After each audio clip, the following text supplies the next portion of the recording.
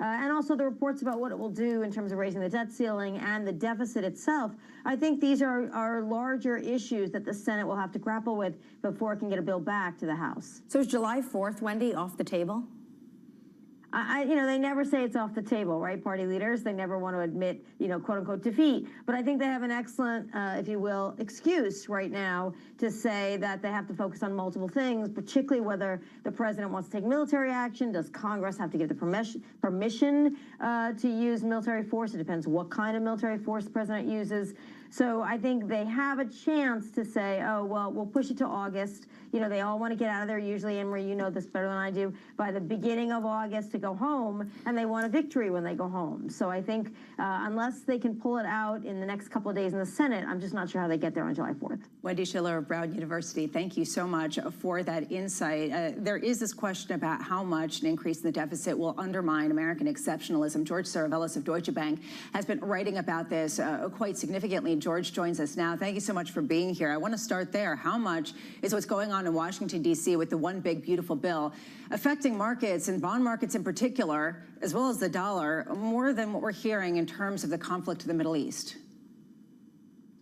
So I think it's very relevant, and from a currency perspective, a global perspective, the key point to make is that it's not only the fiscal deficit, but the external deficit. And if you look historically, budget deficits are a problem when a country relies on foreign inflows, and that's the source of the so-called twin deficit phrase, and I think that's the key source of the vulnerability. Now, of course, within that context, if you have weaker growth outcomes, higher inflation, your deficits become more problematic because the rest of the world is unwilling to fund them. So it is context dependent. It also depends on what's going on with tariff policy, the Middle East.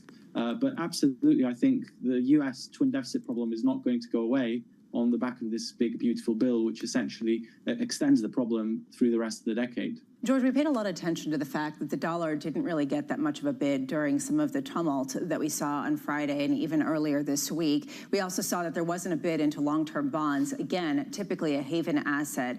A lot of people have come on this show and pushed back and said this isn't really a loss of U.S. exceptionalism. This isn't anything really to write home about other than the potential threat is inflationary. You disagree. Why do you disagree? So I think with respect to the Middle East market reaction, I would point to the price of oil. And while you did have a big spike in the price of oil over the last few weeks, bear in mind, if you look at the entirety of that oil curve, it hasn't moved that much. The market is pricing a temporary disruption to the oil market, but then if you look further ahead to what that curve is doing, it's telling you there's likely going to be an OPEC response, or even if Iranian exports are disrupted, they'll come back. So personally, I wouldn't center this discussion of the lack of reaction either in treasuries or in the dollar on the back of the safe haven discussion, but more about the market not really believing there's going to be a genuine disruption to energy markets. And you can see that very clearly in the oil price and the shape of the curve in particular. George, how would you expect the dollar and yields to respond, assuming that we don't get to brinkmanship and that we do get one big beautiful bill passed sometime before the X date in early August? I would say overall the market is expecting the bill to be passed before the X date. Now, the critical question going forward is who is going to fund those deficits? And we have a pretty strong view that the rest of the world's desire to fund those deficits is going down. Now, of course, the US cannot restructure its debt. That would be extremely damaging, and we saw the discussion around the Mar-a-Lago Accord, how all of that created disruption. But there is one thing that the US can do, and that's reduce its exposure to the rest of the world. So the rest of the world reduces duration, exposure to US duration, so to speak, and that duration, that issuance is absorbed domestically. And I think that precisely goes back to the conversation you were having before around SLR reform. I suspect most of the administration's efforts over the next 2 years will be geared towards increasing absorption of duration risk and long-end treasuries from domestic investors, which have plenty of cash, so that the rest of the world de-risks, effectively moves to shorter duration assets. By extension, that also leads to a weaker dollar, but at least you prevent disorderly outcomes in terms of the treasury market. And just your view on the shape of the yield curve in the U.S. going forward? Can we expect steeper for longer? I think in this world where the rest of the global economy is de-risking from U.S. duration because it no longer wants to absorb that risk, you should be expecting structurally steeper curves. And what's interesting is effectively if the Treasury is moving issuance further towards the shorter maturities, that curve should be steepening. And of course, globally now, you have competition for duration. Europe is increasing fiscal spending, both continental Europe and Scandinavia. Canada is, potentially China is. So while the steepening view is consensus, so to speak, I do think there's very strong structural underpinnings behind that shape of the curve. George, how much do you think that the dollar could potentially decline from here, given that we've already seen a quite considerable move weaker versus all G10 currencies? So I would say it's a function of how disruptive the Trump administration decides to be. In a more orderly scenario where we're seeing trade deals, of course, the key question beyond trade is how the Powell transition is managed at the Federal Reserve. In an orderly scenario, which is the one we effectively have in our forecasts, we'd be looking for a move in the euro up to around 125, 130. But in a disorderly scenario where Fed independence is being challenged, where the trade disruptions keep going on, the geopolitical and this breakdown of alliances, for example, there's discussion around reviewing the AUKUS deal. If all of that accelerates and the rest of the world disengages from the US, so to speak, I think you could have much more disorderly dollar moves. George Saravelos of Deutsche Bank, thank you so much. This is one of the risk cases, Julian, that a lot of people have been talking about. Is that something that you also foresee, a potential increasing disorder of the way that the dollar trades? Well, so look, I think we have to acknowledge that the move away from U.S. assets, and if you think about it, given their incredible outperformance over the last decade, it's as much a risk reallocation as anything else. We don't necessarily think it has to be disorderly. If you look at the last time where it happened over a prolonged period, 2003 to 07, the dollar declined, but yet equity markets were fine. The U.S. underperformed, but that underperformance was still up 100% in a 4-year period. Which is the reason why I think a lot of people are rejecting this as some sort of secular trend. Anne-Marie, we are getting some heads from the Ayatollah Khomeini, who is giving a speech right now. What have we learned? So these headlines, the Ayatollah Ali Khamenei saying U.S. should know Iran is not one to surrender. So this idea of an ultimatum, it doesn't seem like they're prepared to give in, go back to the negotiating table at this moment.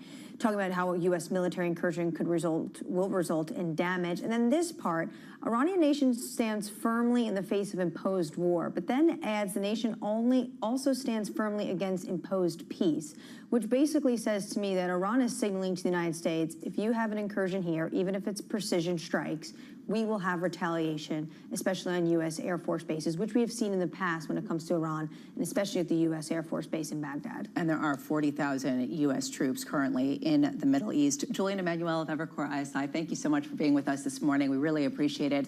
Right now, let's get you an update on stories elsewhere this morning. Here is your Bloomberg Brief with Yahaira Anand. Yahaira. Hi, Lisa. New details are emerging about last week's Air India crash. The Wall Street Journal reporting that investigators believe an emergency power generator was operating when the plane crashed last week, killing all but one passenger. The report raises questions about whether the plane's engines functioned properly during takeoff. Meanwhile, OpenAI CEO Sam Altman says Meta has been trying to poach some of his staff, offering signing bonuses as high as $100 million. This coming as Meta has been trying to build a new top-tier AI team. It has already invested in Scale AI and is looking to hire engineers from rivals. Altman said, so far, none of our best people have decided to take Meta up on its offer. And shares of Nintendo rallied to a fresh record in Japanese trading after strong sales of the Switch 2. The Kyoto-based game maker sold over 3.5 million units of the highly anticipated console in the 4 days since it was launched. That vastly outstripped sales of the original Switch 8 years ago. That's your Bloomberg Brief. Lisa? Thank you so much, Yahaira. And I will just say, if someone offers me $100 million, I'm just saying, theoretically, one might take it. Just saying it. One might want to move offices just for that signing bonus. I mean, it's just, you know, I know money doesn't talk, Time to go back to school. We're in the wrong profession. Coming up, we're going to be having a more serious conversation. The IAEA Director General, Rafael Grossi, who will be joining us next. This is Bloomberg Surveillance.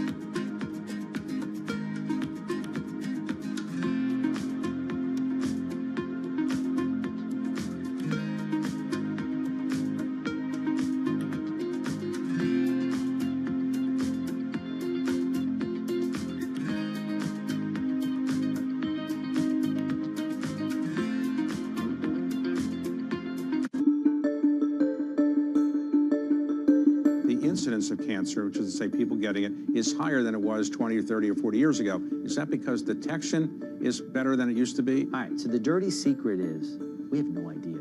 We don't collect data well in the United States. What we do know is that there's not a dramatic rise in cancer in the United States, but what we are seeing is a troubling trend is younger people are getting more cancers. That's real. We have no idea why, but we are seeing younger people, more colon cancer, more breast cancer, and other cancers in younger individuals, 20, 30, 40-year-olds, that we never used to see. What do you think could possibly be the cause? I assume pollution or the environment in some ways? We assume it's either something in the environment, we assume it's diet, it's ultra-processed foods, it's microplastics, it's changes in the microbiome. We really don't know.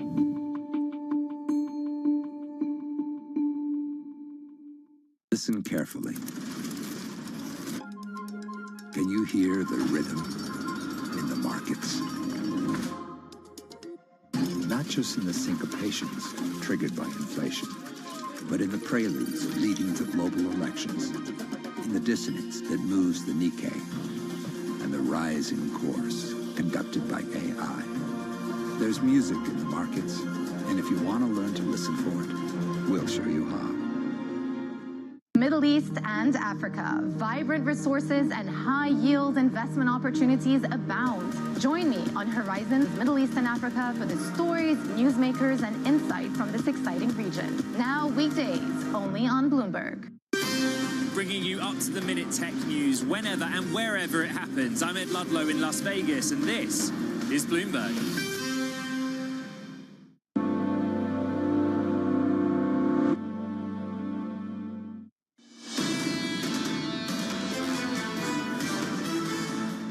Right now, markets resilient even in the face of our top story, which is tensions rising between Israel and Iran. The UN nuclear watchdog saying enrichment facilities in Iran have taken direct military strikes. Joining us now is, I'm so pleased to say, the IAEA Director General, Rafael Grossi. Director General, you have had a very busy couple of weeks. Thank you so much for making time for us. I want to just start with what damage has been done and what remains operational in Iran. Well, thank you very much. A pleasure to be with you. There has been a number of attacks since the beginning of the operation. First of all, a very important facility in Natanz was badly hit with a full enrichment operating hall being destroyed completely above ground. It means then the electrical substation and power infrastructure in this big facility also being taken out, with a direct impact on a very important underground enrichment facility, which is also there because of the sudden loss of power that caused, of course, immediate damage to these very delicate systems that the ultra-centrifuges that produce the enriched uranium are. So this is one thing. Isfahan, another very important nuclear compound, which was repeatedly hit, with a few buildings being affected. The one that has not sustained a similar degree of damage seems to be so far a very important facility, which is also has the most important and sensitive parts situated underground, deep in the mountains, which is the facility at Fordo. Today, Mr. Grossi, though, you mentioned Isfahan, so if I could just jump in, is the 409 kilogram stockpile of highly enriched uranium still safely underground in that site? Well, to say safely, I'm not so sure. What could be the case? Let me say one thing, which is very, very important. It is in principle, it is there, it is stored there. As you can imagine, at a time of war, all nuclear sites are closed. So our inspectors, who are still, I must say, still in Iran, although they are in a protected place, as you can imagine, but they are not inspecting. No inspection, normal activity can take place. We assume we have not seen anything that would suggest that the stockpile has been moved. But of course, this might need to be reconfirmed as soon as we have access. One has to say that Iran is aware of the fact that this stockpile needs to be there under IAEA constant supervision. Well, even before hostilities began, Iran had told you that they would implement special measures to protect its enriched uranium stockpile. What specifically are those special measures, and how are they impacting your team that's on the ground? We don't know. We have been informed, as you rightly say, and I was also told in one of my last personal meetings with Foreign Minister Dr. Abbas Araghchi that in case something happened, Iran would take measures to protect its material, equipment, and so forth. But we haven't been informed of anything in detail. We have reminded, and I have personally reminded in a letter to Foreign Minister Araghchi that there are obligations that need to be observed, and that, of course, we would be available in case they want to share with us, as they should, what they are planning to do, if they are planning to do anything. We don't know what these protective additional measures could be. Even before the hostilities, we know your inspectors also reported that there was no systemic weapons program. Does that mean that no smoking gun existed to justify what we're seeing right now with preemptive invasion? Well, I don't know the metric of a smoking gun, how you would define that. How close are they to making a nuclear weapon, sir? I have said, let me get to that. I have said that no country in the world is enriching uranium at this level of 60%, which is technically almost equivalent of 90%, which is needed to have a nuclear weapon. At the same time, we are inspectors. We are not political analysts or national political officials. So we have to have concrete proof in order to say that there is an active program to make a nuclear weapon, which we have not seen. That doesn't mean that they are in a territory which is of concern. And this is the reason why there is international concern, why I had a very, I would say, serious report that I presented, as you may know, to the Board of Governors of the IAEA a few days ago. I should also mention that in my conversations with my Iranian counterparts, they have always reminded that there is a fatwa from the leader saying that no nuclear weapon would be compatible with Islam and things like that. But at the same time, I have told them that many high officials have said that Iran has all the pieces of the puzzle, right, so to speak. So there has been a lot of ambiguity, and this is never good. Director General, there's a real question about what type of nuclear risk there is should there be some sort of explosion at some of these facilities. I know you've been directing a number of studies on this. What have you detected so far, and how concerned are you that a direct strike on Fordo in particular could release nuclear material into the environment? Well, there could be, of course, a release. We are following as good and as much as we can every military activity and assessing the radiological impact of those. For example, I informed that in Natanz, this facility that sustained the most, I would say, serious damage, there has been some contamination, but it is contained inside the perimeter, if you want, of the facility. So there is no immediate danger for the population.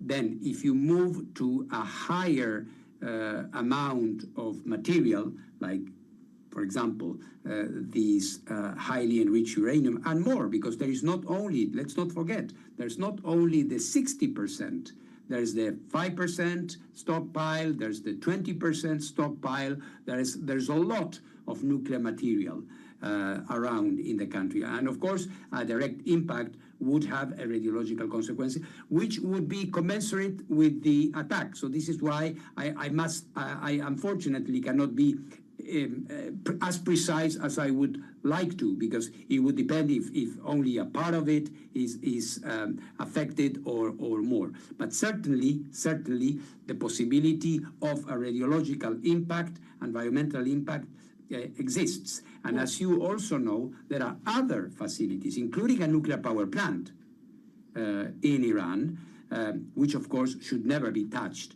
because this could be another level of concern and environmental damage. So this is what we see at the moment. Director General, this is one reason why some people have speculated that there has been hesitance by Israelis as well as by the United States of truly dropping some of the bunker bombers and other types of military equipment to try to destroy some of this weaponry. Do you think that this is actually a real risk, the sort of release potentially of radiological material into the environment that you think people are taking seriously? Have you had conversations with the U.S. or Israel? Well, we have reminded everyone, not that we need to be honest, because I think in the United States, you are the leading country in nuclear science and technology in the world. So I think there is complete awareness, and also in Israel, and in Iran, and in the region, and in Europe. I'm talking to, and I would say in the Gulf states, I'm getting lots of calls from high officials, ministers, prime ministers. They are all very, very concerned about this probability. And I think, of course, I'm a diplomat. I'm not privy to military decision-making. But I want to believe, and I think this should be the case, that the potential radiological consequences of any military action is well taken into account. What is important is to return to the diplomatic table as soon as possible, because what is at stake is very serious. Given the hostilities, can you just walk us through the gap that exists from your inspectors and how potentially what the IAEA does every single day is being degraded? Well, obviously, I think nothing will be like in the past. We have crossed the line in the sense that there is a war. There is a military conflict, which has been triggered, rightly or wrongly, on the assumption of certain nuclear activities taking place in Iran. And all these facilities, which are or were the facilities that the IAEA inspectors were looking at day by day, some of them have been destroyed, some of them have been affected, and we do not know what the future holds in terms of what may happen over the next few days. So there will, of course, there will be a reshuffle. We will continue inspecting and carrying out our activities. But that will be, and I think we have to be realistic about this, that will be a function of the political and military evolution. Iran has said, and you mentioned this just now in our conversation, Iran has said that they might take additional measures. There are people in Iran saying, for example, which I hope will not be the case, that Iran should leave the Treaty on the Non-Proliferation of Nuclear Weapons and expel the IAEA, as it was the case in North Korea, as you remember, a few years ago. So here, I think, is a big political scenario unfolding, which will hold a lot of events that we will have to take into consideration for international peace and security in the region and in the world, quite obviously. IAEA Director General Rafael Grossi, thank you so much for spending time with us amid this conflict that I know you are closely following. This is Bloomberg. What we are really focused on is the path that this conflict takes. The pictures are worse, and yet the market wants to go up. The market will continue to look through it as long as the U.S. remains out of the conflict. It's difficult to embrace this view that there's some pervasive risk-off message streaking through markets. Clarity probably is the scarcest asset that we can find right now. This is Bloomberg Surveillance with Jonathan Farrow, Lisa Abramowitz, and Anne-Marie Hordern. Good morning and welcome back to Bloomberg Surveillance. It's Fed Wednesday with the U.S. Central Bank delivering a rate decision and forecast. Anne-Marie is laughing. We also get jobless claims and housing. The reason why she's laughing is because everyone is on tenterhooks trying to glean insights about the path of travel in the Middle East, where Iran and Israel are at war, and it kind of puts everything else on the back burner. Absolutely. The Fed is completely on the back burner today, but it will be interesting, of course, what Jay Powell has to say in regards to this additional uncertainty that now the Fed is facing. Fascinating conversation we just had from the Director General of the IAEA, Rafael Grossi, an individual who has been to Tehran, whose inspection teams are still there trying to figure out what is going on amidst these hostilities. So he's reiterated something that we've heard from them: no significant damage at Iran's Fordo site. This is the site that everyone is watching to see whether or not the United States would get involved. Also, there's this political story in the United States about what the DNI director, Tulsi Gabbard, had said a few months ago regarding Iran and whether or not they were on the path to make a nuclear weapon. We asked him about that. Was there a smoking gun? He says that does not mean they are not in the territory of them not being concerned. Basically, where they were in terms of enrichment obviously was a path of concern that the IAEA had, as well as the West. Yeah, and his commensurate response was very much the diplomacy that he is engaged in on a regular basis. When we look forward, it also raises questions about oil prices and gas prices, which President Trump has welcomed, has argued for, and has really taken the edge off some of the inflation that the Fed has been looking at to see how far it can come down. It raises a question of just how complicated it is for central bankers to really make any decision or any forecast at a time of so much uncertainty and possible disruption to oil supplies. Lower energy prices was this huge optimistic tone we were seeing in the inflation data, and also coming from the White House, something that should be helping the Fed along. And now there's concern that not just where oil prices are right now in an elevated place because of the geopolitical premium, but how much higher it could go. JP Morgan says you're looking at potentially $130 a barrel if Iran was to take the step and shut the Strait of Hormuz. Now, many analysts would say that just, shoots them in their own foot because they need the Strait of Hormuz to also ship their barrels of oil to China. But at the same time, if they are facing this existential threat, it's been a threat they've waved for years. Would they actually go and do it? As much as these existential threats are swirling and the what if, markets are resilient in the face of all of it. With futures up, although they've actually inflected down as we've heard some of those comments over the past couple of minutes, in particular from Ayatollah Khomeini, who came out and said that they would not necessarily look for peace in the face of some of these threats, basically flat. We are seeing a bit more dollar strength, although still euro stronger versus the dollar at almost 115. Yields lower, and this is something to watch, 4.37% on the 10-year. And what we could see for crude, just slightly higher after being lower earlier today. This question about how much we actually do see some sort of resolution versus a doubling down on both sides. Coming up this hour, we've got Chuck Lieberman of Advisors Capital Management as in geopolitical risk looms over markets. Former White House senior advisor to the president, Amos Hochstein, on the escalations in the Middle East, and former St. Louis Fed President Jim Bullard on why the Fed will be on hold until September. We begin this hour with stock steady as traders await clarity from the Fed and the White House. Chuck Lieberman of Advisors Capital Management writing,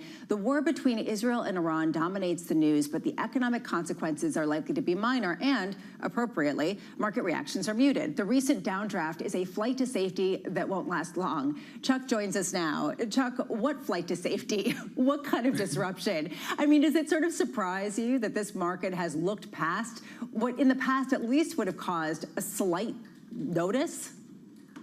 Well, we got the slight notice. The market did react with each development. We do see a market reaction, and typically to the downside, but then the market bounces back. So yes, the market is very resilient, but yes, it's very well aware of what's going on. Right now, there's a sense of just how significant the ramifications could be. And Chuck, if there is some sort of escalation and you do see oil prices rise by $10 or even more, would that be a meaningful disruption for markets, or would that just be something that everyone could take in stride given how much oil prices have declined and given how oversupplied certain aspects of the market are? Well, it very much depends, of course, Lisa, on how long oil prices remain elevated. If they were to spike briefly and then turn right around and go back down, then it would have minimal effect. But I don't see that as likely. I agree with one of the comments that I think Anne-Marie made, that it would be shooting themselves in the foot if the Iranians close the Straits of Hormuz. So I don't see that happening. Qatar needs the strait to export natural gas. China imports a lot of oil from Iran and from the Middle East. They need that strait open. So I don't think that's likely. Iran, though, could take another path in the Strait, which is also just going after maybe some certain specific tankers or even potentially the Houthis in the Red Sea. Are you concerned about that adding to the price of oil? I'm concerned because that's the kind of thing that could happen that would push the U.S. over the edge and get us to be to bomb Fordo. The risk is two-sided. On the one hand, Iran could lash out because it's clearly getting pummeled by the Israelis. At the same time, there aren't many things that I see them being able to do. Certainly not that would be disruptive to the global economy. Oil is clearly critical. Other countries do have the capacity to increase supplies. And of course, there are inventories all over the place. So I don't think this thing is going to last a long time. Iran's military position seems to be falling apart. And so I suspect that there's going to be a resolution here before too long. When you look at what is going on in the world, though, and you're expecting potentially this to not have this great impact, at the same time, though, if this was to become long and protracted, do you think actually the market is well enough supplied? Well, again, it depends on where. So consider Iran's supplies. Those are going to be cut off. Those are cut off effectively. That's ballpark 1.5 million barrels, but there's a lot of oil in the system on tankers, in storage. If it's protracted, it does become an issue for the world. But if it's protracted, the Saudis and other members of OPEC have an opportunity to increase production.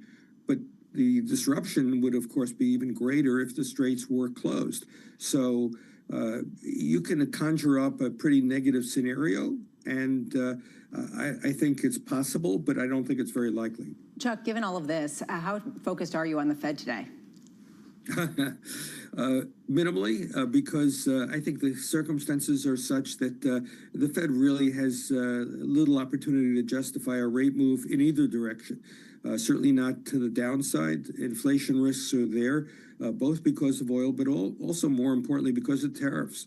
Those are not resolved as of yet. So that's a greater concern. It really hasn't shown up much in the data as of yet, but surely it will. So that encourages the Fed to hold back. And of course, one of the consequences of higher inflation and all of this disruption is consumers and businesses might hold back on spending. And so that can weaken the economy and justify a rate cut. But it's premature. We don't see it in the data as of yet. And so there's no reason for the Fed to rush to make a decision. And certainly they will not want to say much today, and nobody will be expecting them to do that. Chuck Lieberman of Advisors Capital Management, thank you so much for being with us. Right now, let's get you an update on stories elsewhere this morning. Here is your Bloomberg Brief with Yahaira Anand. Yahaira. Hi, Lisa. Iran's Supreme Leader Ayatollah Ali Khamenei said in a televised address this morning that the U.S. should know Iran is not one to surrender. He warned a U.S. military incursion would result in damage, and Iran will stand firmly in the face of imposed war. Meanwhile, here in the U.S., the newly released Senate tax bill is lacking votes to pass by the July 4th deadline. The current bill's more aggressive Medicaid cuts are one piece driving pushback from some Senate Republicans. Plus, the bill's hardline stance against raising the SALT cap will cause issues with members of the House. And Elon Musk's artificial intelligence startup xAI is said to be burning through $1 billion a month as the cost of building its advanced AI models races ahead of limited revenues. Sources say Musk's startup is currently trying to cover the gap by raising more than $9 billion in debt and equity. But we're told the company has plans to spend more than half of that in just the next 3 months. That's your Bloomberg Brief. Lisa? Thank you so much, Yahaira. Up next, President Trump weighing his options. Up to this point, the policy of President Trump, and candidly every president before him since Iran has had a nuclear program, is that Iran will not have a weaponized nuclear program. Former Deputy Assistant to the President, Amos Hochstein, joining us next. This is Bloomberg Surveillance.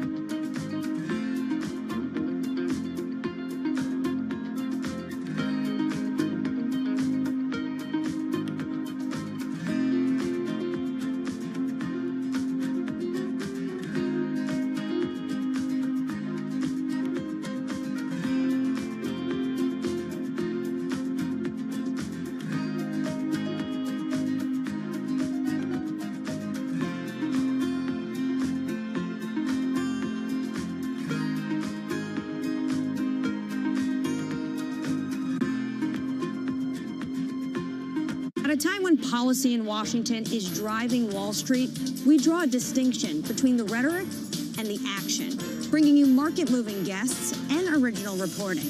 This is Bloomberg Surveillance. Asia is at the forefront of some of the world's biggest stories. I'm Sherrian in Tokyo. And I'm Heidi Stroud-Watts here in Sydney, where the trading day begins. We're here in the center of all the action to get you set up with the numbers, news, and knowledge you need for the day ahead. The demand is indeed recovering. We've been waiting for this moment. The opportunity of a century. Join us on Bloomberg The Asia Trade. Weekdays only on Bloomberg TV. Context changes everything. Why do the biggest names in business choose Bloomberg Television? That's a great question. It's a very good question. Interesting question. Good question. Great question. I so appreciate that question. You certainly ask interesting questions. Bloomberg Television. Top experts, great questions.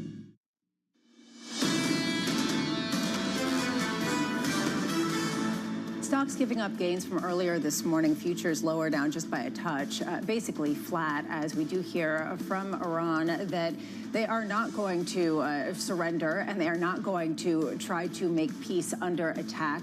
And this is really giving a sense of how far this conflict can potentially go. You can see that haven bid yet again into the 10-year yield. Under surveillance this morning, President Trump weighing his options.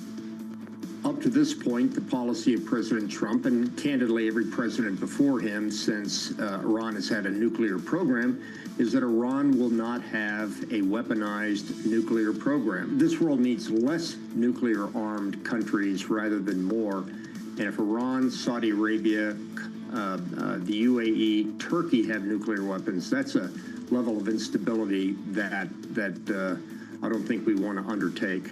The latest, President Trump fueling speculation that Washington could join the attack against Iran. Trump met with his national security team yesterday after demanding Iran's unconditional surrender on Truth Social. Bloomberg's Akela Gardner joins us now. Akela, what do we know in terms of what the process is going forward for when President Trump will make his decision and who's going to be involved with it?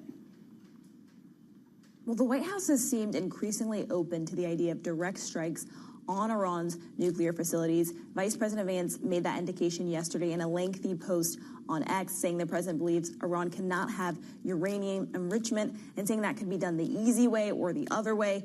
President Trump also spoke to Benjamin Netanyahu yesterday. Something he also said is he has not had direct conversations with Iran regarding peace talks. He said if they want to talk to him, they know how to reach him. But potentially a calculus shifter today is a meeting that he has scheduled with Pakistan's military leader today at 1 p.m. And Pakistan is seen as a country that could potentially serve as a mediator between the U.S. and Iran. And President Trump is seen as someone who is easily influenced by the last person he spoke to. But at the end of the day, President Trump has been unequivocal. Iran cannot have a nuclear weapon, and there's increasing concerns about American safety in the regions, especially because there's thousands of troops there, and we have the U.S. closing its embassy in Jerusalem and indicating that Americans should not travel there with a new travel advisory. Bloomberg's Akela Gardner, thank you so much for that. Right now, we're joined by Amos Hochstein, former Deputy Assistant to President Biden and Senior Advisor for Energy and Investment. Thank you so much for being with us. Always great to speak with you, Amos. I'd love to start with this question that Anne-Marie was asking the Director General of the IAEA, which is, what do we know in terms of how close Iran has been to creating nuclear weapons, a sort of smoking gun that so many people have been talking about? Hey, good morning. It's good to be back with you. And look, we really don't know. We have had the Israelis came and said that their breakout time for a nuclear weapon was very short. Of course, the Israelis have said that for a very, very long time, and for many years have been concerned about breakout. So we don't really know why the Israelis, what spooked them that they decided to take that action was required right now. And the administration hasn't really told us that. So I don't want to speculate whether or not there actually was any evidence that it was days away versus the fact that they were months away for a very long time, because we are where we are. They opened this plan of attack against Iran last week, and now the question becomes, how does it end, and where do we go from here once we've started it? What does a day after, Amos, look like in your mind? Well, I think it very much depends on this very next step. Right now, we're pretty much in a frozen place. The Israelis have been extraordinarily effective in taking out the Iranian regime's military capabilities, their military leadership, but they're kind of stalled at the moment. Both sides seem stalled at the moment of continuing to take attacks against each other, less effective. But the decision is, what do you do about Fordo? And if you've taken this entire operation and Fordo, the nuclear site that is significantly underground, is still intact and there's no resolution to it, you're pretty much where you were before this effort started as far as the risk that Israel had claimed. So the decision now for the administration is, will the United States support Israel's attack and take out Fordo, or will it let it continue to be there and end this? So what is the off-ramp will determine what the day after looks like. And if you take out Fordo, the question is, how do you do it? There's a way to do it by military force that the United States would have to do on its own together with Israel, or is this a way to force the Iranians to come to the table to agree to dismantlement of the facility through diplomatic means? Those will have very different effects, after effects on the day after. It does feel like President Trump is giving the Iranians an ultimatum: come to the table, or potentially this will be the fate. I want to talk to you about the oil market, because you spent a ton of time looking at where every single barrel is going. Is Iran right now still exporting the more than 1 million barrels a day they do to China? The exports have been curtailed significantly. And remember, they do two things. One is they sell about 1.8 million barrels a day at the moment before this conflict started to China, mostly to China. But they also sell a lot of products that get not through the official markets, but that eventually make it into South Asia through Pakistan. So all of those seem to be curtailed at the moment. There's not really an ability to produce oil or to export it. So we're going to have to see how that affects the markets as we go forward. But as you know, Saudi Arabia and OPEC had announced increase in production just a couple of months ago. And I think part of it was in anticipation of a decision on Iran going one way or the other, either a deal or war, which is what they had in mind when they made that decision. And that's why you're seeing the market really only increased about 5 or 6% since the beginning of this.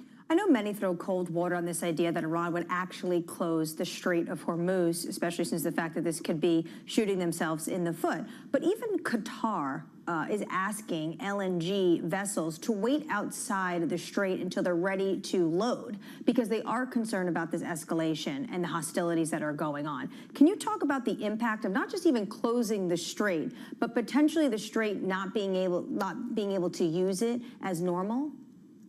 Yeah, look, I don't pour cold water on it at all. I think that right now where we stand, I don't see the Iranians doing it because they're in a battle against Israel and they do not want to draw the United States in. And that's why they have not taken any strikes against U.S. personnel, U.S. assets, or closing the Strait of Hormuz, and nor have they taken any strikes against their neighbors. But if the United States enter this conflict, the potential risk there is that if Iran feels, if the regime feels that it's in danger of survival and its very existence is threatened, it could take the decision that if we go down, everybody goes down. And then they pose a threat to the United States, to our allies in the region.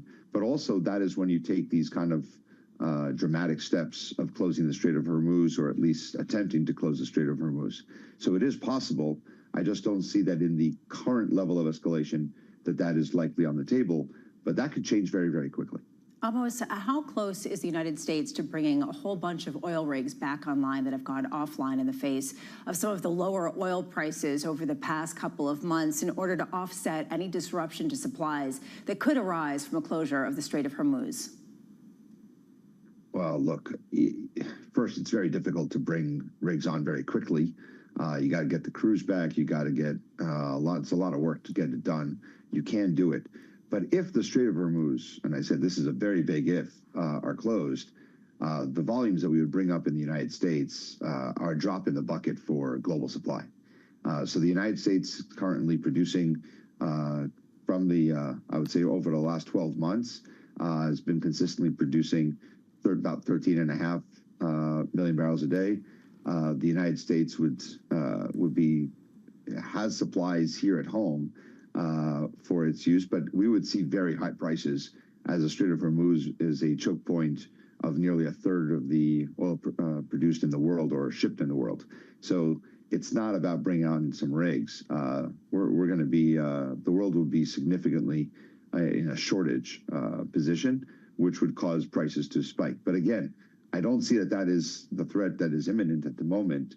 But I take the threat from Supreme Leader Khamenei today that he would take actions against the United States and the world if we joined this campaign very seriously. But again, we're not there yet. And that's why I think this threat to the oil markets and to the global economy is only if the United States joins the attack and if the Iranian regime decides to expand its retaliation against us. Former senior advisor to President Biden, Amos Hochstein, thank you so much for spending time with us. And Anne-Marie, I'm struck by the fact that no matter what happens, it seems like the landscape has been fundamentally changed. Absolutely. This is a seismic shift potentially for the Middle East. I think the question is how long does it last? And obviously the question on everyone's mind is whether or not the U.S. enters the fray in an offensive way. They are part of this in the sense that they are providing defense to the Israelis, but will they become more offensive?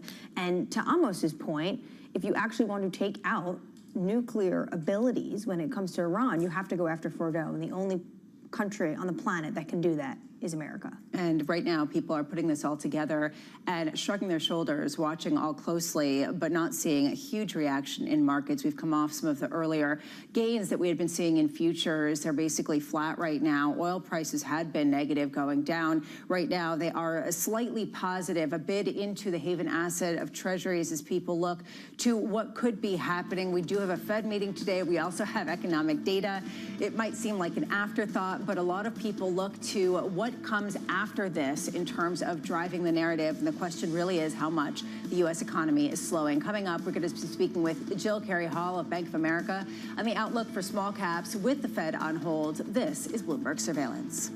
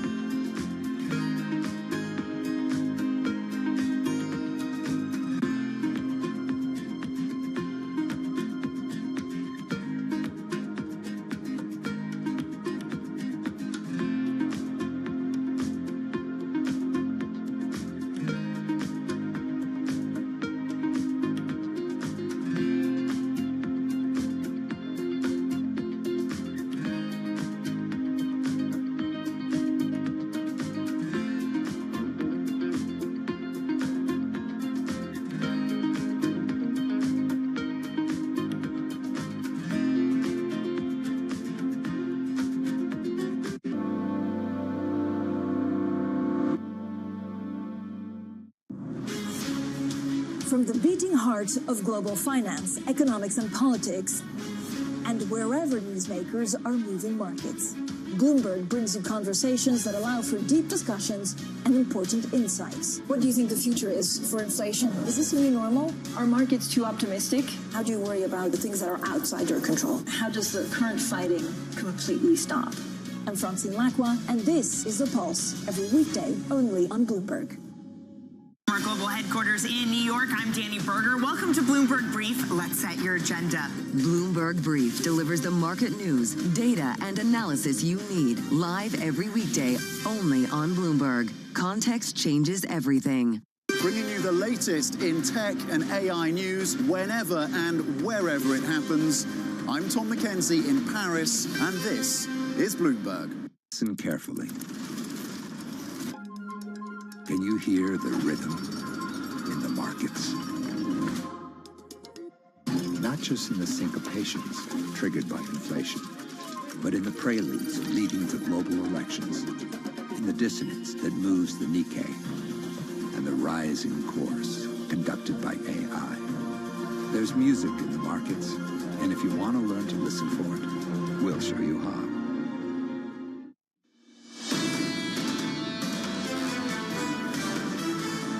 Trying to find some direction as we have a plethora of narratives right now. We're seeing futures little changed as they assess the risk that Ayatollah Khamenei has put out there, saying he is not going to succumb to Israel. And you are seeing him say, we will not just simply give up and go for peace in the face of this potential incursion. Right now, we're seeing equities climb just a touch, really led by NASDAQ, 2 hours away from the cash open. Here are your morning movers with Danny Berger. Danny. Hey, Lisa, we're seeing Circle climb this morning. This company is a stablecoin issuer, up 3%. Some legislation passed from the Senate around stable coins, basically saying that issuers of dollar-pegged stablecoins need to hold one-for-one treasury, short-term treasury assets.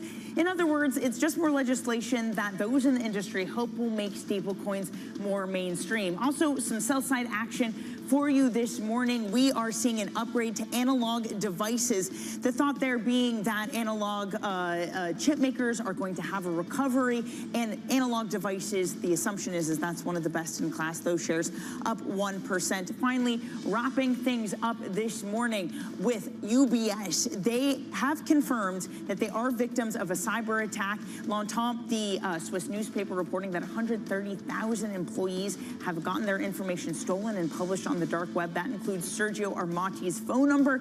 Let's hope he's changed it by that point. Adding insult to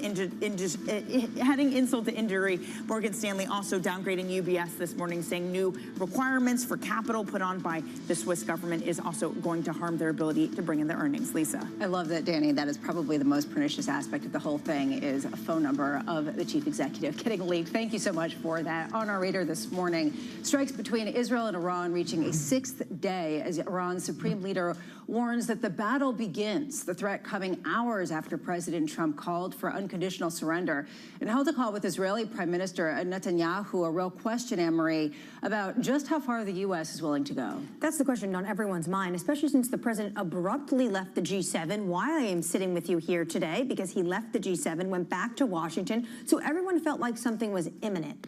He met with his national security team. He had a call with Benjamin Netanyahu, and yet what we see so far from the United States is just movement of military assets in the region, preparations potentially undertake an attack, but not an attack yet. At the same time, the president, in his social media post, it's very clear he's giving Iran an ultimatum. I think the message from Washington is clear.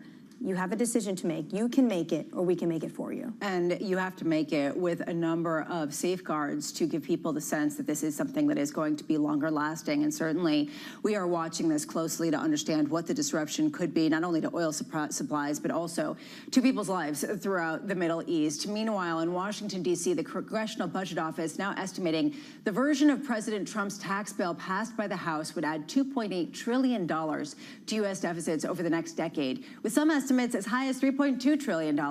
It would only have a marginal impact on the economy. And this comes, Anne-Marie, as we see real tension between what the Senate's looking to do and what the House did. And even inside the Senate itself, can they themselves come to an agreement and get this over the finish line? Will it go through the Byrd rule and be ruled by the parliamentarian that this is all above border, above the fray, if you want to use the reconciliation process? What's interesting in this new estimate is that it's higher than even the previous estimates. The Republicans will push back and say this is not dynamic scoring, it's not fair. But I pulled this out for you because I thought you'd like this, Lisa. The CBO also said higher interest rates from the bill would add $441 billion to deficits over a decade. The higher interest rates are a problem, which is why the SLR story is actually really interesting, because Treasury Secretary Scott Bessent had said to David Weston, we could see this over the summer, and potentially this will help keep Treasury yields lower. Okay, just to rip up the script to go back to what Tom Keene used to always say, this particular potential rule or regulation that would be dropped would allow the biggest banks to potentially own more treasuries. It doesn't say that they are going to be exempt from this liquidity rule, but there is this sense that there will be a change that will make it easier for them. Will they want to, though? How much will this ultimately lower rates at a time when people are looking at inflation risks, when they're looking at the potential for some sort of extra risk premium to U.S. assets? It's a great question. Does the rule matter now? Does loosening the rule encourage banks to actually want to boost the holdings when people come on this program every single day and say, actually, the 30-year Treasury is a risk asset? But the Treasury Secretary did say in their estimates, if they would tweak it, it could reduce Treasury yields by 10 basis points. That is why this is important right now when they are trying to get this over the finish line and trying to quell concerns in Washington, also the bond market, that they understand how this could potentially add to the deficit. Well, I just put into ChatGPT, how can we lower benchmark yields in the U.S. and maybe it can solve the problem for us. Meta is reportedly going all in on efforts to ramp up its AI team. OpenAI CEO Sam Altman saying this, that his employees were offered signing bonuses as high as $100 million to jump ship. Altman went on to say that none of his people decided to take Meta up on its offer, at least none of his best people, which has left us to wonder, why not? Because what are they offering? Right, exactly. $150 million bonus? He was saying that they like this sort of innovative atmosphere over at OpenAI, but it really highlights how vicious this battle for talent is in the AI race. Well, I'm just going to say what Sam Altman said. Quote, it is crazy. That is crazy. And has you start thinking that potentially you chose the wrong route when you were in university. Maybe you should have done computer science when it comes to AI.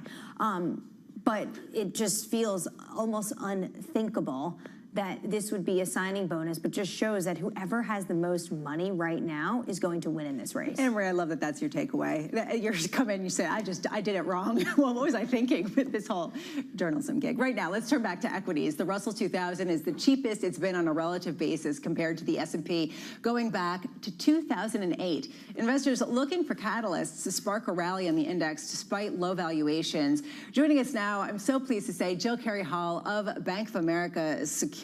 Jill, thank you so much for being here. So how can we get more excited about smaller companies at a time when there's a real question around the U.S. consumer, there's a real question about just how low those rates can go, and there's a real question about how much the Fed is going to respond? Right. Yeah, I think it's still a challenging backdrop for the Russell 2000. I mean, the index is pricing in maybe modestly higher rates on the 10-year yield, but you know, if we look at the deficit and the reconciliation bill and the fact that this is still an issue that, you know, could cause rates to potentially go higher rather than lower, you know, the Russell 2000 has become more negatively correlated with the 10-year than it's ever been. So, you know, I think lower rates would be a positive for the index. The Fed has been a big driver of the index, and our economists at BofA are not expecting the Fed to cut this year.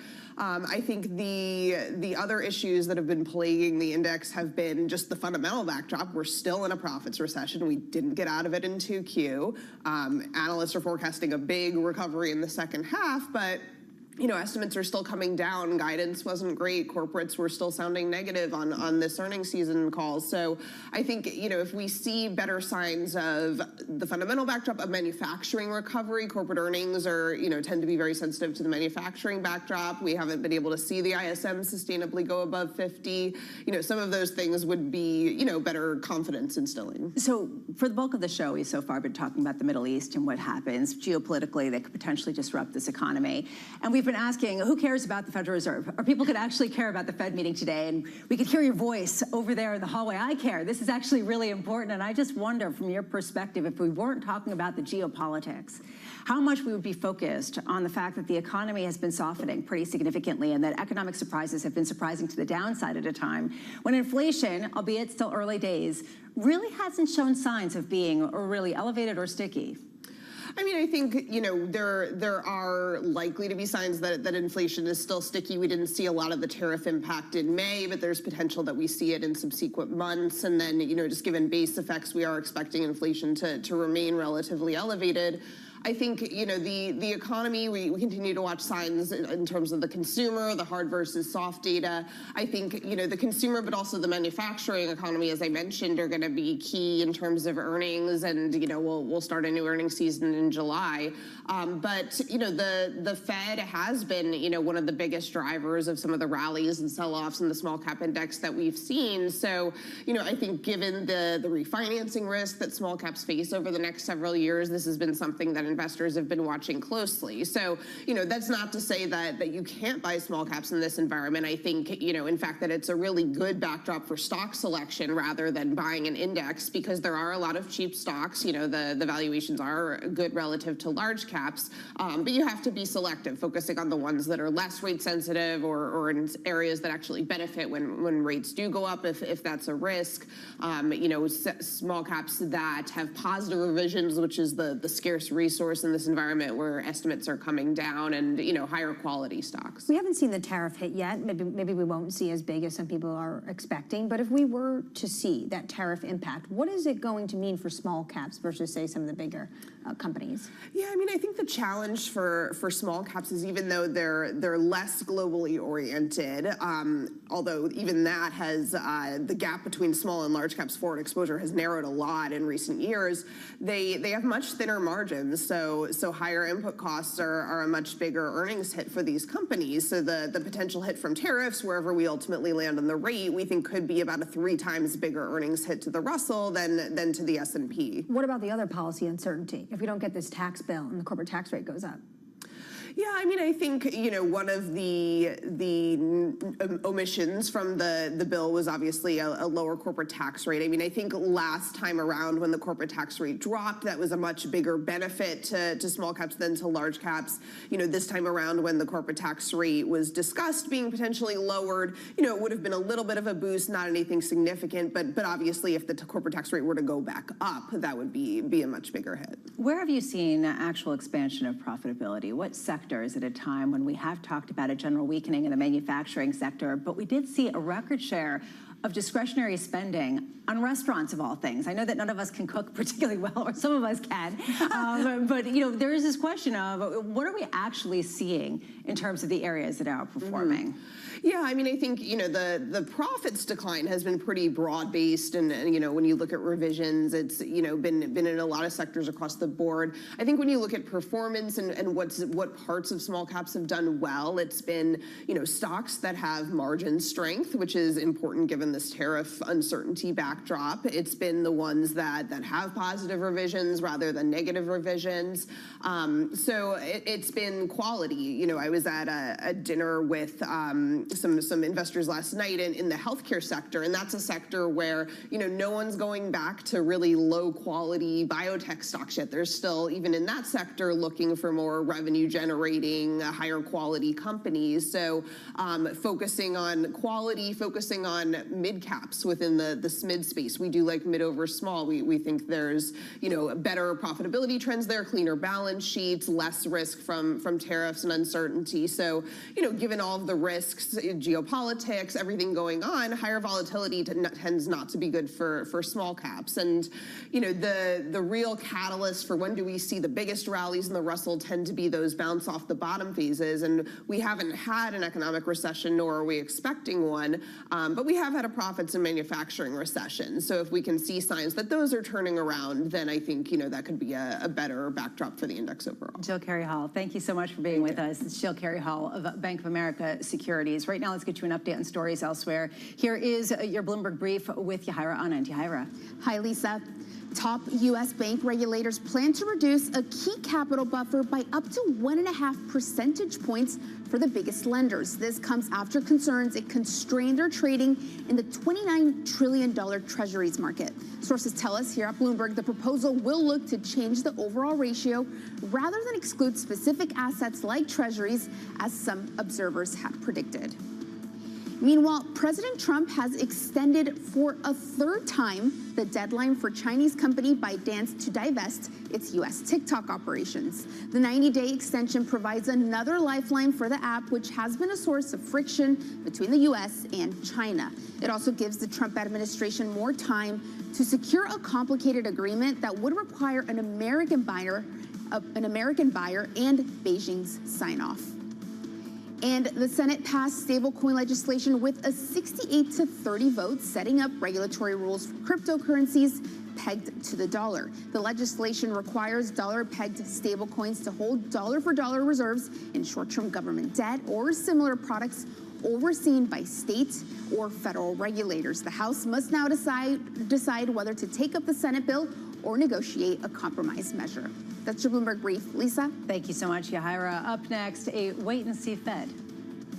We are going to get a lot more wait-and-see guidance from Fed Chair Powell. Unless something radical changes, not only is nothing happening at this month's meeting, but nothing's going to happen in July either.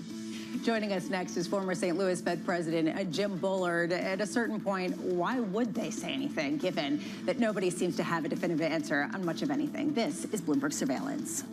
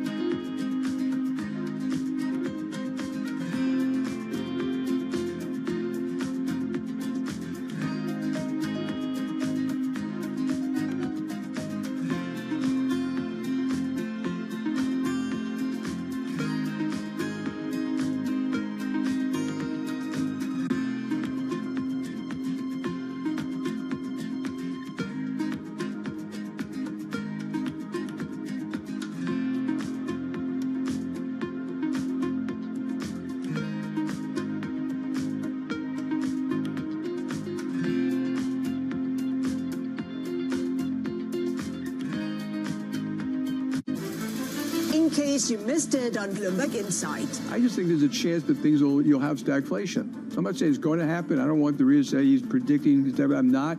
But we have to be prepared for something like that. I think the global fiscal deficits are inflationary. I think the remilitarization of the world is inflationary. The restructuring of trade is inflationary. And this is not all an American thing. You know, with all those things taking place, yeah, you may be surprised. I spoke to Jamie Dimon. He says that we should actually prepare for stagflation. How do you square that? I think there's no question that the shock of tariffs are stagflationary. The question is going to be ultimately how high do they settle at? Right now they're at a very high level, highest in 100 years. And how long a period both is this uncertain environment and how long are the tariffs going to last? And the question now is the magnitude of the stagflationary impulse, and we just don't know yet. Don't miss Bloomberg Insight live weekdays. Africa, a region rife with potential for growth and opportunities, but not without its challenges. Bloomberg highlights the biggest stories, interviewing key players, and reporting on the issues impacting the region. Join us as we get to the heart of African business, politics, and economics, and ask the question, what's next? I'm Jennifer Zabasaja, and this is Next Africa. New episodes every month, only on Bloomberg. From the world of politics to the world of business, Joe Matthew and Kaylee Lines deliver news, insight, and analysis live 2 times a day, every trading day. Balance of Power at 1 and 5 Eastern, only on Bloomberg. Get your fixed income fix. Watch Bloomberg Real Yield around the world right here on Bloomberg. Context changes everything.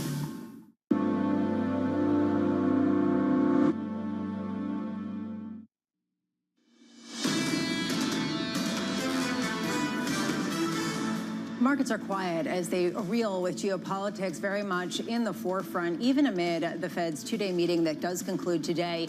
At 2 p.m., we do get a rate decision in Washington, D.C. At 2:30 p.m. in Eastern Time, we are going to get that press conference from Jerome Powell. Right now, markets quiet, up about 0.25% now on the S&P futures, and we can see 10-year yields lower by just about 2 basis points. Under surveillance this morning, a wait-and-see Fed. We are going to get. We'll get that in just a minute. Right now, here's the latest. Markets awaiting the Fed rate decision out later today. The consensus widely expecting the Fed to hold rates steady, but update its economic forecast, which might be the most interesting part. Former St. Louis Fed President Jim Bullard joins us now for more. Jim, so glad that you could join us. Thank you. I want to start with, why would they say anything today at all? Can they avoid, I guess is a better question, can they avoid saying anything at a time where there is so much uncertainty? Yeah, well, the Fed's certainly not taking the headlines today with the war in the Middle East, so that might play to their benefit. I don't think they would have said too much anyway. I do think there is the SEP coming out, and this will be the first SEP post-April 2nd, and so I think it will be a more stagflationary SEP. And I think markets are already anticipating that, but there is some room there for surprise depending on where that goes. And so I think during the chair's press conference, he'll want to be talking about the SEP. Well, yeah, the idea of whether they do downgrade growth and increase their expectations for inflation at the same time. How do they respond with the dot plot? How do they respond with the reaction function? And that's really the ultimate question. Do they place the emphasis on inflation, or do they place the emphasis on the slowing growth and potential hits to the labor market? Do you have a sense, Jim, of whether the Fed, this Fed, is more focused on inflation than growth, or if their focus is shifting just a little more with some of the weakening data that we've seen over the past couple of weeks? Well, that's why this will be moderately interesting. I think you've also got comments from many members of the committee, but I think that if it was me, I'd be talking about slower growth due to the trade war, because that's what happened in 2018, 2019. And I'd play down the inflation effects because I didn't really see too much in that earlier trade war. In fact, core PCE inflation actually declined in the first half of 2019. And by the time you got to the summer of 2019, the economy was slower and the Fed lowered the policy rate. So I think the baseline would be here to get to September and make a judgment there about how they want to play this for the rest of 2025. Well, Jim, given your analysis and given the actual hard data we have seen with inflation coming down in the past 4 prints, why wouldn't the Fed be cutting today? Or do you think they would if they weren't so concerned about the uncertainty from policymakers in Washington? Yeah, I mean, I think one thing is just to get past this deadline, the 90-day deadline on trade deals, and see what comes out of that, whether that would be extended or whether there would just be deals set or preliminary deals set. I think that would provide a lot of information to the committee. Also, the data on the economy has been reasonably good. Looks like second quarter GDP now is, I just checked it, 3.5%. So that'll offset a weak first quarter and keep the first half on average around 2% or a little below 2% growth. So you're okay on that. A lot of the other indicators are pretty good. Core PCE inflation or Dallas Fed trim mean about 2.5% on an annual basis. That's still a little bit high, and so I think the committee's probably got about the right stance here, but they can decide to do something a little bit later in the year, or if the data do come in an adverse way, they can push things off to 2026. There's another point of consternation as well at this meeting, and of course that's the hostilities going on between Israel and Iran and the concern that there's going to be prolonged elevated oil prices. How does the Fed deal with this? Yeah, oil price shocks are always vexing from the Fed's point of view. I think the response so far has been muted, considering that this is open warfare between Israel and Iran. I think Iran, militarily speaking, doesn't look like they're in a very good position here. So possibly we get some kind of resolution one way or another. And markets are waiting to see where that's going to come out. But it certainly does affect headline inflation. It does affect what people actually pay at the pump, and in the U.S. and around the world. And so that's definitely a factor. Jim, as we look ahead, a lot of people are saying that this is increasingly a lame duck Fed chair, and that after he is gone, there's going to be someone new in his seat who will be a lot more dovish. How realistic do you think that actually is? Well, one chair at a time, and it's really the committee that makes policy. It's not really any one person. Certainly Chair Powell guides the committee, but it's having been on it, there's many people with their own staffs and their own analysis, and they've got their own ideas about where policy should go. I do think that the committee's smarter than any one person on the committee, and it really pays off to have a lot of different viewpoints as you're trying to make reasoned judgments about where to take monetary policy for the United States. Jim, do you think that that most of the committee members agree with you that they should be taking the slowing growth more into consideration than the inflationary potential shock, given the fact that they haven't really seen it yet? Or do you think that they are focusing on what some people have said is fighting the last war, which is inflation that got maybe a little away from them? Yeah, it's a little bit. I think about half the committee, it's once burned, twice shy. I think they really don't want to let anything occur that would send inflation expectations meaningfully higher. You do have these survey-based expectations. Those seem to have a big political element to them, and so I think you have to discard them right now. The TIPS market, 5-year TIPS, inflation compensation, about 232 today, trading right in that area. So that sounds pretty good for a 5-year outlook on inflation if you think some of that's a little bit of risk premium. So market is pretty confident that the Fed will hit the inflation target over the 5-year horizon, which is really about the best you can do as far as the Fed. Former St. Louis Fed President Jim Bullard, thank you so much for being with us. And this is for you, Rachel, boiler up, which I assume is where he is right now. I'm just looking right now at rate expectations. We do see now one full rate cut being baked into Fed funds futures, fewer than two, actually, even as we look at some potentially weaker data. Because the uncertainties, they just continue to mount. And every single day, they almost get worse. Oh, it was just tariffs.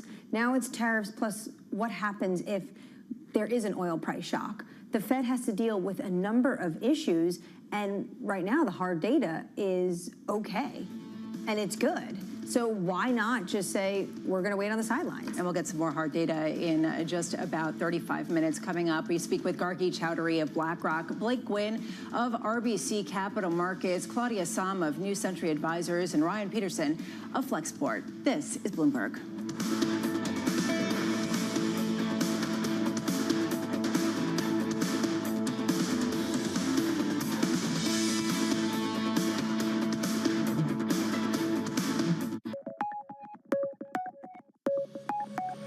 Let's talk about this villa.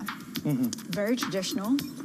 A lot of things of the past. I live my very first independent life in the farmhouse.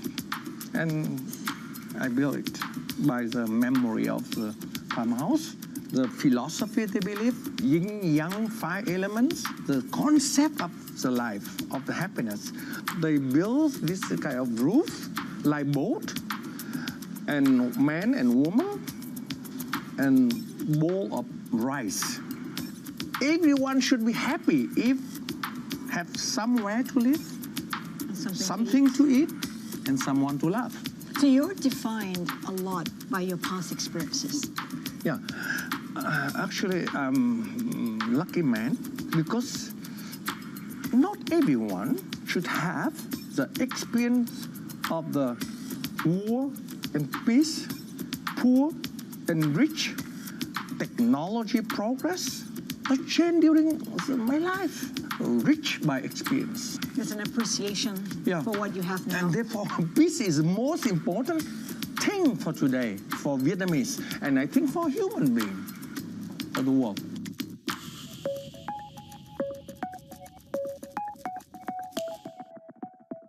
The flood of investment agreements. Deals were once again on display. The Saudis are open for business. The cessation of sanctions against Syria. Another big victory for the Crown Prince, concerned that none of the guardrails may be set up just yet. Headline after headline. Trust Bloomberg for on-the-ground coverage. The numbers will be quite substantial. Up-to-the-minute reporting. Driven the price of oil down. And the analysis you need. He's basically going to vault this region into the same sort of sphere as the US and China. No one covers geopolitics like Bloomberg.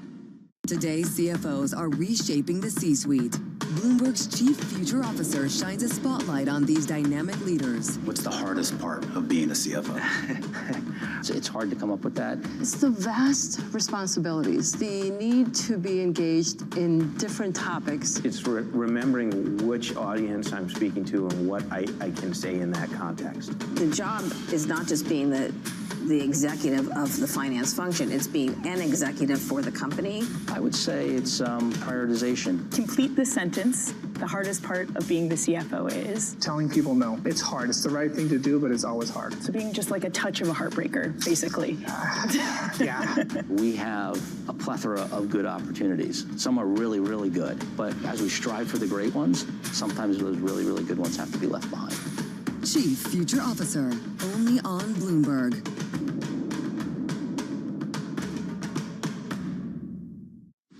Tune in to Bloomberg Business Week Daily. We got to talk crypto. From the magazine that helps global leaders stay ahead. What's the conversation around your company? Bringing you insight on the people, companies, and trends shaping today's complex economy. Planning very big things. The new level of premium. Plus global business, finance, and tech news as it happens. The floodgates of innovation are going to open up. You can't fake passion. You either are or you aren't. Bloomberg Business Week Daily, only on Bloomberg.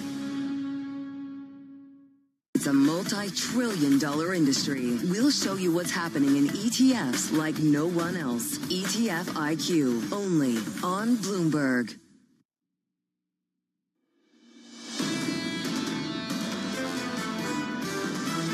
The Fed is going to take its cue from the path of trade policy. Inflation is the element that they're concerned about. We know that they are baking in some weakening in the labor market. They're definitely going to be on hold and evaluating. In the near term, it makes sense for them to be on hold. This is Bloomberg Surveillance with Jonathan Farrow, Lisa Abramowitz, and Anne-Marie Hordern.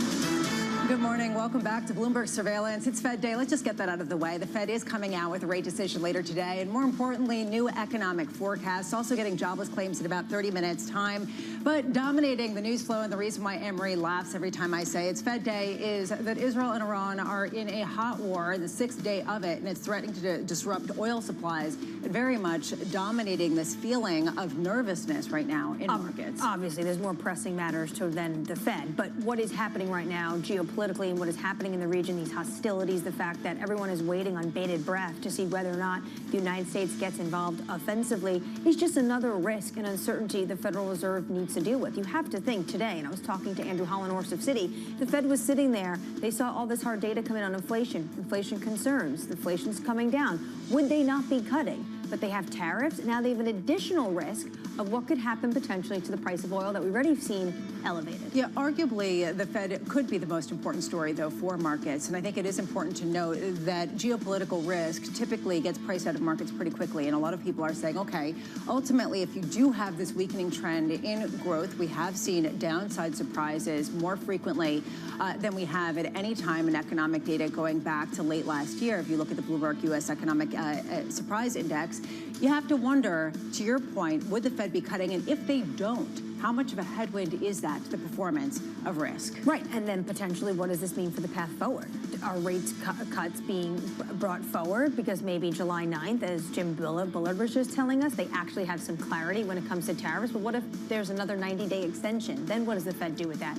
So many clouds of uncertainty around Jay Powell. So we're going to be playing a drinking game later on today, or a bingo game if you want, when every time that that Jerome Powell says uncertainty. It's you the know new what you gotta do. transitory. It's the new transitory. Right now in markets, taking everything in stride after briefly having a hiccup on the heels of some warnings from the head of Iran. We are seeing a little bit of a bounce back, up about 0.2% in the S&P and NASDAQ futures. Russell 2000 trying to claw some gains out. Meanwhile, in the bond space, a bid into that haven asset, maybe a haven once again. You could see it across the curve, in particular on the long end. This may be having more to do with some of the regulatory changes in Washington, D.C. 30-year yields, 4.87%. A real question about how much the Fed will give credence to the idea that we could get further rate cuts this year. And then meanwhile, in the oil space, and this is important, earlier we saw declines. Now we're seeing crude gain as we do see some sort of defiant stance from Iran's Khomeini, this idea that they're not going to simply succumb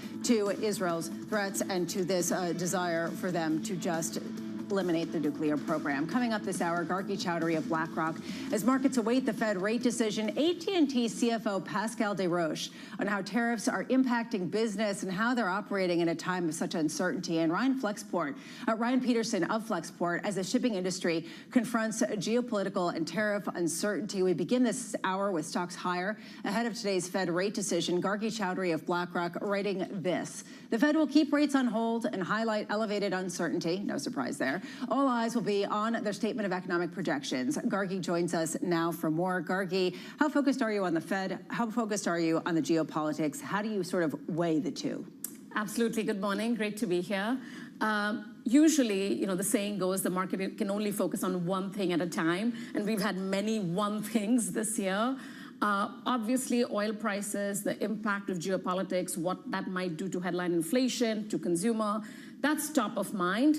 But obviously this is an SEP Fed meeting. I think that's also going to be important, in particular, whether they're going to hint at 2 more rate cuts or just 1 more. I think that is relevant.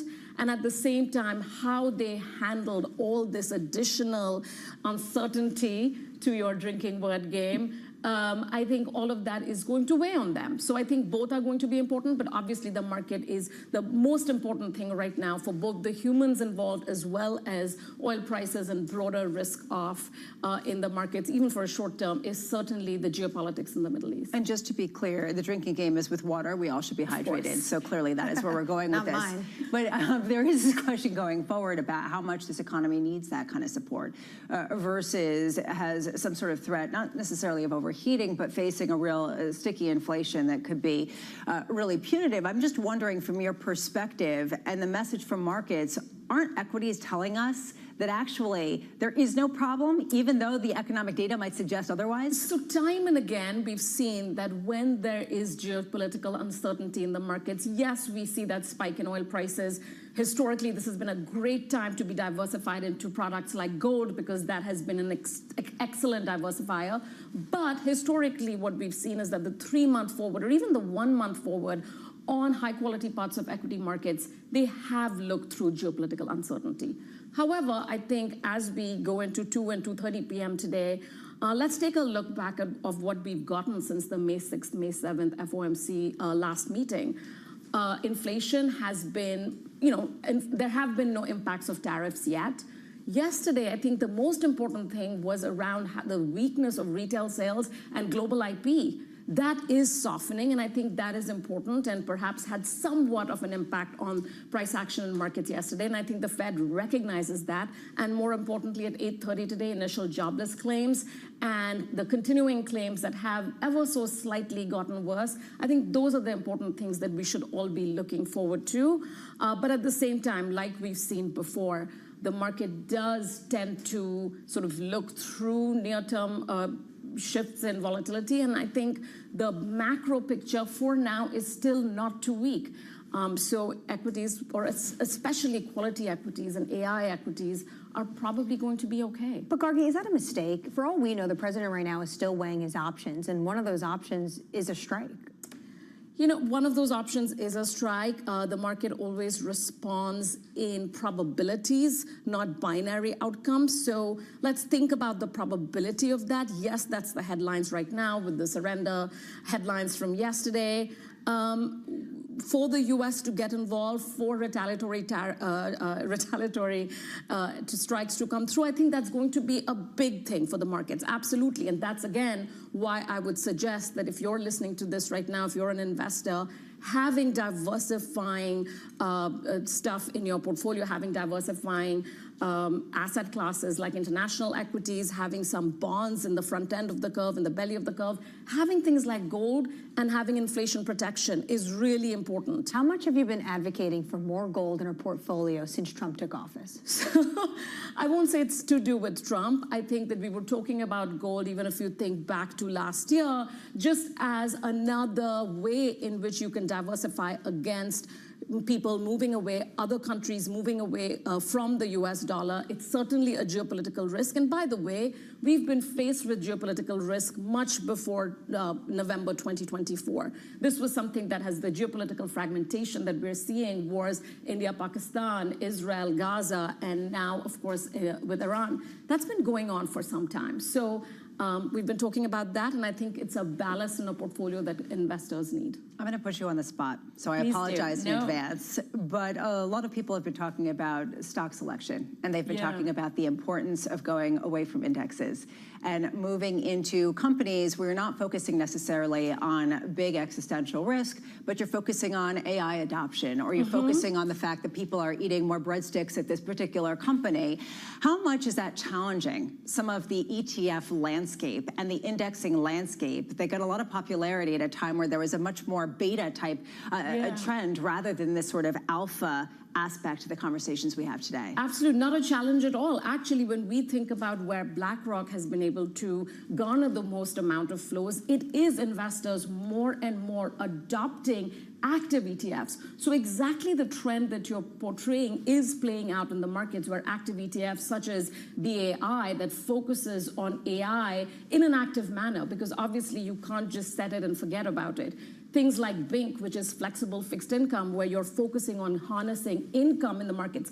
Those have been so popular. That's because investors are recognizing the need to be dynamic as well as quite nimble in this environment. Having said that, for many investors who are just entering the markets, that need to understand the market is theirs to own, perhaps owning just a simple index is a very good first step to be in the markets. And frankly, when we look at the flows, there's a tremendous amount of inflows to products like Bitcoin, for example. IBIT, it's obviously an index product, but something that has garnered huge amount of inflows year till date, and products like the very front end of the fixed income markets with SGov. So there is a place for both, but absolutely no doubt investors are focusing on more and more bespoke ways to access the market with active fixed income and active equity ETFs. Bitcoin ETF in tandem with the gold ETF. I just wonder, how do you have Bitcoin that's the underlying to an ETF that people, we can get into that. Gargi Chaudhary of BlackRock, thank you so much. I mean, it raises this question, though, in terms of how people are seeking some sort of new type of haven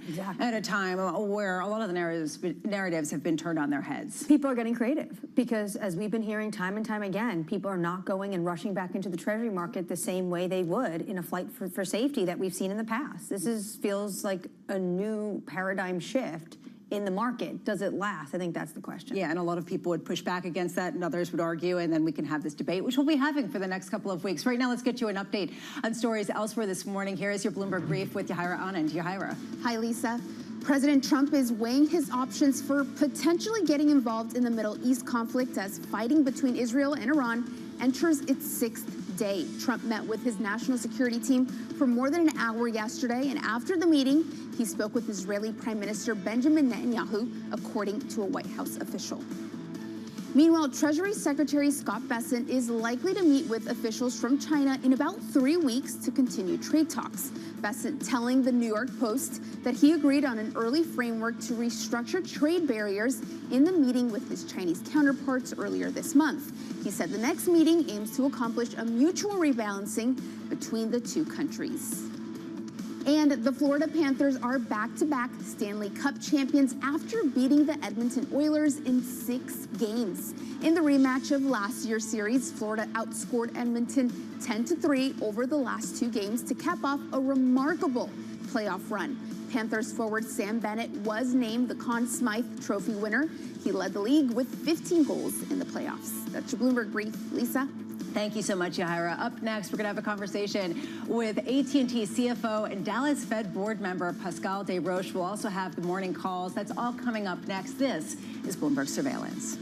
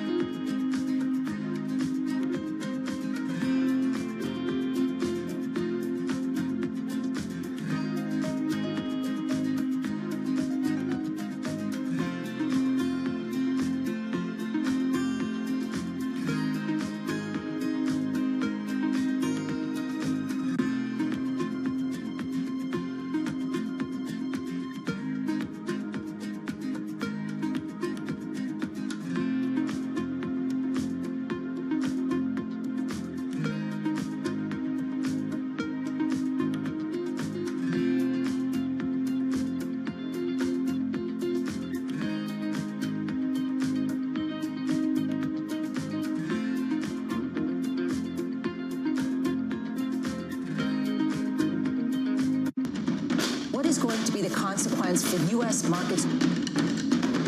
We are basically deep in the European earnings season. Take a look at how we're faring when it comes to Asian markets. Asia is at the forefront of some of the world's biggest stories. I'm Sherrian in Tokyo. And I'm Heidi Stroud-Watts here in Sydney, where the trading day begins. We're here in the center of all the action to get you set up with the numbers, news, and knowledge you need for the day ahead. The demand is indeed recovering. We've been waiting for this moment. The opportunity of a century. Join us on Bloomberg The Asia Trade. Weekdays only on Bloomberg TV. Context changes everything. Bloomberg brings you breaking news 24 hours a day.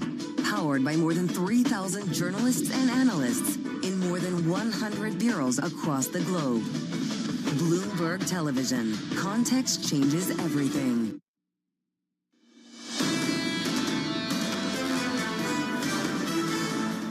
Markets doing what they tend to do, which is shrug off some of the existential risk that we talk about every single day. Right now, after a brief hiccup, we do see those gains in futures across the board, up about 1 to 0.2% for both the Russell, the S&P, as well as NASDAQ futures. Time now for your morning calls. First up, Morgan Stanley downgrading UBS to underweight, saying Switzerland's new capital proposals will constrain UBS, adding that it will likely continue underperforming competitors.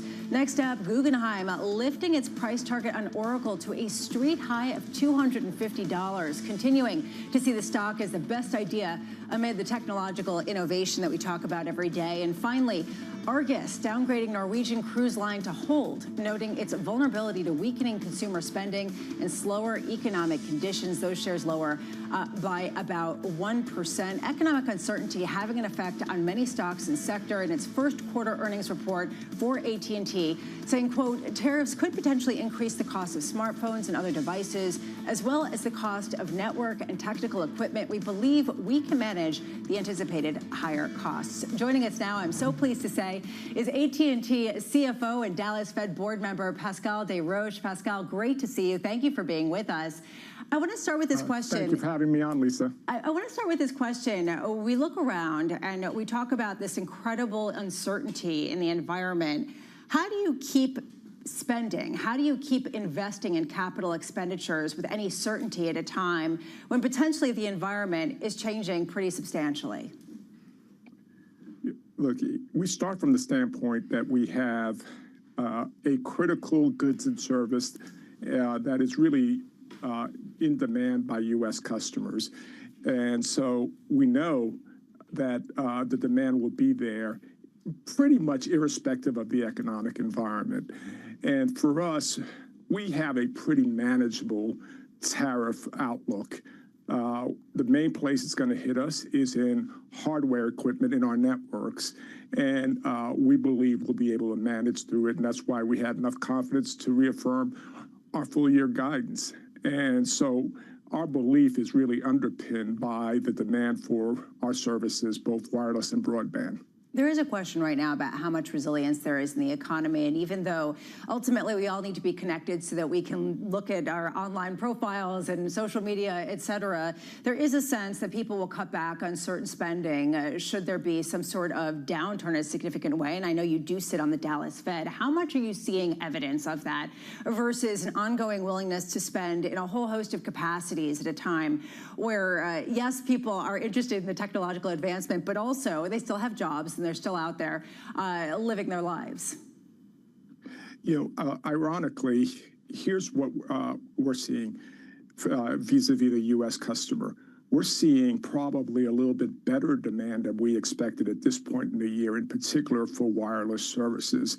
And we believe that is a pull forward of demand from the second half in anticipation of tariffs. Many customers want new devices, and they're out shopping in advance of the tariffs becoming effective.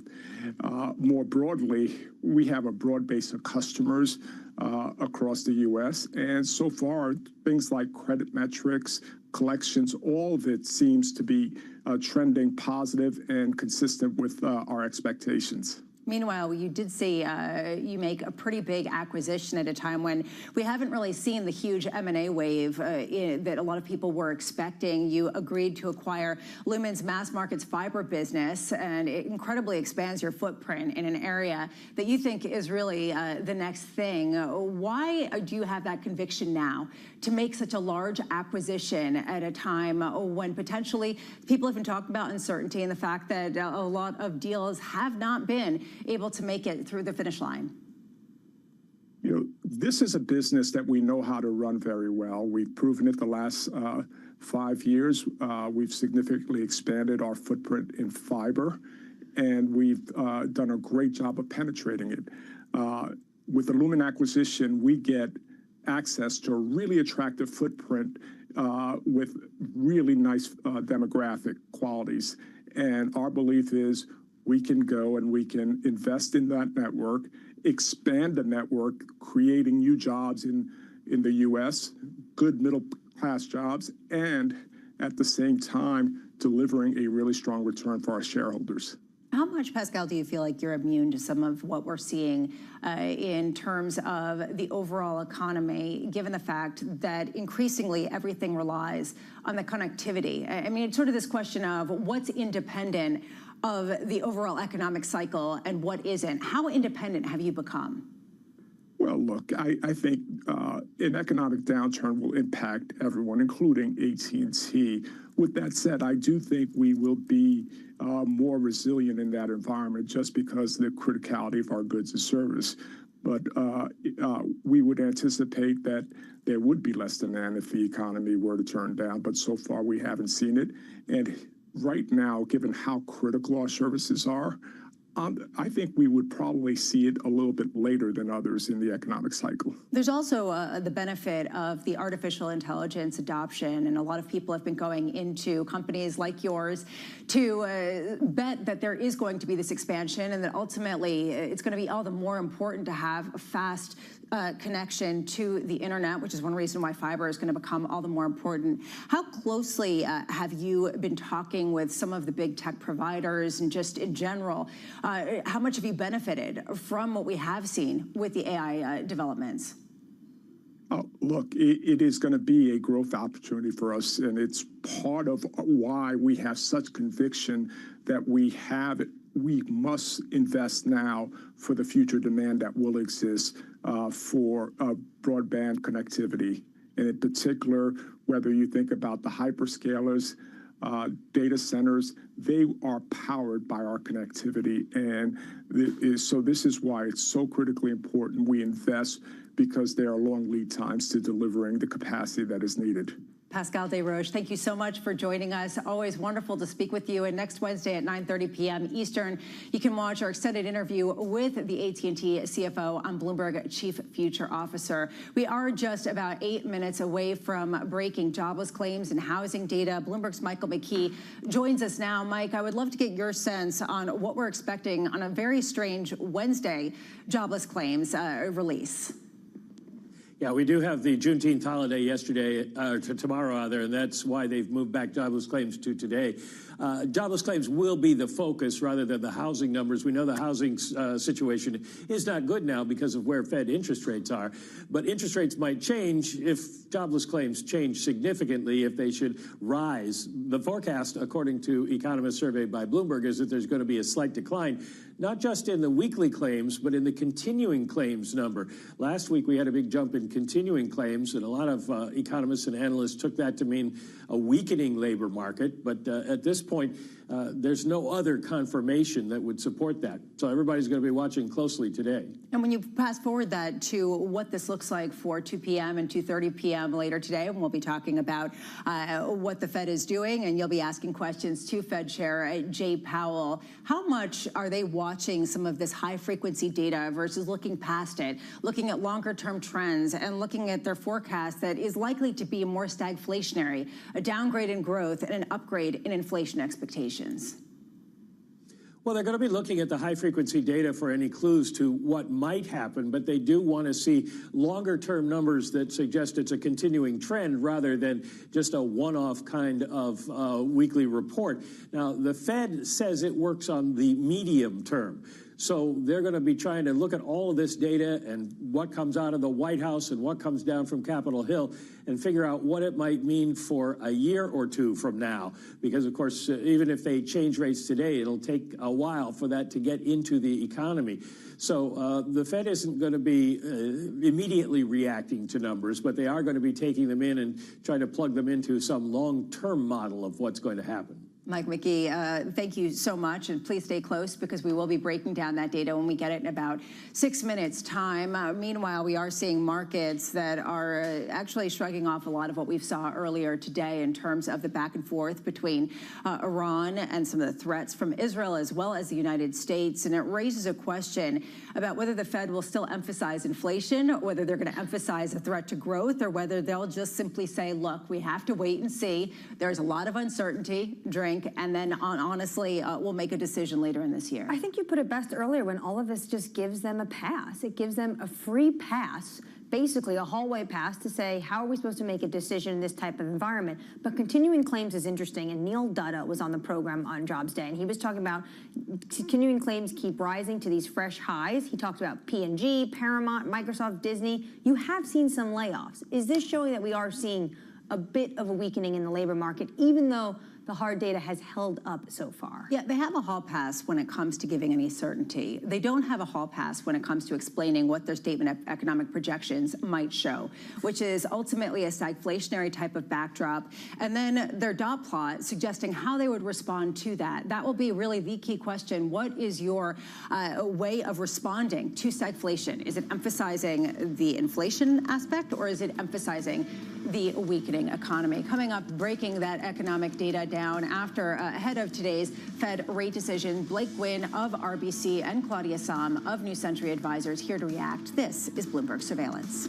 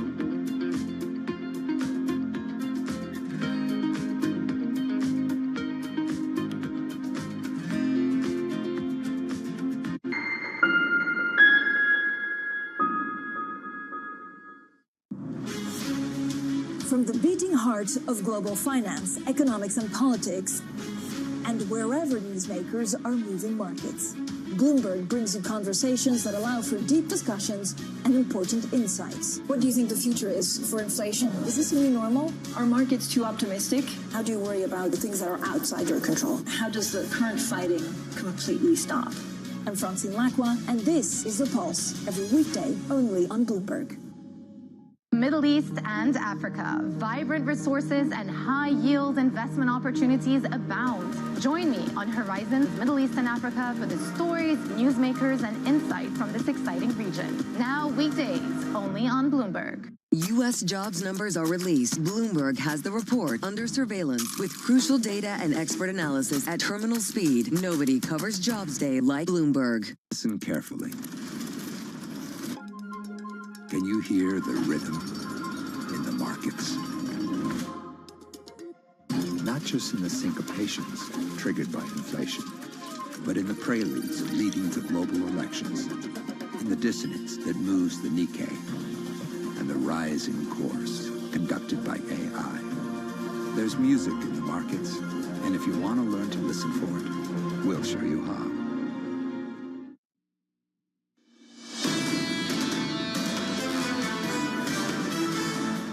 About 25 seconds away from that breaking jobless claims data in markets, you could see a little bit of a lift to futures building on yesterday's gains. What we are seeing right now is up about 0.1%, and you see in NASDAQ futures up 0.2%. In the bond space, a bid into bonds pretty much across the board, more so on the long end, though. 30-year yields 4.86%. With those jobless claims figures, let's head over to our own Michael McKee, Bloomberg Economics and Policy Correspondent. Mike, what do you see? Well, don't see anything yet. The numbers haven't quite dropped out of the computer at the Department of Labor, but I'll give you the housing starts numbers. Starts down 9.8%. Not a surprise because we've seen people backing off from buying homes, and the building permits number down 2%. Okay, here's jobless claims. 245,000 is the number from last week. That's down from an upwardly revised 250,000. So we're staying in the same range, but we haven't moved a whole lot, and we've come down a little bit. We do come down a little bit in continuing claims, 1,945,000, down from a revised 1,951,000. One thing you want to do in the claims numbers these days is to look at the unadjusted numbers, and the unadjusted numbers suggest that what we're seeing is some rising numbers, but they're being seasonally pushed down because it's that time of the year when we have some confusion about when schools end and stuff like that. So not bad numbers today. Like I said before the break, it's not going to affect the Fed's decision today, and it just reinforces the idea that anybody who is waiting to make a decision based on the data are still waiting.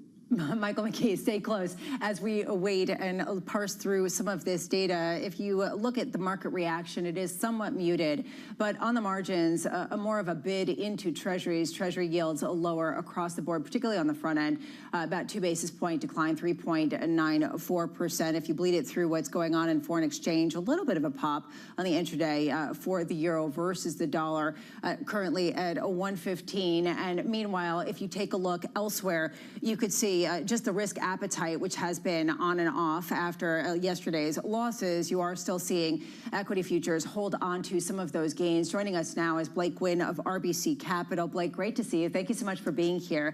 I want to just go to your reaction, how important these jobless claims are, given the fact that they have been inflecting upwards and yet not necessarily screaming some sort of red flag that the economy is falling off a cliff. No, that's exactly it. I think a lot of the stuff we've seen I would consider very low-grade pain.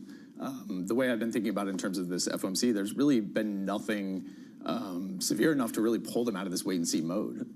You know, there's some concerning signs potentially in claims. You've seen the permanent layoffs in, you know, in the unemployment report starting to tick up a little bit. They kind of stabilized this last month. You know, things like the labor market differential that a lot of people look at.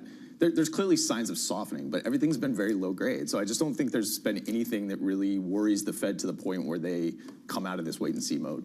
But we have seen inflation going down. Is that not enough for the Fed to say we can start cutting? It It's kind of odd because I think, when we think about these Fed meetings, particularly the SEP ones, you're kind of marking Powell's comments back to May, but you're marking the dots back to March. And if you think about the net of what we've had since March, we did have Liberation Day. So, we do have probably a lot of the FOMC participants baking in some more extreme kind of tariff scenarios, perhaps higher inflation on the back of that. So you're netting that against the fact that we did have the softer inflation data in May, so the realized looks a little bit lower. And also we've had rollbacks, we've had the 90-day pause. Now we have this court case that's creating a lot of uncertainty around tariffs are gonna go. So where it gets for me is that it's kind of done a round trip. I just don't, I think you net all those things out, and I don't see a lot of reason for FOMC participants to really be moving their forecast that much. So how long do you think they have to, or they're able to stay on pause? So we have our first cut in September right now. I think you still get 3 rounds of top tier data by then. If we continue to see these signs of softening, even if it doesn't accelerate to a large degree, I think when you get 3 months of softening, 3 more months of softening, then you start to get to a point where the accumulated impacts, hopefully you have a little bit more, certainty around where the actual tariff scenario is going. That's where I think they probably feel a little bit more comfort in starting that cutting cycle again. I think what we're seeing is not really emergency cuts. It's not like we're heading into a recession and they need to slash rates, because they're behind the curve or something like that. It's really more kind of restarting precautionary cuts in the way that they were during this last cutting cycle. And we just need to see that the inflation is not broadening out. It's not, we're not seeing inflation expectations rise, all those kind of spillover effects the Fed's worried about. Well, this really raises the question, when will they actually get a sense of whether inflation will tick up as a result of not only tariffs, but also what's going on in the Middle East and potential shocks to the oil picture? Well, aside from the Middle East, this is one of the things that actually kind of worries me about my forecast. And if I think about the risk to that September cut call, I think there's a likelihood that we may have to push that back on the fact that they just don't get certainty. This 90-day pause, if we get another rollback, if the courts flip off the tariff switch for a while because they say, you have to take them off and the administration has to find new ways to put tariffs in place. Well, what if we see another wave of front-running activity? That just means 2-3 more months of data that we can't really take any sign from. So it just increases the amount of noise or the duration of the noise that we're seeing in the data, and I think could keep the Fed in that wait-and-see mode for longer than expected. And Middle East is just one more factor there. The one caveat to all of this is that this is a Fed chair who only has a number of months left before the beginning of next year. And there is speculation, and you're starting to see this affect pricing in markets, that whoever comes in after him is going to be a lot more dovish, a lot more inclined to cut. How much do you see the specter of that hanging over this Fed meeting? Because they are running out of time to really take the helm here. Yeah, I really try to give the Fed the benefit of the doubt. I spent a decent amount of time of my career at the Fed, so I am somewhat of a Fed apologist, I guess you could say. But, I really do think they can separate themselves from these issues, and I do really think, like, when you're actually in the room for a lot of these discussions, I think, politics and a lot of these things show up a lot less than people on the outside think they do. People can kind of sit down and do their day job without thinking or being impacted by these politics. So I really think they're going to look at the data. As long as there's nothing pushing them one way or the other, they're going to stay in this wait-and-see mode. Blake Wynn of RBC, thank you so much for being with us. Let's do it again soon. It was really fun to speak with you. Right now, Michael McKee, he's had a couple of minutes to look through the data. Mike, what stands out to you? Well, we had about 10,000 fewer jobless claims filed on an unadjusted basis last week, and the seasonal adjustment factors expected only 5,000, so it's propped up by a little bit, but it does suggest that we are not seeing cracks in the labor market like a lot of people were thinking at this point, at least not immediately showing up in the jobless claims. We have, and I remember Anne-Marie talking just before the data came out about the companies that have announced layoffs. Companies are always laying off people. We have labor flows in and out of the labor force of millions each month. And so it does look like to the Fed at this point that the labor market is holding back, and that just reinforces their feeling that they are okay to sit still and wait and get more clarity on what the administration and Congress is going to do about fiscal policy. Michael McKee, thank you so much. We'll be catching up with you throughout the day. Joining us now is Claudia Sam of New Century Advisors. Claudia, great to see you. Thank you so much for being with us. I want to start with this idea that the wait-and-see Fed doesn't have to tell us anything. A lot of people would argue and push back and say, actually, they have to give us a sense of what their scenario analysis looks like at a time where potentially that it could increase their chance of stagflation. What's your sense of what their scenario analysis looks like? What's their response mechanism to that? Right. I think that'll be a really important part of the press conference today, is to have Powell talk through the risks, the scenarios that the Fed is considering. Unfortunately, their tools like the Summary of Economic Projections, the way it's put together right now, doesn't do a great job of getting, scenarios across. But it is so clear that the Fed is in risk management mode. Right. This is about where inflation could go, how it could persist. And that, this is kind of an insurance pause. Right. They want to avoid those risk outcomes. And so then it is a big part of explaining why is it you're on hold? Inflation's coming down. Why aren't you cutting now? So I think they really do need to kind of spell that out and give us a sense of what they're looking for in the data as it's coming in. What potential damage could they do if they are too late and they should be cutting because inflation's coming down?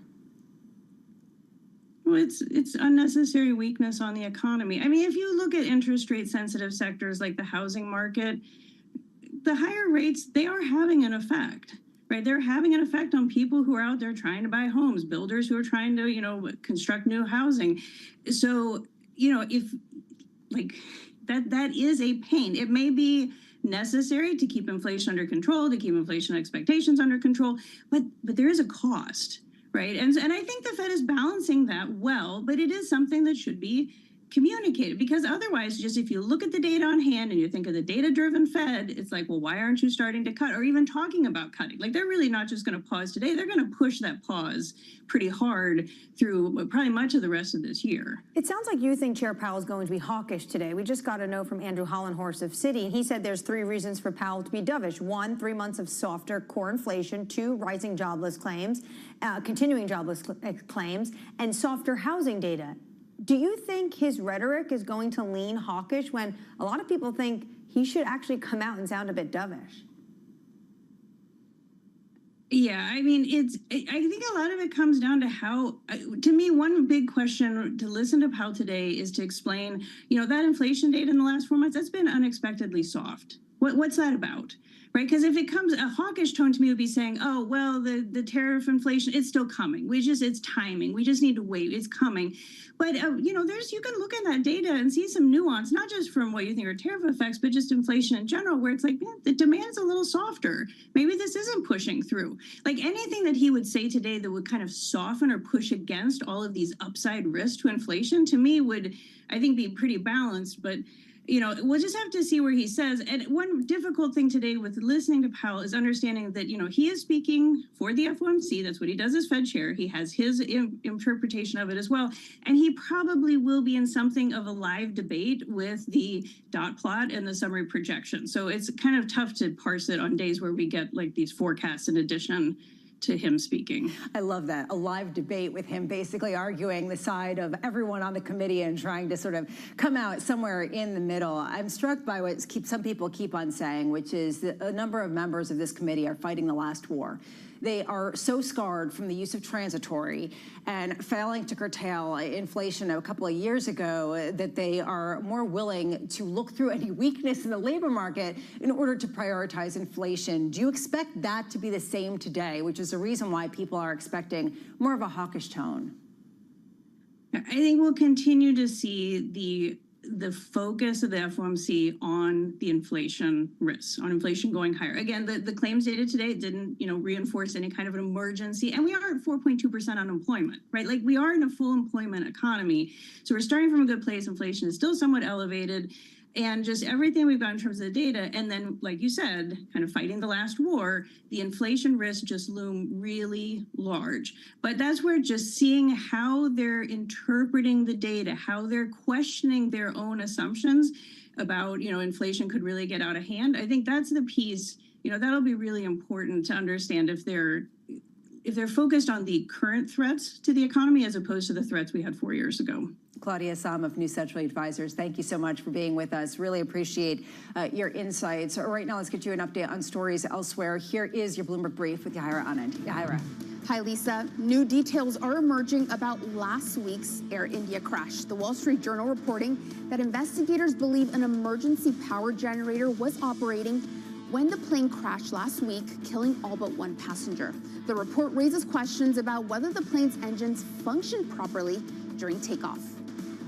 Meanwhile, Meta is reportedly going all in on efforts to ramp up its AI team. OpenAI CEO Sam Altman saying his employees were offered signing bonuses as high as $100 million to jump ship.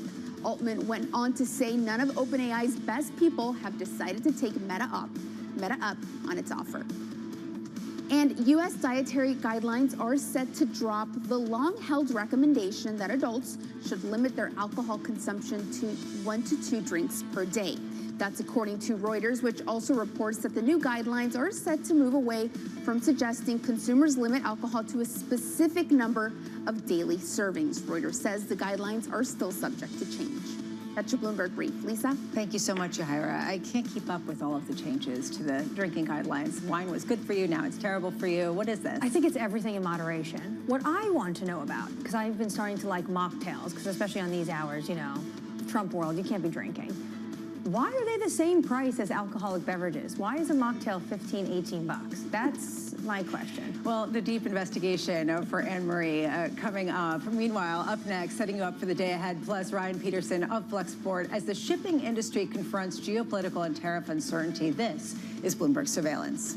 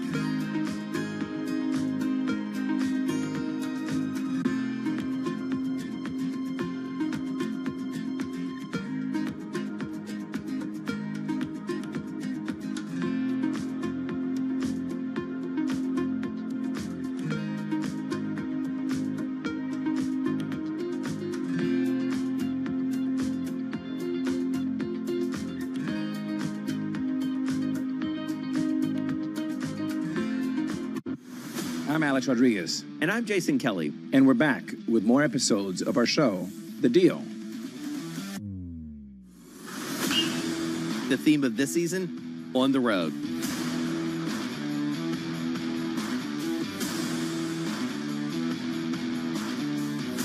We're bringing you more behind-the-scenes conversations with the biggest names in sports, business, and culture, like Melody Hobson. I started to study women's sports like an 11-year-old studies baseball statistics, and I got dangerous in seeing up arrows. Susie Wolf.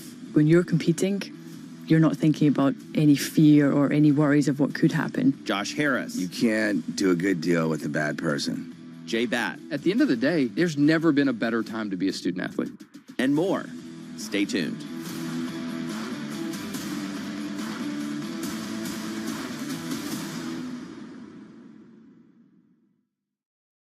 Africa, a region rife with potential for growth and opportunities, but not without its challenges. Bloomberg highlights the biggest stories, interviewing key players, and reporting on the issues impacting the region. Join us as we get to the heart of African business, politics, and economics, and ask the question, what's next?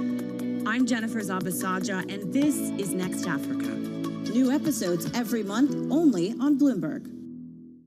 Key investors, top executives, global innovators. Join me for in-depth conversations with the biggest newsmakers on the day's top stories. Insight with Haslinda Anand, only on Bloomberg. Bloomberg loves earnings. I know it's like your Super Bowl, right? I can't wait. It's like opening presents in the morning. All right, it will be exciting. Nobody covers earnings like Bloomberg.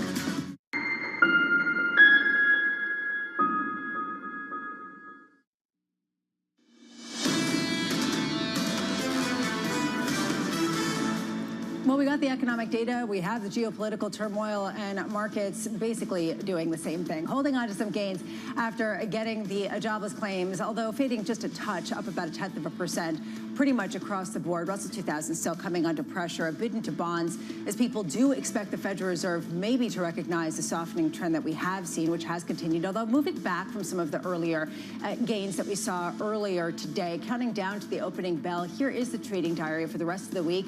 And for next, at 2 p.m., a Fed rate decision, and 30 minutes later, a Chair Powell news conference. On Thursday, tomorrow, U.S. markets closed for the Juneteenth holiday, and we'll get a rate decision from the Bank of England.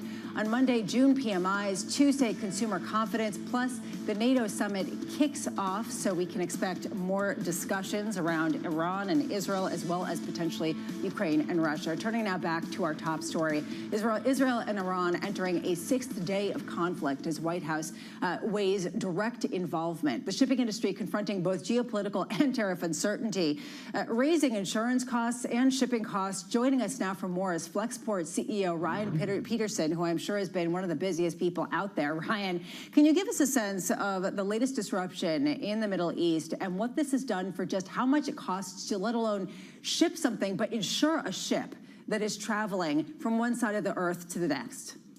Yeah, great. Thanks for having me on. Well, it's thus far, it's a little early to say. I mean, the biggest thing that's happened so far is cancellations. We've had over 3,000 flights canceled. Most of us think about passenger flights, but of course, 50% of the world's cargo flies in the belly of these passenger flights. So that's a huge disruption in the cargo industry. It's a little too early to say on the fuel prices, but if the Strait of Hormuz was to close, you'd have a massive impact both on fuel price and Jebel Ali, that's the port in Dubai, is the 10th largest container port in the world. So that being cut off from the global ocean would just be a massive, massive impact. What happens in terms of where these companies are rerouting, though?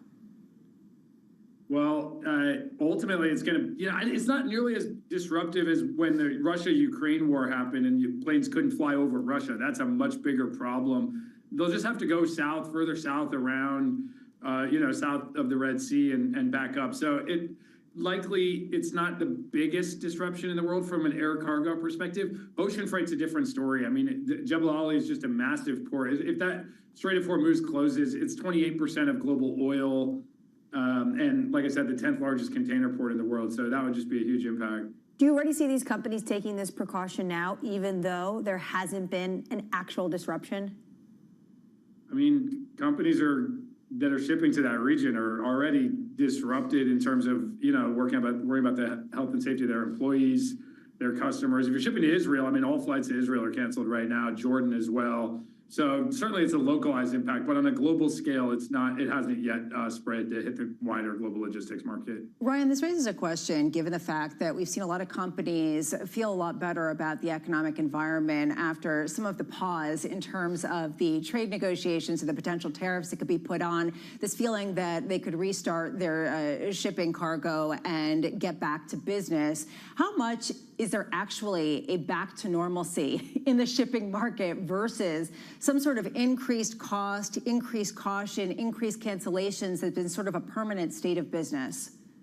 Yeah, I mean, actually right now things are somewhat normal in global shipping. Like the China to US trade lane was hugely impacted, obviously, by the 145% tariff. And then things roared back after it was paused. The interesting thing actually is maybe it's too normal because July the 8th is right around the corner, and that's when the reciprocal tariffs on rest of the world, we have a 90-day pause. That ends on July 8th. So that'll be here before we know it. And then it's in the middle of August when the Chinese tariffs roll off, because again, it was a 90-day pause.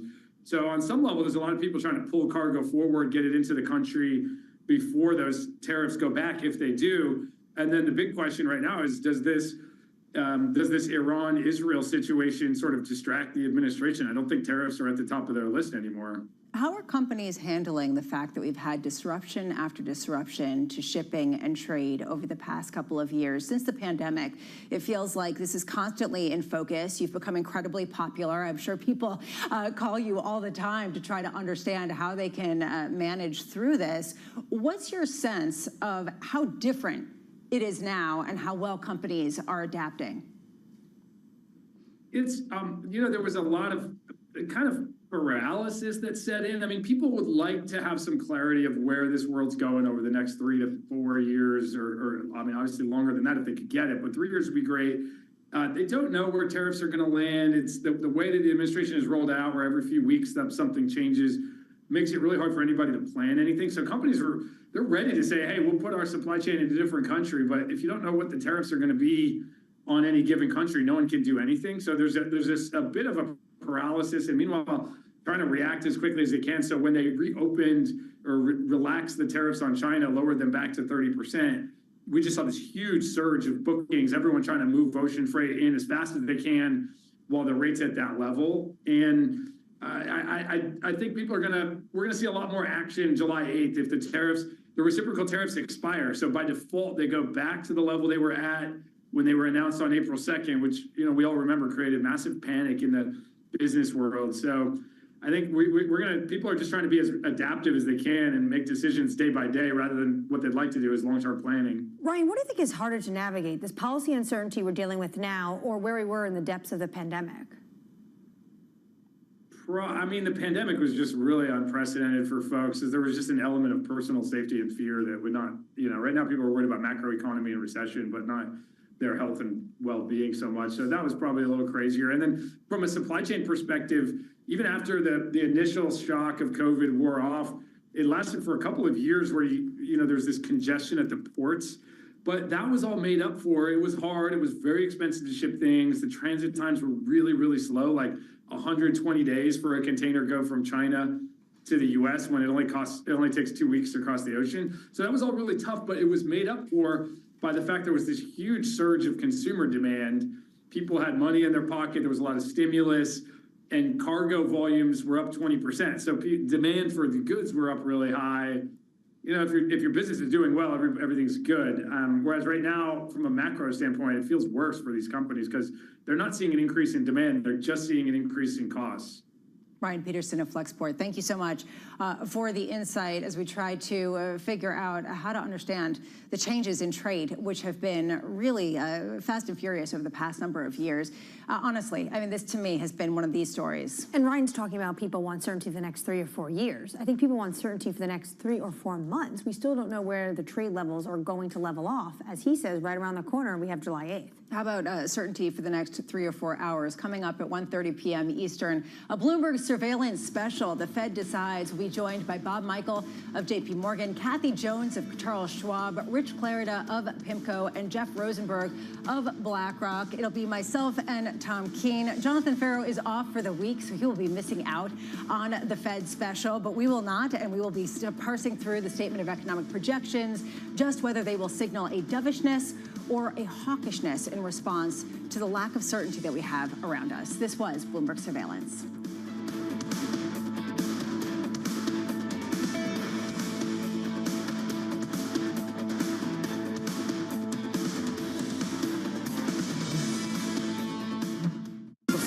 Investment agreements. Deals were once again on display. The Saudis are open for business. The cessation of sanctions against Syria. Another big victory for the Crown Prince. Concerned that none of Ground coverage. the numbers will be quite substantial. Up to the minute reporting. Driven the price of oil down. And the analysis you need. He's basically going to vault this region into the same sort of sphere as the US and China. No one covers geopolitics like Bloomberg. How much does the geopolitical volatility emanating from the United States perhaps undermine the bull case for Mexico? Is that a scenario you've plotted out?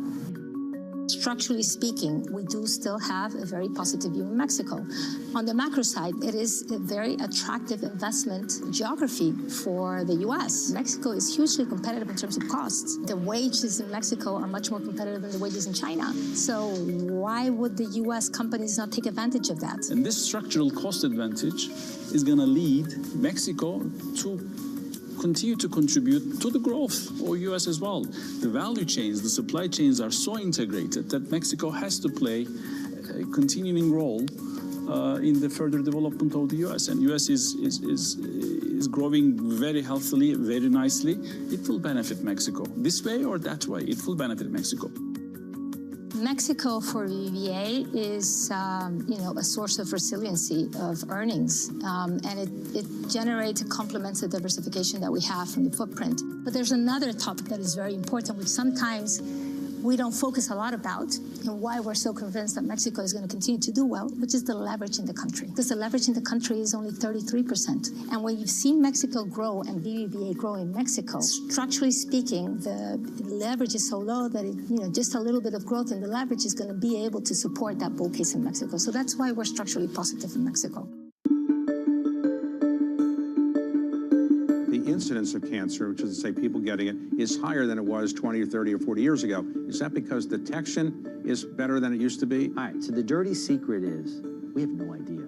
We don't collect data well in the United States. What we do know is that there's not a dramatic rise in cancer in the United States, but what we are seeing is a troubling trend is younger people are getting more cancers. That's real. We have no idea why.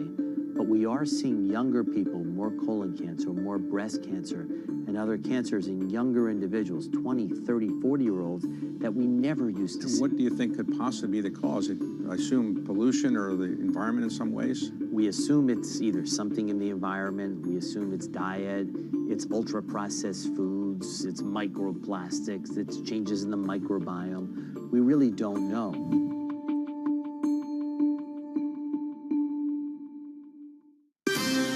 Up-to-the-minute geopolitical news wherever and whenever it happens. I'm Anne-Marie Hordern in Buenos Aires, Argentina, and this is Bloomberg.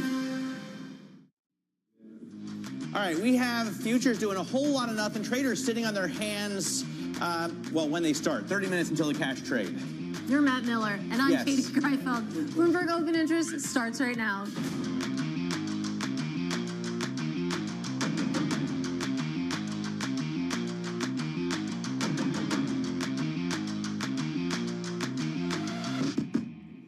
My point was, it is Fed Day today, and Wall Street is estimating that Powell's hawkishness could trigger a market sell-off, or at least that's what we're going to talk about. Iran says it will not surrender to Israel as the White House still weighs intervention in the Middle East. Does he or doesn't he? Plus, banks will get looser limitations for Treasury trades, but some argue that move could backfire on regulators. Katie, what are you watching this morning? Let's talk about the chip stocks. Some interesting moves this week. We haven't really paid a lot of attention to them, but I want to point out Marvell right now up 4.6% right now. They had an AI event this week. The sales side is psyched about it. We'll talk about that. You also have Broadcom, some making the case it should be the Magnificent 8. And then you have AMD, a third straight day of gains if this pre-market day gain holds. Remember, this stock was up 9% on Monday alone. 9%? 9%. I don't remember it being up 9%. Oh my goodness, get out of here. We're also watching Circle. It extends gains even further after the Senate passed stablecoin legislation to create rules for cryptocurrencies pegged to the dollar. This stock is trading at 153. Well, this is the future, the pre-market, but $153. They went public. They sold shares, Katie, for $31. If the CEO had just waited 2 weeks instead of raising $1 billion, they could have raised $4. You know, I think he's doing okay. I hear your point, but I think he's pretty happy. I think he holds a lot of shares. But, Matt, you were making the point that you take a look at the pre-market moves, investors largely on the sidelines right now as they await the Federal Reserve's policy decision, plus a release of new economic projections in the form of the dot plot. We heard from former St. Louis Fed President Jim Bullard. He expects to hear concerns around slower economic growth. If it was me, I'd be talking about slower growth due to the trade war, because that's what happened in 2018, 2019. And I'd play down the inflation effects because I didn't really see too much in that earlier trade war. I think the baseline would be here to get to September and make a judgment there about how they want to play this for the rest of 2025. All right, for more, we are joined by Michael McKee, Bloomberg's international economics and policy correspondent. And Mike, in the copy, I was supposed to say traders are on edge, but no one is really on edge, right? I mean, we expect a whole lot of nothing today. We do expect a whole lot of nothing. The Fed is on hold. They've made it clear they're on hold. They want more data. They want more information on what the president and what Congress are going to do. And the data are supporting them at this point. We got jobless claims today that actually declined to 245,000. Non-seasonally adjusted, they dropped even more than that. Housing starts were terrible, down to a 5-year low, off by almost 10%. But everybody knows until the Fed starts cutting interest rates, it's not going to change a whole lot because people don't want to pay for the mortgage prices we're seeing these days. So, as you mentioned, Matt, Matt, you remember the Mickey Mouse Club, anything can happen day. Today's nothing's going to happen day. We're going to see a slight tweak in the Fed's statement because they've got to bring it up to date, but unemployment and inflation forecasts could rise, as Jim Bullard was talking about, but the dot plot going to be little changed because they don't really know what's going to happen, so they don't know how many cuts they're going to do. Right. And Jay Powell is going to emphasize that they are in good shape to wait at this point. I do want to talk about the dot plot more. I know that Jerome Powell doesn't want us to pay too much attention to it. I just heard you saying not to get too excited, but I'm trying here, Mike McKee. If I wanted to get excited, it seems like whether or not it'll signal 50 basis points of cuts or 25 basis points of cuts? Well, I don't think I would get excited about what's going to happen right now to the end of 2025. What you might want to look at is what's going to happen in 2026, because if the economy develops as everyone hopes and we get back on track and the economy looks up and the inflation comes down, the Fed can lower rates, how many times are they going to do that next year? The end of the year that we talk about all the time is sort of an artificial constraint. You also have Jay Powell in May of next year no longer being chair, and there is a bet. Edward Bolingbroke on Bloomberg today has a nice column on that. People betting on big rate cuts in 2026 when Powell's gone. So maybe don't focus as much on how many cuts this year, but how many cuts next year, how that changes. Yeah, great column by our Ed Bolingbroke. Kind of echoes what we were hearing from Paul Tudor Jones last week. Mike McKee, always great to talk to you on Fed Day. You have fun this afternoon. Let's turn our attention to a Bloomberg News exclusive now, and that is that top U.S. bank regulators are planning to ease limits on bank trades of treasuries in an effort to bolster banks' roles as intermediaries in that market. Banking regulation reporter Katanga Johnson, he broke the news and he joins us now. Katanga, I actually want to go straight to the bank shares because this is something that we've been watching for a long time now. But you take a look at some of the pre-market action in the big names out there, it doesn't feel like we're seeing all that much. It's really interesting. The industry has long asked for changes to this proposal. Regulators announced yesterday, the Fed in particular, that they would be looking to propose the changes next week. But the fact that the industry has really been expecting these changes could speak to what we're seeing before the markets open. So what do we expect to see in terms of the money that they can make? That's what this is all about, right? If they have looser regulation, they can earn more profit. They can send more back to shareholders or buy their shares. How will this change that equation? It's interesting. We'll have to see the details once it's proposed. But, you know, one expectation the industry had was that regulators would either adjust the ratio, which they are going to do next week, we understand. But there was this speculation that they would also carve out certain assets like treasuries or reserves. It seems that that will not be an outright carve out in the proposal. Instead, regulators will ask commenters to weigh in on whether they should do so. But the bottom line here is that while the industry had long expected adjustments to the ESLR, they can now not just look for those adjustments, but be able to weigh in the specific ways that they'd like to see this measure impact their businesses. A little too soon to tell in terms of what it means for actual trades, but regulators really expect that by changing this ratio, that it wouldn't be as binding, that it wouldn't crimp lenders, the ability for banks to lend, and would be positive toward their abilities to act as intermediaries in the treasuries market. All right, Katanga, thanks so much for joining us. Bloomberg's Katanga Johnson breaking that big regulatory story for us. We'll wait and see if it moves the shares. Traders are clearly focused on the Fed today, which is why they're not doing much in the markets. But Middle East tensions really loom, and I'm sure that's what everybody logged onto the Bloomberg to see first thing this morning. Iran's supreme leader said he won't yield to Israel. That defies President Trump's call for an unconditional surrender. And the president has been meeting with his national security team. He has raised speculation that the U.S. may join Israel. Let's discuss with Bloomberg Israel Bureau Chief Ethan Bronner in Tel Aviv. And Ethan, it does seem like the perfect time, right? Israel has done the difficult work, getting rid of Hamas, getting rid of Hezbollah, weakening Iran's defenses. Now, with U.S. bunker busters, they could completely take out Iran's nuclear capabilities.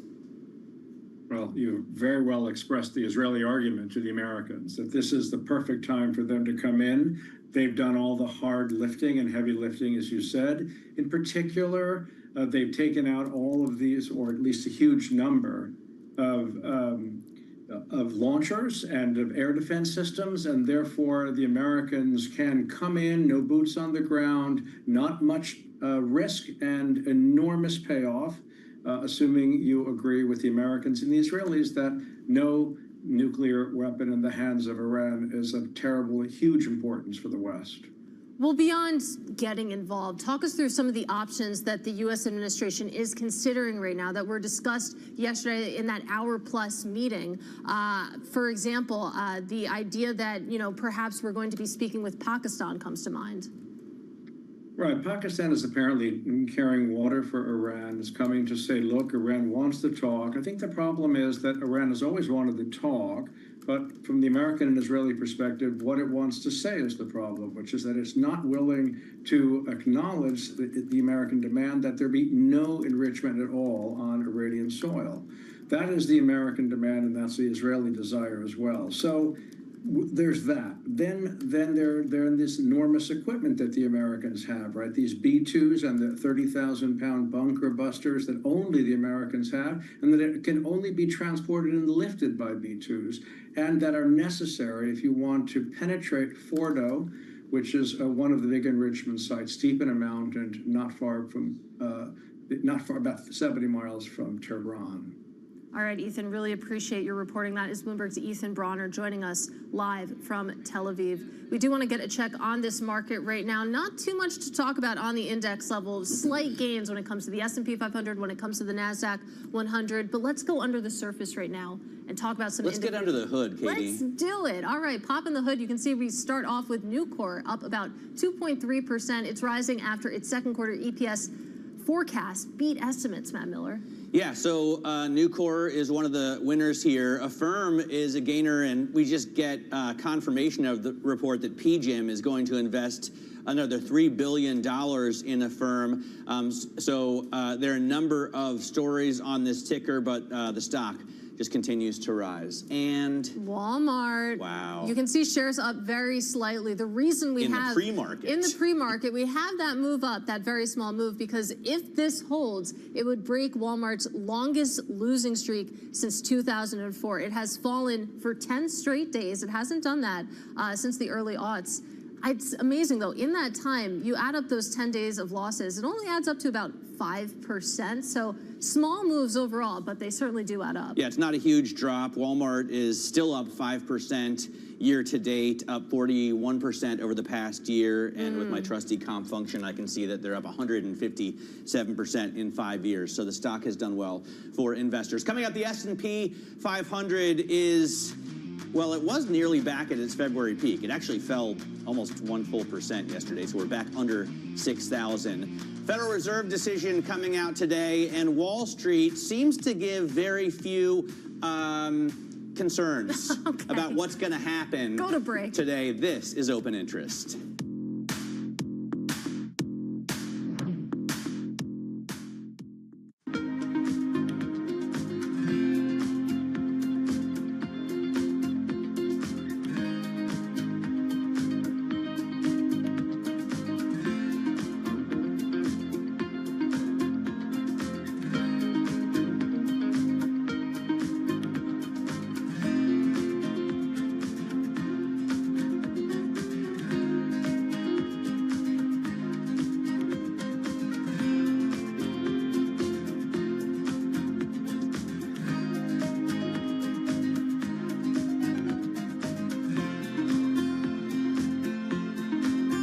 David Weston. Join me for the next generation of Wall Street Week, telling stories of capitalism from business, markets, economics, tech, and climate.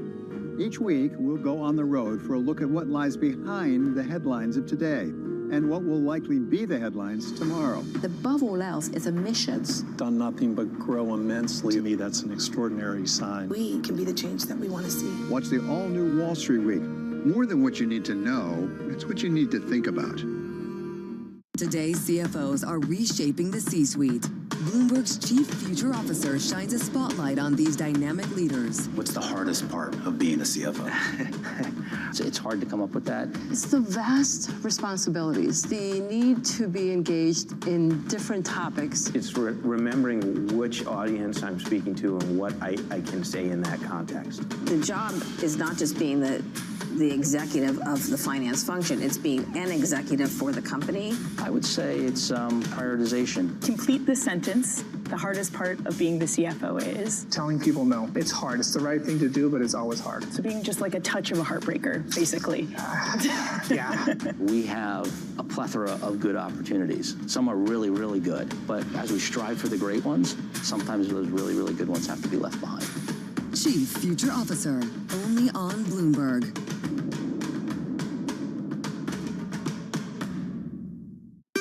Bringing you up-to-the-minute financial news whenever and wherever it happens. I'm Michael McKee at the Federal Reserve, and this is Bloomberg. At a time when policy in Washington is driving Wall Street, we draw a distinction between the rhetoric and the action, bringing you market-moving guests and original reporting. This is Bloomberg Surveillance.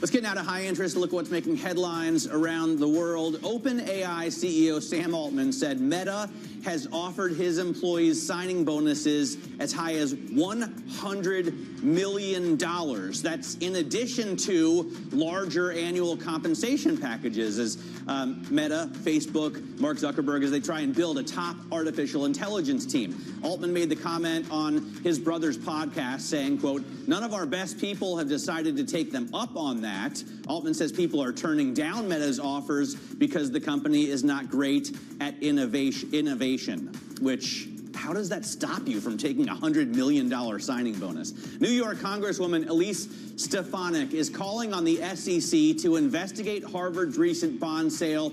She alleges that the school may have withheld material information from investors about its standoff with the federal government. Harvard sold $750 million of taxable bonds that priced on April 9th. About a week later, the university issued a supplemental disclosure revealing that it had rejected the government's demands to combat anti-Semitism. The university then listed disclosures of risks related to an ongoing conflict with the Trump administration. The SEC is not commenting. The question is, will she vote for a bill that continues to cap the state and local tax deduction for her constituents? Now, it's a big win for booze. New U.S. dietary guidelines are reportedly going to be less stringent when it comes to alcohol consumption. Language for the new guidelines will eliminate the long-standing recommendation that adults limit drinking to 1 or 2 drinks per day. Instead, Americans will be encouraged to drink in moderation or limit intake because of associated health risks. The guidelines are still under development and subject to change, according to the report. So, Katie? All right, we will continue to drink follow. up. We'll follow that one closely because it's still subject to change. But let's focus back on the stock market because despite wars, tariffs, and political upheaval, the S&P 500 is still on the cusp of 6,000. That could change today after the Fed publishes its latest dot plot, with traders saying that forward guidance from the FOMC today could trigger a sell-off if it's hawkish. Joining us now to discuss is Bloomberg stocks and investment strategy reporter Alexandra Semenova. I'll ask the question that Matt asked in the break. Are people really bracing for this? Because it seems relatively placid if you take a look at the setup right now. So the thing is, we're up more than 20% from the throes of April's sell-off. So it's not unlikely that investors will use any negative signal to lock in some profits. And today's Fed meeting could provide that if Fed Chair Jerome Powell is more hawkish than investors expect. Swap traders are expecting 56% odds of a rate cut in September. And if there's any indication from him that that might not happen. It could result in some selling. That said, the fundamentals still do look good. Earnings estimates are going up. We've gotten positive economic data, and trade deals seem to be moving in the right direction. So a lot of Wall Street banks have been saying that this could be an opportunity to buy the dip. JP Morgan actually turned cautious on stocks, but they said that any kind of volatility would be a chance to buy in. So wait, so you're saying that if he's hawkish, Wall Street will sell, and Wall Street recommends buying the dip on that sale? Yeah, and that could probably explain some of the price action that we've seen. The S&P hasn't really moved much in either direction. We're up something like 0.7% since May 20th, and we've been stuck below an all-time high without any real catalyst. So we could see a downside catalyst from the Fed. Obviously, there were a lot of issues, leading up to this Fed meeting where we're at the valuations that we were in the first quarter, but there is a little bit more uncertainty from trade deals. But at the same time, fundamentals are still looking good. We are just kind of experiencing these cross currents, and the market needs to see something in either direction. Let's talk a little bit about what's priced in for this specific Fed meeting. We have this great bar chart, and it shows that the implied move in either direction for the S&P 500 is about 1%. You're taking a look at past realized moves, and 1% doesn't seem huge, but it feels like over the last couple meetings, the moves have been getting a little bit smaller. Yeah, so this would actually be the smallest move since January. That's according to Piper Sandler data. The average realized move over the past 18 months has been 1.1%. My colleague Jess Menton has a great story on the Bloomberg terminal on this. So it's kind of expected to be a little bit uneventful compared to what we've seen in recent months. Alexandra, is there any, are there any signs that it's institutional selling that we've seen in this market and retail investors buying the dip? I mean, overwhelmingly so. If you see, this actually has been one of the most hated rallies that we've gotten in a while. Only 28% of the time have, in the past since 2010, have institutional investors been this underweight stocks, even as we're approaching an all-time high. It's really been retail buying a lot of it, and a lot of institutional investors still very neutral, kind of looking for more positive signals on trade negotiations. All right, Alex, really appreciate the reporting. You have a fun afternoon coming up. That is Alexandra Semenova of our equities desk over on the Bloomberg News side. You take a look at the futures setup right now. Not too exciting. You can see we're up mildly on both the S&P 500 and the NASDAQ 100, down a little bit, and I stress a little bit when it comes to the small caps. And Matt, this kind of feels like payback for what an amazing May we had when it comes to the benchmark. Right, up 6% in May, and it looks like we've been, or feels like we've been just moving sideways. Treading water. Ever since. Coming up, we're going to talk to John Stoltzfus of Oppenheimer. He remains bullish on the S&P 500. We'll ask him if the Fed scares him or if he's more concerned about attacks in the Middle East. This is Open Interest.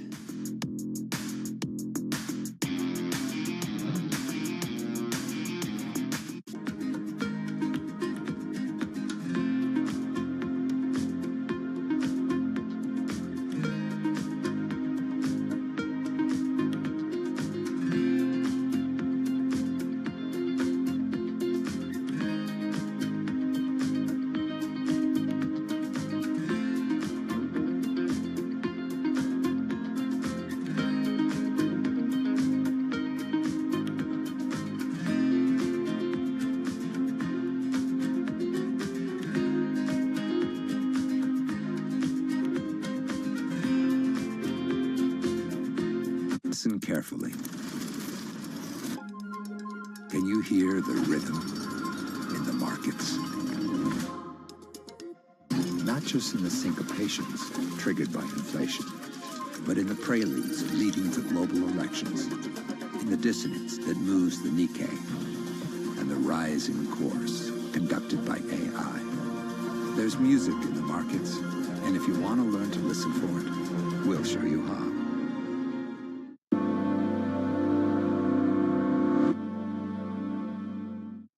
Get your fixed income fix. Watch Bloomberg Real Yield around the world right here on Bloomberg. Context changes everything. Why do the biggest names in business choose Bloomberg Television? That's a great question. It's a very good question. Interesting question. Good question. Great question. I so appreciate that question. You certainly ask interesting questions. Bloomberg Television. Top experts, great questions. technology is embedded in every aspect of our lives. And laying the foundation for the future. From finance to defense, AI to entertainment. And from the road to the stars. Bloomberg brings you the latest stories of the people and companies pushing the tech sector to new frontiers. And the politics that shape global tech markets. I'm Caroline Hyde in New York. And I'm Ed Ludlow in San Francisco. Watch Bloomberg Tech every weekday. Only on Bloomberg Television. What is going to be the consequence for U.S. markets? We are basically deep in the European earnings season.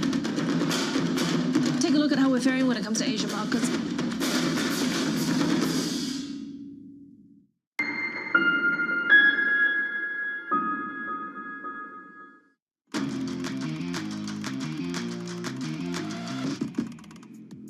Welcome back to Open Interest. Oppenheimer's John Stoltzfus is out with an argument that Middle East tensions could be a boon for stocks. The chief market strategist says that, quote, military action and conflagration are often followed by a collective realization among investors that such destructive events eventually spur production.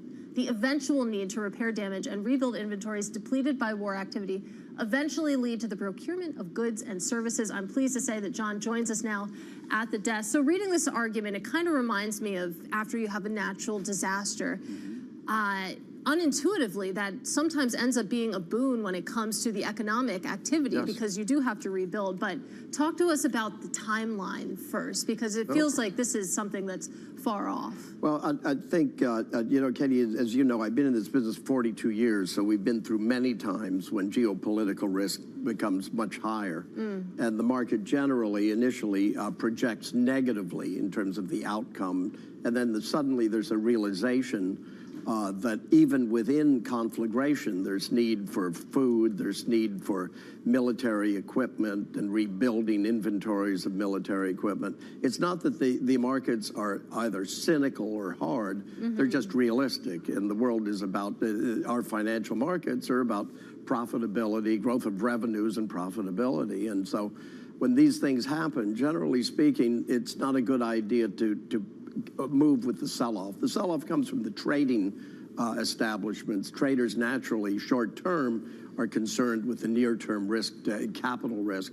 But for intermediate to longer-term investors, these opportunities are presented in babies that get thrown out with the bathwater. Isn't this, though, I hate to harken back to Economics 101 and draw this into philosophical discussion, but isn't this Bastiat's whole broken window fallacy? I mean, gosh, I don't remember the broken window. That goes back to Rudy if you break Giuliani. a window, right, then you have to hire someone to come and put the pane of glass back in, and it creates economic. But you're really just robbing from the future. Well, I don't think so. It just hasn't worked out that way. In fact, what usually happens is it provides for opportunities again for revenue growth, profit growth.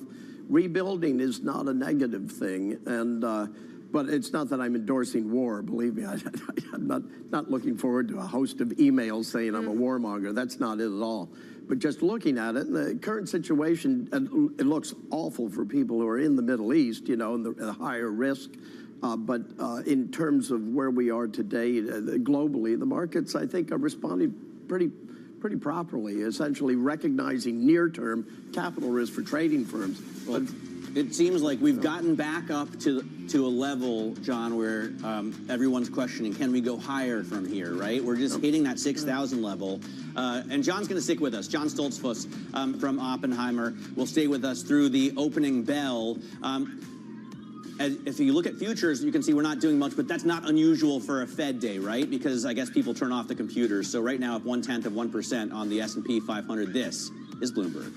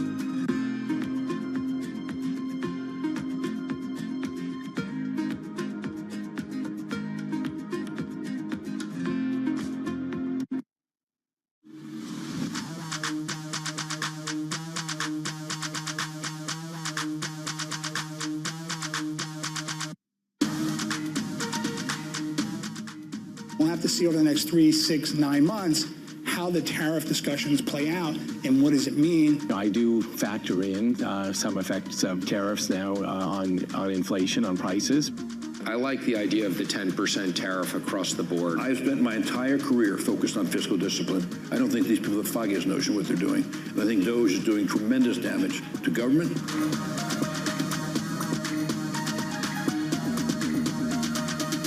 Elon Musk is probably the inventor of our age, but who understands that we're in the midst of the most profound convergence among technologies. When we are facing a once-in-a-generation technological disruption, We cannot close this retirement gap without private-public partnership.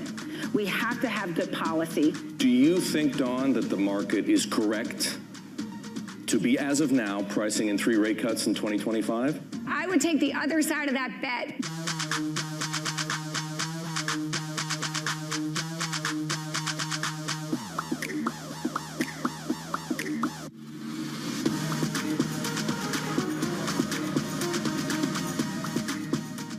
Making money isn't about drowning in emotions.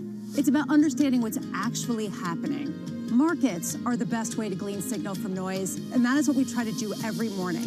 This is Bloomberg Surveillance. It's a multi-trillion-dollar industry. We'll show you what's happening in ETFs like no one else. ETF IQ, only on Bloomberg.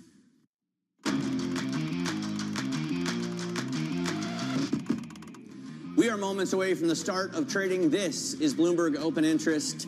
I am Matt Miller. We're looking at, because it's a Fed day, not a lot of movement here in futures. They are up, right, after a drop of about 0.8% in the cash trade yesterday. S&P futures are higher. NASDAQ futures are higher. Russell 2000 futures have a red arrow, but really not a lot of movement there. In terms of the opening bell, down the New York Stock Exchange, you've got Allied Gold Corporation, I believe it is, celebrating their recent listing, and that stock has doubled year to date, so that's not bad. Down on the New York Stock Exchange, you've got Caris Life Sciences ringing the opening bell. Bring your daughter to work day. I love to see that. In terms of the stocks to watch, there is a lot going on under the hood, so to speak. So it's not just about the indexes. Katie Greifeld, what are you looking at? Specifically, I'm looking at the chip stocks. You're going to find a lot of action when you take a look at Marvell. You're also seeing some movement to the upside as well in Broadcom and Advanced Micro Devices, AMD. Marvell moving higher after a whole wave of analyst upgrades. It had an AI event. The sell side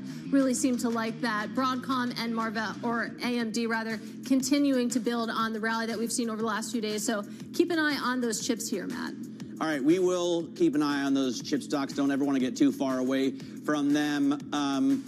I have wanted in the last 10 years to get as far away from stable coins as possible, but you can't look away from this because Circle is up, what, 350% since its IPO, which was less than 14 days ago, less than 2 weeks ago. So amazing run up there. As I've said, Katie, they raised $1.1 billion in their IPO. I know. And if they'd only waited 2 weeks, they should have had you. They could have made that 4. They left so much money on the table, is my point. They should have had you consulting on this IPO, but it is amazing to see this post-IPO pop. It's beyond that even now. It's going to be interesting to see if it cracks open the window even wider for IPOs, but specifically for crypto IPOs. But Circle shares, man, just have been stunning. It's just, to me, it's a philosophical question, right? You have a lot of those. We celebrate these massive gains after an IPO, but it's money that they could have to invest. All right,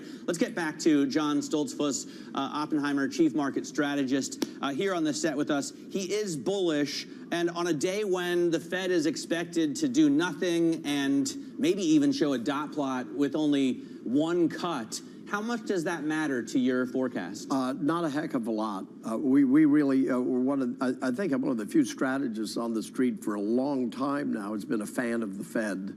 I think Jerome Powell has been doing the right thing. Once he got away from being behind in terms of where inflation was going and that whole transitory business, when you consider 11 hikes, and then 9 pauses after that with 3 cuts so far, and no recession.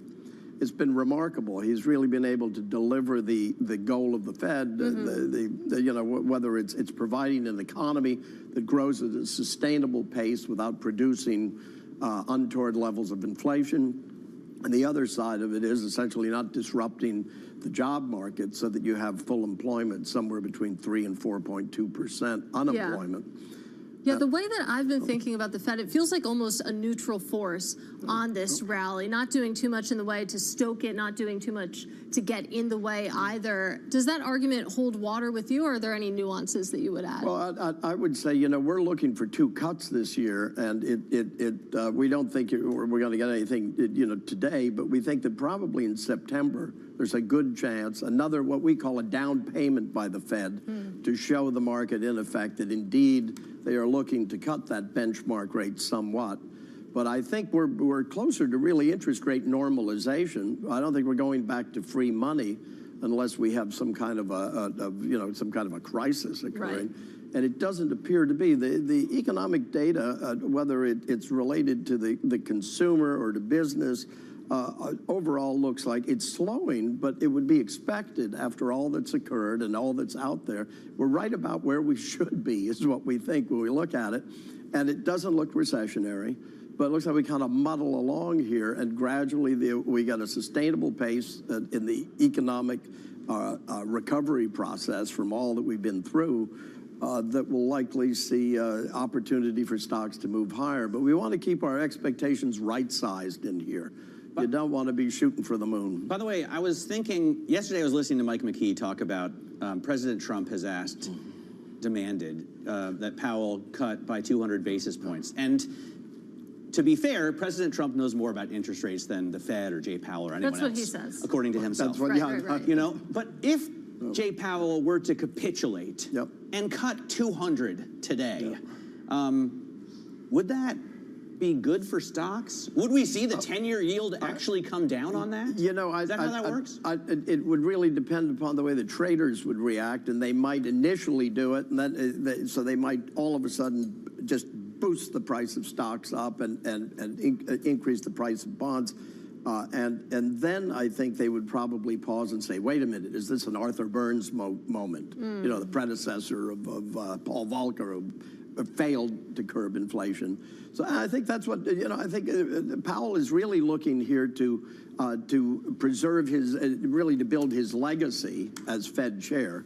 I don't think he's looking at another term. I don't think Trump is going to. I don't think so. Yeah. But it's the whole thing is, you know, it's people who are prone to leverage, and of course builders and realtors are prone to leverage, naturally want lower rates. But if you look at where we are today, I mean, we're just getting down to what the last inflation numbers that we saw last week. What were they? They were on the 2.6s, 2.8s is what they were looking at when they came in, and that's getting close to the 2. But 2% remains elusive, and I think that it will remain elusive for quite a while because it takes a while to wash out inflation. Remember what happened to Alan Greenspan? He fought inflation back and forth for almost 15 years for his term at the Fed.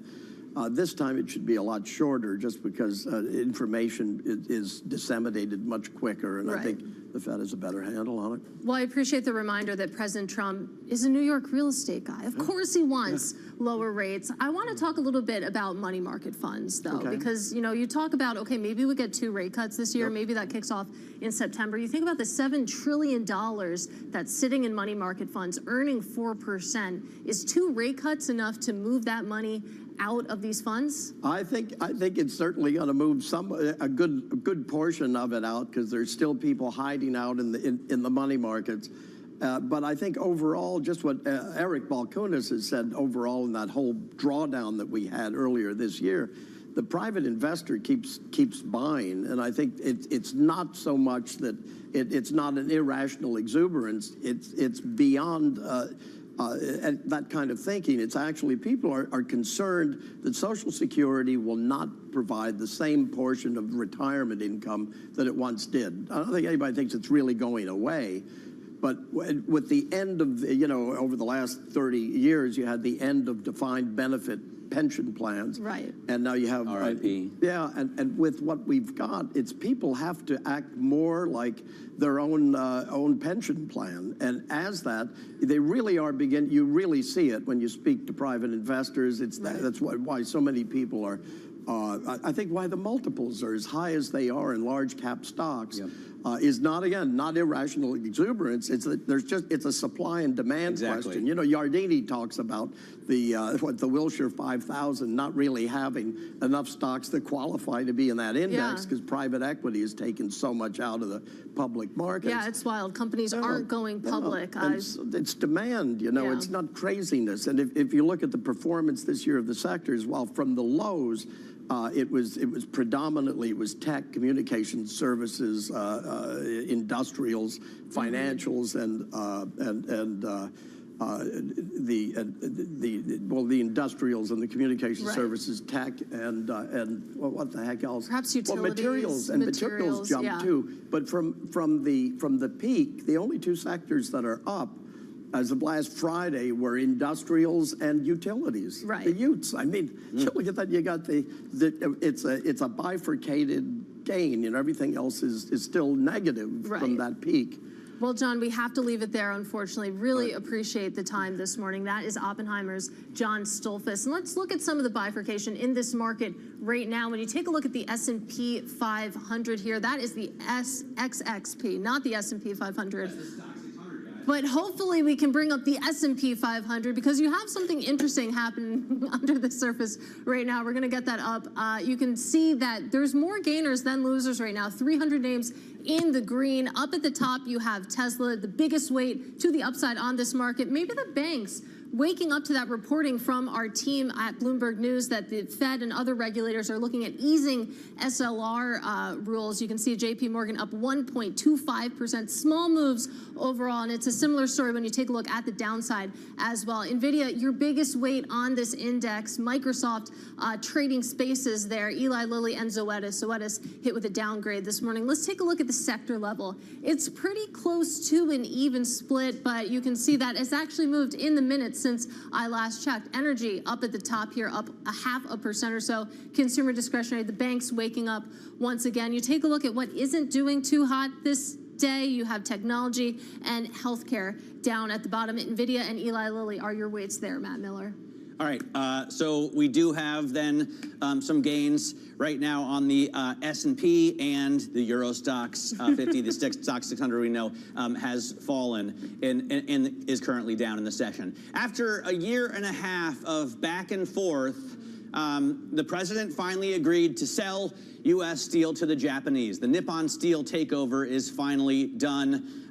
Those companies announcing the acquisition earlier this hour, and if you type X equity DES, you can see that it's no longer trading. Bloomberg's metals and mining reporter Joe Doe has been following all the details. And Joe, this looked like an acquisition. It looked like the president wouldn't allow the sale of U.S. steel to the Japanese. Now he has. Why? Yeah, I mean, listen, I had a text message right before we got on here from a source who has been on this for 18 months and said, what a ride. Ultimately, what happened was the president of the United States came in and struck a deal with Nippon Steel, making more and more demands, as we understood it through reporting since February, that ultimately came down to an additional $14 billion investment promise, in addition to the $14.1 billion tie-up. There's a point at which I think the president of the United States and his team looked at this and said, great, if they're going to continue to give us more and more in terms of investments, that's good for jobs, that's good for steel production in the United States. And one of the big ones here was the golden share, which we now have confirmation. The golden share does give a significant amount of power to the president of the United States. And it's not just Trump, it is in perpetuity. So we're going to see where that goes. I do think that opens up a whole new can of worms. Many people have been kind of questioning whether it would be an actual golden share. It's not an equity stake. But the fact that the president of the United States has a say in things like production cuts and capital investments and whether or not they can move the headquarters somewhere else is an interesting one that this steel industry in the United States is going to have to keep an eye on for the coming years. All right, Joe, really appreciate your reporting. This deal that finally got done, closing a chapter there, that is Bloomberg's Joe Doe, who has been following it closely. Now, coming up, Slide Insurance making its NASDAQ debut after an upsized IPO. We speak to Bruce Lucas. He is the company's founder and CEO. Up next. This is Open Interest.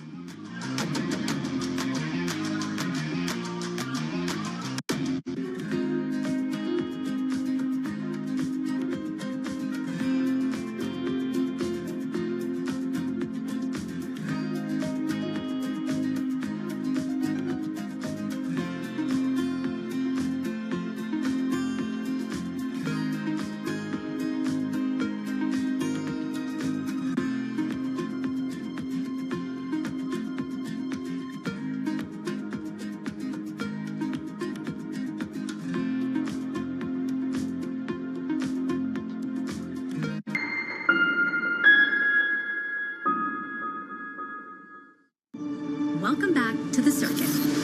This time, we're taking you to the frontier. Do we have a camera, or do we? We don't want to lose you, Emily, in all of this. Stargate, put that name down in your books. What we're undergoing right now is sort of the largest infrastructure build in human history. To meet the people rewriting the rules of code and culture. How do you personally grapple with the pace of it all? It does feel like it's going very fast. When did you realize, oh my gosh, my life is never going to be the same? The day I got engaged, I was like, whoa, what have I bitten off here? Where the future gets real. How confident are you that AI's promise will outweigh the perils? I'm not confident. So the tech companies are lying or fudging. And a little weird. What's the point of this? What is the point of any of this? Tune into Season 3 of The Circuit with me, Emily Chang, Thursdays at 6 p.m. Eastern on Bloomberg Originals and Bloomberg TV. Asia is at the forefront of some of the world's biggest stories. I'm Sherrian in Tokyo. And I'm Heidi Stroud-Watts here in Sydney, where the trading day begins. We're here in the center of all the action to get you set up with the numbers, news, and knowledge you need for the day ahead. The demand is indeed recovering. We've been waiting for this moment. The opportunity of a century. Join us on Bloomberg The Asia Trade. Weekdays only on Bloomberg TV. Context changes everything. Bloomberg loves earnings. I know it's like your Super Bowl, right? I can't wait. It's like opening presents in the morning. All right, it will be exciting. Nobody covers earnings like Bloomberg. Middle East and Africa. Vibrant resources and high-yield investment opportunities abound. Join me on Horizons Middle East and Africa for the stories, newsmakers, and insight from this exciting region. Now weekdays, only on Bloomberg. Welcome to the world of decentralized finance. Massive outperformance from Bitcoin. Bloomberg is covering all things crypto, the people. The tectonic shift emanating from Washington. All we're looking for is clear rules and an ability to build in the United States. Crypto shouldn't be partisan. The transactions. Really a record-breaking moment. Crypto VC is back. And the technology. It's really the beginning of a global on-chain economy. And if America doesn't embrace it, we're going to be left behind. Bloomberg Crypto, only on Bloomberg.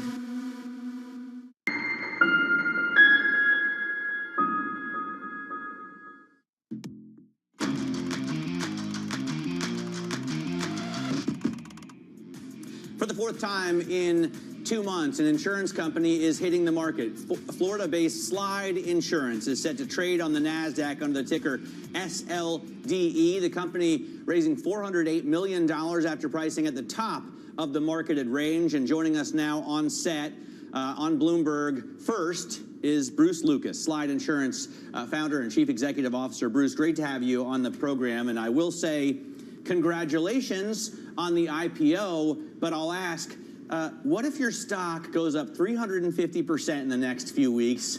Would you be unhappy that you didn't raise like $2.5 billion?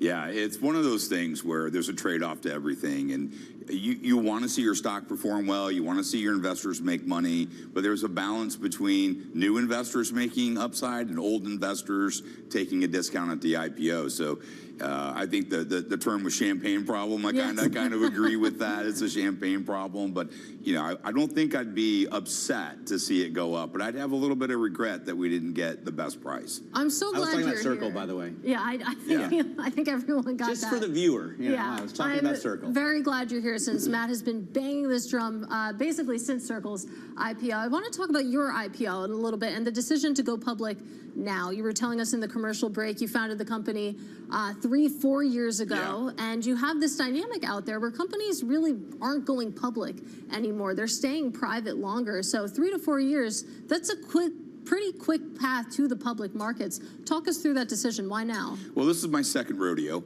I took Heritage Insurance public over 10 years ago.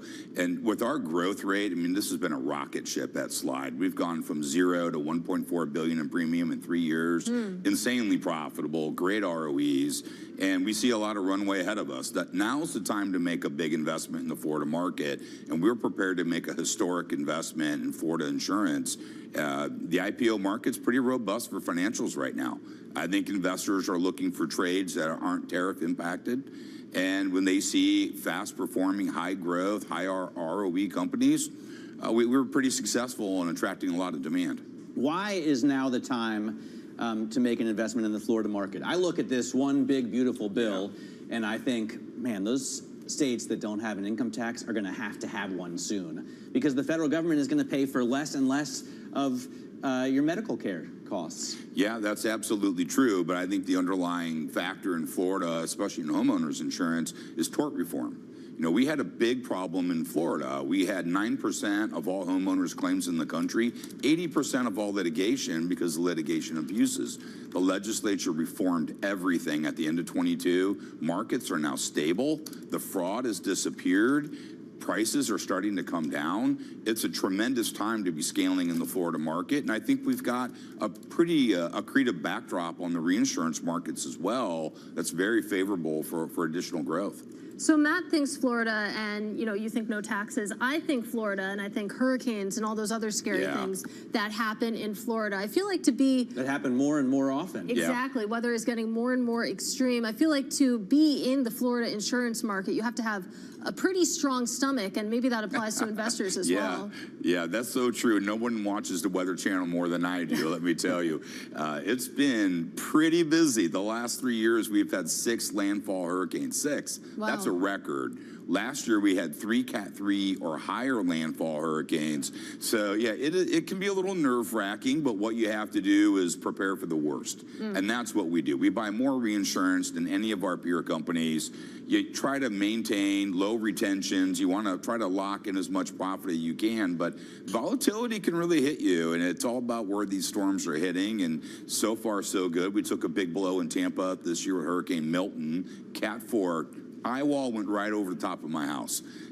Climate change is a real thing, and we try to factor that into the way we buy reinsurance.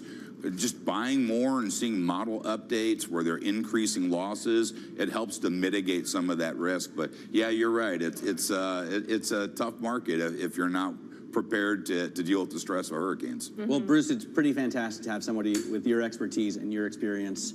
I hope we can get you back on the program, and congratulations again on the IPO. Bruce Lucas, thank you. They're the founder and CEO of Slide Insurance. Coming up, AI talent wars are attracting astronomical figures for talent. Would you take $100 million bonus? No.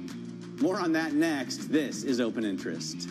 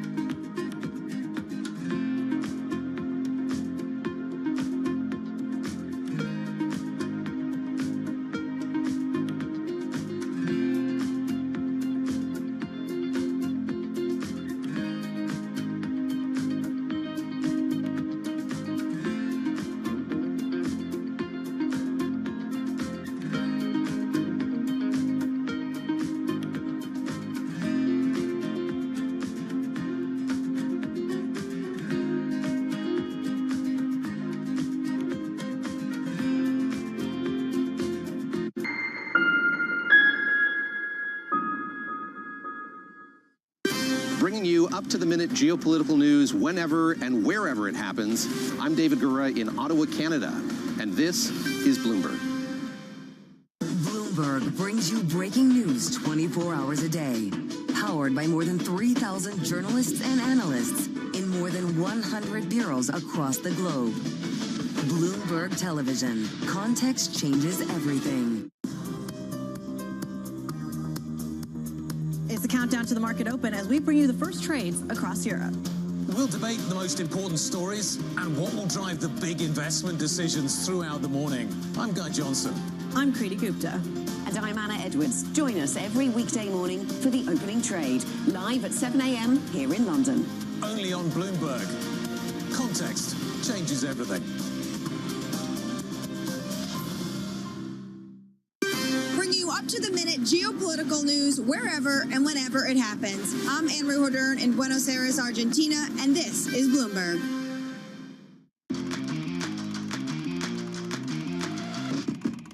All right, so AI is killing some jobs, but it is blowing up salaries and signing bonuses for other. OpenAI founder Sam Altman says that Facebook, Mark Zuckerberg, Meta, is reportedly offering his superintelligence team potential hires $100 million signing bonuses. That's on top of massive pay packages. Listen to what he said on his brother's podcast. They started making these like giant offers to, a lot of people on our team. Like $100 million signing bonuses, more than that comp per year. It's crazy. And it is crazy. I'm really happy that at least so far, none of our best people have decided to take them up on that. So far, Meta hasn't commented. We're joined for more by Bloomberg tech co-host Caroline Hyde. And I mean, this story already got my attention as soon as I woke up, Caroline. 100 mil got your attention. Yeah, I mean, that's an Eli Manning contract in one signing bonus for a nerd, right?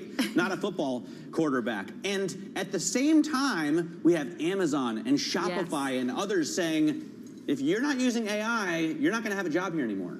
And so maybe the superintelligence team will be doing themselves out of a job in the future because we know what generative AI is really good at. Oh, hang on. I'm sorry. I got to jump in. The president is talking about interest rates. I want to listen in to President Trump. Can we get that feed? Europe had 10 cuts, and we had none. And I guess he's a political guy. I don't know. He's a political guy who's not a smart person, but he's costing the country a fortune. So what I'm going to do is, he gets out in about 9 months. He gets fortunately terminated. Biden, I would have never reappointed him. Biden reappointed him. I don't know why that is, but I guess maybe he was a Democrat. I got great advice from Mnuchin on this one. Great advice. But he's done a poor job. So we have no inflation. We have only success. And I'd like to see interest rates get down. Now, Biden did a lot of very short-term debt. So we have short-term debt coming due. And because of this guy's rates, if he'd lowered a point, I'd pay about a point less. Then if he'd lowered 2 points, I'd pay about 2 points less. And that's for 10 years, 12 years, 15 years, 5 years. It's hundreds of billions. It's even trillions of dollars that we're going to lose because of this too late. I call him Too Late Powell because he's always too late. I mean, if you look at him, every time I did this, I was right 100%. He was wrong. Maybe I should go to the Fed. Am I allowed to appoint myself, Doug? I don't know. Am I allowed to appoint myself at the Fed? I do a much better job than these people. So anyway, we should be 2 points lower. It'd be nice to be 2.5 points lower. We'd be saving $800 billion, $700 billion. That's a lot of money, right? Think of it for nothing, for absolutely nothing. We'd save $800 billion. We have, I think we're 38th now in interest. And we should be number one. We should be the lowest. But, and by the way, if he's worried about inflation, that's okay. I understand that. I don't think there's going to be any. So far, there hasn't. I mean, we have almost no inflation. We've done a great job. When I came in, we had a lot of inflation. We went through 4 years of the highest inflation in the history of our country with Sleepy Joe Biden. And Sleepy Joe. And he didn't know what the hell he was doing. And so we had the highest inflation we've ever had in the history of our country. And then it came down because when I got elected, it started dropping because people understood that I knew what I was doing. But now we have a man that just refuses to lower the Fed rate, just refuses to do it. And he's not a smart person. I don't even think he's that political. I think he hates me, but that's okay. He should. He should. I call him every name in the book, trying to get him to do something. I've been nice to him. I do it always. I don't know how to sell. I've been so nice to him, fellas, you wouldn't believe. Let's have dinner. Too late. I'd call him too late. Come on, too late. Let's have dinner. I do it every way in the book. I'm nasty. I'm nice. Nothing works. He's like just a stupid person. But I don't expect anything. Maybe he does a little bit, but we should be 2.5 points. Remember, Europe had 10 cuts. We had none. We're paying more rate, more interest than a lot of European nations that can't carry our suitcase. I'm going to be nice. There's another expression. You know what the other expression, can't carry your, you know what it is, but I shouldn't use it in front of the fake news. So it's very sad to see it. And what I'm going to do is I'm going to go very short term, like 6 months, 7 months, 8 months. Wait till this guy gets out, get the rates way down, and then go long term. Because we have a tremendous appetite for our debt, because our country is doing well. But think of it, I got a call from Congress 3 nights ago. Sir, we can't account for the money coming in. I said, that's a good problem. You know, the bad problem is we don't have any money. They can't account. There's so much more money than we thought is coming into the Treasury. We don't know where it's coming from, sir. I said, check out the tariffs. He calls back about a day later. Wow. I think you were right. Yeah, I was right. That's nothing. You haven't seen anything yet. More importantly than the money coming in, we have factories being built, AI, auto factories. 2 of them stopped yesterday in Mexico, you read. And they're coming here because they don't want to pay the tariffs. They can't pay the tariffs. It doesn't work. So I just want to wish you a lot of luck with the new flagpole. We have 2 of them. And we're going to do this one now. Then we're going to do the other one. 11 o'clock or so, we're going to have a flag raising, which would be great. And I got to get these guys back to work. They're making a fortune. They're standing around making a fortune. But remember this, somewhere in this group is somebody that is going to captivate some movie producer. Not Harvey Weinstein, but somebody else. Harvey's seen a better day. So it won't be Harvey, but it'll be somebody. And it'll say, that guy is perfect for a movie. And you're going to become a star, and your friends are going to call you, and you won't even return their phone call anymore, you know? Because you say, what do you do for a living? I put up flagpoles. I'm not even going to talk to you. I'm a big movie star. So somewhere you have that. Anyway, let's have a good, they call it a lifting. They also use another word, but I'm not going to use that word. You know what that is? The word, it starts with an E. You know what the word is? If I ever used it, I'd be run out of town by you people. All right, so enjoy it. Doug, you're going to get some good. He's going to win another Nobel Prize, I think, for this picture. So maybe the flag will be even more exciting. But this is pretty exciting. That's some equipment, I'll tell you what. Look at that crane. That's some beautiful equipment. It's there's nothing like America. Have a good time, everybody. Have you been answered questions about whether you are moving closer, or you believe the U.S. is moving closer to striking Iranian nuclear facilities? Where's your mindset on that? I can't say that, right? You don't seriously think I'm going to answer that question. Will you strike the Iranian nuclear component? And what time exactly, sir? Sir, would you strike it? Would you please inform us so we can be there and watch? I mean, you don't know that I'm going to even do it. You don't know. I may do it. I may not do it. I mean, nobody knows what I'm going to do. I can tell you this, that Iran's got a lot of trouble, and they want to negotiate. And I said, why didn't you negotiate with me before? All this death and destruction. Why didn't you negotiate? I said to the people, why didn't you negotiate with me 2 weeks ago? You could have done fine. You would have had a country. It's very sad to watch this. I mean, I've never seen anything like it. It's so, you know, everyone thought it was going to be the reverse. I didn't think so. And I was telling them, you gotta do something. You gotta negotiate. And at the end, last minute, they said, no, we're not going to do that. And they got hit. Remember 60 days? And then came the 60. 61 is going to become a very famous number. That was one hell of a hit. That first hit, that was one hell of a hit. Not sustainable, to be honest. That's where it ended on the first night. Yes. Is it too late, though? Do you think it's too late to now? Not really. Nothing's too late. The only thing too late is Powell. Powell's too late. Too late, Powell.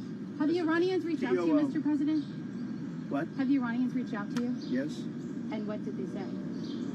I said it's very late. You know? I said it's very late to be talking. Mr. President. We may meet. It's I don't know. There's a big difference between now and a week ago, right? Big difference. You said you'd be maybe just about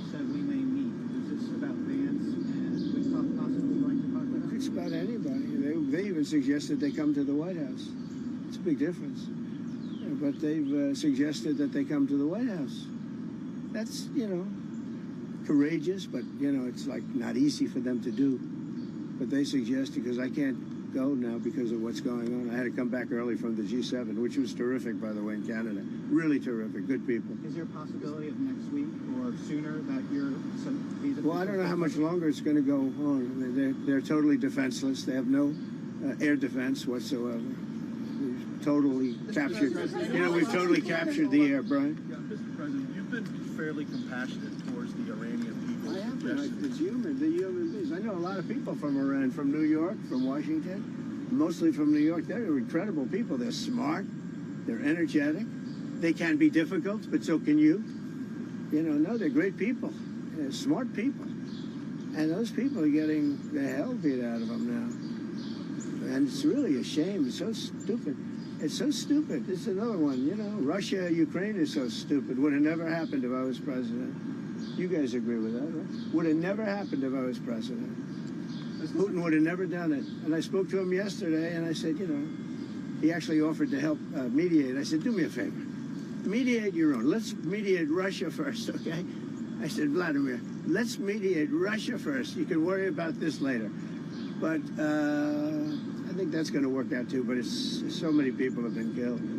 The big thing with that one is far more people are dead than have been reported in the Ukraine, Russia. Many, many more people. Mr. A President, building falls down, they say nobody was hurt.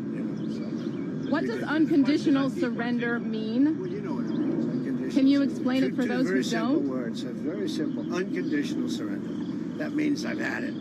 Okay, I've had it. I give up. No more. Then we go blow up all the all the nuclear stuff that's all over the place there. No, they had bad intentions. For 40 years they've been saying death to America, death to Israel, death to anybody else that they didn't like. They were bullies. They were schoolyard bullies. And now they're not bullies anymore, but we'll see what happens. Look, nothing's finished until it's finished. War is very complex. A lot of bad things can happen. A lot of turns are made. So I don't know. I wouldn't say that we won anything yet. I would say that we sure as hell made a lot of progress. And we'll see. The next week is going to be very big. Maybe less than a week. Maybe less. But is there anybody here that said it would be okay to have a hostile, very, zealots really, but to have a hostile country have a nuclear weapon that could destroy 25 miles, but much more than that, could destroy other nations just by the breeze blowing the dust. That dust blows to other nations and they get decimated. This is just not a threat you can have. And we've been threatened by Iran for many years. If you go back and look at my history, if you go back 15 years, I was saying we cannot let Iran get a nuclear weapon. I've been saying it for a long time. I mean it more now than I ever meant it. Yeah. Mr. President, a question on deportations, Mr. President. You said last week that changes would be coming for farmers who have seen a lot of the workers they rely on taken away. But then DHS said this week that worksite enforcement would remain in place, that it's a cornerstone. So what's your message to farmers? Everybody's right. Look, we got to get the bad people out of here first, and we're doing that. We're taking them out by the thousands. Murderers, drug dealers, people that are mentally insane from insane asylums. What they gave to us, fellas, they gave. Well, do we have anybody in here that's a member of the? No, I don't think so. You've known all these people for a long time. Any illegal immigrants? If they were, they'll find out. Right. They'll be checking you. You won't believe it. Your whole life will be destroyed because of this press conference. Watch. They'll destroy these people. I didn't want to tell them that before this stood up. They'll end up being, he's a so-and-so. This one is from you know where. Don't worry. I think you're going to be okay. Sure. I'll be right behind you. Far behind you. I'll be right behind you. Now look, we have to take care of our farmers. We have to take care of people that run leisure, hotels. I mean, we have to take care of them. But most importantly, we have to get the criminals out of our country.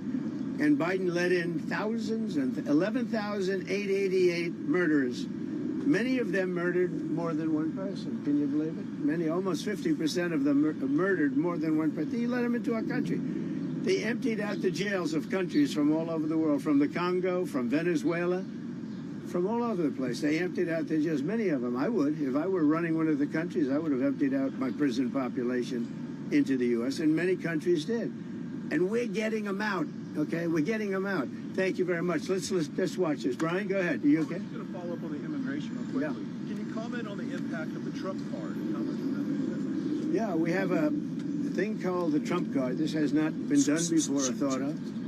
And for $5 million, this is usually people that would either be working for companies like Apple, I think, is going to buy a lot of them, because they can't get people into the country. You know, if you come in through the southern border, you have no problem. You can be a criminal, you can be a drug dealer, and you have no problem. But if you go and graduate #1 in your class from a great school, you can't get a job because there's no access to getting it. You can't get a green card. So we're going to sell that to people, in some cases wealthy, in some cases not wealthy. They'll be paid for by universities. Look at Harvard. They got $53 billion. That whole thing is coming to an end. It's amazing what we found out. What a disgrace. They have $53 billion. We gave them 5, 6, and some people say it's as much as $9 billion over a short period of time. So that's very much coming to it. They want to make a deal more than, I would say Harvard wants to make a deal more than Iran wants to make a deal, and Iran wants to make a deal. I mean, a lot of things are happening on a lot of fronts, Brian. A lot of good things are happening. And frankly, you know, it's a little bit of a, as we used to say liberal, now they say progressive. I use the word liberal. Progressive's too nice a word because they're destroying the country. They're really destroying these liberal politicians are destroying our country. Look what they've done during Biden's 4 years. I mean, we're working on, I mean, so much of our effort goes to getting people out of the country that should have never been here in the first place. What he's done to this country, it's not him. He had no idea what was going on. Everybody knows that. It's other people. It's Lisa and this one and that. All these people, all this scum that was around the Oval, you know, the Oval Office or around the beautiful Resolute desk telling this guy, here, do this, do that, and not even telling him. They just go over to the auto pen and sign whatever the hell they wanted to sign. Because say what you want about Biden. He wasn't for open borders. He wasn't for transgender for everybody. He wasn't for men playing in women's sports. But he has no idea what the hell, he has no idea. And they were very upset. They wanted Bernie Sanders. And after about a week of this guy, they said, wait a minute, we just hit gold. This guy has no clue. He'll do anything we tell him. And then they realized they don't even have to get permission. They just go up to the auto pen. That's a subversion. That's a takeover of our government. And you people ought to start looking at it. That's a takeover. Not only did they cheat, I guess you saw yesterday came out with China and the license plates. Tens of thousands of cards. They used those cards to vote on the second election, my second, the one 2020. Because as everybody here knows, I won that election by a lot. But the only good thing I can say is this is a much more historic term than I think I could have had as a second term. This is a much more historic election. And now we're going to put up a beautiful flagpole, and we're going to put up a flag. And I hope you enjoy it. And let's see how real people work. These are real people. You're not real people. Your job is too easy. Okay? Last one around, Mr. President. How tall is the flagpole? Close to 100 feet. Real quick on Pakistan, sir. You have a meeting today with the Pakistani Army Chief of Staff. What are you looking forward to achieving diplomatically? Well, I stopped a war between Pakistan. I love Pakistan. I think Modi is a fantastic man. I spoke to him last night. We're going to make a trade deal with Modi of India. But I stopped the war between Pakistan and India. This man was extremely influential in stopping it from the Pakistan side, Modi from the India side, and others. And they were going at it, and they're both nuclear countries. I got it stopped. I don't think I had one story. Did I have one story written about it? I stopped a war between two major nations, major nuclear nations. I don't think I had a story written about it, but that's okay. You know why? The people know. The people know. Did anybody write that story about the war? Did you write it? We wrote one. We all wrote it. Did you write it? Yeah. Just one more on You the wrote it. When does your patience run out with Adjustments that need to be made for Marine One departures and arrivals? No, we put it so that Marine One is very far away. We did it. in conjunction with the Air Force, with everybody, and everybody signed off on it. Now we have to have it far away. It's very far from Marine One's out there. It's out in the field. So you have to have a certain distance. We're about 3 times that distance. Okay? Thank you very much, everybody. Thank you, Prime Minister next. That was President Trump the South Lawn of the White House. They are putting up 2 flagpoles there. So we got some comments from President Trump. He commented on the Federal Reserve, commented on Russia, Ukraine, the Middle East. So a wide-ranging Q&A session with the reporters out there. But that is on the South Lawn of the White House. All right, now, Alex Steele, Paul Sweeney. We are live here in our Bloomberg Interactive Broker Studio. We are streaming live on YouTube as well. This is the Bloomberg Intelligence Program. We're going to get things started in earnest. We're going to kick it all off with John Tucker, and we're going to get a Bloomberg Business Flash, John. All right, so we have stocks higher right now. This Bloomberg Business Flash being brought to you by Interactive Brokers. Trade over 10,000 U.S. stocks and ETFs, U.S. equity index options, U.S. treasuries, and more on your timetable. Learn more at ibkr.com/around-the-clock. You heard the president say Iran has reached out, so that's kind of bolstering speculation. The war with Israel is going to de-escalate, so that's leading right now to risk on. S&P 500 up 23 points. That's up 0.4%. 6,006 on the index.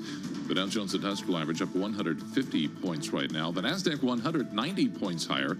That is up 0.4%. And ahead of the Fed decision, 2 p.m. Wall Street time, we'll carry that live. Labor market data showing jobless claims ticking down last week. While housing starts, they slid to a 5-year low. The Fed widely expected to leave rates unchanged for a 4th straight meeting. And the possibility, consumer discretionary right now, that is the best performing industry group in the S&P 500.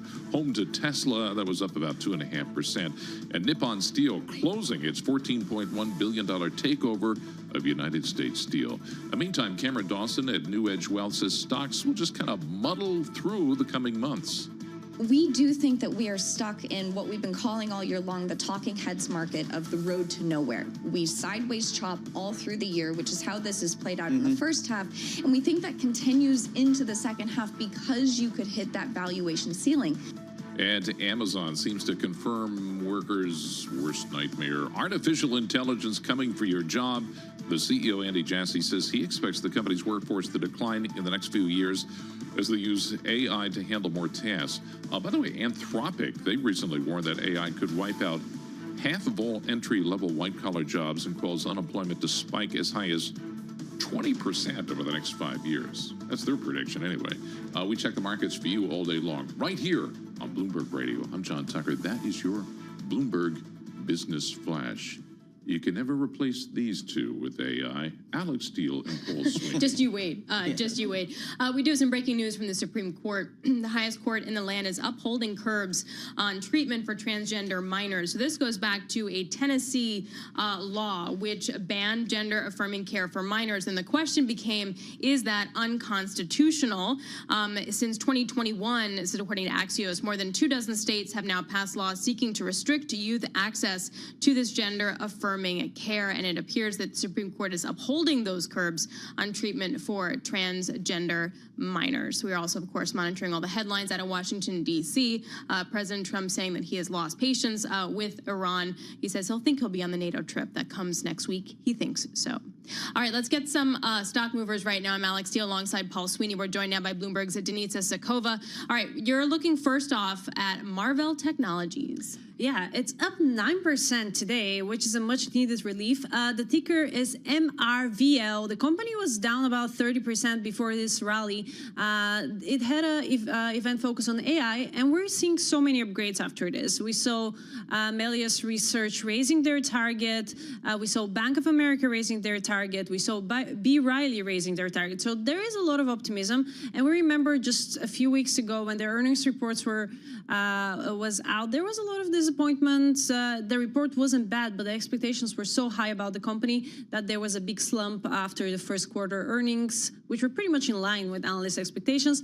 That said, the event is bringing some optimism. One number that jumps is that their overall data center market is expected to grow to 94 billion by 2028, and that was something everyone was looking for in the earnings. So perhaps some of the optimism that's pouring today is coming on that. There is some other partnership with Empower Semiconductor. So overall, the event is definitely boosting the stock after a rough start of the year. Interesting. All right. How about Circle Internet Group? What an IPO this has been. That's a fascinating IPO indeed. Like, as we remember, after the IPO, it jumped 168%, and that rally continues. So far, since the IPO, it's up 400%. And now we also have legislation. We have the U.S. Senate passing a stablecoin legislation. This is setting up the regulatory rules for the cryptocurrencies that are pegged to the dollar. This is a landmark legislation. Obviously, it's kind of paying off after the really big investments from the crypto industry that were supporting the electing campaign of Donald Trump. So this is kind of one major milestone. The rule is that dollar-pegged stablecoins would have to hold dollar-for-dollar reserves in short-term government debt. And yeah, the stock is soaring, and this is just another. Today gain is just 4%, which seems small after 400, but definitely more upside. And let's go to Constellation Energy, one of my favorite stocks to talk about, making deals left and right with hyperscalers here. Yes. That's definitely one of the movers. We're also looking at, for example, alcohol beverages today. They are okay. Not my fault. Our producer said Constellation Energy instead of brands. That's another mover. I'm totally selling him out. This was not my fault. That's another mover. Alcohol beverages are moving on reports that the U.S. dietary guidelines are expected to eliminate the long-standing recommendation of 1-2 drinks per day. And now those guidelines are supposed to be a little bit vaguer, which is boost to those alcohol brands. For example, Constellation Brands is down 27% year to date. Today, the gain is really small, but perhaps this is bringing some optimism. Of course, this is developing story, so we don't know too much about the guidelines, but there is some optimism for all those alcohol brands that have been suffering year to date. All right, thanks so much. We really appreciate it. Nisa Sakova. Also, Constellation Energy is up 0.2%. Yeah, thank you. Just, expand that. That was great. Good pivot, by the way. Denise Sakova of Bloomberg joining us. For more conversations just like this, subscribe to our new Stock Movers reports. Listen for 5-minute audio reports and the biggest winners and losers in the stock market. Subscribe to Stock Movers on Apple Podcasts, Spotify, or anywhere you listen. So we just had President Trump outside the White House in the South Lawn. Several remarks underway when it comes to Iran. Some standouts is that he defines unconditional surrender. It means he's had it with Iran. He says that this week or next week will be big. He also says it's too late for Iran to be talking, and he says that Iran has got a lot of trouble and that Iran is now defenseless. So a lot of interesting comments coming out. Want to go now to Golnar Motivali, a Bloomberg Iran reporter, joining us. Golnar, how do you think, first of all, has Iran reached out to President Trump? Do we know that? We don't know that. We have only heard various unconfirmed reports that there have been some efforts, we think, behind the scenes. We had a story a couple of days ago from the Wall Street Journal saying that Iran has reached out, but the Iranians have denied Iran has reached out for some kind of dialogue, for a cessation or a truce of some description. But those reports have been denied by the Iranians. And of course, we had these comments just a couple of hours ago from Supreme Leader Ayatollah Ali Khamenei, saying that Iran will never surrender or will not surrender. He was directing those comments squarely to the US, saying that Iran won't surrender and that it will not agree to an imposed peace, which is his way of also saying that Iran won't accept any efforts by the US or Israel to force it or coerce it into accepting some kind of ceasefire that it doesn't want to agree to. Golnar, is there, from your reporting and your sources, is there surprise that Israel has been able to damage Iranian forces, installations, and leadership to the degree that they have so quickly? Because it doesn't appear like Iran has much of an ability to respond. I think the biggest shock for most Iranians was that, first of all, the strike itself, the fact that Israel started to attack Iran, because if you remember, Iran and the US were actually scheduled to meet on Sunday in Oman to continue those active negotiations over Iran's nuclear program. Steve Witkoff, Trump's special envoy, and the Iranian foreign minister were planning to do that when Israel started these attacks. So I think that was the biggest shock. You know, I think people were probably thinking that now that we've got these negotiations going, that in themselves, those talks are a way of kind of staving off any risk or threat of conflict between the two. But once those strikes started, I think the thing that was most shocking to people was the way that Israel managed to kill the very top brass of Iran's military. So the chief of staff of the armed forces, the overall commander of the IRGC, the head of the IRGC's aerospace and air division. These are huge names in Iran's military. And that, I think, has been a big shock to people. But it's not the same. It's not the first time that Israel has shown that it can use assets on the ground very effectively in order to make these extremely precise and targeted strikes. Golnar, thank you so much for your reporting. Really appreciate it. Golnar Moltavali, Iran reporter for Bloomberg News in our London bureau. Let's get back to the Supreme Court decision. We've been waiting a number of rulings. We got one this morning. The Supreme Court upholds curbs on treatment for transgender minor. June Grasso joins us here. She's a legal analyst at Bloomberg News here. June, I know it's a big court case here. What did the court find? So this is basically expected from what we heard during the oral arguments. And the court found that this Tennessee law that bans gender-affirming care for minors doesn't violate the Equal Protection Clause. And the key is the method of analyzing it. So it could be analyzed, these laws can be analyzed under a rational basis test or under a strict scrutiny test. The rational basis test is much easier. You just have to show that there's a rational connection between the government's interests and the law. And that's what the Fifth Circuit did in this case. And then they found that the law didn't violate the Equal Protection Clause. With the strict scrutiny test, which is what the trial court used, you have to show that there's a compelling government interest in having this law and that it's narrowly tailored. So here the Supreme Court said, we don't have to use the strict scrutiny test, we're going to use the rational basis test. And under that law, under that kind of analysis, this law passes. And that's, you know, as I said, the rational basis is a pretty easy test. Justice, during the, oral arguments, there were a lot of questions, and a lot of the conservatives talked about how this was not a question for the court, this was a question for the lawmakers, and the lawmakers had decided this. And so the Chief Justice, in his opinion, in the last sentence, referred to that. He said, hold on, I'm looking for it. It's 118 pages. I don't know if I'll be able to find it at this point. He said that this case carries with it the weight of fierce scientific and policy debates about the safety, efficacy, and propriety of medical treatments.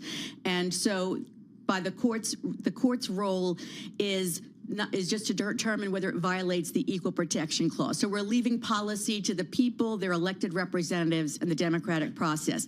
Justice Sotomayor wrote the dissent, and she was very heartfelt and concerned during the oral arguments about the fact that transgender people are about 1% of the population, and so the lawmakers who are making these laws, she said, are not considering them. They have no input, really. They have no voice. They have no voice. So what law does this then leave in place? So it leaves in place the Kentucky ban on gender-affirming care for minors, which other states have copied. And so... But in reality, what does that mean? So if you're under 18, you are not allowed to take steps to change genders? Right, exactly. To transition, I should say? It's a little bit of a complicated law, but any kind of gender-affirming care or affirming care for gender dysphoria is not allowed if you're under 18. So that even includes if your parents are on board with it. So it eliminates a lot of the treatments that are out there. What are we still waiting from the Supreme Court on, June? So we're still waiting for the birthright citizenship case, which is, by the way, not going to rule on whether the birthright citizenship executive order that Trump put forth is legal or not. It's going to rule on another issue about nationwide injunctions. And we're waiting on the age verification for porn websites from Texas. And let me see, we're also waiting on, I have a list here of the TransCare. That was a big one that we were waiting for. The FCC's Universal Service Fund. All right, so there's still a couple more things we're waiting for. All right, excellent stuff, June Grasso. Thank you so much for joining us, June Grasso, on short notice on these Supreme Court cases, our legal analyst here for Bloomberg News. All right, let's get a reset here of these markets. We'll go to John Tucker for a Bloomberg Business Flash. John. Yeah, the major averages are higher. This flash brought to you by Oracle. Attention, growing businesses. Oracle offering to cut your current cloud bill in half if you move to Oracle Cloud Infrastructure. This for new U.S. customers with minimum financial commitments. See if your company qualifies at oracle.com/Bloomberg. So right now you have 9 of the 11 major industry groups in the S&P 500 higher. President Trump saying Iran has reached out. So that's led to speculation the conflict with Israel may de-escalate. That is giving the risk on sentiment right now. Of course, the Fed widely expect to leave rates unchanged for fourth straight meeting. We'll find out right around 2. Marvell Technology rising. Analysts positive on the chip maker following an event focused on artificial intelligence. S&P 500 33 points higher at 6,016. The NASDAQ 100 up 128 points. The Dow up 263 points. And we check the markets for you all day long right here on Bloomberg Radio. I'm John Tucker. That is your Bloomberg Business Flash. Paul and Alex. All right, thanks so much, JT. Alex Steele here alongside Paul Sweeney. This is Bloomberg Intelligence Radio. We are broadcasting to you live from our interactive broker studio right here in Midtown Manhattan. Also check us out on YouTube as well, plus all your streaming devices like Bloomberg Originals on Roku, as well as your smart TVs. It is also the Fed meeting today. Fed decides. Special coming up at 1:30 p.m. on radio and television. Dennis Lockhart is former Atlanta Fed president, and he joins us now. Oh, there is so much to get through here, but one part are 4 inflation readings that show weakness in prices, that prices are still falling. How do you think the Fed talks about that? Well, I think the Fed will take those monthly numbers in the context of a view that they still have some work to do to get the inflation trend down to the 2% target. So they're encouraged by that, I think. They're certainly not seeing inflation run away. But the important point is that the tariff shoe hasn't fallen yet. And I think they're concerned that they will see at least a spike in prices, if not perhaps something even a little bit more persistent when the tariffs in early July or later actually begin to be felt in prices. Dennis, we're going to get the dots today as well. DOTS Go is a function on your Bloomberg terminal to see that analysis. Do you expect that we learn anything there? I have been thinking, Paul, that this is sort of a placeholder submission on the part of the participants on the Federal Open Market Committee, meaning there's so much uncertainty. They are certainly going to make a decision to hold. This is probably not a time to make any dramatic change in your DOT submission, and therefore to look similar to March, which was almost evenly split between 2 cuts and 1 cut. So I think they'll probably preserve that picture of cuts later this year. It would not take much in the way of individual submission changes to have the median come out at 1 instead of 2. But I would caution your listeners, you can way overinterpret what the dots are telling you. Yeah. It's not a message of the committee. No, that's what we do here. We're going to overinterpret every single word and every single dot. I asked earlier about the inflation decline, that cooling inflation. At the same time, the labor market has been cooling as well. Just take a look at the 4-week average now for initial jobless claims is at 245,000, the highest in September of last year. How do you think Powell talks about that without getting him into the, ooh, he's so dovish camp? Well, that's a good question, but it does not appear to be dovish. But I think the committee and Powell will express satisfaction that the employment market continues to be pretty solid. The claims are sort of within a range that we've seen for some time, and they're, in a manner of speaking, normal. There's been no crack in the labor market that suggests that somehow things are deteriorating rapidly. So I think he'll basically say that they're satisfied that the labor market continues to operate in a way that keeps the unemployment rate in a range around 4.2, 4.3. And they'll wait and see to see how things develop. How about the U.S. consumer here? The U.S. consumer, Dennis, seems to be, by and large, kind of hanging in there. Is that something that you think that, how does the Fed view kind of consumer data? Well, first, I think consumer data are extremely important because the big driver of our economy is consumer activity. I would even say that obsession with the GDP numbers is, again, perhaps a little bit of an overinterpretation of a headline number. They're more interested in, or many at least on the committee are very interested in the final sales to domestic purchasers, which is a way of capturing consumer activity.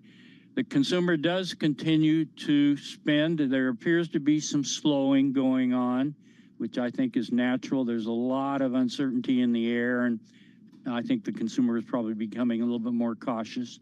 Also some trends in terms of credit card delinquencies and such that may be a little bit worrisome. But if you step back and ask, is the consumer still active in a way that's supporting the economy? The answer is clearly yes. So the consumer does seem to be hanging in there.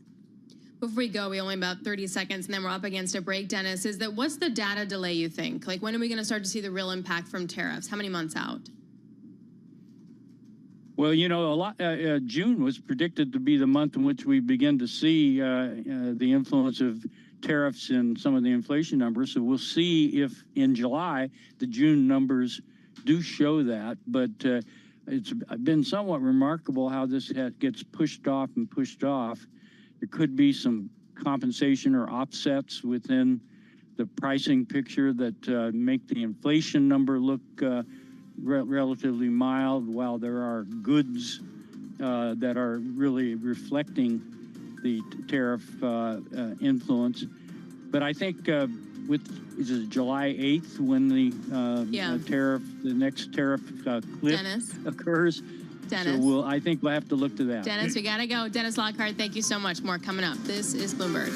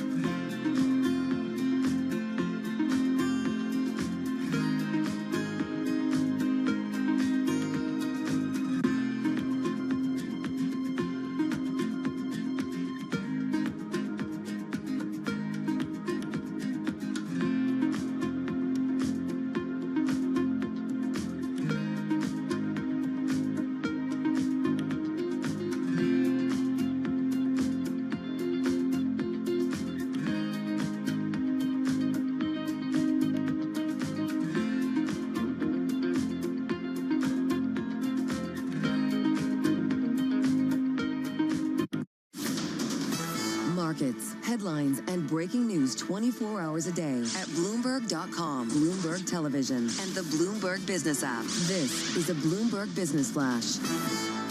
And I'm John Tucker in the Bloomberg Newsroom with this Bloomberg Business Flash. And we're being brought to you by IBKR.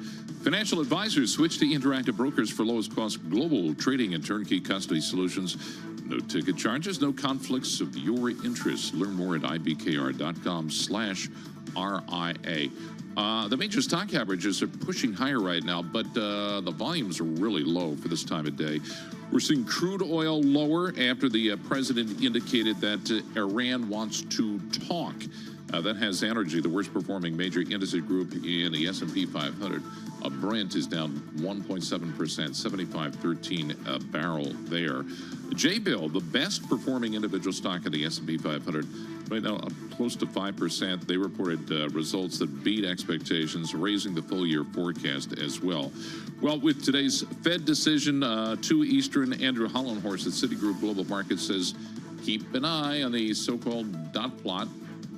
This is the meeting where the Fed will have fully incorporated tariffs into their forecast. So we should see the forecast for inflation coming up. We should see the forecast for the unemployment rate coming up. Right now, the S&P 500, 31 points higher, up 0.5%, 6,013 on the index. The Dow, up 262 points. The NASDAQ 100 up 125 points. Oh, here's one for you. Nielsen, these are the people who measure television viewership, say for the first time watching TV through streaming has surpassed broadcast and cable combined. That's big. No, but compare that to YouTube. Like, does that include YouTube? Yes, all the streamers. Ah, okay, interesting. Because YouTube is like crushing everybody, right? Yep. I don't think my kids have ever seen a TV. It's always on their little screen. On their screen. Dylan had no idea what a commercial was for like ever. She saw one for the first time like a few years ago when like Amazon Prime and stuff having started commercials. She's like, what is this? I was like, wow, okay. Yeah. But now she can sing all the jingles for insurance companies, but that's the point. Yeah. We check the markets view all day long right here on Bloomberg. I'm John Tucker, Alex and Paul. All right, thanks so much, JT. Alex Steele here alongside Paul Sweeney. This is Bloomberg Intelligence Radio. We bring you all the top news in business, economics, and finance through our lens of our Bloomberg Intelligence folks. They cover 2,000 companies in 130 industries all around the world. We are also following what is happening around the world. President Donald Trump declining to say whether the U.S. plans to join Israel's military offensive on Iran, but had some pretty harsh words for Iran and what he thought unconditional surrender meant, which was he's had it. That's what he said, quote, I've had it. Daniel Byman is director of the Warfare, Irregular Threats, and Terrorism program at the Center of Strategic and International Studies and a professor at Georgetown University. Professor, what do you take that to mean? Unconditional surrender means I've had it. What is that? It's unclear exactly what President Trump is looking for when it comes to Iran. Obviously, he was trying negotiations and was frustrated by Iran's unwillingness to accept the U.S. offer. But what he actually hopes to accomplish through military threats or perhaps military action, he still has not made clear. What do you think the options are for the U.S. in its role potentially in that part of the world today? So the United States could continue variations of what it's doing right now, which is aid to Israel, but on the relatively light side. So the U.S. is already assisting with air defense. There are news reports the U.S. has assisted with intelligence on Iran and helping resupply Israel as it runs out of important munitions could be one role, basically continuing what the U.S. is doing. But it could also step up pressure in lots of ways. One of the ones being most discussed is using the U.S. ordnance that is massive and specifically designed to go after sites that are deeply buried. And Iran's key nuclear site, Fordo, is literally inside a mountain. So joining that and using the assets that really only the United States has to go after this, and in so doing, probably further devastating Iran's nuclear program. And it could be even more ambitious than that. Israel has attacked Iranian infrastructure and especially a range of military and energy targets. And if the United States joined in that, the goal might be to severely weaken the regime for several years and perhaps even try to lay the groundwork for regime change, although that's probably a bridge too far.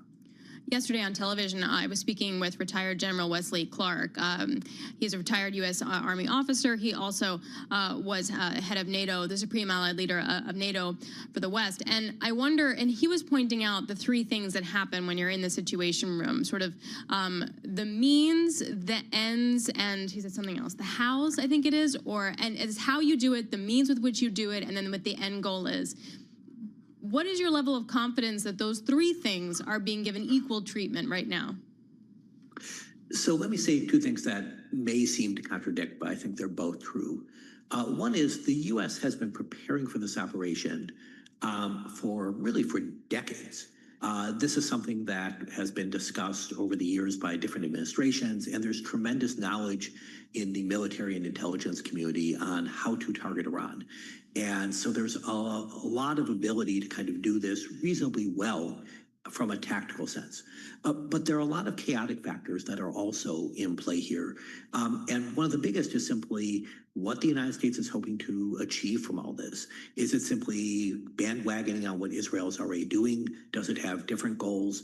And it's unclear to me how the process is working in terms of who is giving the president advice, how serious those people are in terms of what they've thought through, and whether they've thought about some of the long-term consequences that are political as well as military.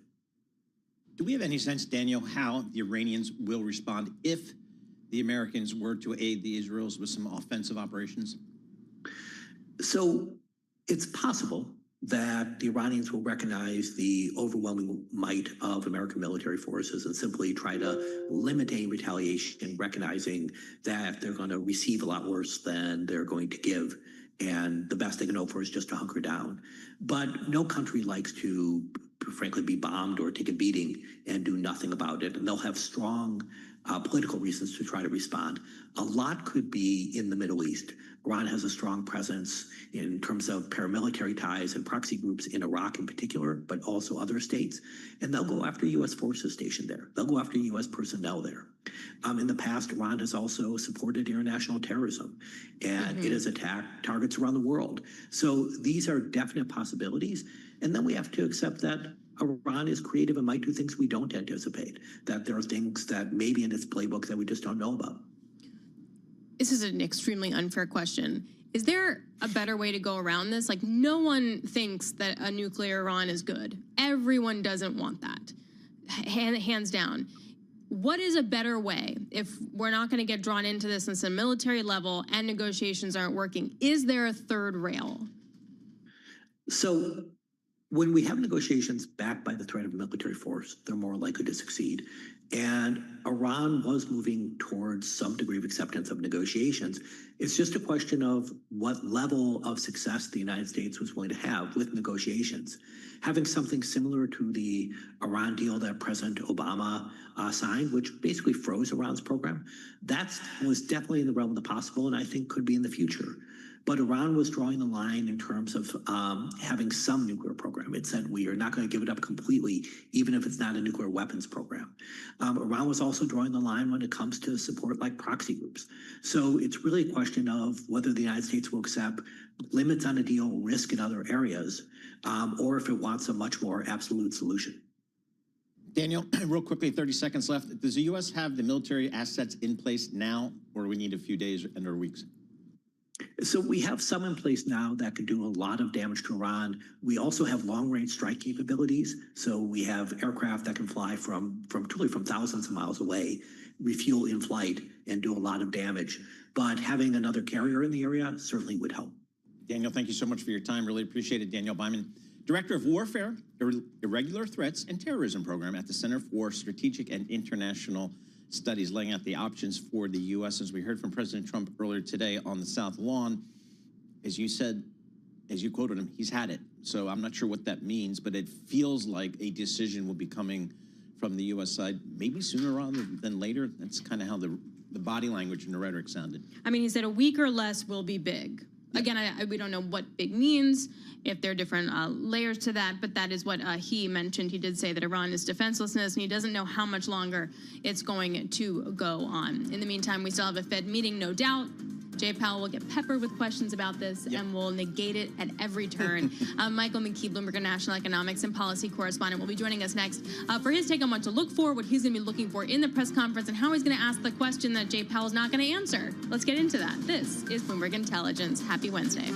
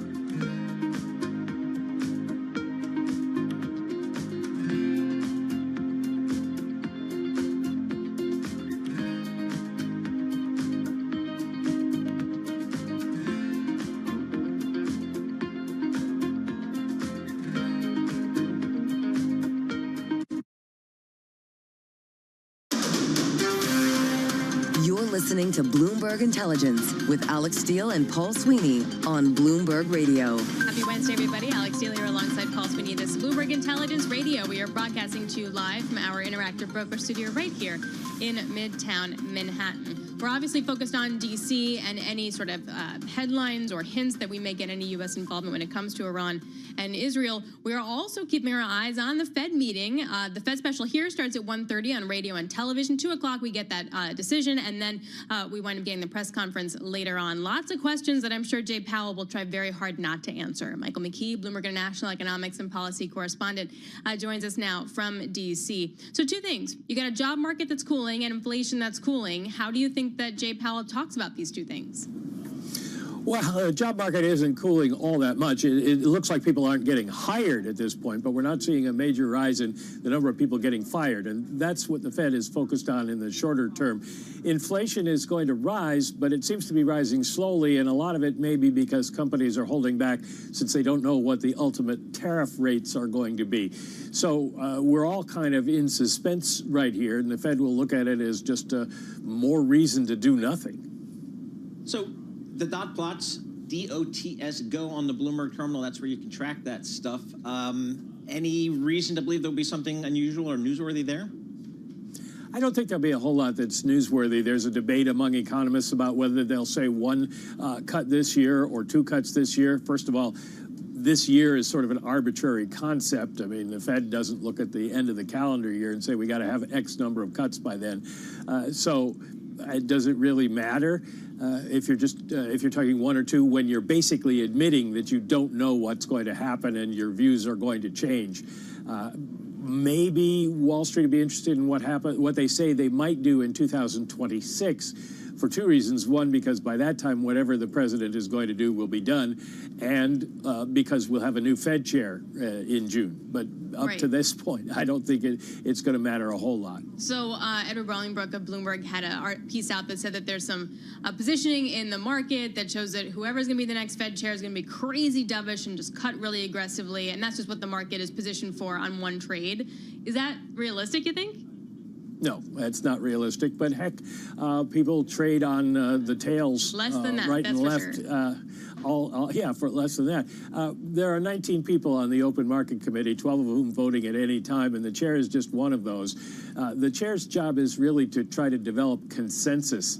And if Fed people who've been there much longer than whoever the chair is going to be are seeing inflation as a problem, they're not going to be saying we'll cut rates crazily. And even if they were thinking the economy needed a rate cut, they're not going to do 2.5 percentage points as the president wants at one time. So I think that's kind of a ridiculous trade. But if you want to put it on, it's your money. Michael, as you well know, the leading news over the last 24 or so hours is just kind of ratchet up in the tensions in the Middle East with President Trump saying the U.S. is considering some action there. I suspect that's going to be put in front of Fed Chairman Jay Powell in the form of the question and answer period.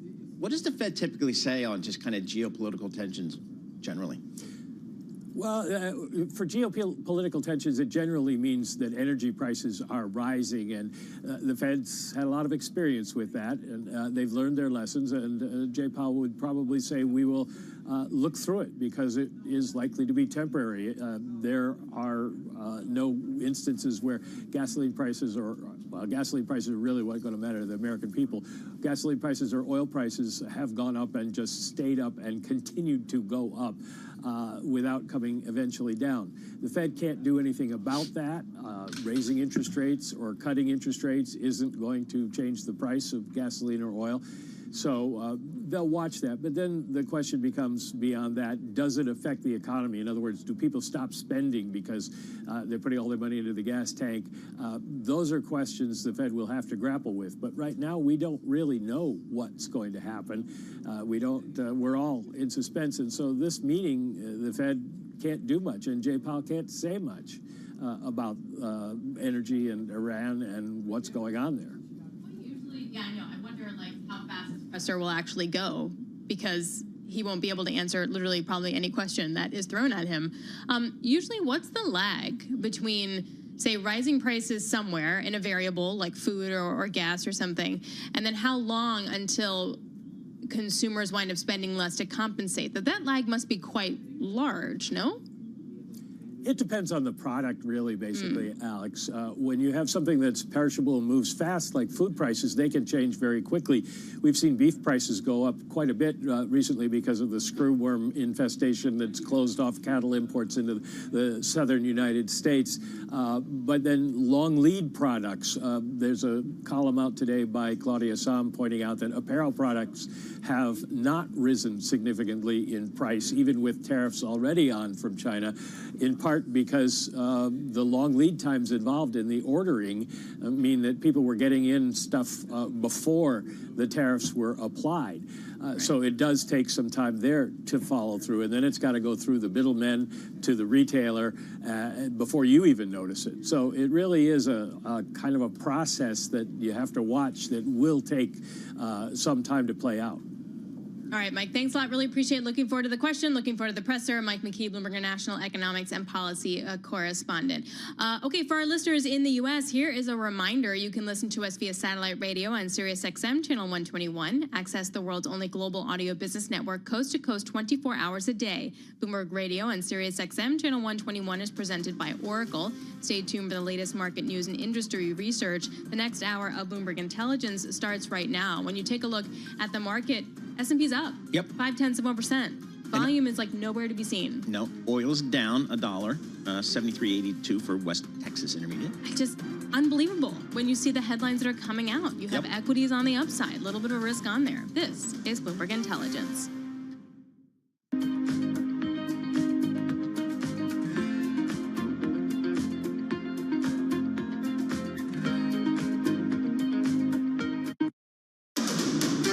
This is Bloomberg Intelligence with Alex Steele and Paul Sweeney. The real outperformance has been in U.S. corporate high yield. Are the companies lean enough? Have they trimmed all the fat? One person's chaos is another person's animal spirits. Breaking market headlines and corporate news from across the globe. Do investors like the M&A that we've seen? Are people just too exuberant out there? The window between the peak and cut changing super fast. Bloomberg Intelligence with Alex Steele and Paul Sweeney on Bloomberg Radio, YouTube, and Bloomberg Originals.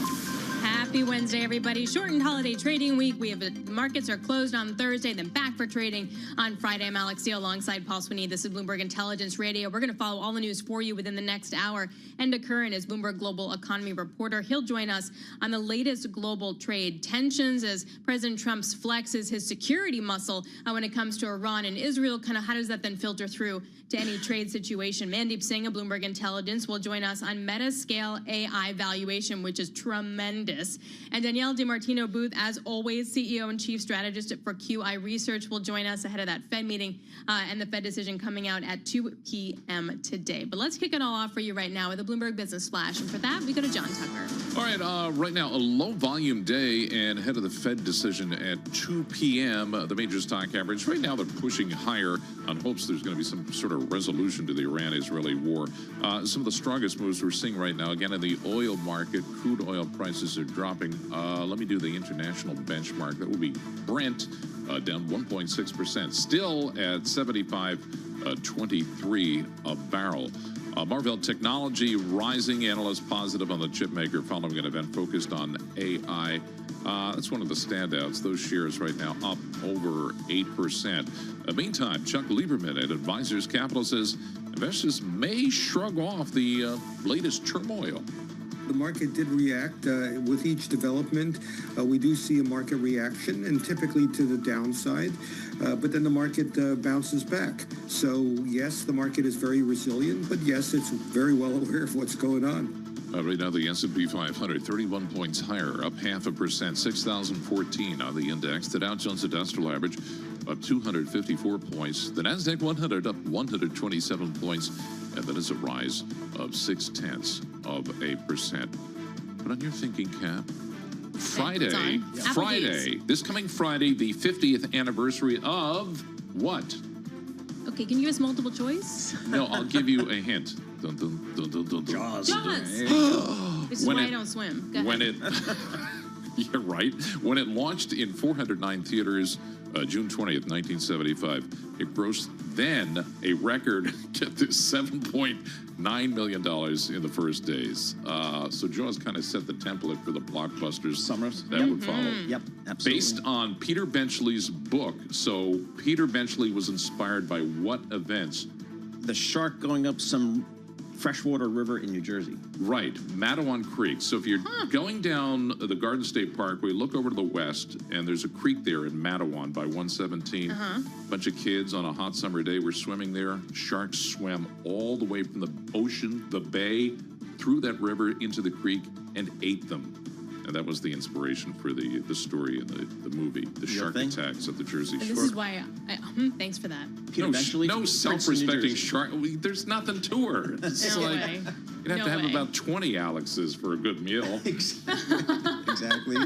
That's a compliment. It's the appetizer, man. This is the appetizer. All right, John Tucker, thank you so much. We appreciate that. Let's take a look at some of the stocks on the move today. I'm Paul Sweeney alongside Alex Steele. We're joined by Bloomberg's Denitsa Sakova. Denitsa, what are you looking at today? Let's look at some of the travel companies. Let's look at Norwegian Cruise Line, which is actually up about 1%. The ticker is NCLH. But when we started looking at that, this company actually took a big downgrade today. We have Argus Research cutting the recommendation on the cruise line operator to hold, writing, given the company's highly leveraged position, we think the current share price adequately reflects the situation, which the current share price in the region was down 30% year to date. So that's a pretty big statement. Obviously, those stocks have been volatile during the Israel-Iran conflict. Today, we're seeing some relief. So that's the reason the stock is up today. But definitely a lot of pressure. We're seeing analysts clearly downgrading and putting more pressure. And air travel stocks are also suffering of that. That said, Argus remains positive on the stock in the long term, citing prospects for resilient cruise demand over the next 5 years. So there is some optimism, but coming from deep sell-off. All right. What about Netflix? That stock up 0.8%. Going to add some live TV channels from French broadcaster? That's really fascinating, right? Yeah. And it's also, I saw that comes one day after a report reveals that the total market share of streaming had surpassed broadcasting cable. And now Netflix is going after cable, clearly. The ticker is NFLX. It's seeing a little spike today, but it's interesting because it comes after comments from Netflix co-CEO. We obviously have this split from Warner Brothers and Discovery, and he said that this is part of a broader shakeout. So clearly, maybe they're looking to get more into that TV. Of course, this is just a kind of a smaller market. It's adding live television channels and shows from French broadcaster TF1, but it's part of a bigger growth effort. Netflix is up 38% year to date. It's been adding National Football League games, wrestling matches. It's been growing internationally very aggressively, and so far investors have been rewarding this pretty good. Amazing. That's the tipping point when you saw streamers take a bigger share than everything else. It's never going back. All right. Definitely not. What's the last one you got for us? Let's take another look at Circle because it's up 12%. The stock is really soaring. Year to date, it's a stretch because it recently IPO'd, but the stock is up 400%. Really one of the splashiest debuts we've had in years. But of course, the boost today is coming off legislation. The U.S. Senate passed stablecoin legislation. That is obviously one big tangible return after the crypto industry supported President Trump and invested really a lot of money in his re-election campaign.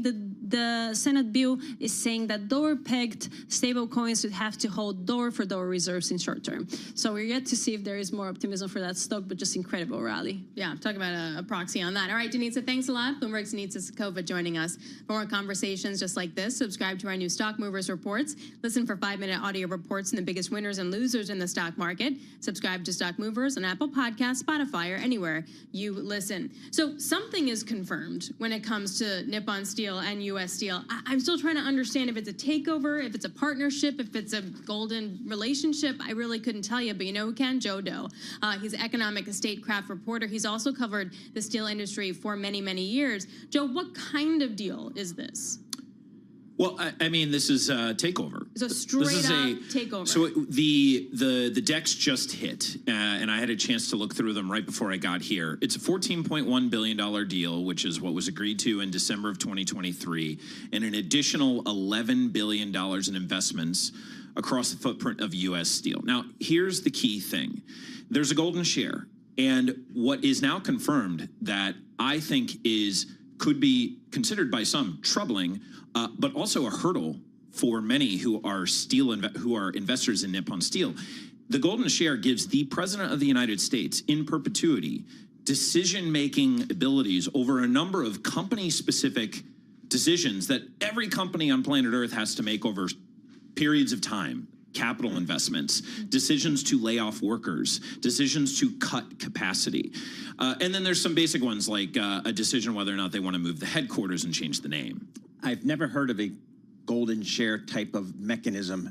Have they been used? Has this been used before? Golden shares are not unusual outside of the United States. We see this in Europe. We do see this across Asia.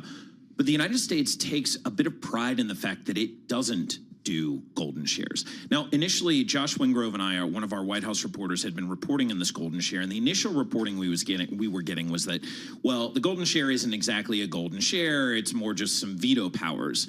But what has become clear is the golden share gives specific power to the President of the United States. There's all sorts of questions that I have there that I don't know if we can get into right now, but I do think these are the questions that investors in Nippon Steel are going to have to be asking themselves. Okay, here's the dumb one. Why did Nippon Steel go for this? Like, why spend $14 billion to have your investment in the U.S. run by the President of the United States? I think it shows how much Nippon Steel needed this expansion. The idea was if Nippon Steel didn't close the U.S. Steel deal, they would have to pivot. And the pivot discussions among investors and analysts who've covered this company for years said, well, maybe they're going to build out more steel capacity in India. India is actually their biggest footprint in terms of production, not Japan. But it still left them without a foothold in the United States and North America. And mind you, that is arguably the most important steel market in the world. The automotive market in the United States is unbelievably important for steelmakers. It is a crown jewel. If you are ArcelorMittal, if you are any Chinese company, you wish you could be selling steel into the automotive industry. The margins on that steel are incredible, and the customers are solid gold. You know that they're going to be taking shipments year in and year out. The deals that they make with these guys are 3-year contracts. It's not just ad hoc. So Nippon Steel now, they spent a lot. They put a lot into it, but I think it said how much the executives at Nippon Steel believed that the future of Nippon Steel relied on getting this deal. Wow. Was this deal subject to shareholder approval?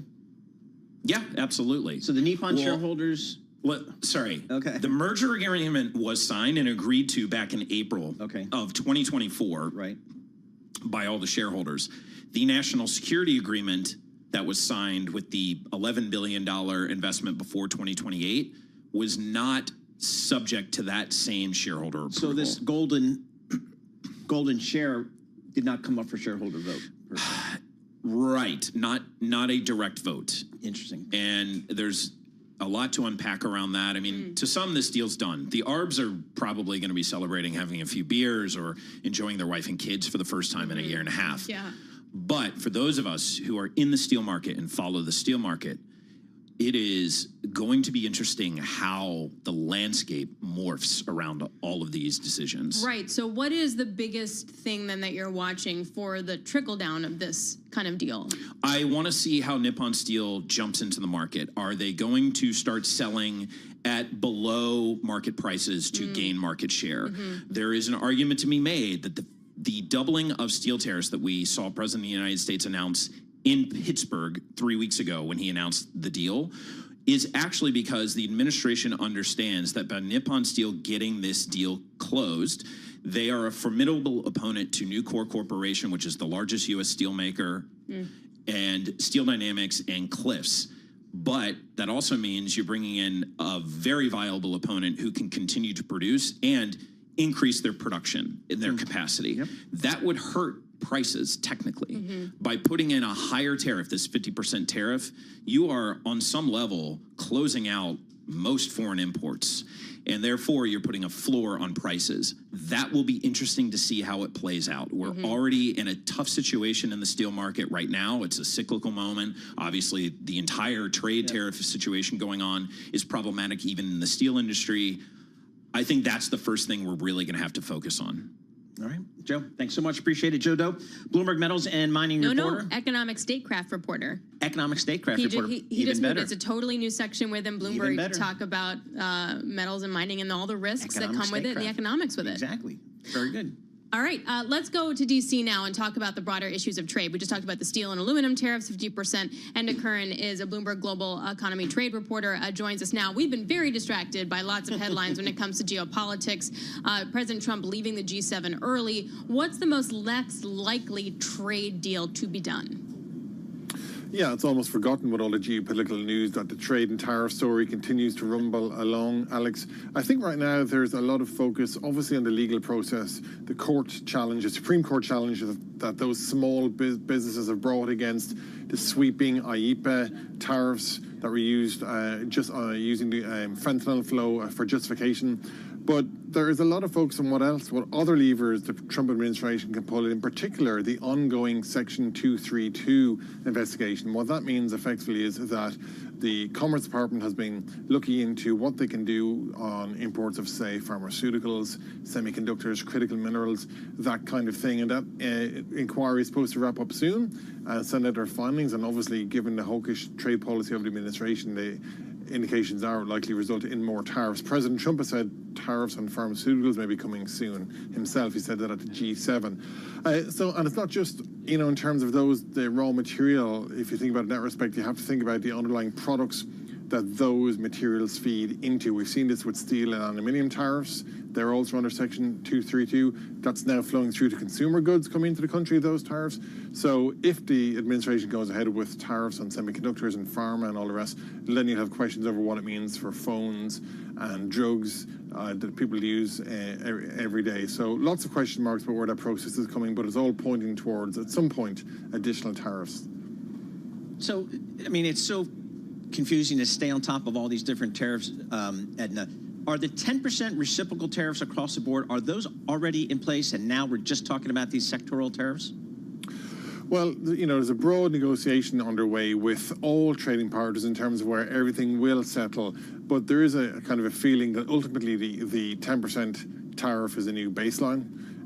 Some economists call it a new consumer tax. That'll be on all countries in terms of the goods that they send into the US.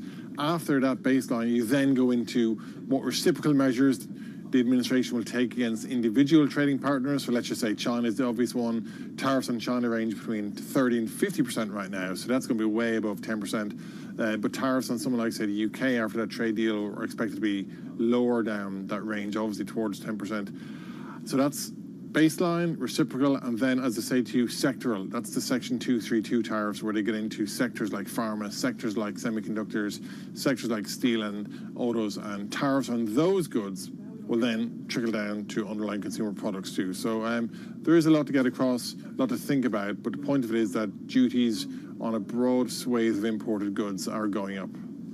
What is the country that's most likely going to make a deal with the U.S.? And by deal, I mean they just say that they did a deal. Well, obviously the UK is off the ground. That's done. The White House and the UK say it's a very good deal for both their economies. There are skeptics who say, they point out it's a framework of a deal, a long way to go before it resembles anything like a true trade agreement. But we were told and guided by the officials that trade deals would be coming soon. They were expected to be announced over days and weeks. That was messaging at one point. There was a lot of focus on Japan in particular, but that doesn't seem to have gotten off the ground during the G7 up in Canada just yet. So I think over the coming weeks, we'll either reach a point where some of these trade agreements or framework agreements are being signed, and we're seeing details there, or they don't get signed, and we go back into a renewal of tit-for-tat tariffs and more threats and the like. So I think the coming weeks, if you leave China aside, because that's a kind of a different process, the coming weeks will be very important for the rest of the world trading partners. All right, and thanks a lot. We really appreciate it. Enda Curran, he's a Bloomberg Global Economy Trade Reporter joining us. Coming up, Mandeep Singh, Bloomberg Intelligence Senior Tech Industry Analyst, will join us on what's happening with the tech news of the day. I feel like that's always almost been forgotten with all the geopolitical headlines. Danielle DiMartino Booth, CEO and Chief Strategist for QI Research, will preview that Fed decision coming out at 2 p.m., so stay with us for that. As you're taking a look at an equity market kind of holding in here despite all the broad headline risk, this is Bloomberg. Happy Wednesday.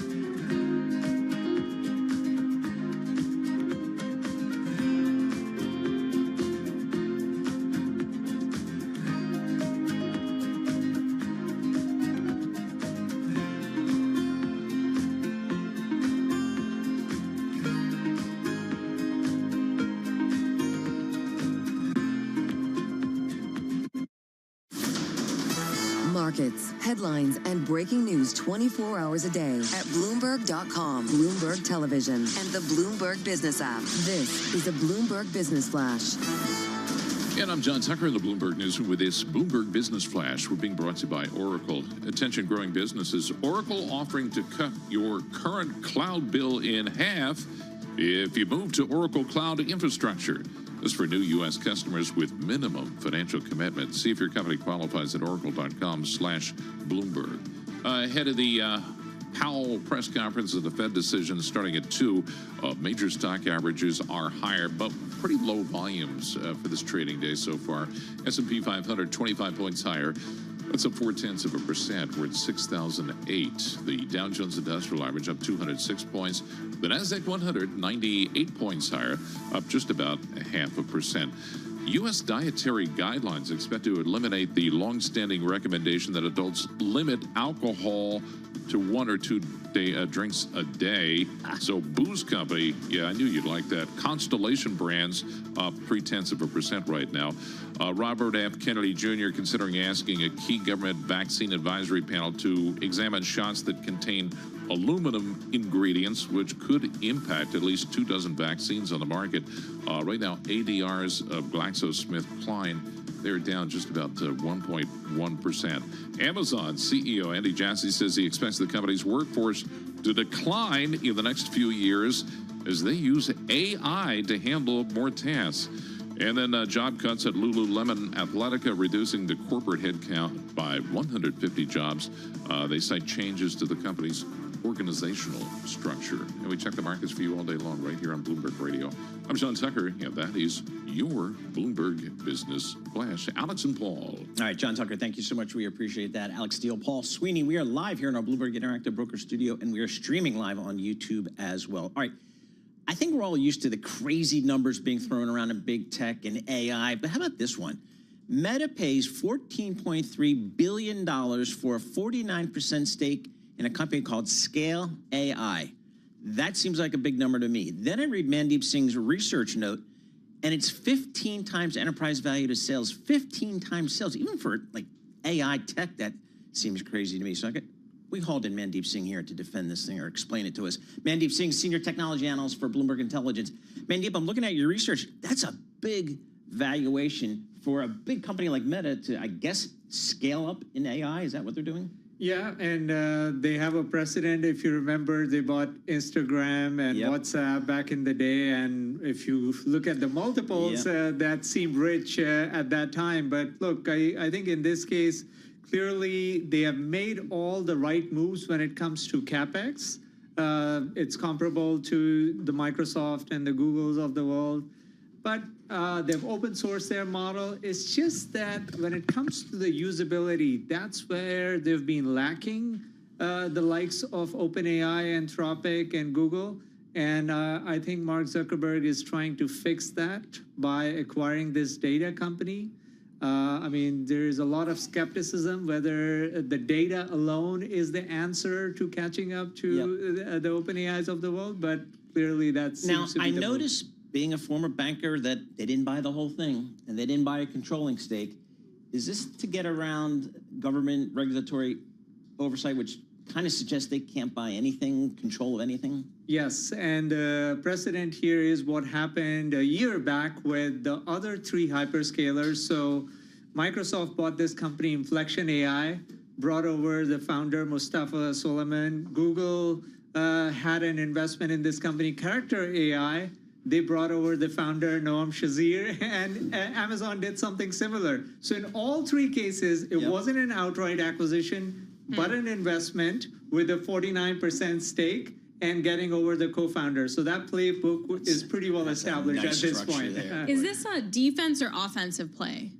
I mean, it's defense because Meta has invested, $70 billion in CapEx just this year on OpenAI, on their AI investment, the data centers. So it's comparable to your OpenAI and Anthropic and Google, but it's just that their models are not as heavily used as some of the other names, and that's where, they are just trailing in engagement. I mean, they have the surface area. Think about it. They get almost 3 billion users to come on their family of apps, you know, Instagram, WhatsApp, and the Core Blue app. They can deploy their AI, which they have done on WhatsApp, but it's just not used. So OpenAI is right now used by their daily active users for 29 minutes every day. Wow. Think of how much Meta AI is used, not even a minute. Right. So that just goes to show the usage here. All right, you mentioned WhatsApp. I got to ask you this because this was back in my days covering the stock. When they bought WhatsApp, we said, they can monetize it at some point in the future. That was like 10 years ago, dude. They're just now putting advertising and thinking about subscription type situation. Is this Meta actually finally trying to monetize WhatsApp? Yes, and look, messaging is hard. I mean, think about Apple iMessage. Right. You can't really show an ad if you're saying your messages are encrypted. You can't really show a targeted ad there. So it's very different from your social media feed. At the same time, Meta does have a $10 billion existing business even before this launch on the update page or the update tab, where click to messaging ads. So they would show you an ad on their Messenger or even your Facebook feed with a click to WhatsApp, and they charge you for that. So a lot of small businesses do use that click to messaging ad, which is outside of WhatsApp, to bring people to WhatsApp and, you know, solve for that customer service use case. All right, Mandeep, thanks a lot. Mandeep Singh, Bloomberg Intelligence Senior Tech Industry Analyst. Thank you very much. It's also Fed Day, by the way. 2 p.m., get the Fed decision, then you get the presser. Danielle DiMartino Booth, the CEO and Chief Strategist for QI Research, and joins us now. Okay, what's the thing you're looking for? Is he going to be dovish? Is he going to be hawkish? Neither. He's going to want to be neither. He does. He absolutely, he wants to be straight down the middle and say absolutely nothing of consequence. And, you know, the more President Trump pokes the bear, the more reticent Powell's going to be to say anything. He does not want to be viewed as being a political pawn in this particular setting. And you can't blame him for that. Look, if he was uncertain in May, now that we have more geopolitical uncertainty on top of it, now he's more uncertain. So he'll be able to really, really stay in the middle. I think the consensus, correct me if I'm wrong, the consensus is growth slowing, but no recession. Inflation, not there. Prices maybe even coming down, no problem. Is that kind of? Oh, I mean, look, shelter takes a really long time to show up at inflation, and shelter takes a really long time to move out of inflation. It's 36% of the CPI. So this is going to be a very long slog, given what home builders are telling you, given what Lennar has said about incentive spending. So you think inflation is higher than maybe the market's discounting or the data is showing you? I think inflation's much lower. Much lower, okay. Because there's a long lag time in declining and shelter disinflation actually showing up. Cool. But growth is a lot worse than we think. Or the job market maybe is a lot worse than maybe we think. I think the job market is telling us with pretty good certainty that it's weakening. I mean, we're 0.8 percentage points above the low in the unemployment rate. We've got a shrinking labor force participation rate. We're 10,000 shy as of last week's initial claims that were revised up to 250,000. We're just 10,000 shy of the June 2023 post-pandemic cycle high in initial jobless claims. There's plenty of signposts out there. You often quote to us a function I'm not really familiar with, the bankruptcy dashboard, BCY. BCY is hot today. What's it telling you? BCY is telling you that bankruptcies in 2025 are larger. Okay. We've just had Apollo Global Management announce it's going to be helping Wolfspeed file for Chapter 11, $6.3 billion in debt, largest Chapter 11 filing since Steward Healthcare filed with a little bit more debt than that in May of 2024. But the bankruptcies are bigger and they're more frequent. So S&P Global goes down a notch. Bloomberg measures companies with 50 million or more in debt. S&P Global goes down to 2 million or more in debt. And just to give you just a quick benchmark, 306 bankruptcies have been filed based on that gauge through May, and that compares to 264 for the same period in 2024. So this is the highest level since 2010. People are losing their jobs. Okay, so based on that, why wouldn't the Fed cut today? And I appreciate that they have the uncertainty, But is Powell seeing inflation coming that we don't know about? Is he seeing a stronger economy we don't know about? Well, for heaven's sake, his supercore, which he conceived out of thin air, you could never pull up ECO Go and find supercore before Powell invented it. Even supercore's got a negative sign in front of it. So I think he knows. And the market-based core PCE, which he's referenced multiple times, if you use the Cleveland Fed's new tenant rent index, that is well below the Fed's 2% target. But again, I think this particular Powell does not like to be bullied, and the president is constantly bullying him. Called him stupid today.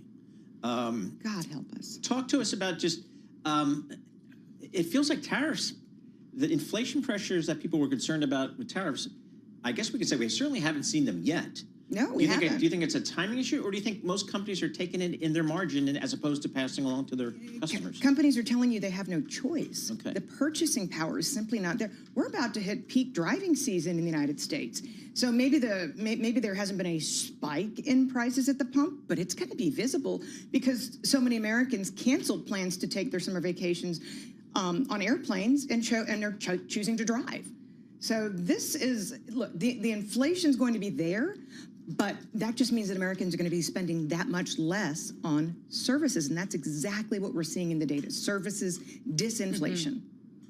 So when do you think a cut then is most likely? If the bullying is now the main reason for not cutting? October is what we're fully pricing in right now. I think that there's a very high probability of late July. And if the Fed does not do that, what does the data look like in 3 months from then? A year ago, July, the Fed did not cut rates, and then it came in with an unusually large rate cut in September of 50 basis points, which you could maybe Vice Chair of Supervision and Banking, Michelle Bowman, dissented. Interesting. All right, here's the Danielle DiMartino booth. Dallas, Texas, temperature, weather for the next 10 days. Sunny and 95 every day. It's blazing. But you guys are ready for that. You guys can handle it. Yeah, but they don't go outside. Like exactly. Like you just stay inside the whole time. You're the one going to the beach. Yeah. I mean, look, Toronto has tunnels underneath the building for extreme cold. Houston has tunnels underneath the building for extreme heat. Yeah. I was in Oklahoma when it was over 100 degrees, and it was, unbelievable. By the way, kind of heat is insanity. First ever heat advisory for Alaska. No. Really? Yes. When? Now? Like right now. What was the temp? I don't remember. 85?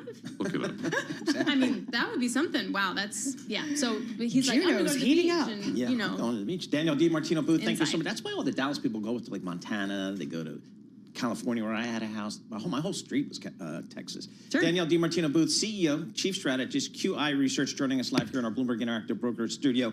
Again, the Fed day, the timing here, 2 o'clock statement, 2:30 press release, 2:30 press conference.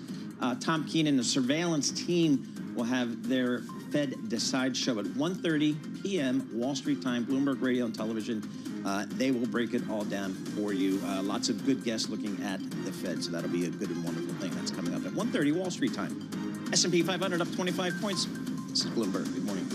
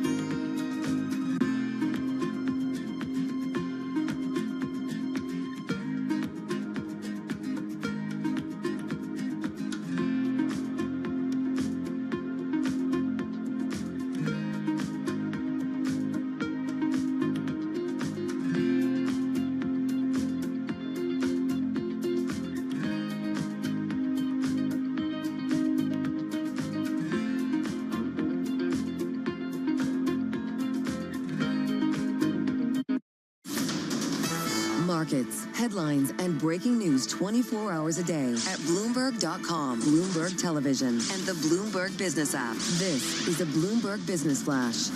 And I'm John Tucker in the Bloomberg Newsroom with this Bloomberg Business Flash. Right now, we have 10 of the 11 major industry groups in the S&P 500 are higher. Consumer discretionaries in the lead. That's home to shares of Tesla, among the most actively as well. Energy, the biggest drag as oil prices are declining today.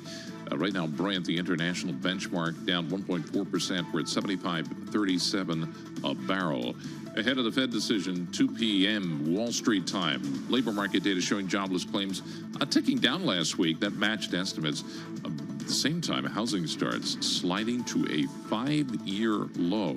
Among some of the standouts today, stablecoin issuer Circle Internet Group, those shares right now 15% higher after the Senate passed stablecoin legislation.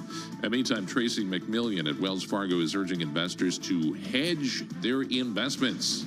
We are allocating to commodities, especially energy commodities and precious metals like gold. We think those are good hedges against geopolitical risk.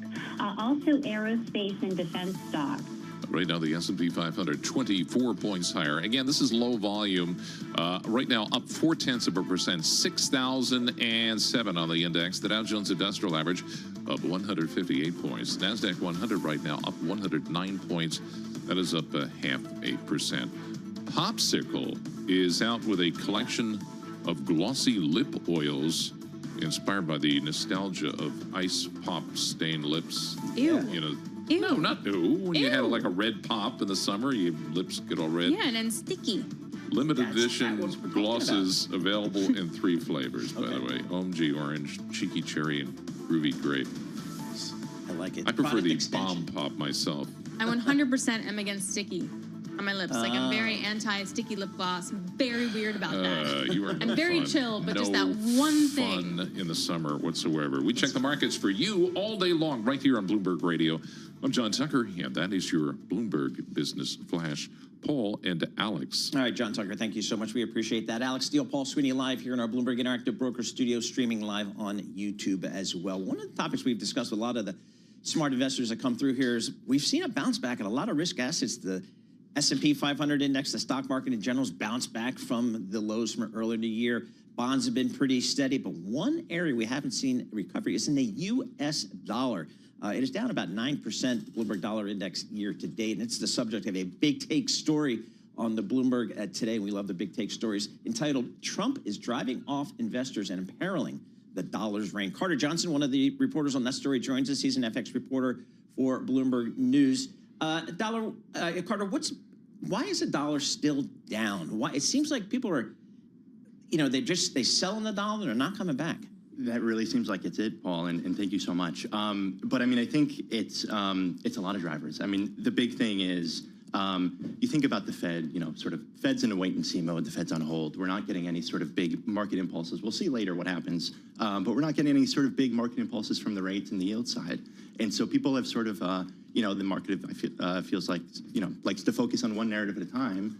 And for a while that was tariffs and volatility and uncertainty. And that was the story through April and May. What's interesting is the dollar sales have really kept going, even as the stocks have sort of rebounded, done their thing. And it really reflects just sort of like if there's sort of a pure distillation of how do you sort of sell macro U.S. uncertainty, it seems like the dollar is the move. So that's what is confusing to me. Is it just, hey, I was too focused in U.S. assets, I got to diversify, full stop? Or is this the beginning of a structural shift in how currencies move and operate in the world? It's totally a great question, Alex, and that is the question. And so far, I feel like what we're hearing is it's the first. I was so hugely overweight U.S. assets, U.S. stocks, probably unhedged going into the end of the year. And now, look, I've gotten crushed. Stocks got crushed in the first quarter. Dollar got crushed. So maybe I'm actually going to hedge a little bit more. And it's not like I'm selling everything U.S., but really I'm just sort of rethinking some of my diversification. The thing is, if we get big money and real money players starting to do that, even a little shift in a hedge ratio or sort of a minor shift in thinking, that's a lot of money in terms of flows. There's even some talk, which I can't even imagine it, but that a threat to the U.S. dollar as the reserve currency. I'm like, okay, so maybe you're down on the U.S. a little bit, but where are you going? That's the question too. Yeah, Europe. absolutely. That's what you're doing, right? The euro? Well, yeah, so maybe you're going to the euro. But, you know, the euro bond markets aren't what the treasury markets are, and at least not yet. Of course, they've had their own sort of fiscal impulses and a lot of interesting things going on over there this year. But that is still the question. I think Europe is absorbing a lot of this. If it is happening, maybe it's being spread out over a lot of different currencies. You know, if you look at sort of the IMF's official data over time, the U.S. is a share of those official reserves. It has come down about probably 20 percentage points over the last couple decades, but it hasn't gone all to China or all to Europe. It's gone to a little bit to China, a little bit to Australia, a little bit to Canada, gold, you know, so it's really been spread out, and maybe that's what we're looking at. What about emerging markets? I mean, I know you mentioned China, but aside from that, Brazil, other areas in EM. Yeah, I mean, EM has been, and I will always defer to my EM colleagues here, but it has been a really interesting year because you get the carry in EM. You know, if it's really interesting to think about Latin America, EM, Brazil, Mexico, if you're starting to think of it as a rotation, a diversifier out of the U.S., and you get the carry, you get these nice yields, that could really accelerate more inflows than we've been even seeing this year as the dollar weakens. Yeah.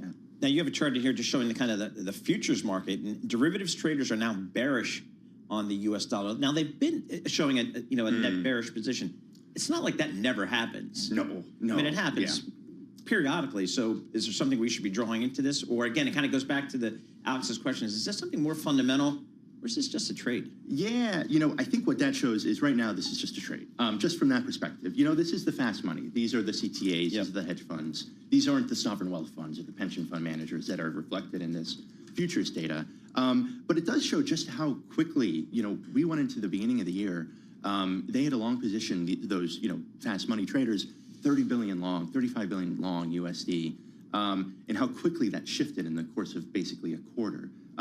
That is pretty unusual. So, again, that sort of speaks to the speed of the move in dollar that we've seen this year. The next question really is, as you said, how sustainable is it? Yeah. What about the yen? What role is the yen playing in all this? It's a great question, too. I mean, the yen is tricky because you've got the BOJ. And you know, they had their own meeting this week. The direction of travel for the BOJ is higher yields and sort of, you know, sort of tapering bond purchases, et cetera. Like, you can sort of have a directional view on rates in Japan.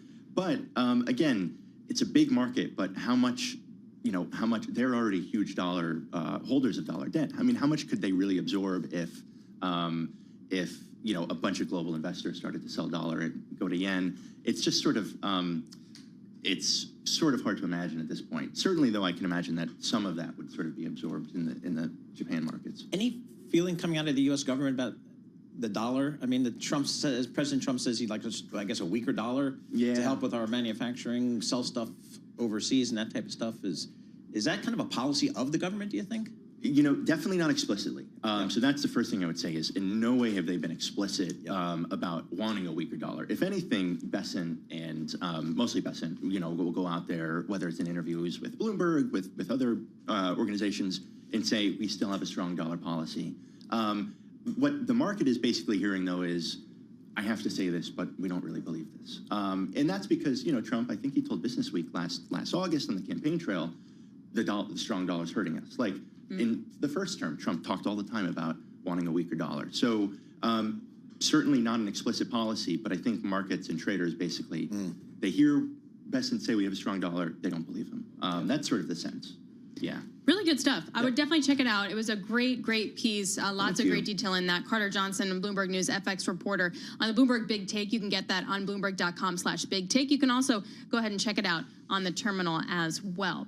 All right, coming up, we're going to talk to Kevin Tealsley, founder and CEO of GEO Academies, to discuss how that organization is focused on breaking the cycle of poverty by providing access to exceptional, non-traditional educational opportunities to all families. Education, of course, always so important, and even more so now with the trauma related to private universities in terms of funding. So we will get his take on that. Looking forward to that. All right, taking a look at the markets. We are taking the S&P is just up by 0.4%, but volume quite light. This is Bloomberg.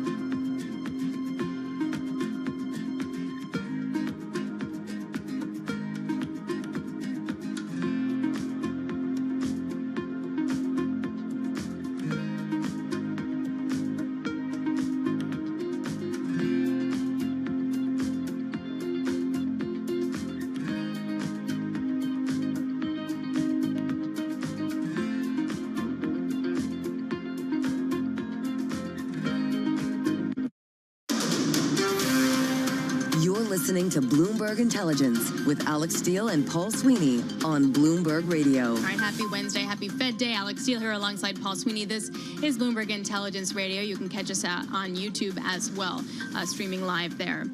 June is Pride Month, so over the next couple weeks, we're going to highlight segments that on topics related to equality. And today we decided to speak to Kevin Tilsey, founder and CEO of GEO Academies. The organization's focused on helping to break the cycle of poverty through access to education. Super pressing topic right now. Hey, Kevin, can you walk us through specifically what your company does? Okay, thanks for having me.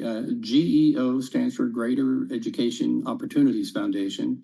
And what we do is we're a nonprofit, and we support and manage and start public open enrollment charter schools in the country. We're in Louisiana and Indiana right now and headed to Ohio. Talk to us about or describe one of your schools, like what grade levels and kind of what's the focus?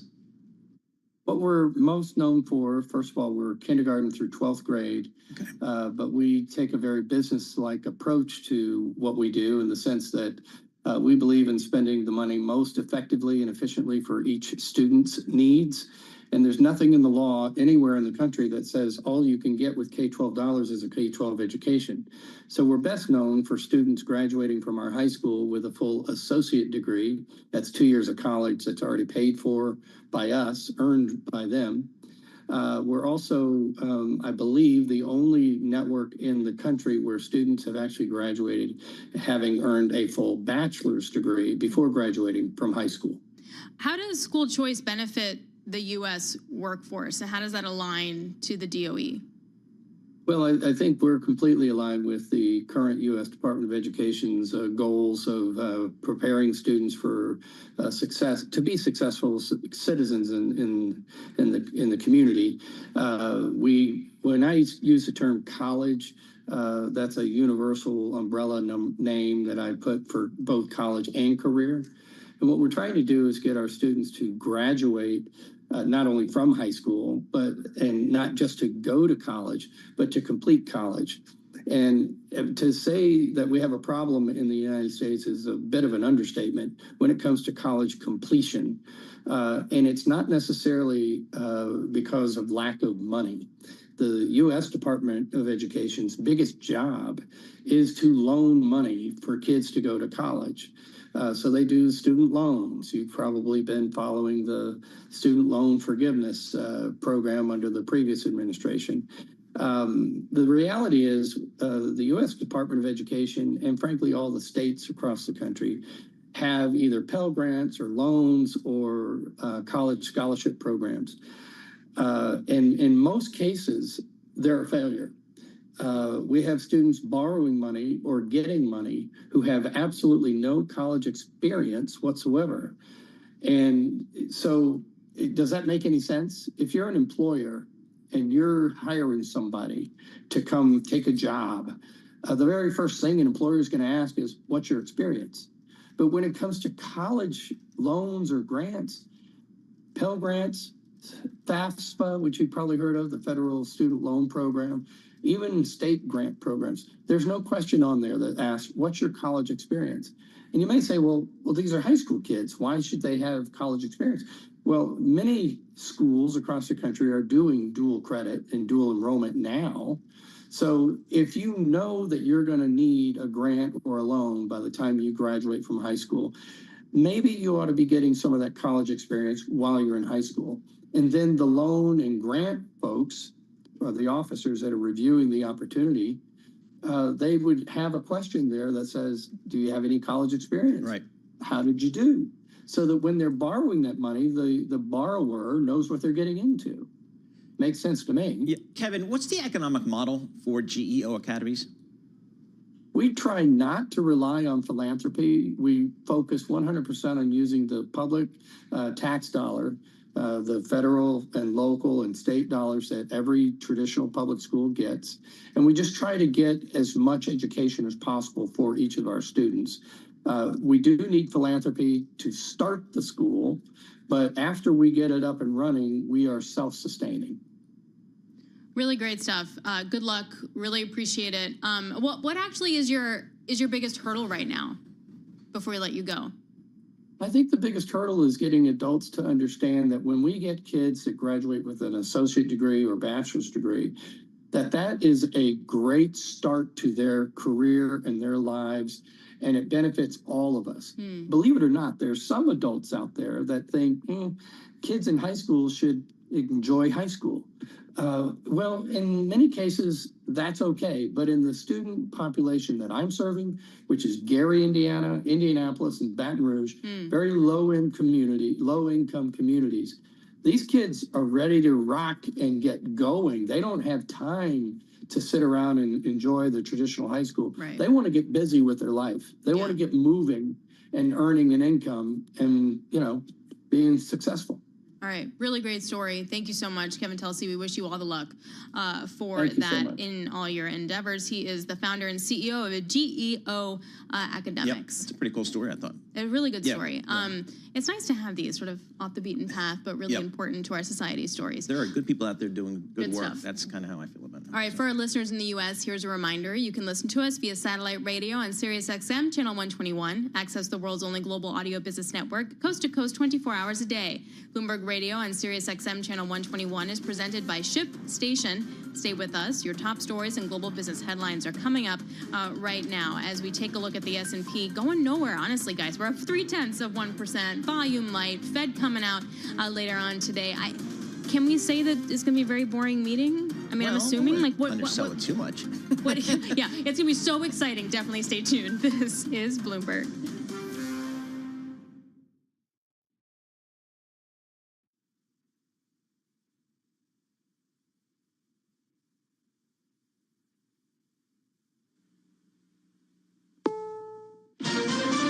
This is CBS News on the Hour, sponsored by Progressive Insurance. I'm Steve Kathan. The Supreme Court, in a 6-3 decision, has upheld Tennessee's ban on gender-affirming care for transgender minors. CBS's Jan Crawford. They're rejecting claims that there's any kind of equal protection argument, and they're also rejecting or deciding not to decide for now, and this would have been a major expansion. They're not going to decide how they're going to look at transgender people generally under the Constitution. In her dissent, Justice Sonia Sotomayor said the decision abandons transgender children to political whims. 26 states have laws similar to the one in Tennessee. Iran's supreme leader has rejected President Trump's call for an unconditional surrender. Trump was asked today what he meant by that. Unconditional surrender. That means I've had it. Okay, I've had it. I give up. No more. Then we go blow up all the nuclear stuff that's all over the place there. CBS's Ed O'Keefe says the president was also asked if he'll use the U.S. military to strike targets in Iran, as Israel has been doing for days. He suggested there he may do it, he may not do it, which of course will be heard around the world as holding us all in suspense as to what exactly the United States may do, if anything, to join Israel in its attack on Iran. He did suggest that Iran has offered to come to the White House for talks and that he turned those down. But the United Nations mission of Iran a little while ago on X refuted that, saying that is not the case. Iran's leader also said U.S. intervention would cause irreparable damage. In Washington, tense debate as Republicans at a Senate hearing take up former President Biden's mental state while in office. Republican Senator John Cornyn co-chaired and asked about what should be done when the president is incapable of performing his duties. We need to know who was in charge during the last months of the Biden administration. Democrat Dick Durbin says lawmakers should be focused on things like the assassination of a Minnesota lawmaker and President Trump's unprecedented deployment of the U.S. military in Los Angeles. Allison Keyes, CBS News, Washington. It's expected the Federal Reserve will not take any action on interest rates when policymakers conclude a two-day meeting today. President Trump called Fed Chairman Powell stupid for not lowering them. Maybe I should go to the Fed. Am I allowed to appoint myself, Doug? I don't know. Am I allowed to appoint myself at the Fed? I do a much better job than these people. The cereal maker General Mills, which also owns Pillsbury and Betty Crocker, says it will remove synthetic coloring from all of its products by the end of next year. Wall Street's right now, the Dow Jones Industrial Average up 140. This is CBS News.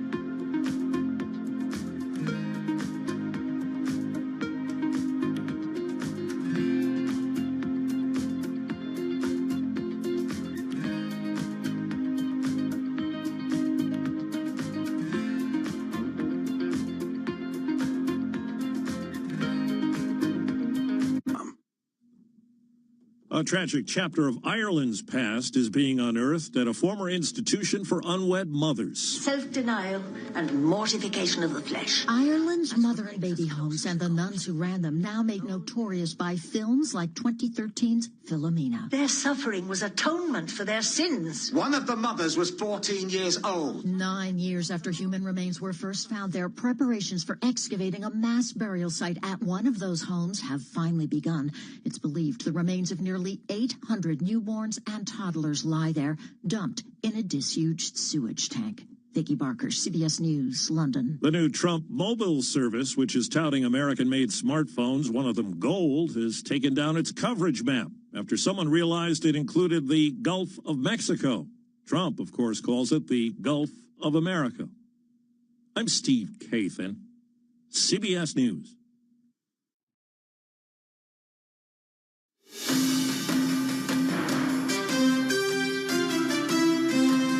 Live from Washington, D.C., this is Balance of Power with Joe Matthew.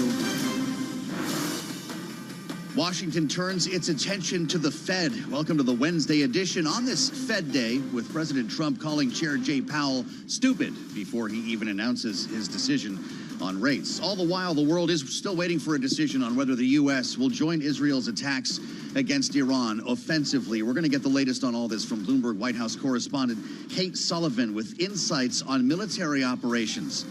And an important conversation ahead with Dr. Rebecca Grant at the Lexington Institute. We have analysis from our signature panel. Bloomberg Politics contributors Jeannie Shanzano and Rick Davis are with us for the duration. Wall Street's on the rise, and we start there right now with Charlie Pellet. He's got his update on the markets for us to start things off in New York. Charlie, how we doing? Thank you very much, Joe Matthew. A lot of green on the screen. Indeed, just under 2 hours to go until we get that FOMC decision. Count on Bloomberg for the very first word when it drops 2 p.m. Wall Street time. Right now, stocks higher across the board. Stocks are gaining after President Trump said Iran has reached out about the possibility of negotiations, bolstering hopes Tehran's conflict with Israel will de-escalate. Oil erased gains. Right now, we got West Texas Intermediate crude down 1.4%, but stocks higher. Right to the numbers here with the S&P up 22, back above 6,000. The S&P at 6,004, up 0.4%. The Dow up 144. That is a gain of 0.3%. The Nasdaq up 100 points now, up 0.5%. Bottom line here, off session highs, but still gains ahead of the Fed decision. 10-year 4.34%. The 2-year 3.91%. Gold little changed, up 0.1%, 33.91 the ounce, and West Texas Intermediate crude, as I mentioned, 73.78 a barrel, down 1.4%. The Fed will make its June decision 2 p.m. Wall Street time. Policymakers widely expected to keep rates on hold for a fourth straight meeting, but former St. Louis Fed President Jim Bullard says his colleagues could make changes to their Summary of Economic Projections, or SEP.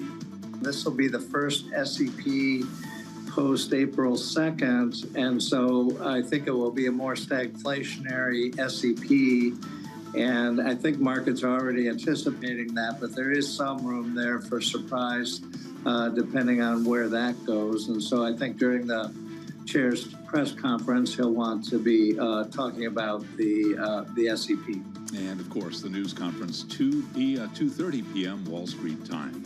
Texas Instruments touting plans to spend more than $60 billion on semiconductor plants in the United States. Right now, we've got shares of Texas Instruments up by about 0.7%. And Intel has named a new engineering leadership as part of a turnaround effort under CEO Lip-Bu Tan. Recapping, stocks higher. S&P up 22, up by about 0.4%. And Balance of Power continues right now. Back we go to Washington. Once again, your host here is Joe Matthew.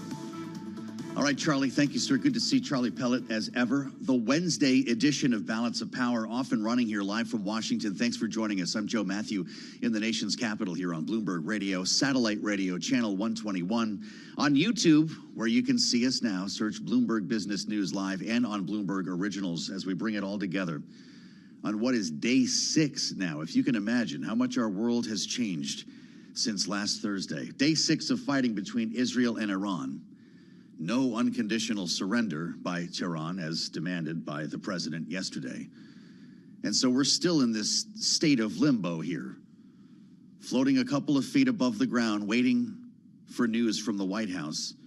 And the president was certainly asked about it. He found him on the South Lawn a little while ago with a group of workers who were there to install a flagpole. They actually held an event around the flagpole. The president was asked about whether the U.S. will join Israel offensively in its war against Iran. Here's what he said.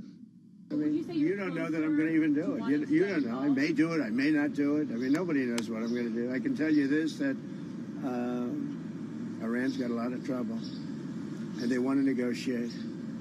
And I said, why didn't you negotiate with me before? All this death and destruction. Why didn't you negotiate? I said to the people, why didn't you negotiate with me 2 weeks ago?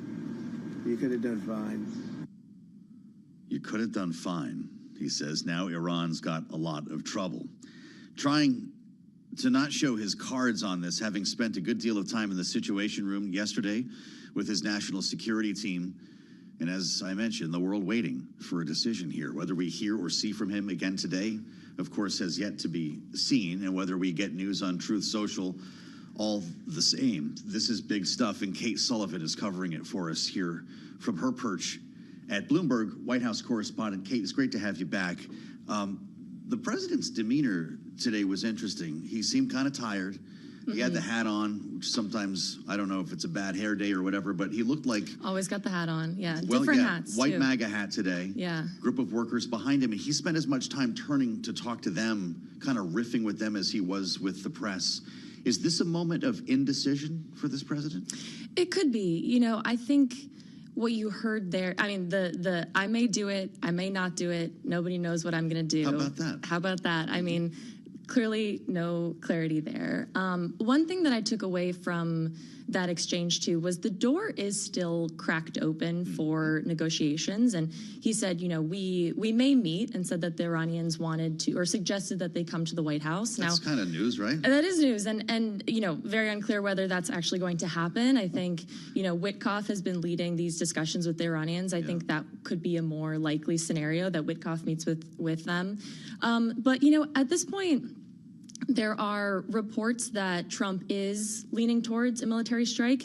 It's also possible that, you know, once again, we're seeing Trump deploy the same kind of tactic here and making these very public aggressive threats, but that it's really, you know, what he wants is it to pressure Iranians to come to the table to negotiate. Now, so we don't actually know which one of those it is, or if it's a combination, or if there, you know, are intentions to strike. I think we're still going to have to stay tuned and see what he says. By design, which I understand. He was kind of laughing at reporters. I'm not going to tell you here what I'm going to do. Right, and of yeah. course, Like, oh, I'll give you the coordinates. Let you know what time we're in. Yeah. But how is he actually spending his time? We know he was in the Situation Room yesterday. Is he surrounding himself with advisors right now? Is he making calls to other world leaders? Or is it a combination thereof? He is, yes. He said that he's in constant touch with Israel's prime minister. He also said that he spoke to Putin yesterday. So he's definitely surrounded by, you know, top national security officials, and he's making calls to world leaders. You know, he has also... One thing that I think is really interesting is seeing, you know, some of these people he's calling, not all of his allies and supporters are really on board with what he's talking about doing here. I think we're seeing a really big clash and tension within the Republican Party on this. I mean, I'm sure you saw this clip that's going viral of Tucker Carlson and Ted Cruz. And, you know, I think that really shows where people are right now on this. You know, the Senator Ted Cruz is for military intervention, and Tucker Carlson was saying, you know, was sort of grilling him, and Tucker Carlson is not for it, and saying, you know, you can't answer these basic questions about Iran's population, the ethnic makeup, and yet you're talking about, you know, military intervention. Do you want to hear it? So. We actually have. Oh, this sure, clip. yeah, we can play. I guess this whole podcast hasn't dropped yet, or whatever we call the show. Right. This is a really important moment, which is why we isolated this as well, to watch the unraveling here. The argument with inside MAGA crystallized in this conversation between Tucker Carlson and Senator Ted Cruz. Let's watch and listen. How many people live in Iran, by the way? I don't know the population. At all? No, I don't know the population. You don't know the population of the country you seek to topple? How many people live in Iran? 92 million. Okay. Yeah. How could you not know that? I don't sit around memorizing population tables. Well, it's kind of relevant because you're calling for the overthrow of the government. Why is it relevant whether it's, it's 90 million or 80 million or 100 million? Why is that relevant? Because if you don't know anything about the country... I didn't say I don't know anything about Okay, what's the ethnic mix of Iran? They are Persians and predominantly Shia. This just got worse as it went. I mean, that is a moment. As somebody who's had a chance to interview Senator Ted Cruz a couple of times, I've never imagined a conversation like that. Is he finding himself on the outs with MAGA? Where does the line fall between Steve Bannon and Ted Cruz? Right. I think we're figuring that out right now. It's really interesting how this is playing out. And, you know, I covered every single Trump rally. I went to every single Trump rally. And so I heard all of his campaign promises over and over again. And, no new wars. Yeah, no new wars. And you know, Trump has been very consistent in saying, you know, Iran should not have a nuclear weapon. And he said that over and over again. I heard him say it a million times. But what I also heard him say a million times was the U.S. should not start new wars, should not get involved in other wars. We should pull troops back. We should, you know, peace through strength was something that he talked about a lot. And this, he really outlined, and he's been very, you know, also in his first term, just this, he's talked about this isolationist worldview and this kind of America first, you know, policy. And so I think there are people who support the president, are big fans of the president, and they're watching this play out and thinking, this is not what I voted for. This is not what I thought he was going to do. And this isn't really in line with what he said he was going to do. And so I think we're testing, I think Trump is testing the waters here, and there are definitely conflicting Republican and, you know, MAGA points of view here kind of bubbling up. Well, he seems to be thinking, or the analysis around the White House here, whomever's leaking at the moment, seems to think that there might be maybe a delineation between an isolated couple of strikes against some underground bunkers, and then we're done. Does MAGA see it that way, or we don't have an answer on that yet? It's a great question. I guess we don't know. I think there are some people who, the Steve Bannons and Tucker Carlsons, who say, let's just not get involved at all, because, you know, it can be a slippery slope. You know, it starts out as one strike or two strikes, and then all of a sudden you're kind of really entangled in, you know, a war that is, you know, in MAGA point of view, you know, a million miles away and has nothing to do with the United States. That's what, you know, they would say. And you can sleepwalk into a much wider conflict. Right, and then things escalate. So he says the Iranians are too late, or it's very late, he said. Right. Maybe not too late, but they're very late. Then he says Jay Powell's too. That's his nickname, is too late. He called the Fed chair stupid today. And he, by the way, came back around that he said he hates him, thinks Jay Powell hates the president. Right. We're a couple of hours away here from a Fed decision. This is just going to get worse when he doesn't get a rate cut, I guess, right? That's right. And I think you're hearing Trump sort of brace for that and already saying, you know, I don't think I'm going to get what I want. And the typical, he's been attacking Powell, you know, for months and months. And I think we're just hearing more of the same of kind of, you know, Trump views it as he should be working with me here. He should be helping me. And Europe is doing these cuts. And so why can't the United States do? I think he's very visibly frustrated with Powell, like personally. And you know, that's where all the personal attacks come in. I'm sure there might be more on Truth Social coming our way. Kate, great to see you. Thank you so much. Kate Sullivan, Bloomberg White House correspondent, with us here on the Wednesday edition of Balance of Power. He thinks Jay Powell hates him? Jay Powell's a deadhead. I didn't think that was possible. We have an important conversation coming up next from the Lexington Institute, Dr. Rebecca Grant, on the options facing the president today on Bloomberg.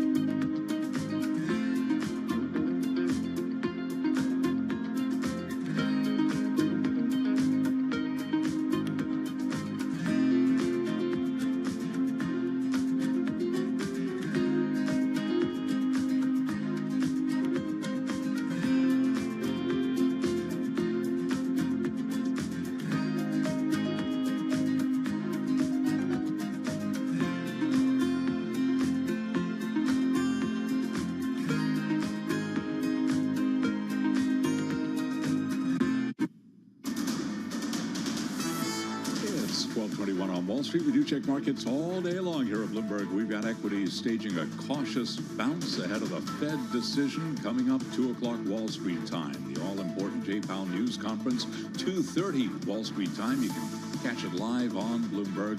Right now, we got the S&P 500 index back above 6,000. 6,006 where we stand now, up 23, up 0.4%. The Dow up 150, up 0.4%. NASDAQ up 108, up 0.6%. And the Russell 2000 index of small cap shares now surging by 1.1%. The 10-year, 4.35%. The 2-year, 3.91%. Gold at $33.90 the ounce, up just under 0.1%. And a retreat for crude, down 1.1%, 74 even a barrel on WTI. President Trump, meanwhile, says Iran has reached out about the possibility of negotiations, bolstering hopes Tehran's conflict with Israel will de-escalate. The Fed is expected to leave rates unchanged, but may pencil in 2 rate cuts this year, with some economists predicting only 1 rate cut. New U.S. residential construction declined in May to the slowest pace since the onset of the pandemic among home builders today. We are looking at shares, for the most part, higher today. Lennar up by 0.1%. KB Home up 1.6%. Toll Brothers up by 1%. Again, recapping, Fed Wednesday ahead of the decision. We've got the S&P up 22, up by 0.4%. Balance of power continues right now. Back we go to Washington. Once again, your host, here is Joe Matthew. All right, Charlie, many thanks. On this Fed Day, we have Charlie Pellet standing on that wall, and he'll be with us as we walk up to and come out of our special Fed coverage, just to set the baseline on where the markets are before we hear from Fed Chair Jay Powell. We'll, of course, bring you the news conference live. Our special coverage starts right at 1:30 p.m. Eastern, about an hour from now, as we hand things back to World Headquarters in New York. Michael McKee, I talked to him a little while ago in the newsroom, is on his way over as we speak, and will be at the Fed to ask the tough questions of Jay Powell. He must be sitting around trying to figure out, how do we do this again, right? It's the same conversation at every meeting. Just ask Donald Trump. And surely he'll be asked about Donald Trump's insults this morning. He called the Fed chair stupid multiple times and suggested that Jay Powell hates him, said he was political. As we remind everyone that Jay Powell is a Republican who was appointed by Donald Trump. Zachary Cohen at CNN is reporting that there's another carrier strike group that's being deployed. Jerry Ford is on its way. The USS Ford expected to be deployed to Europe next week near the Middle East, putting a 3rd aircraft carrier in close proximity as he writes to the conflict between Israel and Iran. Sources talking to CNN about this. We are throwing a lot of equipment at this region.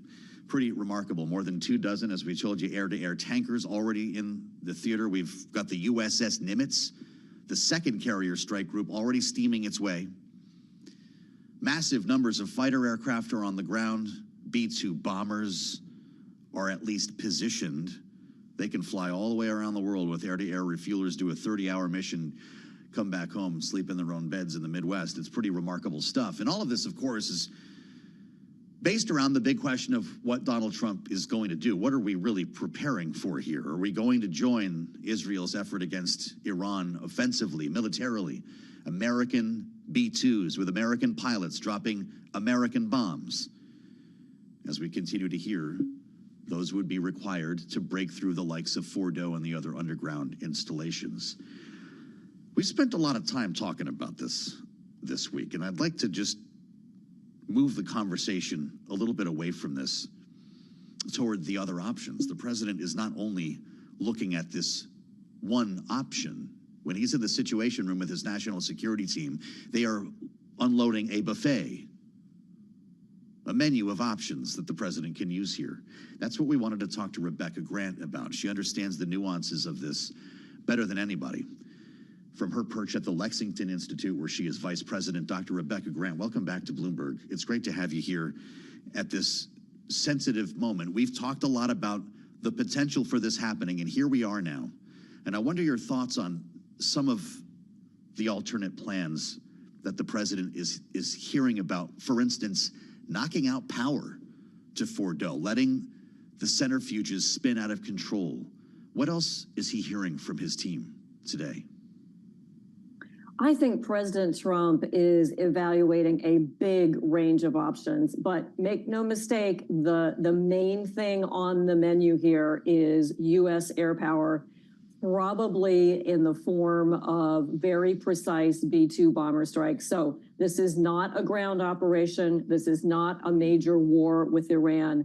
This is very precise, detailed impacts perhaps on Iran's nuclear weapons capability. And as you suggest, always have to add into that cyber activity, maybe a possibility of Israeli special forces action on the ground, who knows, but they have air superiority there. But really, Joe, we're down, I think, at this point to the weaponeering. So people are coming in to brief Donald Trump saying, if we put this bomb on this aim point this many times, here is the expected damage. Their goal to make sure that Iran a nuclear bomb and can never reconstitute that capability.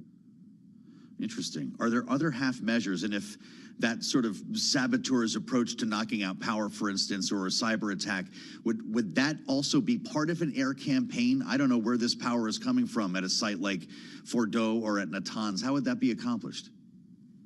Well, it could be. And what the whole thing tells us is, again, this is not a big regime change air campaign. This is very specifically focused on ruining high-level, complicated machinery that Iran uses. That can be done by having that machinery break. That was done with the computer virus several years ago in one of Iran's facilities.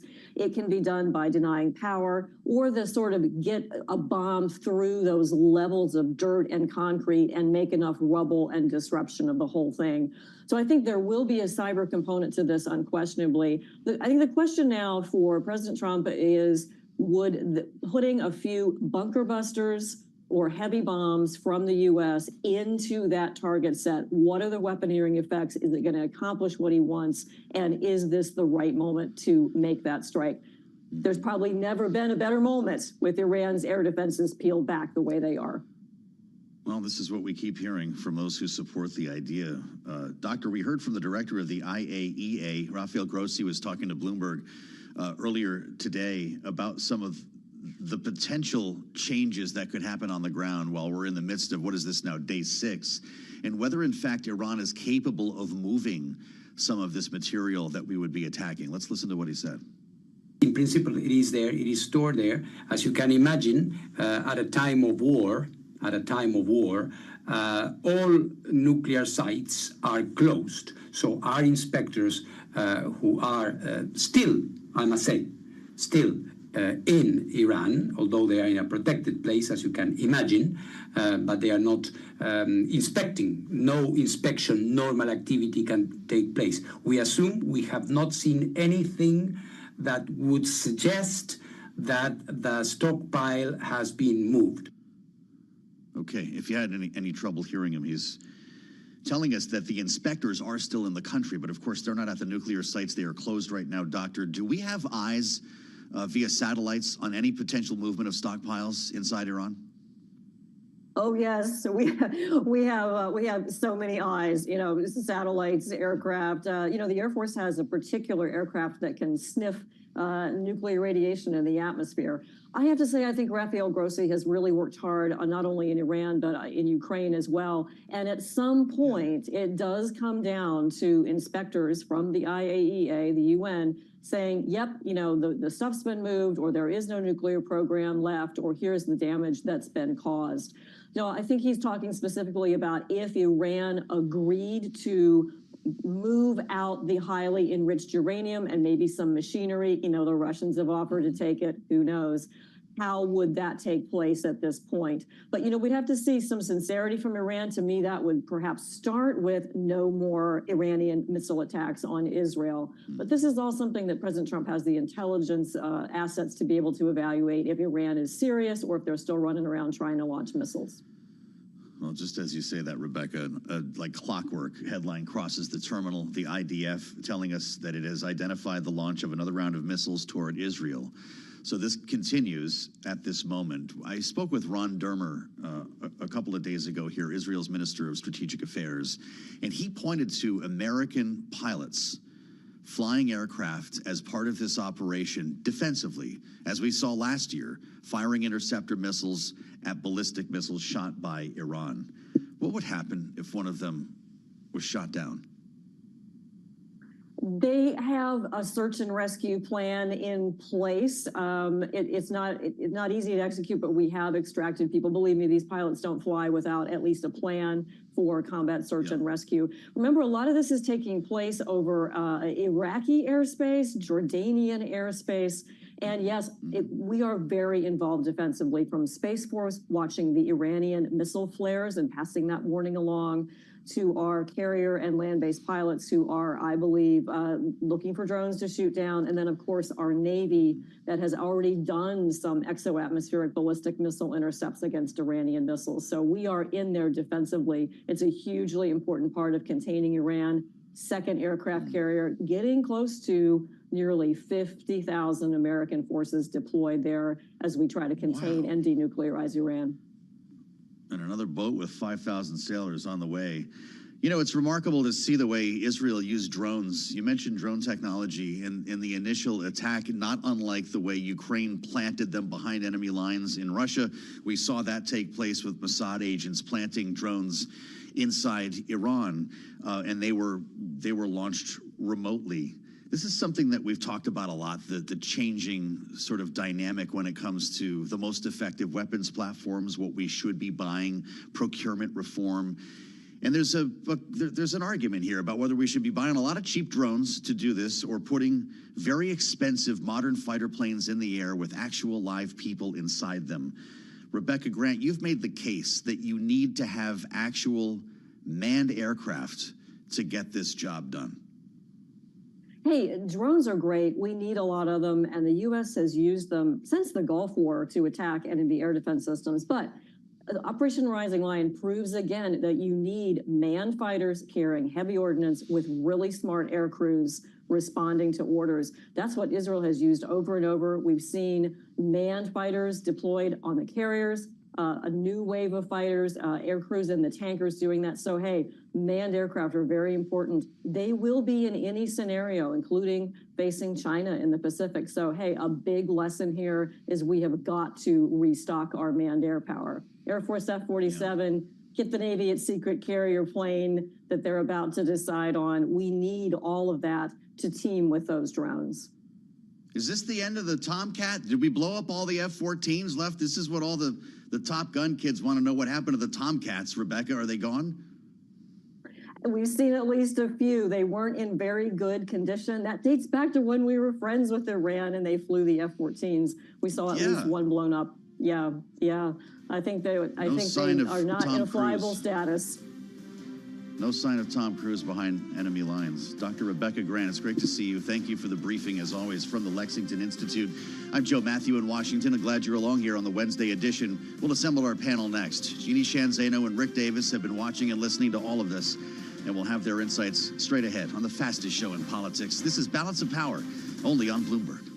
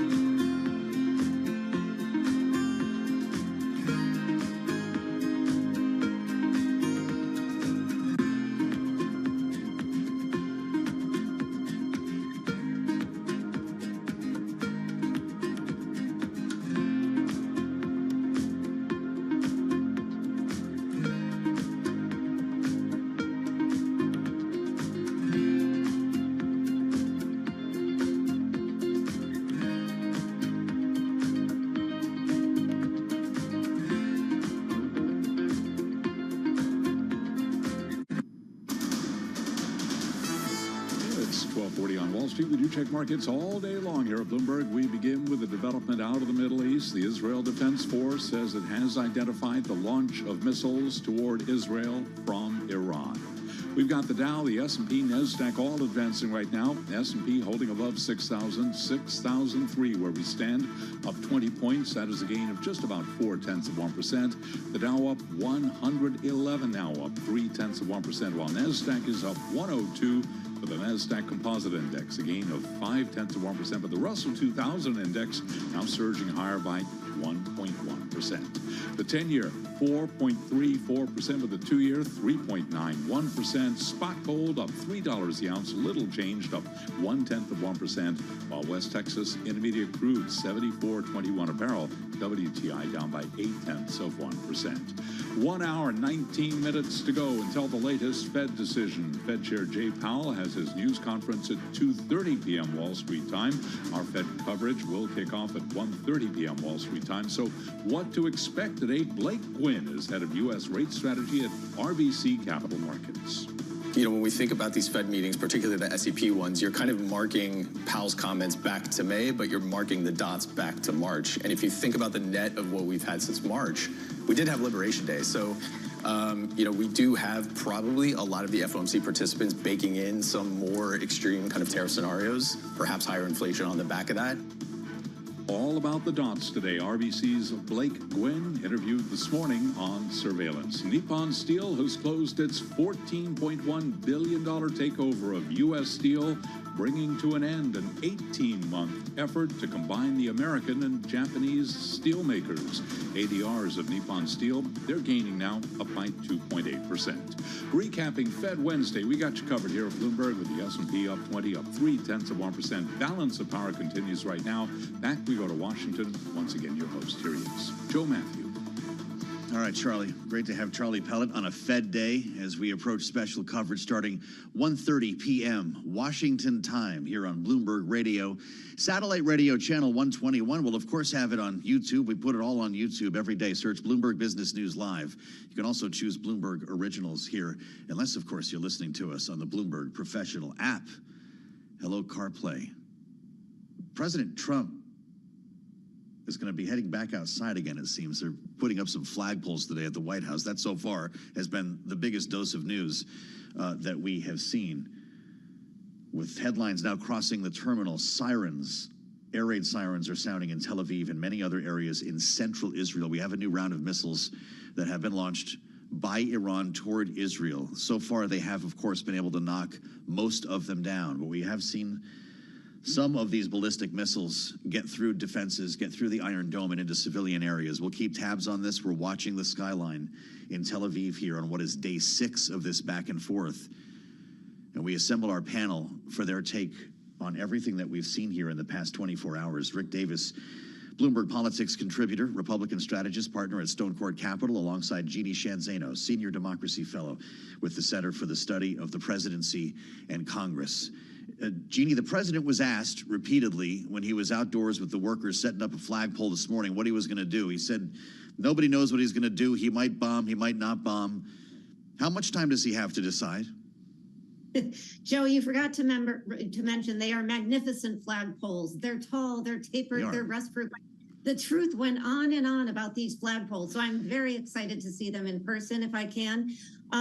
You know, we still, we still don't know where he is on this, and he made that clear once again to reporters. I don't suspect any reporter out there thought he was going to reveal some information.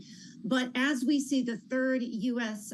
carrier going into the region, and one of the largest, Gerald Ford, it's either because they're planning to use it or as a show of force. And so there is, between that and some of the heightened rhetoric, a lot of people suspecting that the decision has already been made by the president, but of course he's not going to share it with us publicly. There does seem to be a feeling that he's made up his mind. Rick, I don't know where your spidey senses are on this one, as you just heard Jeannie mention that Jerry Ford's on its way over. Now we're going to have 3 strike groups in the region. As we heard from Rebecca Grant, 50,000 members of the U.S. military, an enormous amount of hardware. Do you feel like Donald Trump actually knows whether he wants to use it, or is this in fact a show of force to prevent what might come next? Look, I have no doubt there's a level of deterrence that these strike groups give to the United States as Iran postures as to what their reactions are going to be. We know right now there's an attack from Iran into Israel happening as we speak. But the real question is if the U.S. uses the B-2s, and right now, from what I can tell from the reporting, there aren't any B-2s in the region, although they did fly in aerial tankers that could be used to refuel the B-2s, so they could come from anywhere. And so you're right, they're lining up all these assets to give the president options, right? I mean, like, if you're running the military show, you're looking at every asset you have on the table that can stop weapons, rockets from coming into Israel or any other place that the Iranians may feel they need to attack in retaliation. And then two, what are our offensive capabilities? Because if the president chooses to do something offensively, we have to have all that ready to go, because he could turn to his command system and say, let's strike now.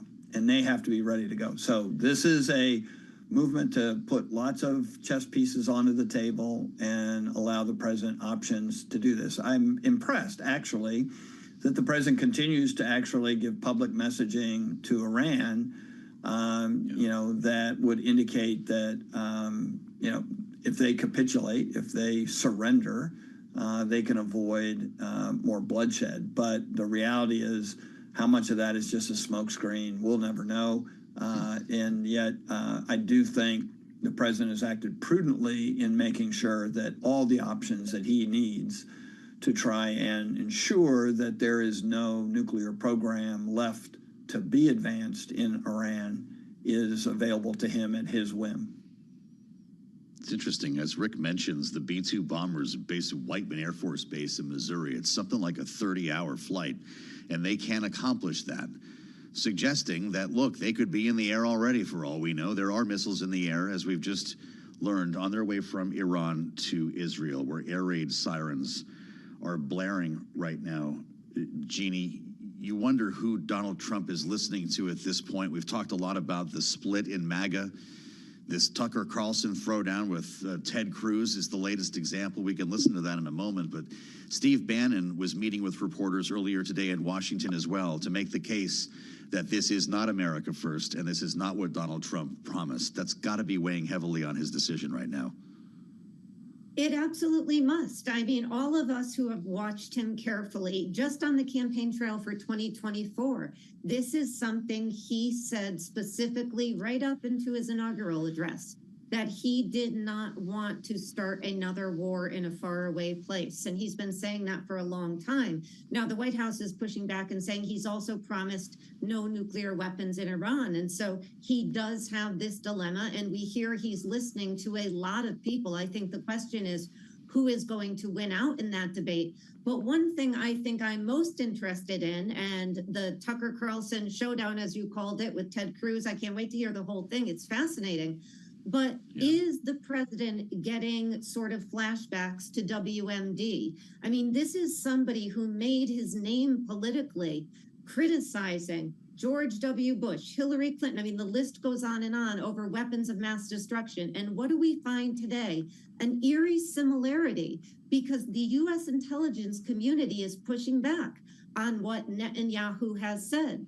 They said that Iran suspended its nuclear weapons program more than 2 decades ago and hasn't reversed that assessment. You also had Tulsi Gabbard stand up in March in Congress and say, yeah, they're still enriching uranium, but it's nothing really new. Then the president contradicted her and pushed back. So I suspect the president is having flashbacks to WMD. He does not want to be George W. Bush going into Iraq based on intel that is not something that we can trust, coming particularly from Israel. Let's hear this exchange. This is at least a clip that was made available by the Tucker Carlson show. They're going to drop this full thing, I guess, later on today. He sits down with someone you would think would be friendly. This is Tucker Carlson and Texas Senator Ted Cruz. Listen. How many people live in Iran, by the way? I don't know the population. At all? No, I don't know the population. You don't know the population of the country you seek to topple? How many people live in Iran? 92 million. Okay. Yeah, How could you not know that? I don't sit around memorizing population tables. Well, it's kind of relevant because you're calling for the overthrow of the government. Why is it relevant whether it's, it's 90 million or 80 million or 100 million? Why is that relevant? Because if you don't know anything about the country... I didn't say I don't know anything about Okay, what's the ethnic mix of Iran? They are Persians and predominantly Shia. Rick, first of all, can you imagine how awkward it was to be in that room?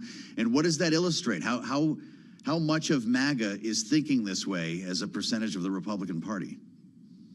You know, I don't think you can put a number on it that, you know, there's a certain percentage of MAGA that would support a strike on Iran from the United States. I mean, one of the things we do know is that Donald Trump sets the rules on MAGA, right? I mean, if Donald Trump makes a case to the country that this is something that's important, it's highly likely that the vast majority of MAGA will go along with him, right? There are, you know, splits in the MAGAverse. Marjorie Taylor Greene, Tucker Carlson, these guys are out there, you know, sort of chomping at this.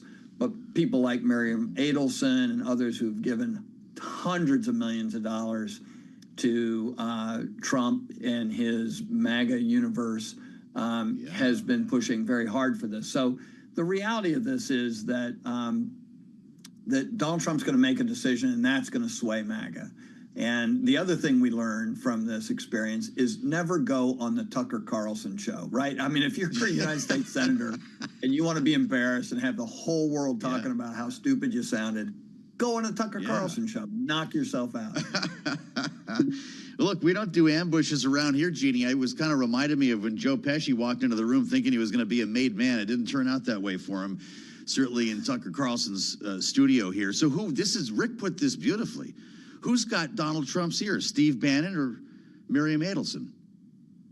I think he is listening to both. And Joe, by the way, you've interviewed Ted Cruz a few times, many times. So have him back. You can let him clarify what he knows about the population of Iran. We shall. I think that he is listening to many voices. I think this is, in my mind, more of an internal conflict, if you will, for Donald Trump. You know, Rick may be right that, and Donald Trump said this the other day, what I say is MAGA is MAGA. So they may be forced to go along with what he says. But I do think this is something of an internal conflict for Donald Trump. He is somebody who has described himself as a peacemaker. He is somebody who has said, we need to be out of foreign wars. We have to think about America first. We have to make America great. And yet on the same sort of definition of and support for going into Iran that George W. Bush gave for going into Iraq, and every president has given before and since, has been, I will use military troops when it is in America's interest. Now, that may be absolutely right for the president to say, but it totally contradicts what Donald Trump said and promised his foreign policy was going to be. And he's going to hope that he can hold this base together. But it is something, along with immigration and several other issues right now, where for the first time we are hearing a fissure in the MAGA base. And it is not quiet. It is quite public and it is quite loud. And people like Tucker Carlson are getting a lot of attention for pushing back against the president. Well, he's certainly making the noise. To Rick's point, it's hard to tell how much of the Republican Party or the conservative movement this reflects here. Rick, I started this conversation by asking Jeannie how much time Donald Trump has to make this decision. Do you have a take on that? Yeah, I'm sure it's being informed by the strategy that is really the dominant theme here, and that's what does Israel want to accomplish and when do they want to accomplish it?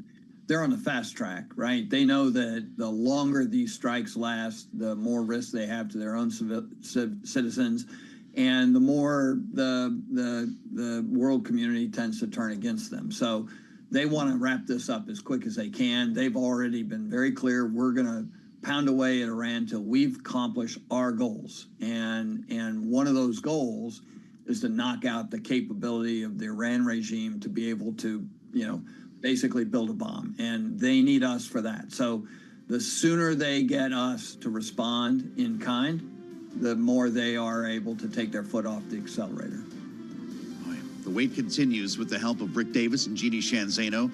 We're also counting down to a Fed decision with special coverage set to begin here on Bloomberg in about a half hour. Stay with us for hour 2 of Balance of Power. Congressman Mike Lawler from New York is going to join us. You don't want to go away on Bloomberg.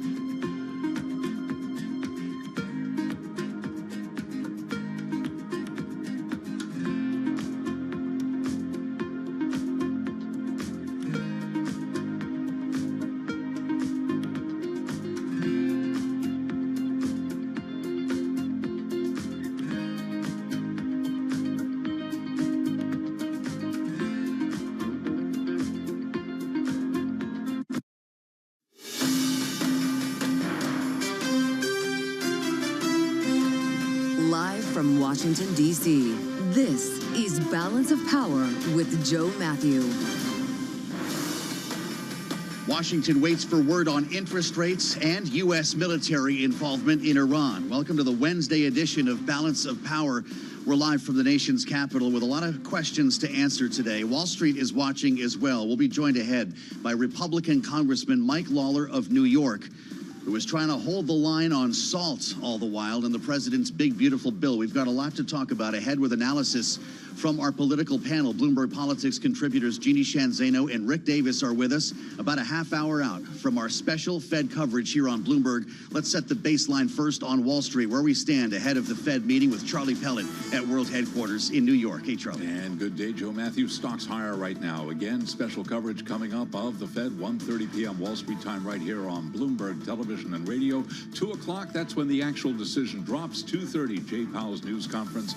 We got you covered here at Bloomberg. The Dow, the S&P, NASDAQ all advancing. Stocks higher after President Trump said Iran has reached out about the possibility of negotiations, bolstering hopes that Tehran's conflict with Israel will de-escalate. And the Federal Reserve is expected to reiterate it needs more clarity on the impacts of government policies before adjusting borrowing costs. So here's where we stand. The S&P 500 index right at 6,000, up 18 now, up 0.3%. The Dow up 108, up by 0.2%. The NASDAQ Composite Index up 90, up 0.5%. The outperformer, the Russell 2000 Index of small cap shares, that is gaining now by 1%. The 10-year ahead of the decision, 4.35%. The 2-year, 3.92%. Spot gold flat on the day, $33.90 the ounce. And West Texas Intermediate crude down 0.6% right now, $74.45 barrel on WTI. Texas Instrument shares are up 0.5%. TI touting plans to spend more than $60 billion on semiconductor plants in the United States, making it the latest chip maker to promote its domestic manufacturing ambitions as the Trump administration urges investments and threatens to upend the sector with tariffs. Recapping stocks higher, the S&P right at 6,001, up 0.3%, ahead of the Fed decision. The 10-year, 4.35%. Balance of power continues right now. Back we go to Washington. Once again, your host, Joe Matthew. All right, Charlie, many thanks as we count down to the Fed decision here on Bloomberg. We'll hand things back to World Headquarters in New York, as I mentioned, about a half an hour from right now.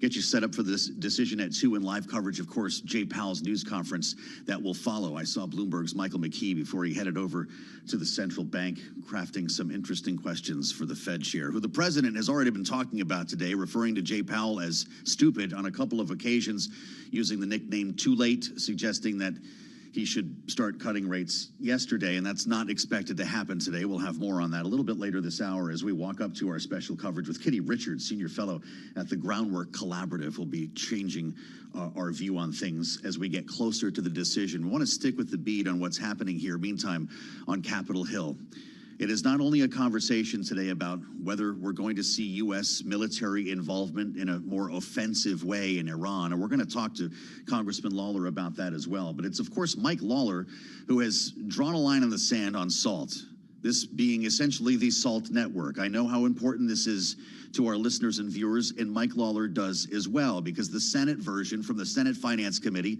of the big, beautiful bill just came back to the House. And it's not what a lot of certainly members from New York and New Jersey wanted to see. Spoke about this yesterday with Senator Ron Johnson. He's a no vote on this. He wants to see deeper spending cuts.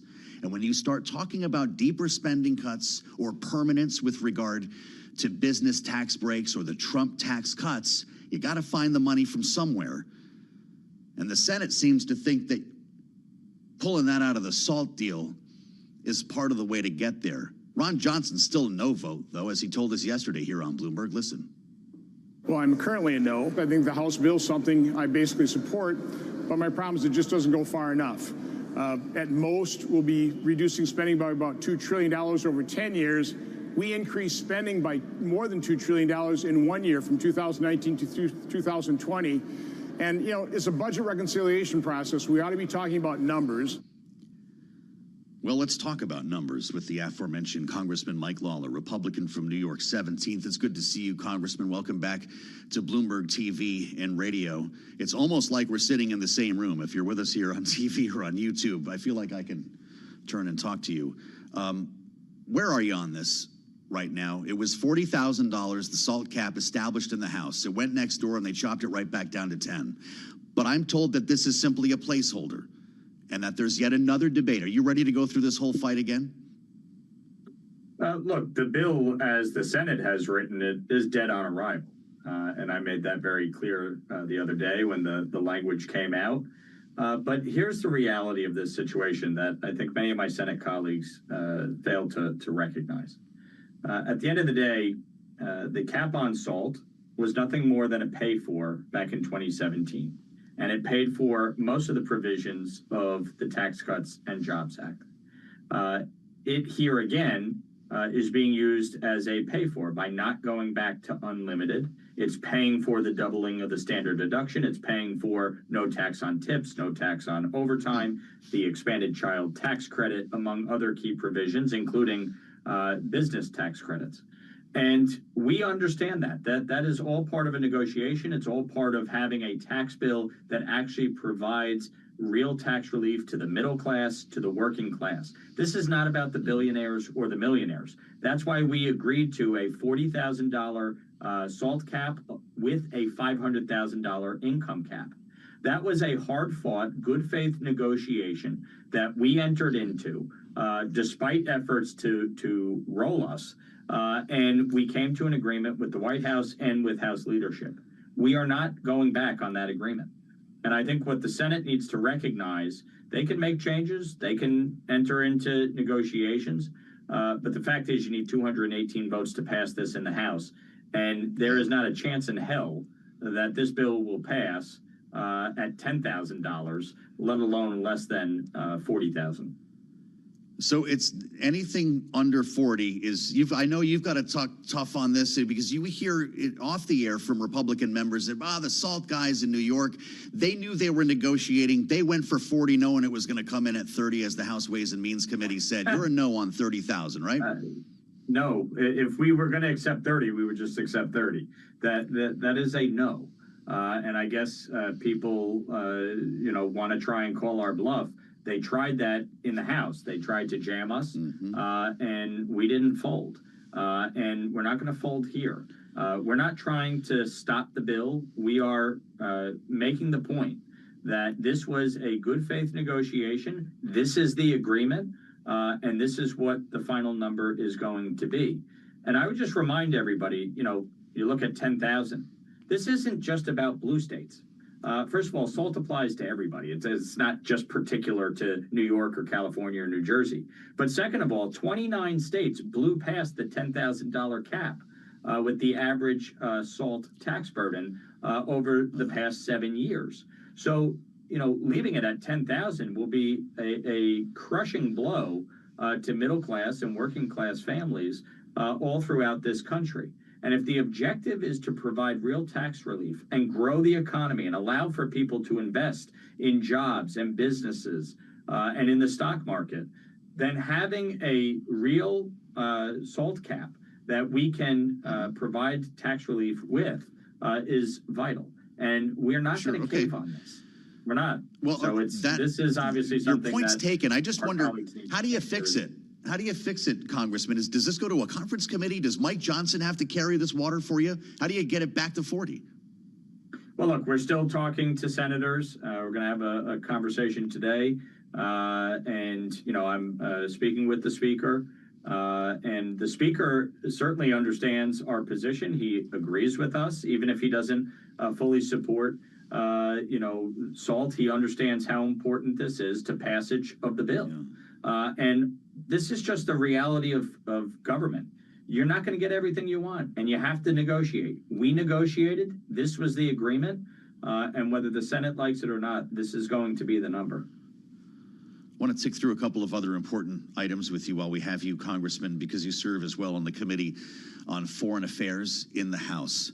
Where's your gut as, in many cases, Republicans argue with Republicans about what President Trump should do right now in Iran? I know you support Israel's right to defend itself, but do we need to put American B-2 bombers in the air to help finish the job?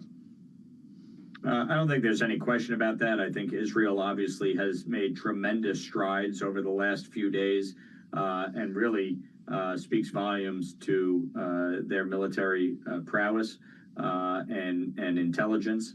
But ultimately, to get the job done, I don't think there's any question, the U.S. is going to have to be engaged. I'm not advocating for troops on the ground. I'm not advocating for regime change. The bottom line is Iran cannot have a nuclear weapon. President Trump has made that clear for years. Republicans and Democrats, both prior presidents and in Congress, have made that clear for years. The time has come. And ultimately, we need to finish the job.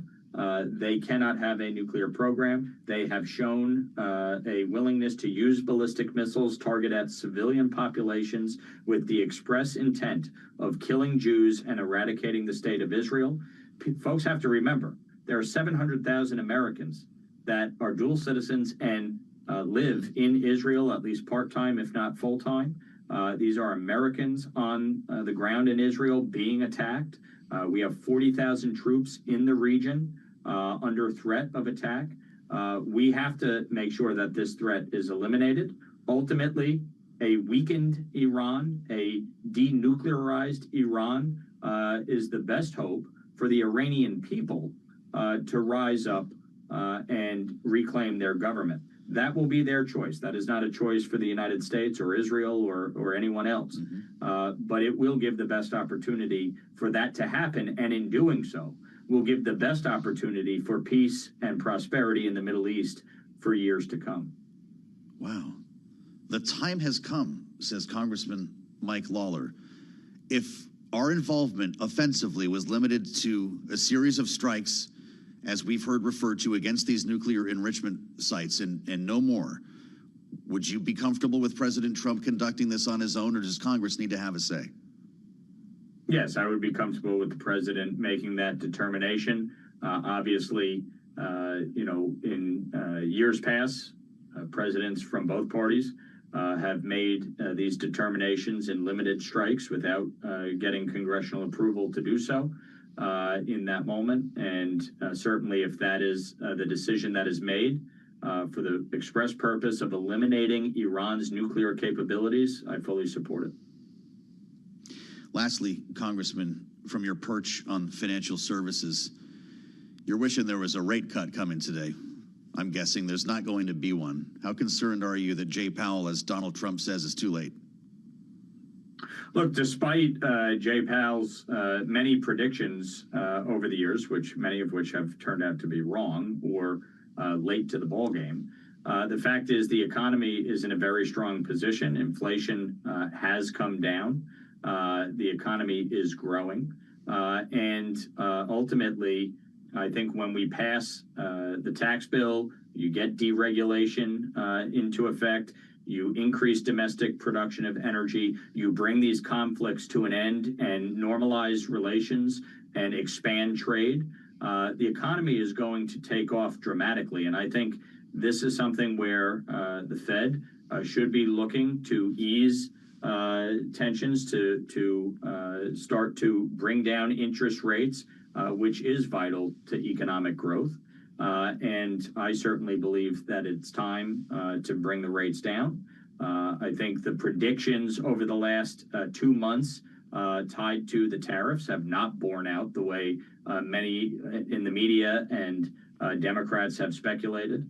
And so I do think it is time for these rates to come down.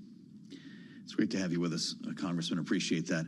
Congressman Mike Lawler, Republican from New York, from SALT to Iran to the Fed. We're going to be turning things over to our special Fed coverage coming up in a little more than 15 minutes with, of course, an announcement on rates coming at 2 p.m. I want to assemble our panel with more on what we just heard from the Congressman with regard to Iran. That was an important moment. You're going to hear that played back.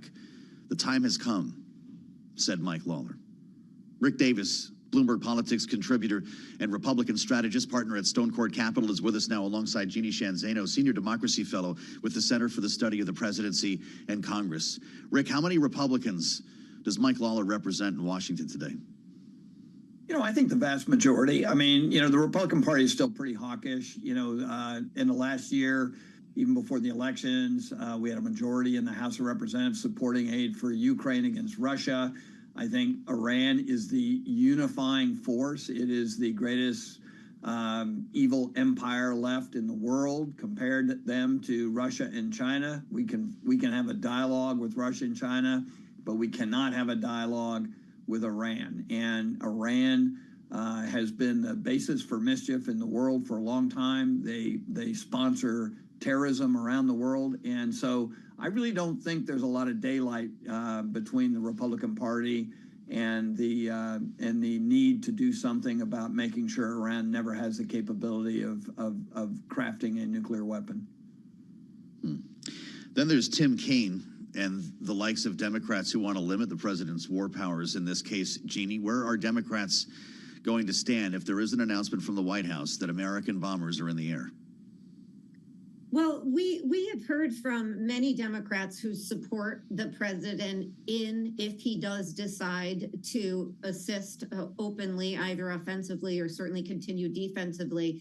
You know, we've heard Adam Schiff, we've heard others. So there is a split in the Democratic Party. We've also heard Democrats on the other side joining people like Tom Massey.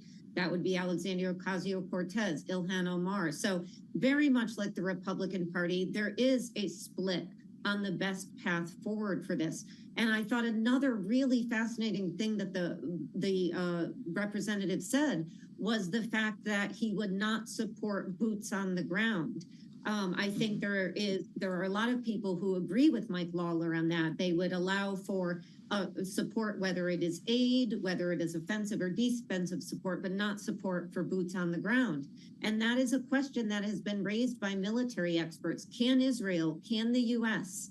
really destroy Iran's ability to get nuclear weapons, not just in the short term, but in the long term, without boots on the ground? And that is a big question. And to hear him say, no, I wouldn't support that, I think is also very telling. Rick, how, if the White House decides to act, should this be rolled out? Does the president need to address the American people in prime time? Is that old-fashioned? To what extent do the American people need to be prepared for this? Well, we do know Donald Trump likes these big moments in a presidency. The symbolism of the Oval Office, the Resolute Desk, is not lost on this president. That being said, I would think it would be always after the fact. I mean, these are operations that are best left in the secret. No sense in telegraphing our punch to Iran. So I wouldn't anticipate the president forecasting his intent to strike Iran, to degrade his ability to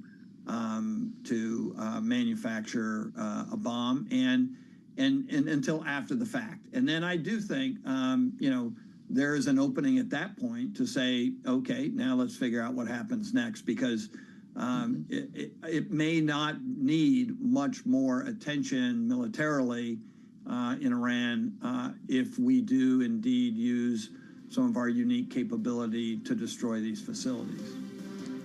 Rick Davis and Jeannie Shanzano with analysis as we wait for a decision from President Trump. Bloomberg Politics contributors, many thanks to both of you for your insights as we turn our attention coming up to the Federal Reserve. Walking up now in less than an hour to the announcement on interest rates. We'll be joined ahead here in Washington by Kitty Richards at the Groundwork Collaborative. Stay with us on Bloomberg.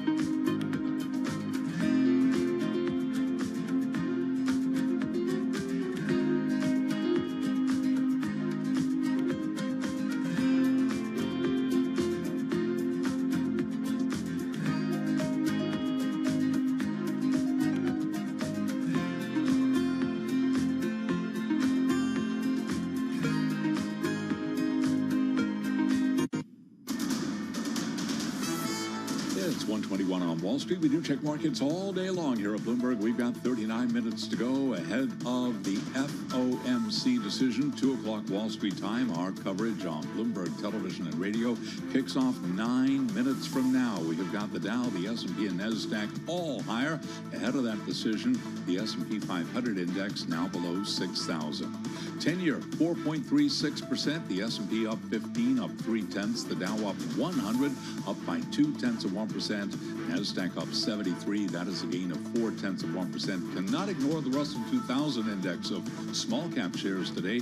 It is surging now by 1%. Again, your 10-year, 4.36%. The 2-year ahead of the FOMC decision, 3.92%. And spot gold, little changed, up less than 0.1%, 33.89 the ounce. West Texas Intermediate crude, 74.99 a barrel, up by 0.2%. Bitcoin just about flat on the day at 104,250 on Bitcoin. New U.S. residential construction declined in May to the slowest pace since the onset of the pandemic. Home builders trading mixed. KB Home right now up 1.1%. Lennar down 0.5%. And luxury home builder Toll, it is up by 0.6%. For on-demand news 24 hours a day, subscribe to Bloomberg News now wherever you get your podcasts. And Balance of Power continues right now. Back we go to Washington. Once again, your host, Joe Matthew.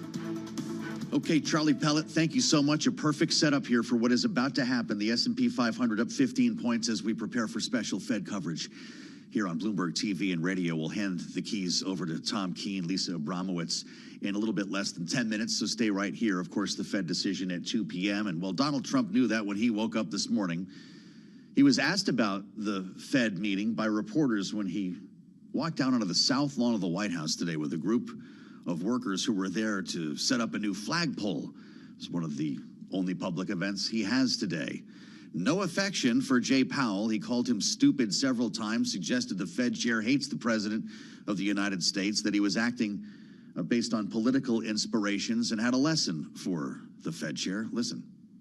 Because of this guy's rates, if he'd lowered a point, I'd pay about a point less. Then if he'd lowered 2 points, I'd pay about 2 points less. And that's for 10 years, 12 years, 15 years, 5 years.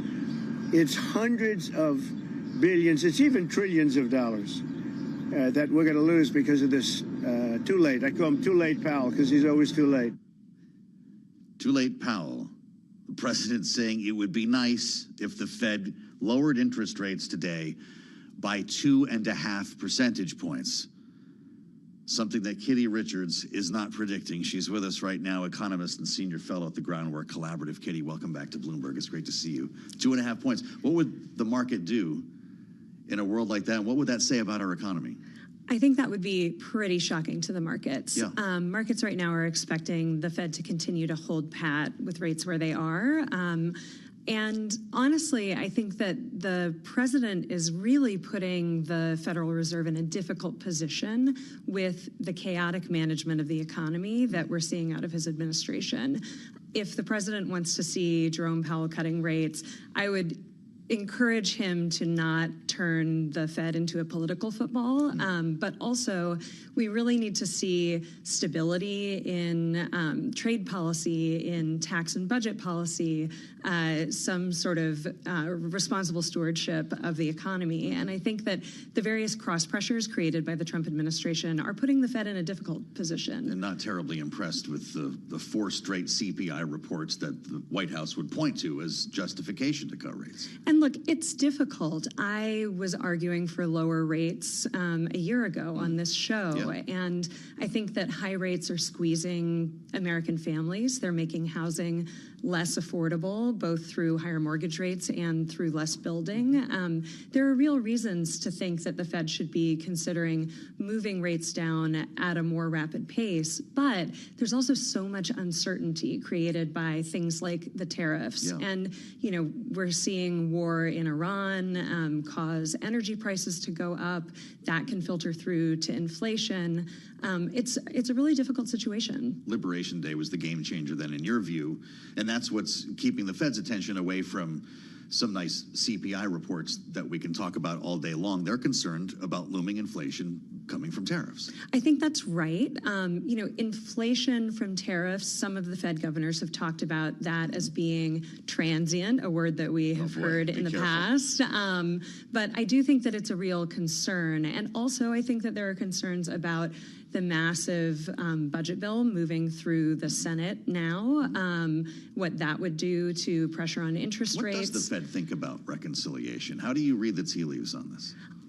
I think it's hard for me to say how the Fed will view it. Typical Fed policymakers are concerned about a $5 trillion increase to the budget deficit, especially to pay for something that is not going to create economic growth and stability, like tax cuts for the very wealthiest. Yeah. There are also real problems for workers in this bill. If the Medicaid cuts currently contemplated by the Senate bill go into effect, that's going to be millions of workers losing their health insurance, having to pay more. It's going to drive costs up. That's also a problem for the labor market. So I think the Fed they have said they're in a wait-and-see approach. We'll wait and see if that's what they say at the press conference today. But there is so much going on that I think it puts the Fed in a position of feeling most comfortable just standing pat. Interesting. Jay Powell's an institutionalist, right? Does he take the CBO at its word when we start talking about additions to debt and deficit? I think that the Fed understands the pressures, if you're talking about the different policy baselines that are out there. Well, it's become a parlor game around here. The CBO is the only one who doesn't know what's going on because there's no dynamic scoring and they're not factoring in the tariff revenue. This is what we hear every day on this show. Yeah, I think that the parlor game around the tariff revenue is the Trump administration claiming that they are going to raise a lot in tariffs and yet somehow prices are not going to go up and we're not going to see any of that impact the American economy or American workers. Yeah. What's the dot plot going to tell us today? Let's get to some actual news. I'll be interested to see what the dot plot tells us today. We're following what Fed governors are saying. They're going to crank this down to one cut? Is that the idea? I think that most of what we've seen is a wait-and-see approach, and they continue to wait and see, and things continue to be pushed off. I will be really interested to see what they say about the later quarters of this year. Now, that is also when we expect to see the impact of the tariffs in both inflation and the labor market. Jay Powell is preparing to meet the press right now. Bloomberg's Michael McKee is over there. He's got a bunch of questions. They're going to throw him off. What will be his posture? What will be his tone any different than the last meeting? There's so many questions he can't answer. I would assume that we're going to see a very similar approach to the last meeting. And also, as you said, Jay Powell is an institutionalist. I think that it is important to him and the other Fed governors to not be seen as overly reactive to the inflammatory statements that Donald Trump makes. Right. So I would anticipate a very even-keeled and very similar approach to prior statements. What would you ask him if they called on you in the briefing room today? I would ask him to talk about the impact of the Fed's rates on the housing market. I think that this is a really underappreciated problem with how high the Fed went and how slow they've been to cut back. We've seen both rates impacting Americans' ability to afford homes, with Americans who got their mortgages later in the rate hiking cycle, facing much higher burdens of housing costs than Americans who have mortgages from a few years ago. And we've also seen how this impacts the housing market through the ability of builders to get financing to build more housing units. New homes falling to the lowest level since 2020. We had a weaker than expected reading on retail sales. This has to be hanging over his decision here. I think that's right. And housing is such a huge part of a family's budget, and it's such a crisis in this country. But again, the Fed is, I think, cross-pressured by everything that's going on. Yeah. Really glad you could come by. Katie Richards, Senior Fellow, Groundwork Collaborative, helping us walk up to the Fed. Many thanks for the insights. As always, Katie. We're going to hand things to New York now, and I'm going to meet you back here at 5 p.m. Eastern Time on the late edition of Balance of Power. We could be living in a very different world by then as the headlines cross moment to moment, never mind hour to hour. A special edition of Bloomberg Surveillance is on the way. The Fed decides. with Lisa Abramowitz and Tom Keene live from World's headquarters in New York. Straight ahead on Bloomberg TV and radio.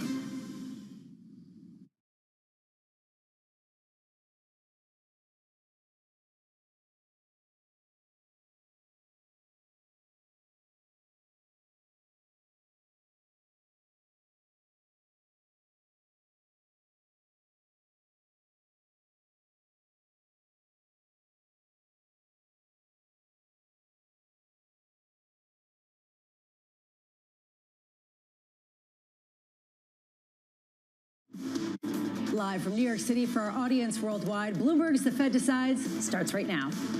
This is a special edition of Bloomberg Surveillance with Jonathan Farrow, Lisa Abramowitz, and Tom Keene. Bloomberg Surveillance, The Fed Decides. Live on Bloomberg Television and radio, good afternoon. Counting down to another Fed rate decision and Chair Powell news conference. Alongside Tom Keene, I'm Lisa Abramowitz. Someone is missing, Tom, I believe. I just got a message from the Bank d'Italia, and he's 24 miles south of one of their branches. I think it's an island.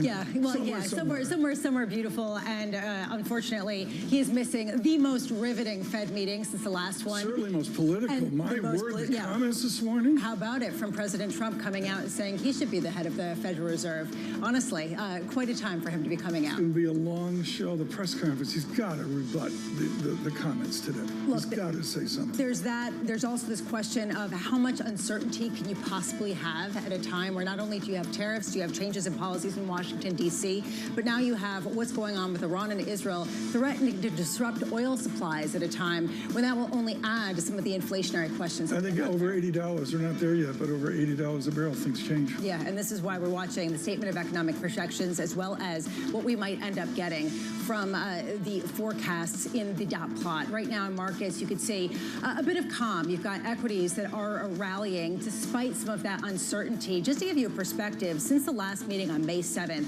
S&P is up almost 7%. When you take a look at yields, they are up materially, about 10 basis points on the 10-year, up from on May 7th, the last time the Fed met, 4.36%, and crude lower, but still up materially since that last meeting. Coming up shortly, J.P. Morgan's Bob Michael, Kathy Jones of Charles Schwab, and Greg Peters of PJ will be taking us up to the Fed rate decision at 2 p.m. We'll get immediate reaction from former Fed Vice Chair Rich Clarida, Diane Swank of KPMG, and Deutsche Bank's Matt Lazzetti. And finally, breaking down Chair Powell's news conference, Stephanie Roth of Wolf's Research, Apollo's Torsten Slok, Subhadra Rajappa of SocGen, and BlackRock's Jeff Rosenberg. Joining us now, we are so pleased to say, is J.P. Morgan's Bob Michael. This is actually a big deal because they're going to release their quarterly summary of economic projections at a time where things haven't exactly gotten clearer.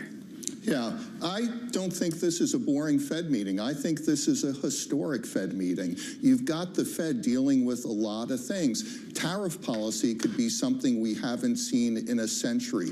You could have a potential major conflict in the Middle East.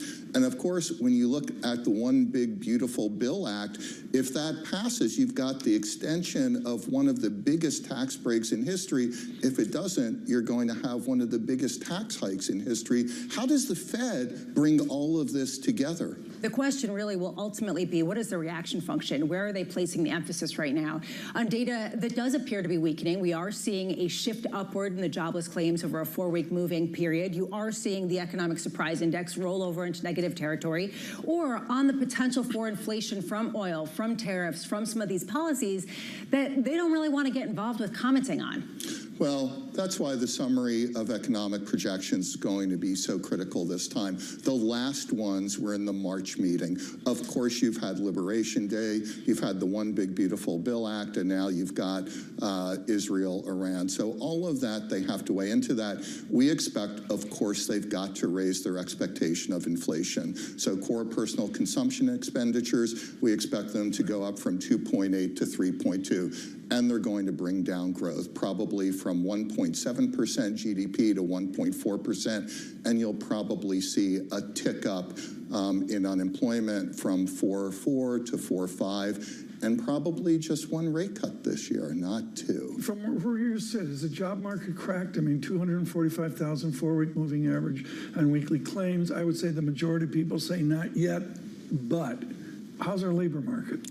it's on the knife's edge. And what you see in the weekly claims data is that businesses are neither hiring nor firing. They're frozen. And you see that with continuing claims continuing to go up. That tells you that if you've been laid off, you can't find a job. I'm not going to let this go, and I like that we have 3 bond people up top. I think the bond market's speaking right now versus the equity market. I want to look at the 10-year real yield. I'll let you pick the duration. But what's amazing to me is it's still range bound. Do you predict that the inflation-adjusted yield will break down to a new lower, disinflationary, slower, sluggish tendency, or can it break up with all the geopolitics we've got? It's probably likely to break up. I think there will be an expectation that as all these different policies take shape and are deployed, that's going to create a lot of anxiety and volatility in the market.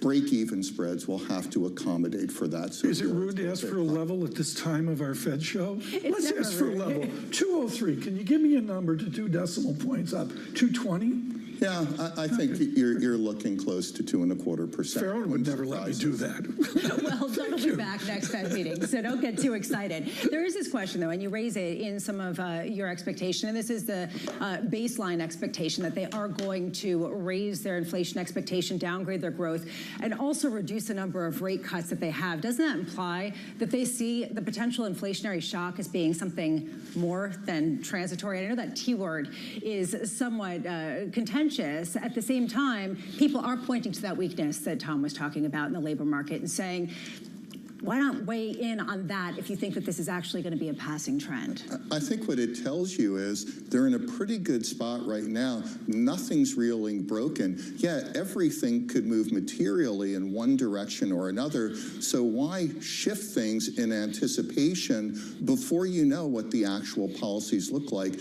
and the impact to the economy? Meanwhile, as Tom was mentioning at the top, there has been this drumbeat from the White House, and we only got that again this morning when President Trump came out and said the Fed should really be about 2.5 points lower, saying that they should reduce the rates that much, and then saying, I would be a really good Fed chair, and he'll be out the second that his term is up. At what point do you think that really starts to color the press conference in terms of how the Fed wants to color their decision, even if it is based purely on the economic data? Yeah, and I think there's been a lot of conversation. If you bring the Fed funds rate down to 1 7/8%, you're probably going to see the 10-year go up to about 5%, maybe higher. We have history for that. 1992 to 1994, the spread from Fed funds to the 10-year was 300 to 400 basis points. And that was another period where the markets felt the Fed was overstimulating. He's going to get asked a lot of questions about that. Why not? Why shouldn't he answer them? We have a template of McChesney Martin in 1951. We have the Vietnam War, LBJ, really unhappy. Maybe it was Nixon, I can't remember right now. What is this silence that we get from Powell? He should make some form of defense of the institution today, shouldn't he?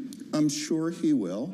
I'm sure he'll defend the integrity with which they look at inputs into their decision-making process and the summary of economic projections.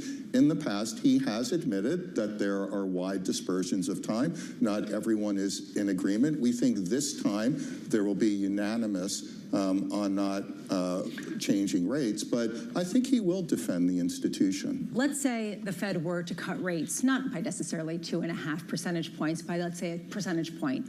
How much would long-term yields rise based on the current expectation of an elevated trend of inflation for a longer period of time? Probably not a lot. I think the market is expecting about 100 basis points in rate cuts over the next year. I think everyone has moved to a December rate cut and 3 more early part of next year. So that's already effectively in the market. It would be interesting to see what that does to the 10-year. Does it bring it down a little bit? And does that create a more positive dynamic for the housing market? That's the one thing that worries us the most. When you look at the housing data today, it's at a cycle low. Yeah, and that was something that we saw in economic data that we got earlier this morning. We've been getting consistently. I am just wondering how much that forecast for front-loaded or back-loaded rate cuts next year stems from the fact that we're going to have a different Fed chair, who potentially will be a little bit more dovish.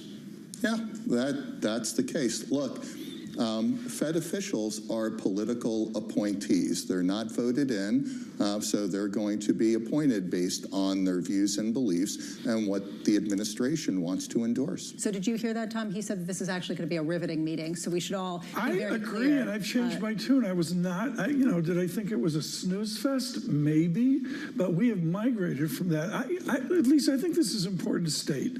We're fighting 2.5 wars. We're fighting Ukraine, we're fighting from Israel to Persia, and we're fighting, with great respect, half a war in Gaza, I guess. So it's 2.5, if not 3 wars. When did we have a Fed meeting with 3 fronts, ever? Well, with 3 fronts on one side and then a home front with a question of policy. And Bob kept talking about the bill that may or may not get passed, with the CBO putting out that it would increase the deficit some $2.8 trillion over the next 10 years. How much does that factor into a Federal Reserve who is being accused of raising the costs for this government by the president? This is something that he's going to have to discuss today. I'm sure he'll get asked about it. Bob Michael of JP Morgan is sticking with us, which we are so pleased about. Coming up, we've got Kathy Jones of Charles Schwab and Greg Peters of PGIM as we count you down to that Federal Reserve decision. This is Bloomberg.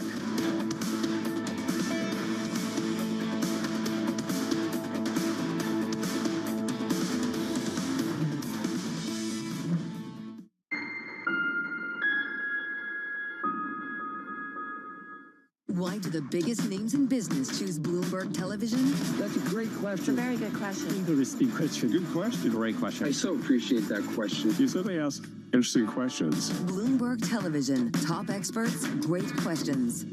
Welcome back to the circuit. This time, we're taking you to the frontier. Where is do we have a camera, or do we don't want to lose you, Emily, in all of this. To meet the people rewriting the rules of code and culture. How do you personally grapple with the pace of it all? It does feel like it's going very fast. What's the point of this? What is the point of any of this? Tune into Season 3 of The Circuit with me, Emily Chang, Thursdays at 6 p.m. Eastern on Bloomberg Originals and Bloomberg TV. Addiction isn't a choice. I would isolate, self-medicate, and fabricate to continue my use. I didn't really think I had a problem. Rachel and Pete are just 2 of 48.5 million Americans with substance use disorder. But 3 out of 4 people find recovery is possible with help. Go to shatterproof.org/findtreatment to watch the short film No More Secrets and find out how you can get help. That's shatterproof.org/findtreatment. In case you missed it, on Bloomberg Surveillance. Reading economic data right now is like reading tarot cards, because right now it feels like you could pick out what you want and interpret it in whatever story that you wanted, and maybe it'll sound vaguely truthful for people and they will lean into it. There's a science to it. Tarot cards? Tarot cards was like real deal. Yeah, my son is a physicist and he tells me economics is not a science, so. Well, I just think that it's a very choose your own adventure kind of moment. At what point do you know this data is reliable? Don't miss Bloomberg Surveillance live every weekday.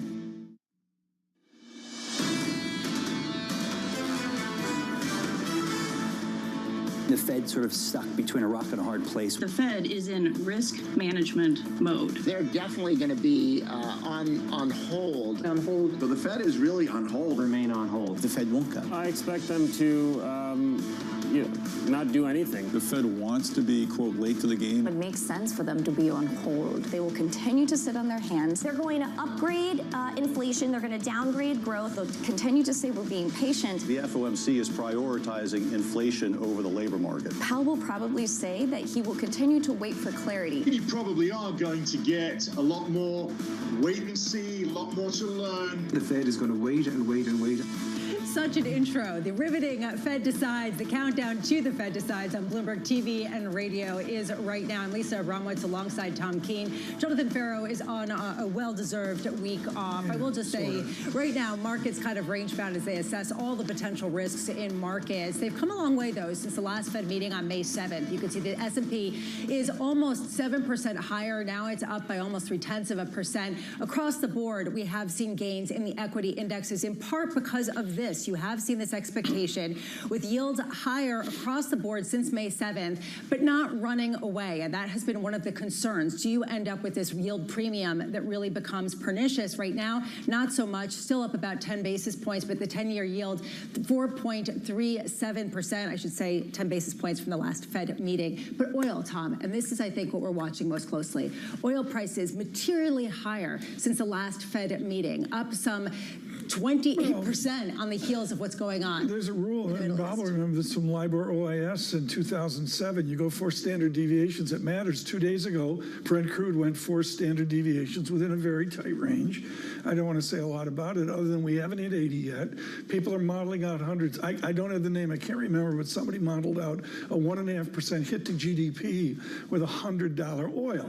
I don't want to be inflammatory on that other than it's moving up, it's part of the mix. You know, I like the headline here moments ago. This, you know, Powell could say this today on cutting rates. I may do it, I may not do it. We may get that from Jerome Powell. I'm guessing that that's not going to be the case. Joining us right now is Kathy Jones of Charles Schwab, who I'm sure agrees with me, and Bob Michael of JP Morgan is still with us. Kathy, thank you so much for being with us.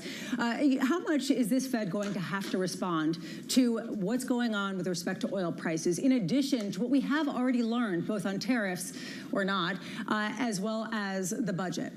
It's just another layer for the Fed. I mean, it's just like this layer cake that you just keep adding on one risk, one policy issue after another. So on top of tariffs, on top of the budget bill, on top of the multiple wars, now we're going to have energy prices as an input. And I think that this makes it even more complicated, and it was already really complicated to start with. And part of this is the guessing of GDP. We were talking to Bob about it before, and whether it's a nominal GDP mystery of what inflation's going to do, or even real GDP. Do you get a sense that there's a real dispersion of wonderment about where real GDP is the end of the year, or dare I say out 12 months to Q2? It's next year's 2026, is that right? You got this. Nailed it. Oh, we got the year now. I don't know that there's a lot of dispersion on expectations yet. I think we haven't even gotten to the end of the 90-day pause on tariffs, so we don't even know what the effective tariff rate is going to be longer term. So I think a lot of people are still modeling kind of a muddle along, not bad kind of GDP growth because consumers have hung in there. But I think as we get over the next couple of months, what we're probably going to find out is how is the labor market holding up, how's consumer spending therefore holding up, and what do all these policy changes have?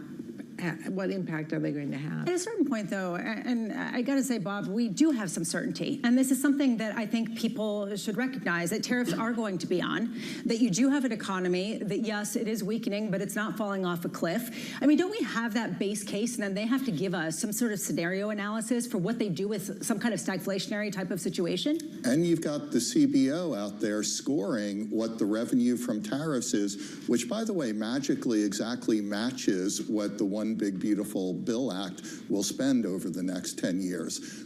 So yeah, I think it's incumbent on the Fed to give us some answers this time. They have enough information. They can talk about what they use to model and then what the tail scenarios are. We thank Neil Dutta for listening today with REMAC. Thank you for the note, Neil. And Neil just says, look, the consensus always is behind. They'll pencil in whatever and they'll be there after it happens. To me, what's missing here is the drama of the president, 2%.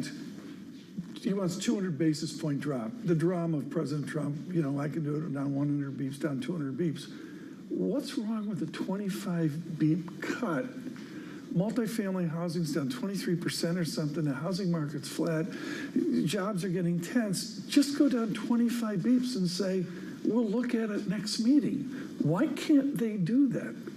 Well, they could, but there's all the uncertainty of what these big policies will look like. What will the bill going through Congress eventually look like? Where will tariffs settle? What will happen in the Middle East? They need a few more answers. And right now, everything looks okay. Most of the time, we would look at where the labor market is, where inflation is, where growth is, and say, we would take it 9 out of 10 times. So I think they're smart to just sit here, tell us that they believe policy rates are slightly restrictive, and then wait for an opportunity to bring them down. Kathy, do you think they should weigh in more on the hawkish or the dovish side, considering the weakness that we're seeing in the economy in tandem with some of the inflation fears that have really abetted quite a bit?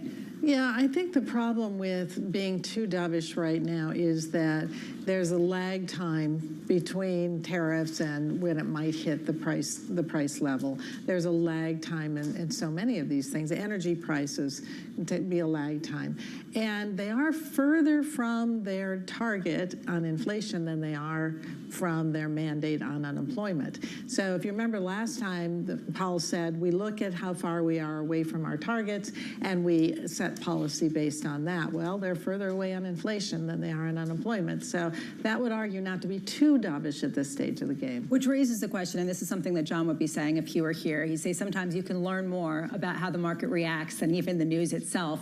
Joining us now is Greg Peters of PGIM. Greg, from that perspective, how much are you expecting the market to really want to hear a dovish message versus a more hawkish one when you take a look at longer-term bond yields that are a little bit more controlled than they have been, but still nudgy? Yeah, I mean, the bond market's been in a very volatile range for several years now. The market is clearly leaning more dovish. I think they're going to be sorely disappointed. I think the Fed is focused on inflation, and the market is, focused more on the growth side. What you're also seeing is kind of forward path of rates is baking in this new Fed regime, whatever that means. So, what does the Fed look like post Powell? And so the market is really skewed one-sided around rate cuts and the amount of rate cuts as you go out the curve. And I'm not sure the inflation dynamics or even the growth dynamics support that. What do you see in the comparison of nominal to real yields in the bond market, Greg, right now? What's the dynamic just the last couple of days between a nominal full faith and credit and the real yield? Yeah, I mean, you look at real yields, they're, just call it, above 2%. That's, that's, pretty substantial. I think that's, on the higher, end of the range. I would expect that to come down, but, you could interpret that, the beautiful thing about yield and real yield, you can interpret that, a couple different ways, right? It could be a strong macro growth story, or there could be something more nefarious. So I think that, real yields are a little too high, but not dramatically so. Greg, what Bob Michael was talking about was that this is a Fed that's going to have to give some answers. They're going to have to answer how the reaction function really does change as their dual mandate comes into conflict, and we do see something more akin to the stagflationary picture that the summary of economic projections is likely to show. What would you like to hear, and what would your question be if you were in that meeting talking to Fed Chair Powell? Yeah, well, I think Bob's going to be severely disappointed because I don't think you're going to get answers. But I think, I think they're going to dance around, in the environment. But, quite frankly, I would ask the employment question. I think this economy and even inflation hinges around employment. You have seen some weakening. There's some seasonal adjustment factors there as well. But really trying to hone in on how important is the employment picture and what are the targets that you're looking at, whether it's quit rates, whether it's, any other measure they want to put forth. But I think it's all about labor, and we're getting lost in kind of the other narratives. What do you see across the Schwab network? We're talking a big fancy bank here, boutique fancy people over in Jersey City at Prudential. What do you see in the real world of Charles Schwab from your clients? I think certainly retail investors are very nervous because we have all these policies, very uncertain. It's been volatile. And I think they're very nervous. But what they're doing, broadly speaking, is keeping some duration, but not too much. So we've been advocating kind of a middle ground, intermediate term duration. They're finding the yields are relatively attractive. If you go into investment grade corporates or municipal bonds have been very attractive. Yeah. They're finding a spot where they feel secure because they are a bit nervous about about the equity market. Microsoft's $1.20 below its record high of 2 days ago. I mean, I find retail here to be just absolutely fascinating, of the nervous and OMG, what's going to happen. Long-term has become 2-year paper in a stock market that's up near record highs. I still try to wrap my head around your croissant that's down $1.20 since a week ago. I mean, go figure. It sounds like a bad business practice. I am curious, though, about how much they see the risk as inflation versus weaker growth. And that really is going to be the quagmire for the Fed. Yeah, for the Fed, I think that is the what comes first, what's the order of magnitude of either one. That's what they're trying to assess, and that's why the consensus is they're on hold, because these things are still playing out. We still don't even have all the policies. It still has to finalize some of these policies that are conflicting in some ways. You know, they're gonna slow growth and they're gonna raise inflation, but then on the 6 months from now could go the other way. That's a really tough environment to set a policy. You know, Bob, I find it interesting because you've come on the show, and earlier in the year you talked about a sub 3% across the curve yield on 10 years, 2 years, and 30 years. That's obviously changed, and you have changed some of your outlook. But I wonder if it's based on some of the Sell America trade, if it's based on inflation, or if it's based on something related to just supply and demand having to do with yield term premium based on Washington, D.C. and that big, beautiful bill. Well, I think there are a couple of things. One, tariff policy is far more aggressive than we originally thought it would be, and it's going to settle in above levels we had expected. The One Big Beautiful Bill Act, that came out to be much higher in terms of incremental spending than we had also assumed. And I think the combination of those things just made you pause and say, what's the Fed going to do? They're probably going to hold off. Greg mentioned that the rates market has been relatively volatile. We're taking the other side of it. It's remarkable to us how stable it's been. I'm surprised the 10-year Treasury isn't 5%. Fed funds is 4 3/8. It's been 4 3/8 for a while. We've already had half of the year go by, and one after another rate cut that was expected pulled off the board. So that's already happened, and the market's on board with a rate cut in December. You could take that off the board. I don't care. We're 4 3/8%. We've been there for a long time, but we see it because we have meetings every day with people looking to get into the bond market. I've not had a single meeting this year with anyone saying, oh, I've got to get out of the bond market. When do I get out? How do I get out? It's all about, is this the time to get in? Where should I go? About de-dollarization. Greg, just quickly, a final word from you. No, I think of all the things that are going on, I think this Fed meeting is probably the least important, right? They are just reacting to, all the events that are unfolding that we're discussing and the uncertainty. So I think definitionally you'll see a Fed behind the curve. And I think there's no way to get around that fundamental fact. Kathy Jones, Greg Peters, to both of you, thank you so much. This is the countdown to the Fed Decides on Bloomberg TV and radio. We are just about a minute and 10 seconds away from that Fed decision. Any dissent? I don't know. I don't think so. I'm guessing that probably not. Given the president on the lawn today, I don't. If I was dissenting against Jerome Powell today, he's under fire. I mean, they're coming out of the trenches after him. And there's no reason for them to say that they should cut rates. The dissent will be expressed maybe in the dots, because we are going to be getting the dot plot, which I know they all love very much. All of a sudden, if you start to have people pulling dots off the base in terms of how many rate cuts this year and only one getting gamed out in those dots, how much does that really put the fire on Jay Powell? We need James Bullard to come back and give us that lowball dot. Yeah, well, he actually was thinking, he took the other side of that. We actually caught up with him earlier today, and he said that this is a Fed that should recognize more greatly the weakness in the U.S. economy, as evidenced by the downside surprises, as well as what we have seen with respect to the labor market and the housing market. Neil Dutta, that's just for you. Heading into that meeting, into that decision, we are staging a rally up about 1/3% for the S&P and NASDAQ. Russell 2000 more dependent on Fed easing, up almost 1%. Right now, let's head over to that decision.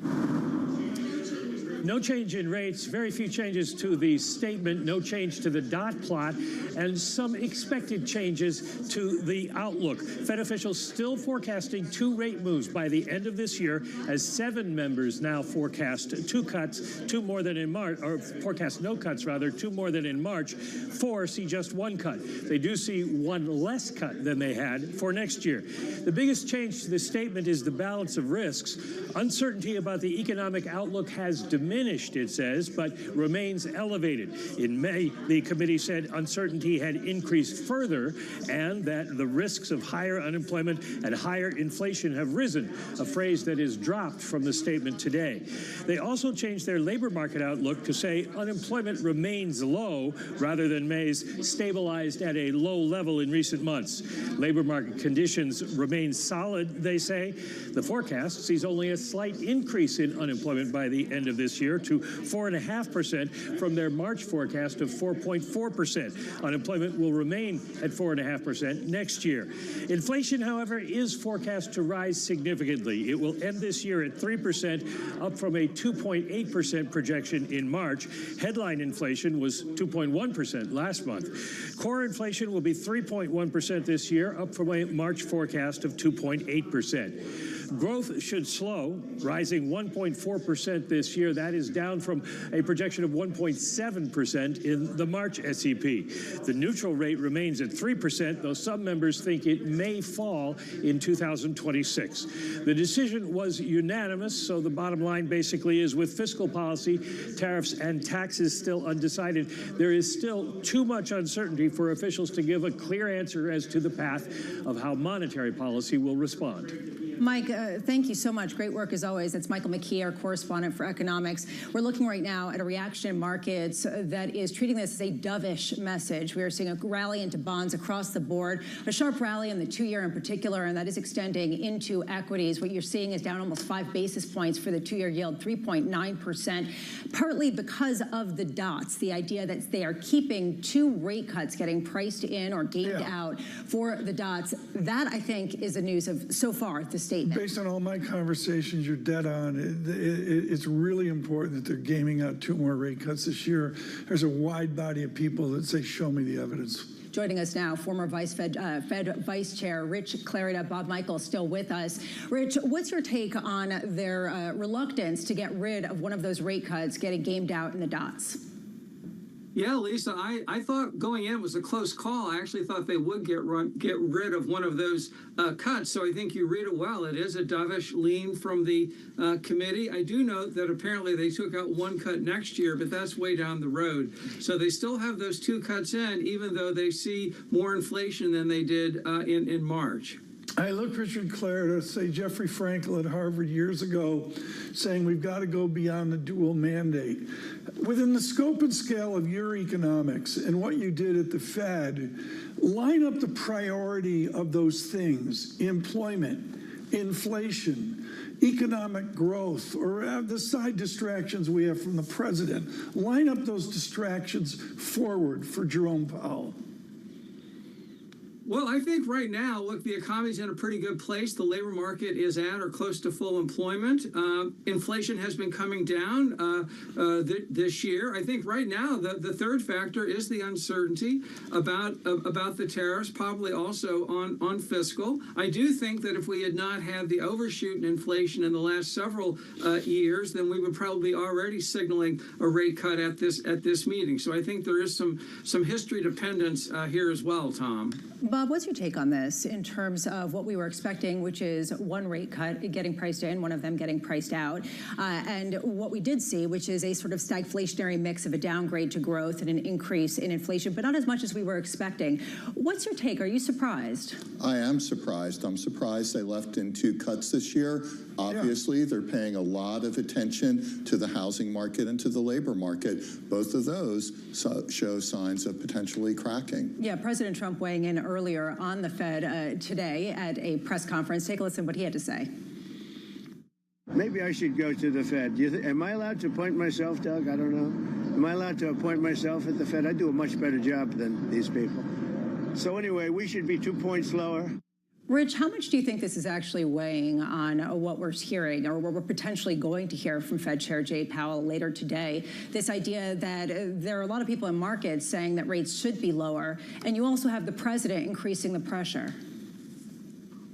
I don't think it's so much, look, Jay Powell has a lot of experience with criticism from the White House, and so I don't think that's going to be a factor at all. But look, the inflation data has come in better than a lot of folks, probably even the Fed, expected. We are seeing some slowing in the labor market. You know, Lisa, I think a factor now is they're also having to deal with what is a fully employed economy given what's going on with immigration right now. So we're going to have probably some slowdown in the labor force from that. Engaging that is an additional complication to the decision, I think. I'm going to do this for Stanley Fischer, the late, great Stanley Fischer. Yeah. He lectured me, folks, a little bit of math time here. Lisa said, Farrah would never let me do math. We're doing math. I think it's a clarification, Bob Michael, that we talk about 2 rate cuts, and the President of the United States is talking about 8 rate cuts. 2 full percentage points, and we don't understand. He's talking about jumping down a point, like a real estate guy. What would happen to our world if we were so abrupt as to go halfway to 100 basis points, or all the way to a presidential 200 basis point 8 rate cuts? What would happen? You're betting on a number of things. The first thing you're betting on is that tariff policy would create a significant headwind to the U.S. economy, and businesses and households would just stop spending. So now you're creating a lower cost of funding for them to step in and start spending. You're also betting on the One Big Beautiful Bill Act doesn't get passed in its current form, that it gets dialed down quite a bit. So that sort of offset to tariff policy isn't quite there. I think those are 2 mighty big bets to make here. I would just stick with tinkering with the dots. Tinkering is the key thing here. We have a 50-year history, Claire is expert at this, of tinkering and not jump conditions like a real estate guy from New York. Well, the tinkering will actually make the press conference a whole lot easier because it'll give Fed Chair Jay Powell a bit of a pass in dealing with some of the political questions. Joining us now, Diane Swank of KPMG. Diane, were you surprised that this Fed leaned dovish at a time when even people in the market, putting aside President Trump, have talked about how inflation, as Rich just mentioned, has been coming in weaker than a lot of people had expected? No, I'm not surprised. I think this is an important issue. The Fed says they're data dependent. They have to respond to that, but they're not going to cut right now. And that's the most important thing. We've got a forecast where the Fed is actually more stagflationary, which I think is what you pointed out. And that's important. And, you know, whether or not we believe it's 2 or 1 rate cuts, time will tell. And the Fed is in this really policy purgatory where they're unable to move because of the uncertainty ahead and the fact that we know that tariffs were not all collected. The effective tariff rate in May was actually lower than what we know the effective tariff rate will be in June, and these things are coming in sequentially and in a staggered way that will show up later in the data, and that's what the Fed's waiting to see. Diane Swank, the headline's simple here. Jennifer Pinero, thank you for this. 1.4% on growth and 3% on inflation. That's that Swank stagflation that we're looking at. What's your conviction that we would see a reduced GDP level?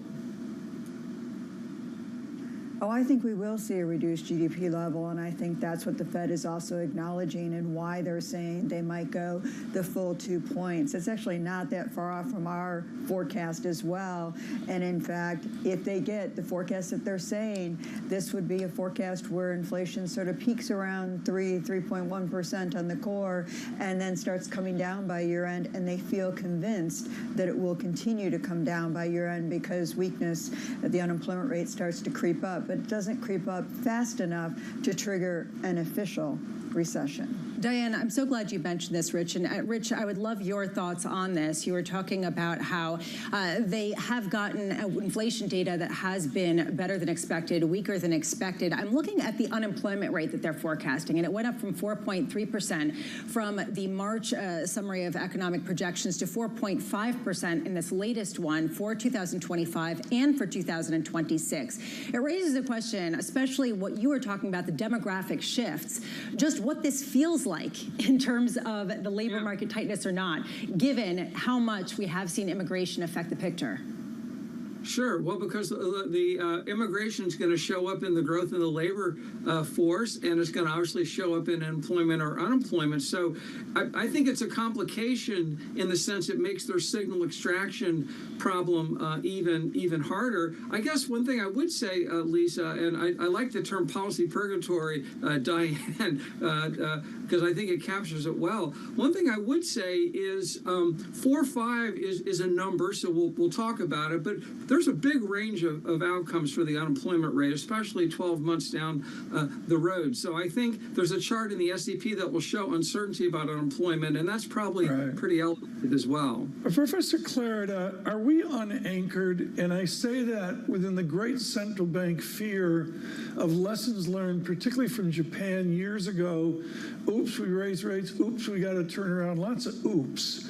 Are we unanchored where there's a new monetarist fear out there of monetary policy, people, I should say? Tom, I don't think so. You know, there was a paper at the recent Fed conference about unanchored inflation expectations, so I know it's on some folks' mind. I don't think we are. In fact, I think Jay Powell's focus really right now for the remainder of his term is to be darn sure that when he leaves that we are anchored. And I think, you know, that's probably part of what's going on, and we'll hear about it today at the press conference. Is there anything that gives you pause, Bob, about the idea that maybe we aren't really fully appreciating some of the inflationary risks at a time when, yes, the backward-looking data has been better than expected, but looking forward is pretty complicated right now? You know, I was sitting here thinking, actually, the Fed did almost exactly what everyone expected. They didn't hike rates. When I go through their forecast on GDP, inflation and unemployment, directionally, they're where everyone was headed, so they kind of match that. And I think 3% inflation looks to us to be very aspirational. When I look at Mike Feroli's forecast, he has inflation peaking at 4.6% in the third quarter. And that's on a seasonally adjusted annualized rate, but that's a very high number.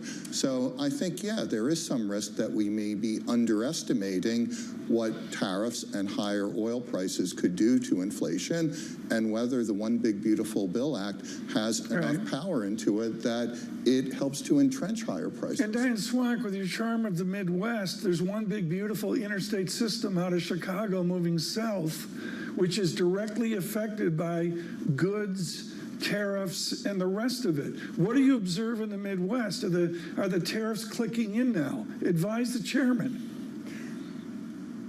Well, they know what's going on. They're hearing it from everywhere. And what we're starting to see is not only are firms doing whatever they can to mitigate the costs of tariffs, they're also starting to see some disruptions due to supply chain problems that you can't undo overnight. And I think that's very important as well. That's only just beginning to seep into the data, but it's very reminiscent of the pandemic. And I think that's why the Fed is still on so much guard. And this is a purgatory for them, because they are very concerned that the unemployment rate will rise, or it may not be signaling, as Rich said, what it might have otherwise signaled, because we'll have pockets of tightness where immigrants used to be and they no longer are. We're already seeing that in the care economy, and we've been tracking it, and the slowdown in elder care in particular, where there's a disproportionate amount of foreign-born workers in that area. That employment has fallen basically to nothing. And in fact, that's where inflation is also moving up at several times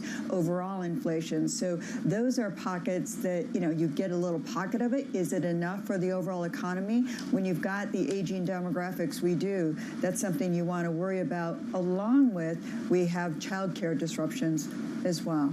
Diane Swank of KPMG, thank you so much for being with us. If you are just joining us, the rate decision was unanimous, and it was a decision to do nothing, at least when it comes to the actual rate, holding it in the benchmark rate zone of 4.25% to 4.5%. The one aspect, though, that caught everybody, or some people, off guard, Neil Dutto again would say, absolutely, this is not surprising, is that they are leaving their dot plot at 2 rate cuts for the remainder of this year. They did lower their GDP estimate estimate to 1.4% from 1.7% in the March summary of economic projections, and lifted inflation from 2.8 to 3%, but they still kept their rate cut expectations the same. Talked about uncertainty diminishing, but still elevated, Tom, at a time where we're all kind of in this policy purgatory that Diane was talking about. I know you want to go to Matt Lazzetti here, but to me, the arch issue, I've said this, you've heard me, the Bramall Cam once got her, she was very upset at me boring her with this. Can you aggregate America? If you're Richard Clarida at the Fed or Matt Lazzetti at Deutsche Bank or Bob Michael at JP Morgan, Greg Peters, any of them, can you aggregate American economic data, or is it a barbell economy of those healthcare workers Diane Swank just spoke about? They're desperate and unreplaceable, or fancy people you're living with every weekend north of New York City. I mean, which is it? Well, you know what? This is a great time to bring in Matt Lazzetti of Deutsche Bank to answer all of those questions and address them. Matt, thank you so much for being with us. Let's start with your reaction. Do you view this as a dovish move by the Fed, as it seems to be treated in markets? Look, I think it skews slightly dovish. We thought in a very close call that they would go to one rate cut this year rather than two rate cuts. But when you look at the overall change in their economic forecast, it's very much in line with what we anticipated. And you have a committee where 7 officials expected to not cut rates at all this year. That's up from 4 in the last SEP. They actually raised their dots in 2026 and 2027 because they think inflation is going to be a little bit more persistent. And so the way that I view this, the median for at least this year, it was kind of a managed kind of agreement that they would keep it at 2 cuts at this point in time. Don't want to rock the boat. There's still a lot of uncertainty in terms of how the outlook will evolve from here. But it's a committee that expects eventually to be cutting rates, but less so in aggregate than what they thought previously. Matt Lazzetti, it's a 3-ratio effort. We don't need to go into the math. Where is productivity in America right now? Out of the pandemic, all the tech stuff, there seemed to be this zeitgeist that we were seeing increasing productivity. The overlay for Jerome Powell, is it still a productive America? Yes, I think so. We've been very constructive on productivity growth coming out of the pandemic, mostly because we view productivity growth as being kind of a lagging indicator from a very tight labor market. So when you have extraordinarily tight labor markets, what you find is firms, see labor that is tight, difficult to find, and expensive in terms of high wage growth. That incentivizes them to find productivity-enhancing investments, capital deepening, other efficiency gains. Now, there's a lot of volatility in the near term. You're having big shocks from trade policy uncertainty, of a fiscal package that's coming through. But overall, on a trend basis, we're quite supportive and kind of constructive on productivity growth. Taking a step back in terms of the uncertainties that this Fed is going to be having to deal with, there's a question about oil and how much it matters or doesn't. We're used to saying oil doesn't matter. You strip it out from core inflation and you take a look at what does matter. And yet it does seem to trickle into inflation expectations and potentially some of the costs of goods around the board. I'm just wondering, and I would love Rich and Bob to weigh in too, but Matt, from your perspective, how important is it to both growth and inflation to understand whether this is a sustainable level of oil prices that we've seen in the terms of the $16 rise since that May 7th meeting, the last time the Fed gathered?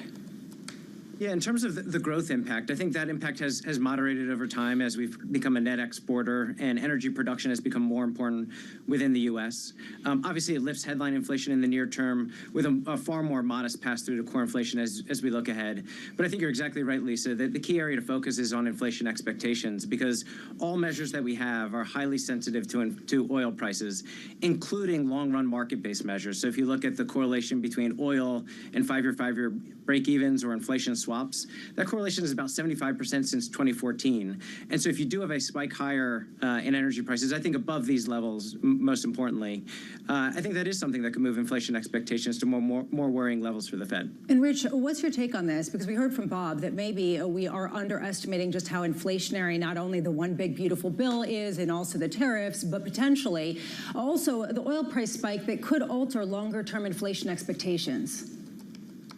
Exactly, Lisa. I think, again, given the history, they are attuned and attentive to inflation expectations. They don't take them being well anchored for granted. You know, the Fed and other central banks have a lot of experience over now decades of how to look through oil prices. But I think Matt is exactly right. In the context of where we are currently with the history and also with the tariff uncertainty, I think it's yet another thing for Jay Powell and the committee to worry about, which is probably, again, why they're on hold at this meeting. Bob, what do you expect him to say about this? The idea that traditionally oil price surges can be disinflationary, inflationary, stagflationary.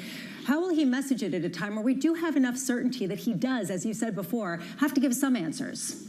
Well, I think he'll point out a lot of things. I think he'll point out that the Fed understands it's one of the biggest household expenditures. So higher oil prices could translate into higher prices for gas at the pump, and that could cause households to pull back on expenditures elsewhere.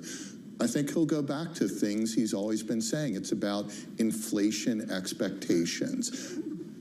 Are they concerned that this becomes embedded in prices going forward and then expectations become unanchored? A sensitive question, Richard Clarida. I believe you were on the watch when Putin invaded Ukraine the second time, 2022. How does the Fed talk about geopolitics? Around the table, how do you talk about war? Well, actually, I had moved on from the Fed at that point, but in general, you know, geopolitics is an ever-present uncertainty. Sometimes it spikes, as it is recently, at least in my experience, and the minutes and the transcripts show this. It's a pretty clinical, analytical discussion of how it feeds into inflation, demand, supply. At least in my experience, you know, Fed commentary doesn't really go into the politics side of the geopolitics, more just the economic side. Matt Lozzetti, I think one thing important here, Bob Michael mentioned this earlier, is the surprise that yields aren't higher, whatever anybody can believe. Ken Rogoff mentioning 5, or I think at one point he got out of control and mentioned a 6% 10-year. Matt Lozzetti, are you surprised that yields aren't actually higher right now? I think given some structural factors, the answer is probably yes. So the budget deficits that we are running here in the U.S., the outlook for the debt to GDP ratio, the idea that inflation might be somewhat higher and more volatile, and bonds may not be as good of a hedge for equities. All those suggest, I think, you know, over the more medium term, long-term yields are likely rising and term premium are likely to be higher. In the current environment, however, I think that is being offset by cyclical considerations and cyclical concerns, at least. And those concerns are still around you know, the possibility that the uncertainty shock that we've had from trade policy and the impact of trade policy uncertainty will lead to weaker growth outcomes, a weaker labor market outcome, and that the Fed could need to cut meaningfully at some point in time. I think for the long end of the curve to kind of dislodge meaningfully higher and on a sustained basis, you probably need those concerns to completely dissipate, and we're certainly just not there yet. I mean, Bob, the history here, you know, the young crew, I mean, including young Lozzetti, they 45 basis points on the vanilla 2s and 10s, the difference between the 10-year and the 2-year yield. You and I recall 200 basis points, 2 full percentage points difference. Are we just going to get used to a steeper yield curve? Tom Pooh, we used to do 45 basis points on the curve in a day. This is total nonsense. But I think actually Mr. Lozzetti is right. He hit the nail on the head. It's going to take time to get there. You are still living in a post-Great Financial Crisis world where most of the investors who are sitting on desks only know a 0 to 2% Fed funds rate. Right. So this looks extreme to them.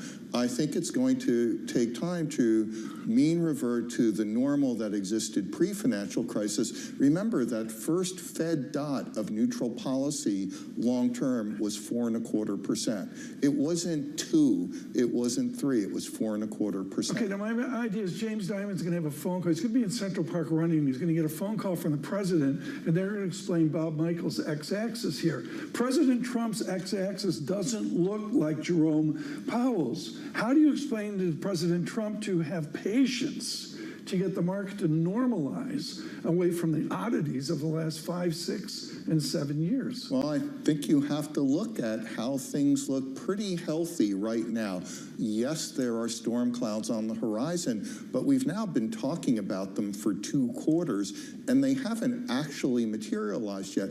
I know housing and the labor market feel a little bit softer, but the hard data hasn't actually reflected the breakage. Rich, come on in here. Do you agree with this? I mean, honestly, I've heard this discussion so many times. I remember back in the day when I got a mortgage at 10%.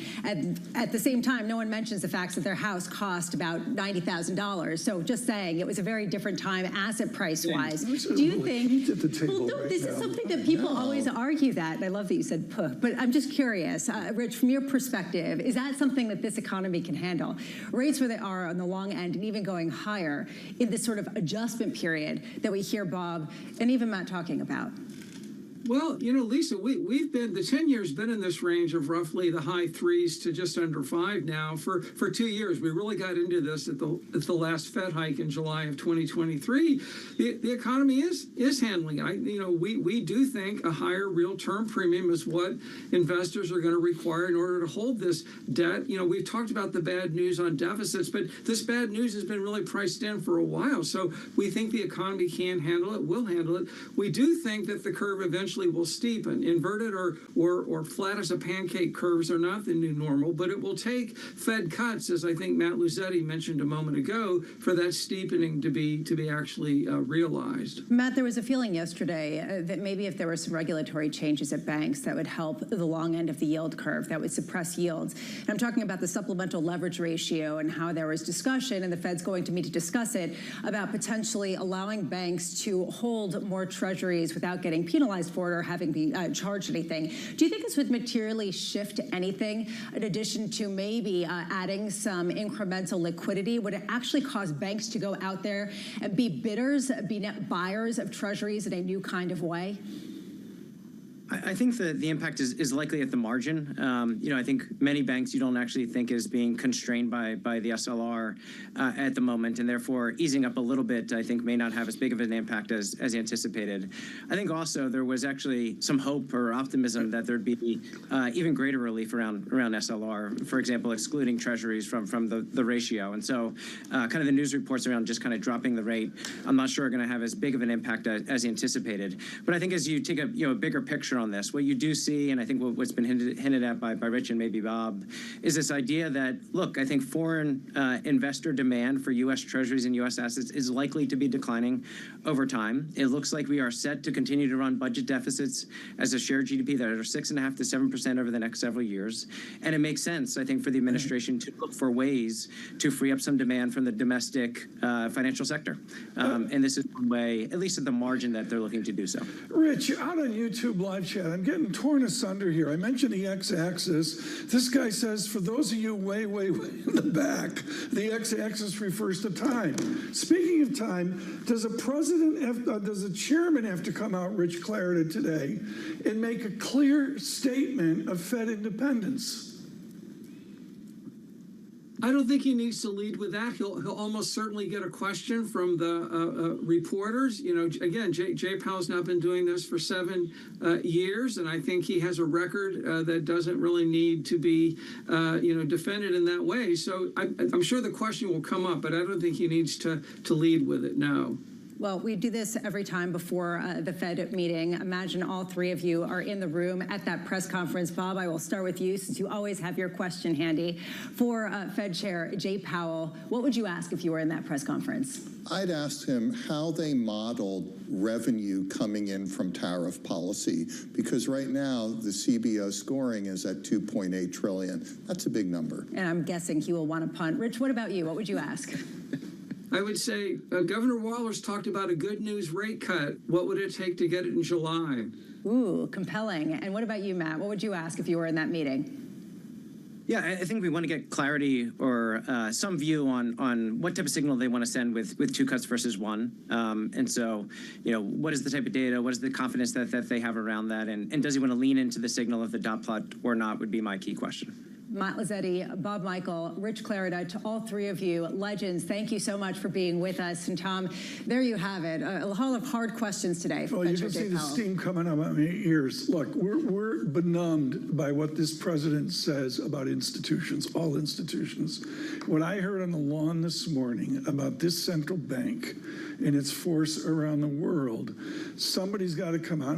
Vice Chair Clarida was graceful, I would say. I'll be less than graceful. He's got to say something to reaffirm McChesney Martin, 1951. Well, and he has. He has come out and said that the Fed is absolutely independent from any kind of pressure. At the same time, the pressure is coming from markets as well, and I think that's important. That people in markets are saying there are signs of cracking in the labor market, there are signs of cracking in the housing market, there are signs of cracking even in retail sales, albeit it's a complicated picture. How does he respond to that? Jerome Powell is walking to the podium for the press conference. He is beginning his news conference. Let's listen in. Good afternoon. My colleagues and I remain squarely focused on achieving our dual mandate goals of maximum employment and stable prices for the benefit of the American people. Despite elevated uncertainty, the economy is in a solid position. The unemployment rate remains low, and the labor market is at or near maximum employment. Inflation has come down a great deal, but has been running somewhat above our 2% longer run objective. In support of our goals, today the Federal Open Market Committee decided to leave our policy interest rate unchanged. We believe that the current stance of monetary policy leaves us well positioned to respond in a timely way to potential economic developments. I'll have more to say about monetary policy after briefly reviewing economic developments. Following growth of 2.5% last year, GDP was reported to have edged down in the first quarter, reflecting swings in net exports that were driven by businesses bringing in imports ahead of potential tariffs. This unusual swing has complicated GDP measurement. Private domestic final purchases, or PDFP as we call them, which excludes net exports, inventory investment, and government spending, grew at a solid 2.5% rate. Within PDFP, growth of consumer spending moderated, while investment in equipment and intangibles rebounded from weakness in the fourth quarter. Surveys of households and businesses, however, report a decline in sentiment over recent months and elevated uncertainty about the economic outlook, largely reflecting trade policy concerns. It remains to be seen how these developments might affect future spending and investment. In our summary of economic projections, the median participant projects GDP to rise 1.4% this year and 1.6% next year, somewhat slower than projected in March. In the labor market, conditions have remained solid. Payroll job gains averaged 135,000 per month over the past 3 months. The unemployment rate, at 4.2%, remains low and has stayed in a narrow range for the past year. Wage growth has continued to moderate while still outpacing inflation. Overall, a wide set of indicators suggests that conditions in the labor market are broadly in balance and consistent with maximum employment. The labor market is not a source of significant inflationary pressures. The median projection for the unemployment rate in the SEP is 4.5% at the end of this year and next, a bit higher than projected in March. Inflation has eased significantly from its highs in mid-2022, but remains somewhat elevated relative to our 2% longer-run goal. Estimates based on the Consumer Price Index and other data indicate that total PCE prices rose 2.3% over the 12 months ending in May, and that, excluding the volatile food and energy categories, core PCE prices rose 2.6%. Near-term measures of inflation expectations have moved up over recent months, as reflected in both market and survey-based measures. Respondents to surveys of consumers, businesses, and professional forecasters point to tariffs as the driving factor. Beyond the next year or so, however, most measures of longer-term expectations remain consistent with our 2% inflation goal. The median projection in the SEP for total PCE inflation this year is 3%, somewhat higher than projected in March. The median inflation projection falls to 2.4% in 2026 and 2.1% in 2027. Our monetary policy actions are guided by our dual mandate to promote maximum employment and stable prices for the American people. At today's meeting, the committee decided to maintain the target range for the federal funds rate at 4.25% to 4.5% and to continue reducing the size of our balance sheet. We will continue to determine the appropriate stance of monetary policy based on the incoming data, the evolving outlook, and the balance of risks. Changes to trade, immigration, fiscal, and regulatory policies continue to evolve, and their effects on the economy remain uncertain. The effects of tariffs will depend, among other things, on their ultimate level. Expectations of that level, and thus of the related economic effects, reached a peak in April and have since declined. Even so, increases in tariffs this year are likely to push up prices and weigh on economic activity. The effects on inflation could be short-lived, reflecting a one-time shift in the price level. It's also possible that the inflationary effects could instead be more persistent. Avoiding that outcome will depend on the size of the tariff effects, on how long it takes for them to pass through fully into prices, and ultimately on keeping longer-term inflation expectations well anchored. Our obligation is to keep longer-term inflation expectations well anchored and to prevent a one-time increase in the price level from becoming an ongoing inflation problem. As we act to meet that obligation, we will balance our maximum employment and price stability mandates, keeping in mind that without price stability, we cannot achieve the long periods of strong labor market conditions that benefit all Americans. We may find ourselves in the challenging scenario in which our dual mandate goals are in tension. If that were to occur, we would consider how far the economy is from each goal and the potentially different time horizons over which those respective gaps would be anticipated to close. For the time being, we are well positioned to wait to learn more about the likely course of the economy before considering any adjustments to our policy stance. In our SEP, FOMC participants wrote down their individual assessments of an appropriate path for the federal funds rate based on what each participant judges to be the most likely scenario going forward. The median participant projects that the appropriate level of the federal funds rate will be 3.9% at the end of this year, the same as projected in March. The median projection declines to 3.6% at the end of next year and to 3.4% at the end of 2027, a little higher than the March projection. These individual forecasts are always subject to uncertainty, and as I've noted, uncertainty is unusually elevated. And of course, these projections are not a committee plan or decision. At this meeting, the committee continued its discussions as part of our 5-year review of our monetary policy framework. We focused on issues related to assessing the risks and uncertainties that are relevant for monetary policy and the potential implications for policy strategy and communications. Our review includes outreach and public events involving a wide range of parties, including Fed Listens events around the country and a research conference that we held last month. We are open to new ideas and critical feedback, and we will take on board lessons of the last 5 years in determining our findings. We intend to wrap up any modifications to our statement on longer-run goals and monetary policy strategy by late summer. After that, we will consider enhancements to our suite of communications tools, including the SEP. The Fed has been assigned 2 goals for monetary policy: maximum employment and stable prices. We remain committed to supporting maximum employment, bringing inflation sustainably to our 2% goal, and keeping longer-term inflation expectations well anchored. Our success in delivering on these goals matters to all Americans. We understand that our actions affect communities, families, and businesses across the country. Everything we do is in service to our public mission, and we at the Fed will do everything we can to achieve our maximum employment and price stability goals. Thank you. I look forward to your questions. Thank you. Colby Smith with the New York Times. To what extent has the more limited impact from tariffs at this stage on inflation changed your view on what the ultimate economic fallout will be from these policies and the timing of when they will materialize in the data? So We've had 3 months of favorable inflation readings since the high readings of January and February, and that's, of course, highly welcome news.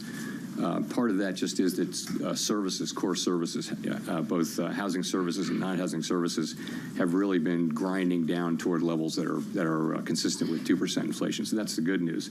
We've had goods inflation just moving up a bit, and of course we expect, as you point out, we do expect to see more of that over the course of the summer. It takes some time for tariffs to work their way through the chain of distribution to the end consumer. A good example of that would be goods being sold at retailers today may have been imported several months ago before tariffs were imposed. So we're beginning to see some effects, and we do expect to see more of them over coming months. We do also see price increases in some of the relevant categories like personal computers and audiovisual equipment and things like that are attributable to tariff increases. In addition, we look at surveys of businesses, and there are many of those, and you do see a range of things, but many companies do expect to put all or some or all of the effect of tariffs through to the next person in the chain, and ultimately to the consumer. Today, the amount of the amount of the tariff effects, the size of the tariff effects, their duration and the time it will take are all highly uncertain. So that is why we think the appropriate thing to do is to hold where we are as we learn more. And we think our policy stance is in a good place where we're well positioned to react to incoming developments. So in terms of how we should interpret the rate cuts penciled into the SEP, is this reflecting that there's this expectation that underlying inflation will just stay well enough contained that allows the committee to eventually move ahead with those cuts? Or is it about responding to a deterioration in economic activity, let's say? I mean, how should we make sense of the forecast? So if you look at the forecast, you will see that people do generally expect inflation to move up and then to come back down. But we can't just assume that. Of course, we don't know that. And, our job is to make sure, one of our jobs is to make sure that a one-time increase in inflation doesn't turn into an inflation problem. And that, again, that will depend on the size of the effects, how long it takes for them to come in, and ultimately on keeping inflation expectations anchored. Hi, and thanks, Chairperson Howard Schneider with Reuters. If you look at the rate path starting in December to today and adjust it over the full time horizon you've got there, you've taken about a quarter point per year out of your projected path, and you end at a higher rate at end 2027 than you would have in the prior forecast.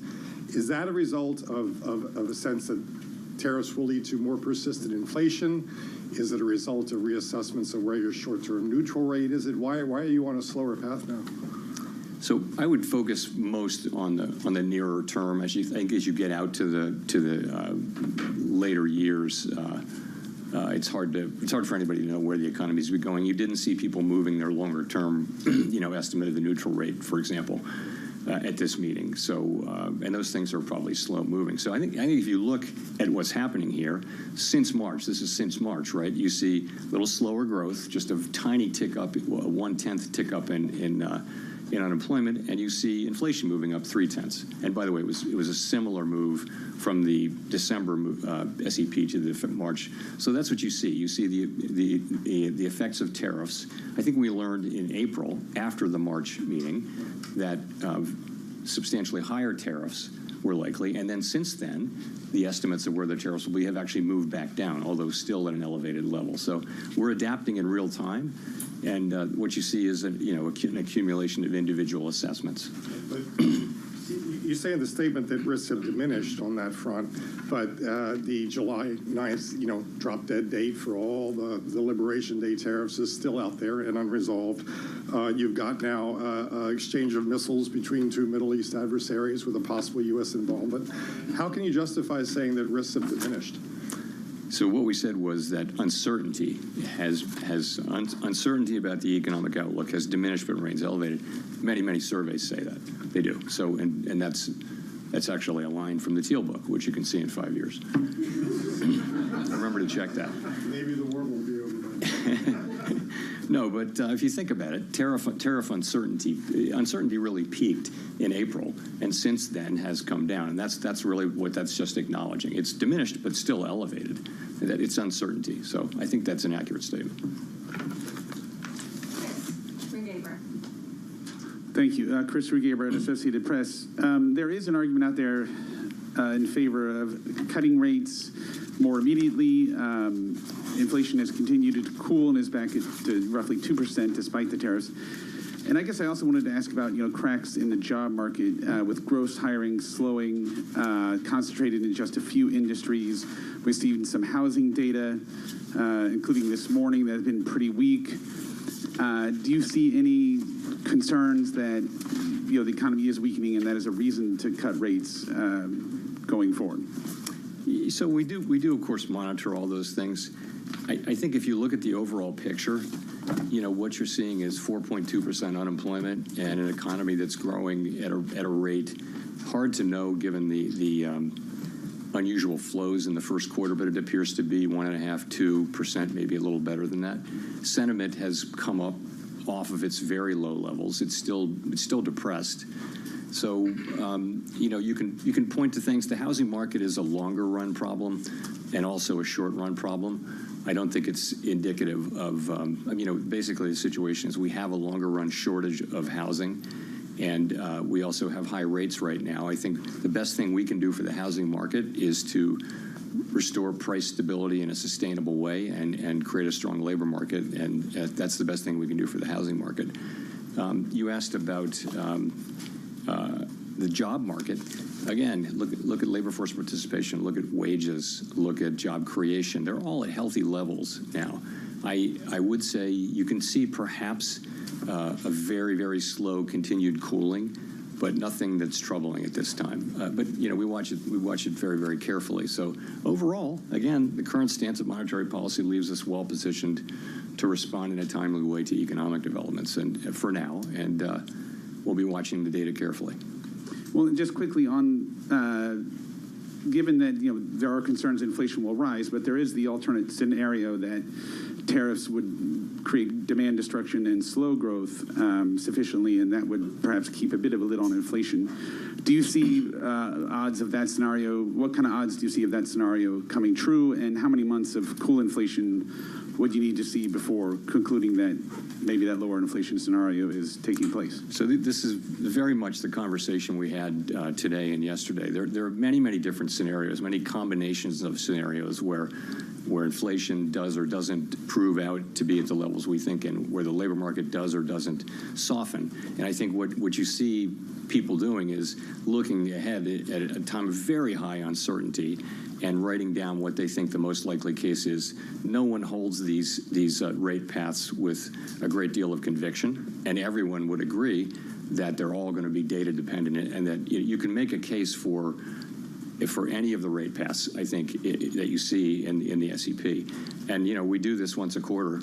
It's a hard thing to do particularly at this time, but it does reflect. If you see somebody writing down a rate path that involves cuts, that's them saying, yes, I think we will get to a place, more likely than not, where cuts will be appropriate, and it could be a joint probability of a number of possible outcomes.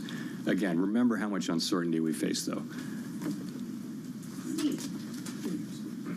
Thank you. Mr. Chair, I wonder if you could describe for us some of those scenarios. How do you get to a place?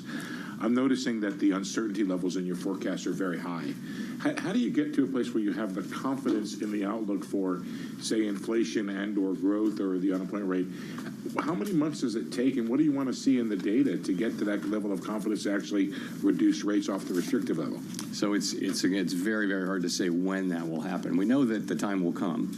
It could come quickly. It could not come quickly.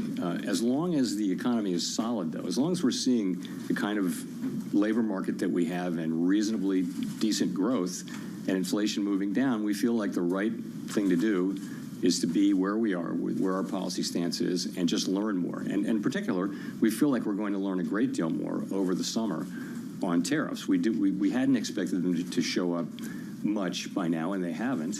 And we will see whether, to the extent to which they do over coming months. And I think that's going to inform our thinking, for one thing. In addition, we'll see how the labor market progresses. So at some point, it will become clear. I can't tell you exactly when that will be. And meanwhile, we'll be watching the labor market very carefully for signs of weakness and strength. and tariffs for signs of what's going to happen there. And of course, there are many developments ahead. Even in the near term, developments are expected on tariffs. So I think we don't yet know with any confidence where they will settle out. We have an estimate, and it's a pretty. I think all estimates are now pretty close together, but it's again highly uncertain. When you say estimate of the impact of tariffs on the core PCE, is that what it is? And could you share that? What you start with is what's the effective tariff rate overall, and people are managing to that.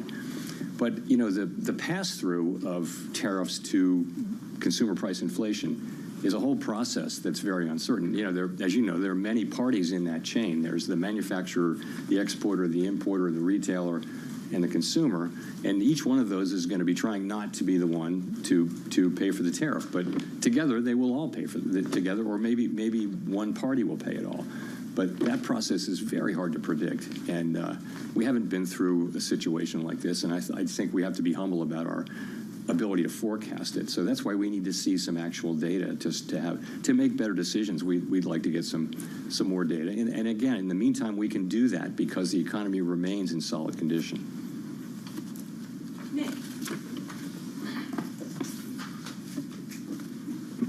Nick Tamarosa of the Wall Street Journal. Chair Powell, I guess I'm wondering if you could explain a little bit more the divergence we see in the dot plot, particularly around the 2025 rate projections. I realize this is, you have one group of officials that are putting down no cuts, another that are putting down more than one. And again, recognizing that could be difficult to summarize, but is it a matter of people having a different outlook or a different reaction function, a different commitment to defending against another inflation mistake? How did that play out over the last 2 days? So you're right. This is often the case. We have a pretty healthy diversity of views on the committee. We did have strong support for today's decision and broad agreement that our policy stance does leave us in a good place. But I would point to two factors, and you mentioned them. The first is just that parties have a diversity of forecasts, and they do align with where their dots are. So if you have a higher inflation forecast, you're going to be less likely to be writing down, more cuts. But remember, as we see more data, we're going to learn more about where inflation is headed, and that means when it is time to look at resuming our normalization process, the differences you see should be smaller because we'll have seen actual data. Right now, it's just a forecast in a very foggy time. So that's the first part, is forecast. Secondly, people can look at the same data and they can evaluate the risks differently, as you know. And that includes, the risk of higher inflation, the risk that it'll be more persistent, the risk that the labor market will weaken. People are going to have different assessments of that risk. So that you put that in there too. So those are the two ways that the two things I think that drive these things. Remember, though, as I mentioned earlier, with uncertainty as elevated as it is, no one holds these rate paths with a lot of conviction.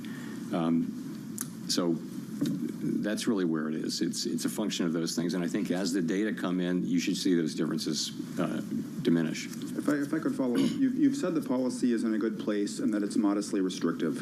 Given all the uncertainty you just talked about, tariff levels, uncertainty around the pass-through, is it price increases versus margin compression, some of the softness that Chris talked about in labor and housing, why wouldn't it be better to have rates at a more neutral setting as the economy heads into this period of very high uncertainty?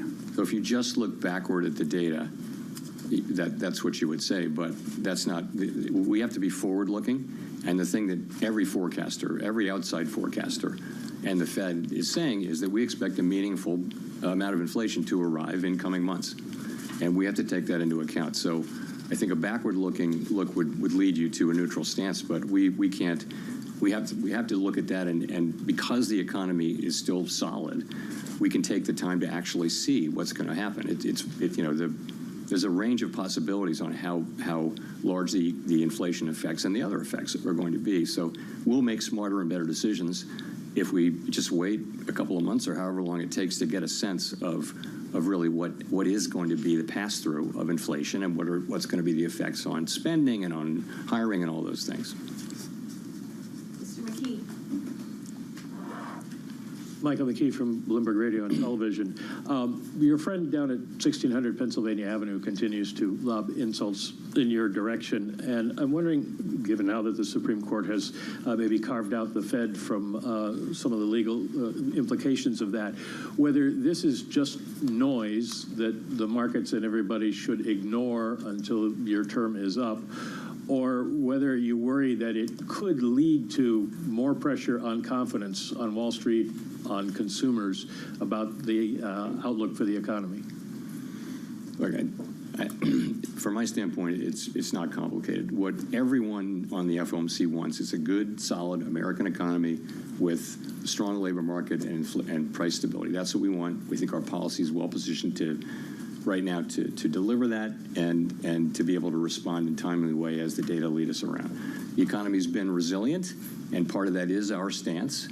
And again, we think we're in a good place on that to respond to significant economic developments. That's what matters. That is what matters to us. Pretty much that's all that matters to us. I need to ask, assuming you are not reappointed, would you stay on as governor when your term as chair ends? I'm not thinking about that. I'm thinking about this. Andrew. Thanks, Mr. Chairman.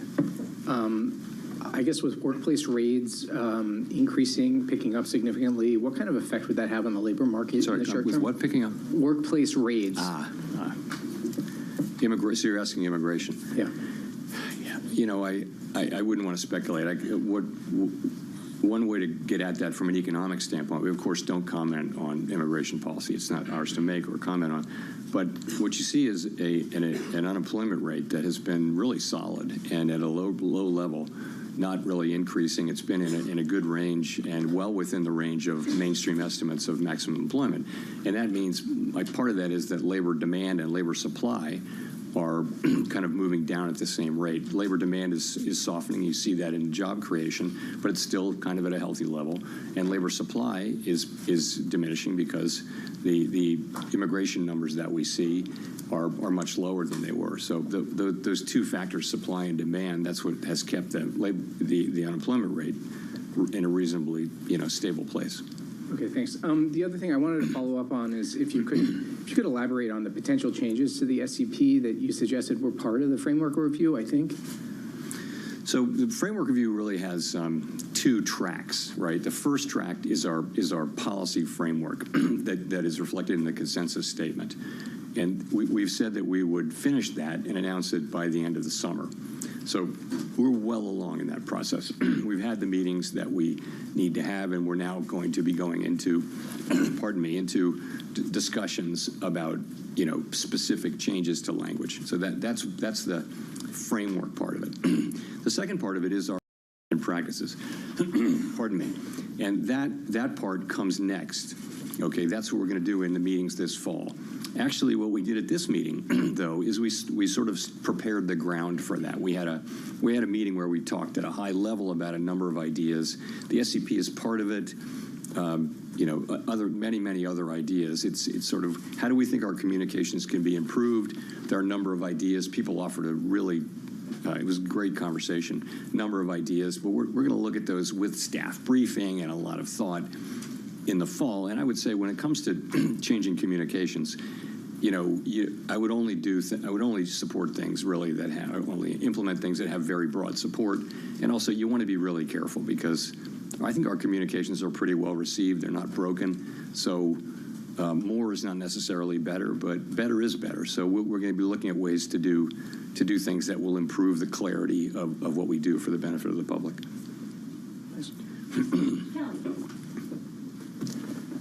Thanks, Chair Powell. Kelly O'Grady, CBS News. You're famously known as the guy that makes decision based on data instead of speculation. You said today the inflation data is in a good place. We don't know how tariffs are going to impact prices going forward. That's uncertain. But I've got to go back to the last time that you cut rates in December, and there was still the what if of tariffs. So what made you feel comfortable cutting then when inflation was higher than where it is today, and you didn't cut today? Well, the forecast for inflation in December was 2.5%. Core PCE for 2025, the forecast was 2.5%. which was a good inflation forecast. I think what we've learned is that, and this was long before we had any idea of what the actual policies would be, we've learned that the tariffs are going to be substantially larger than forecasters generally thought. And, we don't, our forecasts are generally not particularly different from those of other, well-resourced forecasting operations. So what we learned, and particularly in April, was that very substantially larger tariffs were coming and that would mean higher inflation. That's what happened. And so now you saw 2.5% forecast in December, you saw 2.8% in March, and you see 3.1% now. So it's 0.6 higher inflation for 2025, and that's a big part of the change, and that's due to the effects of the tariffs that are, we don't know where they're going to land, but it's pretty apparent they're going to land higher than outside forecasters were really guessing at the end of last year. My follow-up to that, I think consumers, right, we're looking for relief on rates when it comes to mortgages, car loans. Small businesses want to take out more manageable loans. When you look at the cumulative inflation over the past 5 years, prices have risen over 20%. It's been a rough road. So what is the tipping point then for the wait and see approach in terms of how much it's going to help versus when it hurts the American consumer? Well, we're trying to restore price. The best thing we can do for the public that we serve is restore price stability. If we can, and we will, restore price stability, meaning 2% inflation on a durable, sustainable basis. That, and also maximum employment. If we restore those things, that's the best thing, and that is our goal. The best thing we can do for the American people, for households and businesses, that is the ultimate thing that we can deliver.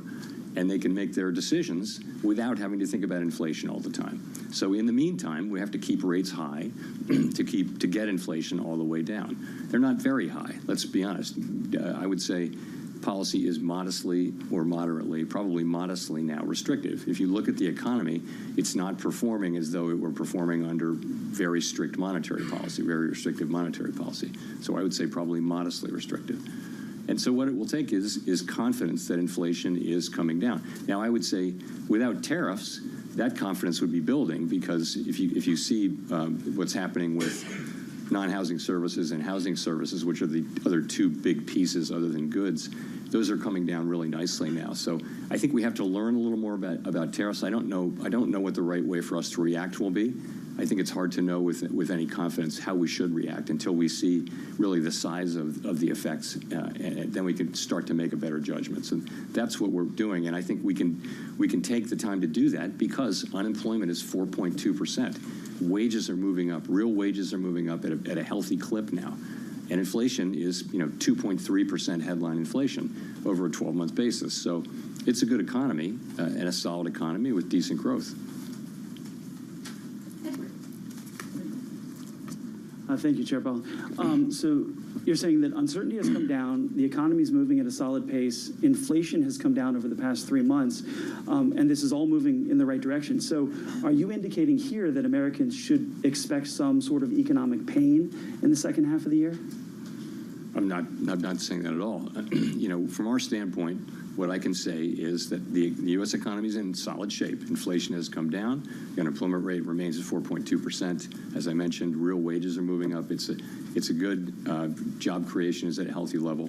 Unemployment, again, as I said, low. Labor force participation in a good place. So, and what we're waiting for to reduce rates is to understand what will happen with really the tariff inflation. And there's a lot of uncertainty about that.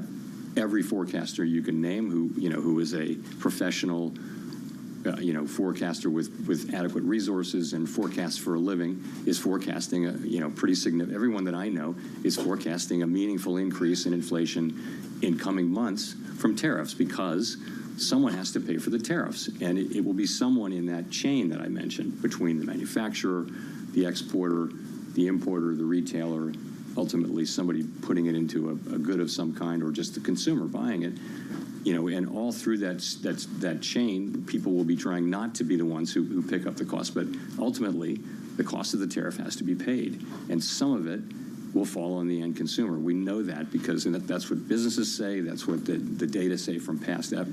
So we know that's coming, and we just want to see see a little bit of that before we make judgments prematurely. And follow up on that. So you spent years ago talking about how you're data dependent, and be a little more direct on this.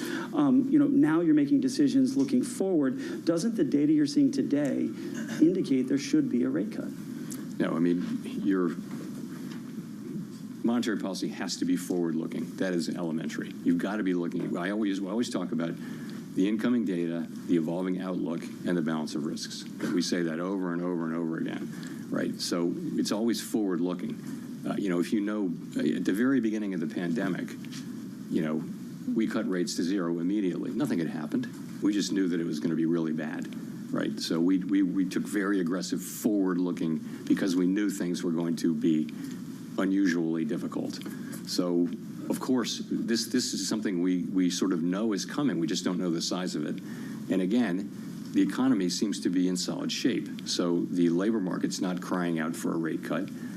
Businesses, were in a bit of shock after April 2, but you see business sentiment. You talk to business people now. There's a very different feeling now that people are working their way through this, and they understand how they're going to go. And it feels much more positive and constructive than it did 3 months ago, let's say. So, again, we think that our current stance of monetary policy is in a good place.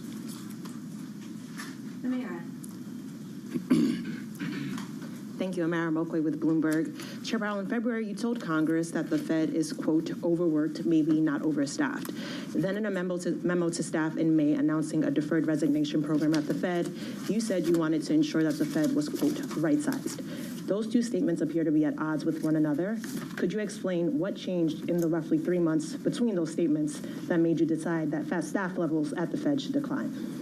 I don't see them at all as intention. So I was asked, is the Fed overstaffed? And I said no. And I sort of said as a pun, overworked but not overstaffed. People do work extremely hard at the Fed, and I know they work hard at Bloomberg too. So, but we do. We work hard. But I would say this. So we are careful stewards of public resources, and sometimes you need to show that. So there have been several times in our history, modern history, where the Fed has said, you know what, we're going to do a buyout. We're going to show the public. We're going to demonstrate that we are good stewards of public resources. So we thought, and I thought, that this is a time when we can, we grow at about, our headcount has grown at about 1% a year. So over the course of a couple of years, we're doing a careful scrub of the board and all the reserve banks, and we're going to find 10% of employees who can do something else, where we can streamline our operations, and we think we can get there in a couple of years. We think we can do that, and we think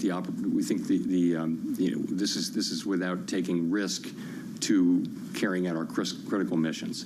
So this is something you do very carefully, thoughtfully, and you do it, again, respecting that we have critical missions to carry out. I've had experience, a lot of experience in my prior careers, with headcount reductions and things like that, and this is how you do it professionally. You do it carefully, thoughtfully, with a lot of planning, and you do it over a period of time.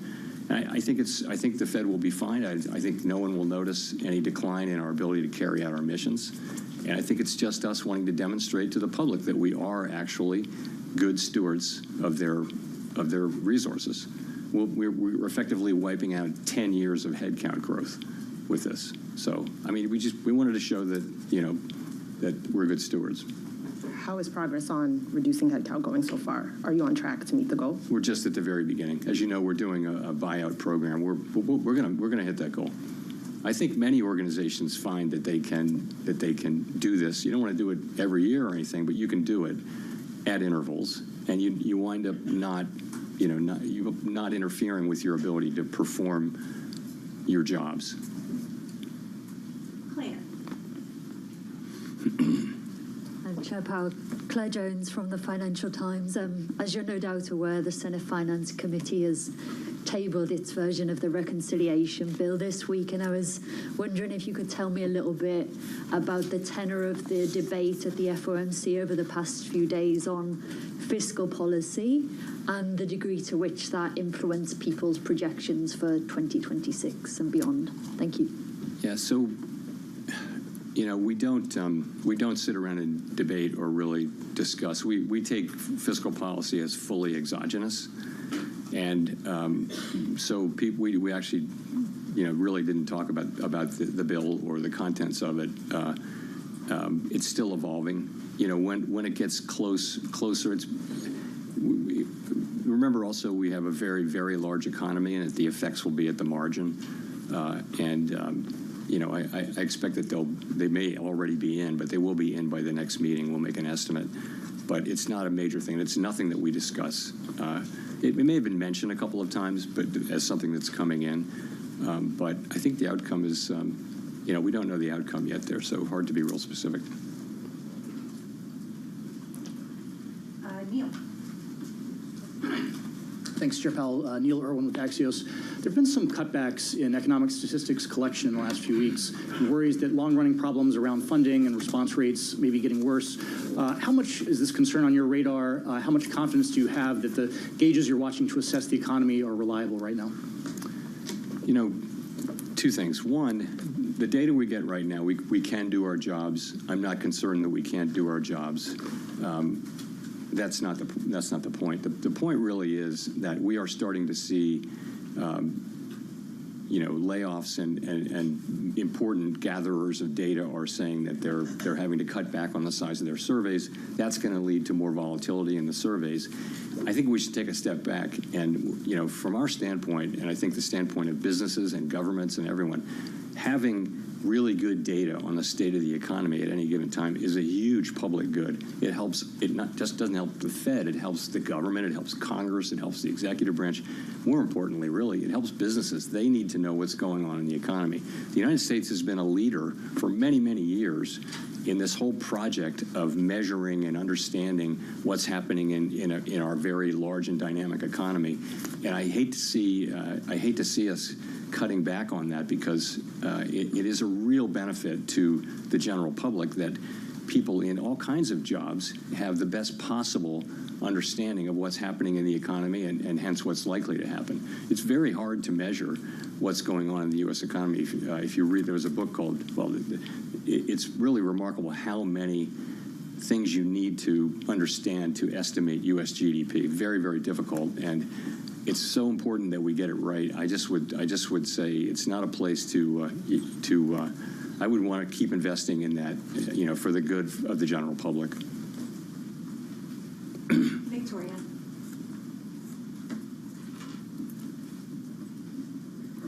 Hi, Victoria Guida with Politico.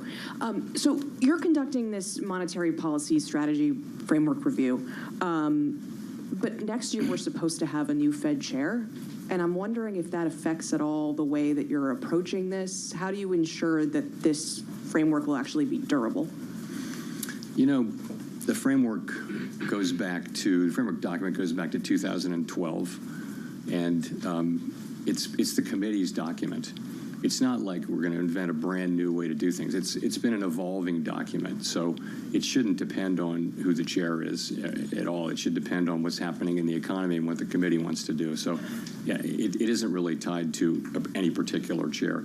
And we used to renew it every year. Now we do it every 5 years. So, but I don't think I've never heard anyone raise this issue that a new chair might want to come in and go in a completely different direction. I really don't think that's right. But that's not going to be up to me to decide.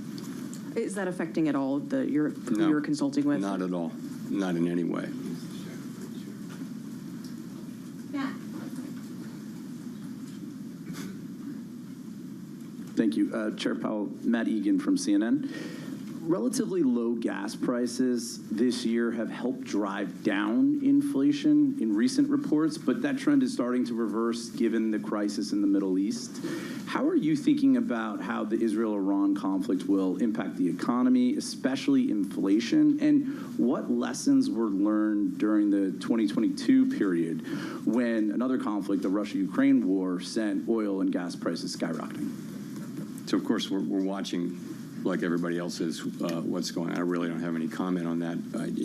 Possible that we'll see higher energy prices. What's tended to happen is when there's turmoil in the Middle East, you may see a spike in energy prices, but it tends to come down. Those things don't generally tend to have lasting effects on inflation, although, of course, in the 1970s, they famously did, because you had a series of very, very large shocks. But we haven't seen anything like that now. The U.S. economy is far less dependent on foreign oil than it was back in the 1970s. So, but there. A quick follow-up. I've just got to ask you about artificial intelligence. Some technology executives have recently been warning that AI could wipe out a large chunk of entry-level jobs and significantly increase the unemployment rate. I'm wondering how concerned you are, if at all, about the threat that AI poses to employment. So this is the question. The question really is, will AI be more augmenting labor or replacing labor?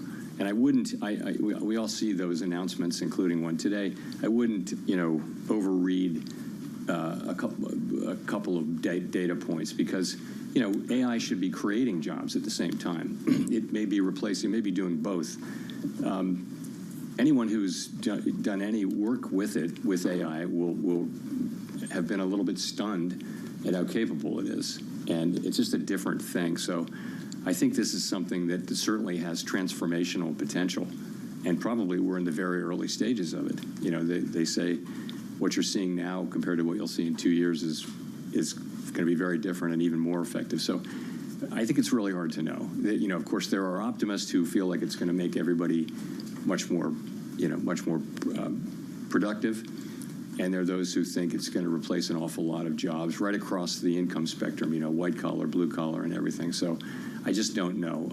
We don't have a house view on that, but this is going to be a very important question for some time. Greg.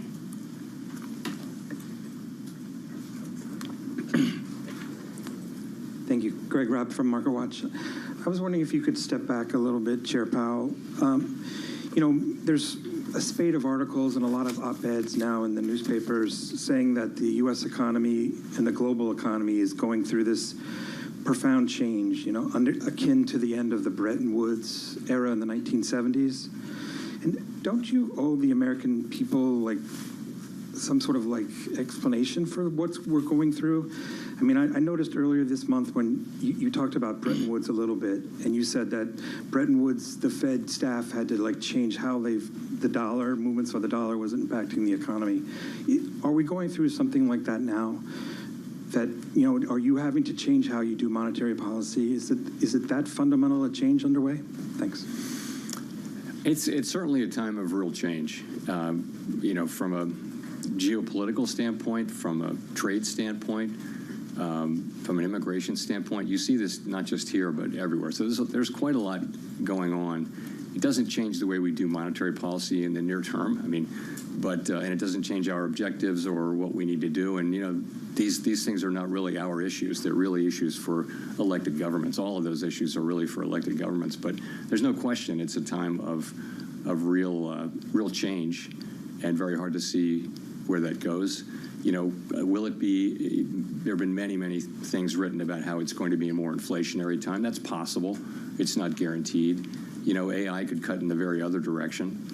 AI could make people much more productive and push in the other direction. I don't know, though. So, but you're right. But honestly, our focus is a much more practical one, and that is, how do we keep inflation low and employment high in the near term? That's really what we're about.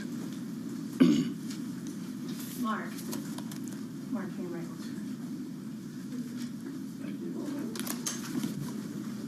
Hello, Chairman Powell. Mark Hamrick with Bankrate.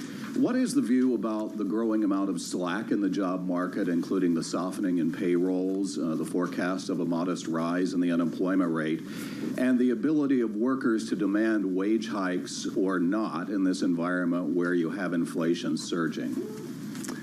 You don't really see unemployment going up. You don't see increased slack, really. At the margin, remember, you're at 4.2% unemployment. That was, for many, many years, that was an extremely low level. It happens to have come up off of an even lower level as we came out of the pandemic. We were as low as 3.4%, but 4.2% is probably at the low end of estimates of the longer run sustainable level of natural rate of unemployment. So I guess I wouldn't agree with that. And also, in terms of wages, real wages after inflation have been moving up sort of more than was consistent with 2% inflation. They're still moving up at a healthy clip, and I think much more consistent with 2% inflation given a reasonable assessment of trend productivity. So it's a pretty good labor market. You're right that the level of job creation has come down, but so has the supply of workers, the change in the supply, the new supply. So you've seen the unemployment rate remain pretty stable at 4.2. It's been as high as 4.3, but those are good numbers. So it's a pretty good labor market. There's a more concerning thing is there are not a lot of layoffs, but there are not a lot of job creation. The number, if you're out of work, it's hard to find a job, but very few people are being laid off at this point. So that's an equilibrium we watch very, very carefully, because if there were to be significant layoffs and the job finding rate were to remain this low, you would have an increase in unemployment fairly quickly. But that hasn't happened. It really hasn't happened. The U.S. economy has defied all kinds of forecasts for it to weaken, really, over the last 3 years. And it's been remarkable to see just again and again when people think it's going to weaken. Now, eventually it will, but we don't see signs of that now. Go to Jean for the last question. Hi, Chair Powell. Jean Young with MNI Market News. There's been a lot of talk about cuts. I wanted to ask you, why do you think there are no forecasts for rates to rise or even to stay where they are next year, given that the projection for inflation is to rise to 3%, and there's a lot of there's some skepticism over whether those price hikes will be a one-time event? So there are a number of people on the committee who wrote down no cuts this year, but some cuts next year. So, I think, people are writing down their most likely path, right? They're not saying there's zero possibility of other things. Really, think of it as the least unlikely path in a situation like this where uncertainty is very high. I think, again, people write down their rate paths, and they do not have like a really high conviction that this is exactly what's going to happen over the next 2 years. No one feels that way about their rate path. They feel like, what am I going to write down? I mean, what would you write down? It's not easy to do that with confidence. So I would just say it that way. We don't rule things in or out.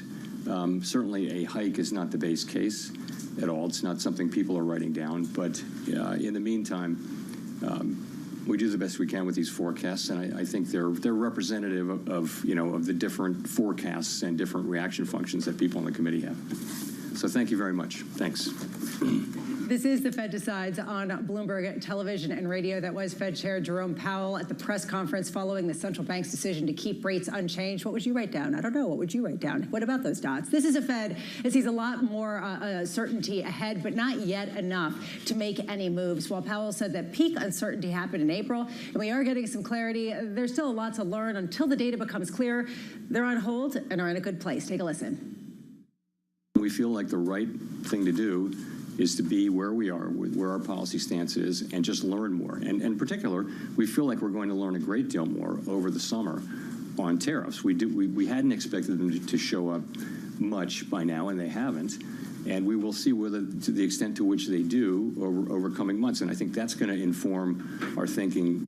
Jerome Powell also asked about the situation in the White House, dismissing questions around the future for him on the Federal Reserve. I need to ask, assuming you are not reappointed, would you stay on as governor when your term as chair ends? I'm not thinking about that. I'm thinking about this. Is a retracement of some of the earlier moves we are seeing. Bond yields actually climb back to basically where they were and then some from before the press conference. Tom, it seemed like this was a Fed chair saying that we are past peak uncertainty, but we probably will get more information later, so stop asking. It's true the press conference looking at the correlation of equities, bonds, currencies, commodities. It was sort of up and downy and up and downy. And I didn't get any real conviction out of it. The one tone I saw from him that I hear in some conversations is, what if we're underestimating the power of this American economy? There's a gloomy call. The GDP numbers come down. Inflation's up. Woe is me. but, and that but was just there for a bit where he said, you know what? It is a resilient economy. You have said the phrase that I think about all the time, which is that companies adapt and adjust. And we hear that from so many companies that are doubling down on some of their forecasts. Particularly as well around as, tariffs. Yes, exactly, because they have to look past that and they can handle some of these tariffs. What I thought was interesting was that this was a Fed chair that actually said if we were backward looking at the data, we probably would be cutting more quickly. But because of the tariffs and the forward expectation for more inflation, it does create a greater degree of uncertainty, which is a reason why we still are happy to stand tight. You don't see this, folks, but Lisa, during the press conference, she's got one of those little clicker things like in a movie theater, and every time they say uncertainty, you're moving your thumb around. And there was and you're drinking. 150, well, it's you know, surveillance beverage time. The issue here, Lisa, is the uncertainty issue was given to them. They didn't invent it. The president's comments today, outrageous comments. Do you see what he did to McKee? He slammed Michael McKee after those rude McKee-like questions. Tariffs, Bob Michael saying, do we know what tariffs will raise? We have no clue what they will raise. Which is a reason why they aren't necessarily going to make any big moves right now. Joining us now is Stephanie Roth of Wolf Research. So pleased to say that you're here in studio. Stephanie, what was your take on a press conference where this Fed chair said that he had more certainty, but there'll be more later on? I think the single most important line that he said is rates aren't very high. And when we're thinking about the next couple of months, what we're going to learn is more information about the reconciliation bill. So then they're going to incorporate that fully into the SEP, in which case that's going to look a lot more hawkish. So our base case is this year they're not cutting. And the two cuts are going to eventually get sort of rolled away. At this point, they were very close on the edge of between 1 and 2, and they're probably going to eventually not end up cutting this year because the economy will be resilient and fine, and inflation's elevated. On the core GDP equation, do you have any conviction at all in C, I, G, or NX? I mean, I don't know how you do it. I don't know how you come up with a real GDP statistic. Yeah, we're looking for 1.4% GDP this year, so not that different from the Fed. But I think the important thing to focus on is for 2026, my forecasts are a lot higher than what the Fed has. I'm looking for something that's close to 2%, if not a bit above. Our forecast is that reconciliation bill could boost the economy by about 40 basis points. So that could be a notable acceleration versus where we are today. And that's what the market's going to start focusing on. Lisa, help me. Is the reconciliation bill the big, beautiful thing? It's one big, beautiful B. Okay. It's one 3B. Yes, we can. Again, more uncertainty. Well, that's the problem. And I really was struck by the idea that Fed Chair Powell brought to the fore, which is in response to Nick Timiraos of the Wall Street Journal's question, why aren't you looking at some of the weakening trend that we're seeing in inflation and say, you know what, we're actually quite restrictive. Why are you saying that this is actually an appropriate rate? And the Fed chair said, well, the reason why is because we have to look forward and we have to say this could potentially be inflationary and we don't know, and we will learn more in the next couple of months, but we're not sure how much we're going to learn. Is that good enough for you? Does that ring true to you that that is an appropriate stance for this Fed? I think it's fair for them to be in wait and see. They know that the tariffs will be inflationary. He very much emphasized someone's going to be paying the cost, and eventually they're going to try to get it to the consumer. And I think that's the right way to think about it. It's going to eventually flow through some portion of it to the consumer. Our numbers are similar to the Fed's forecast that inflation should be close to 3% at the end of this year. And at this point, we don't know how much. It's hard to forecast these things, but I think the main takeaway is inflation will be elevated this year, but growth should probably hold up just fine. Which is essentially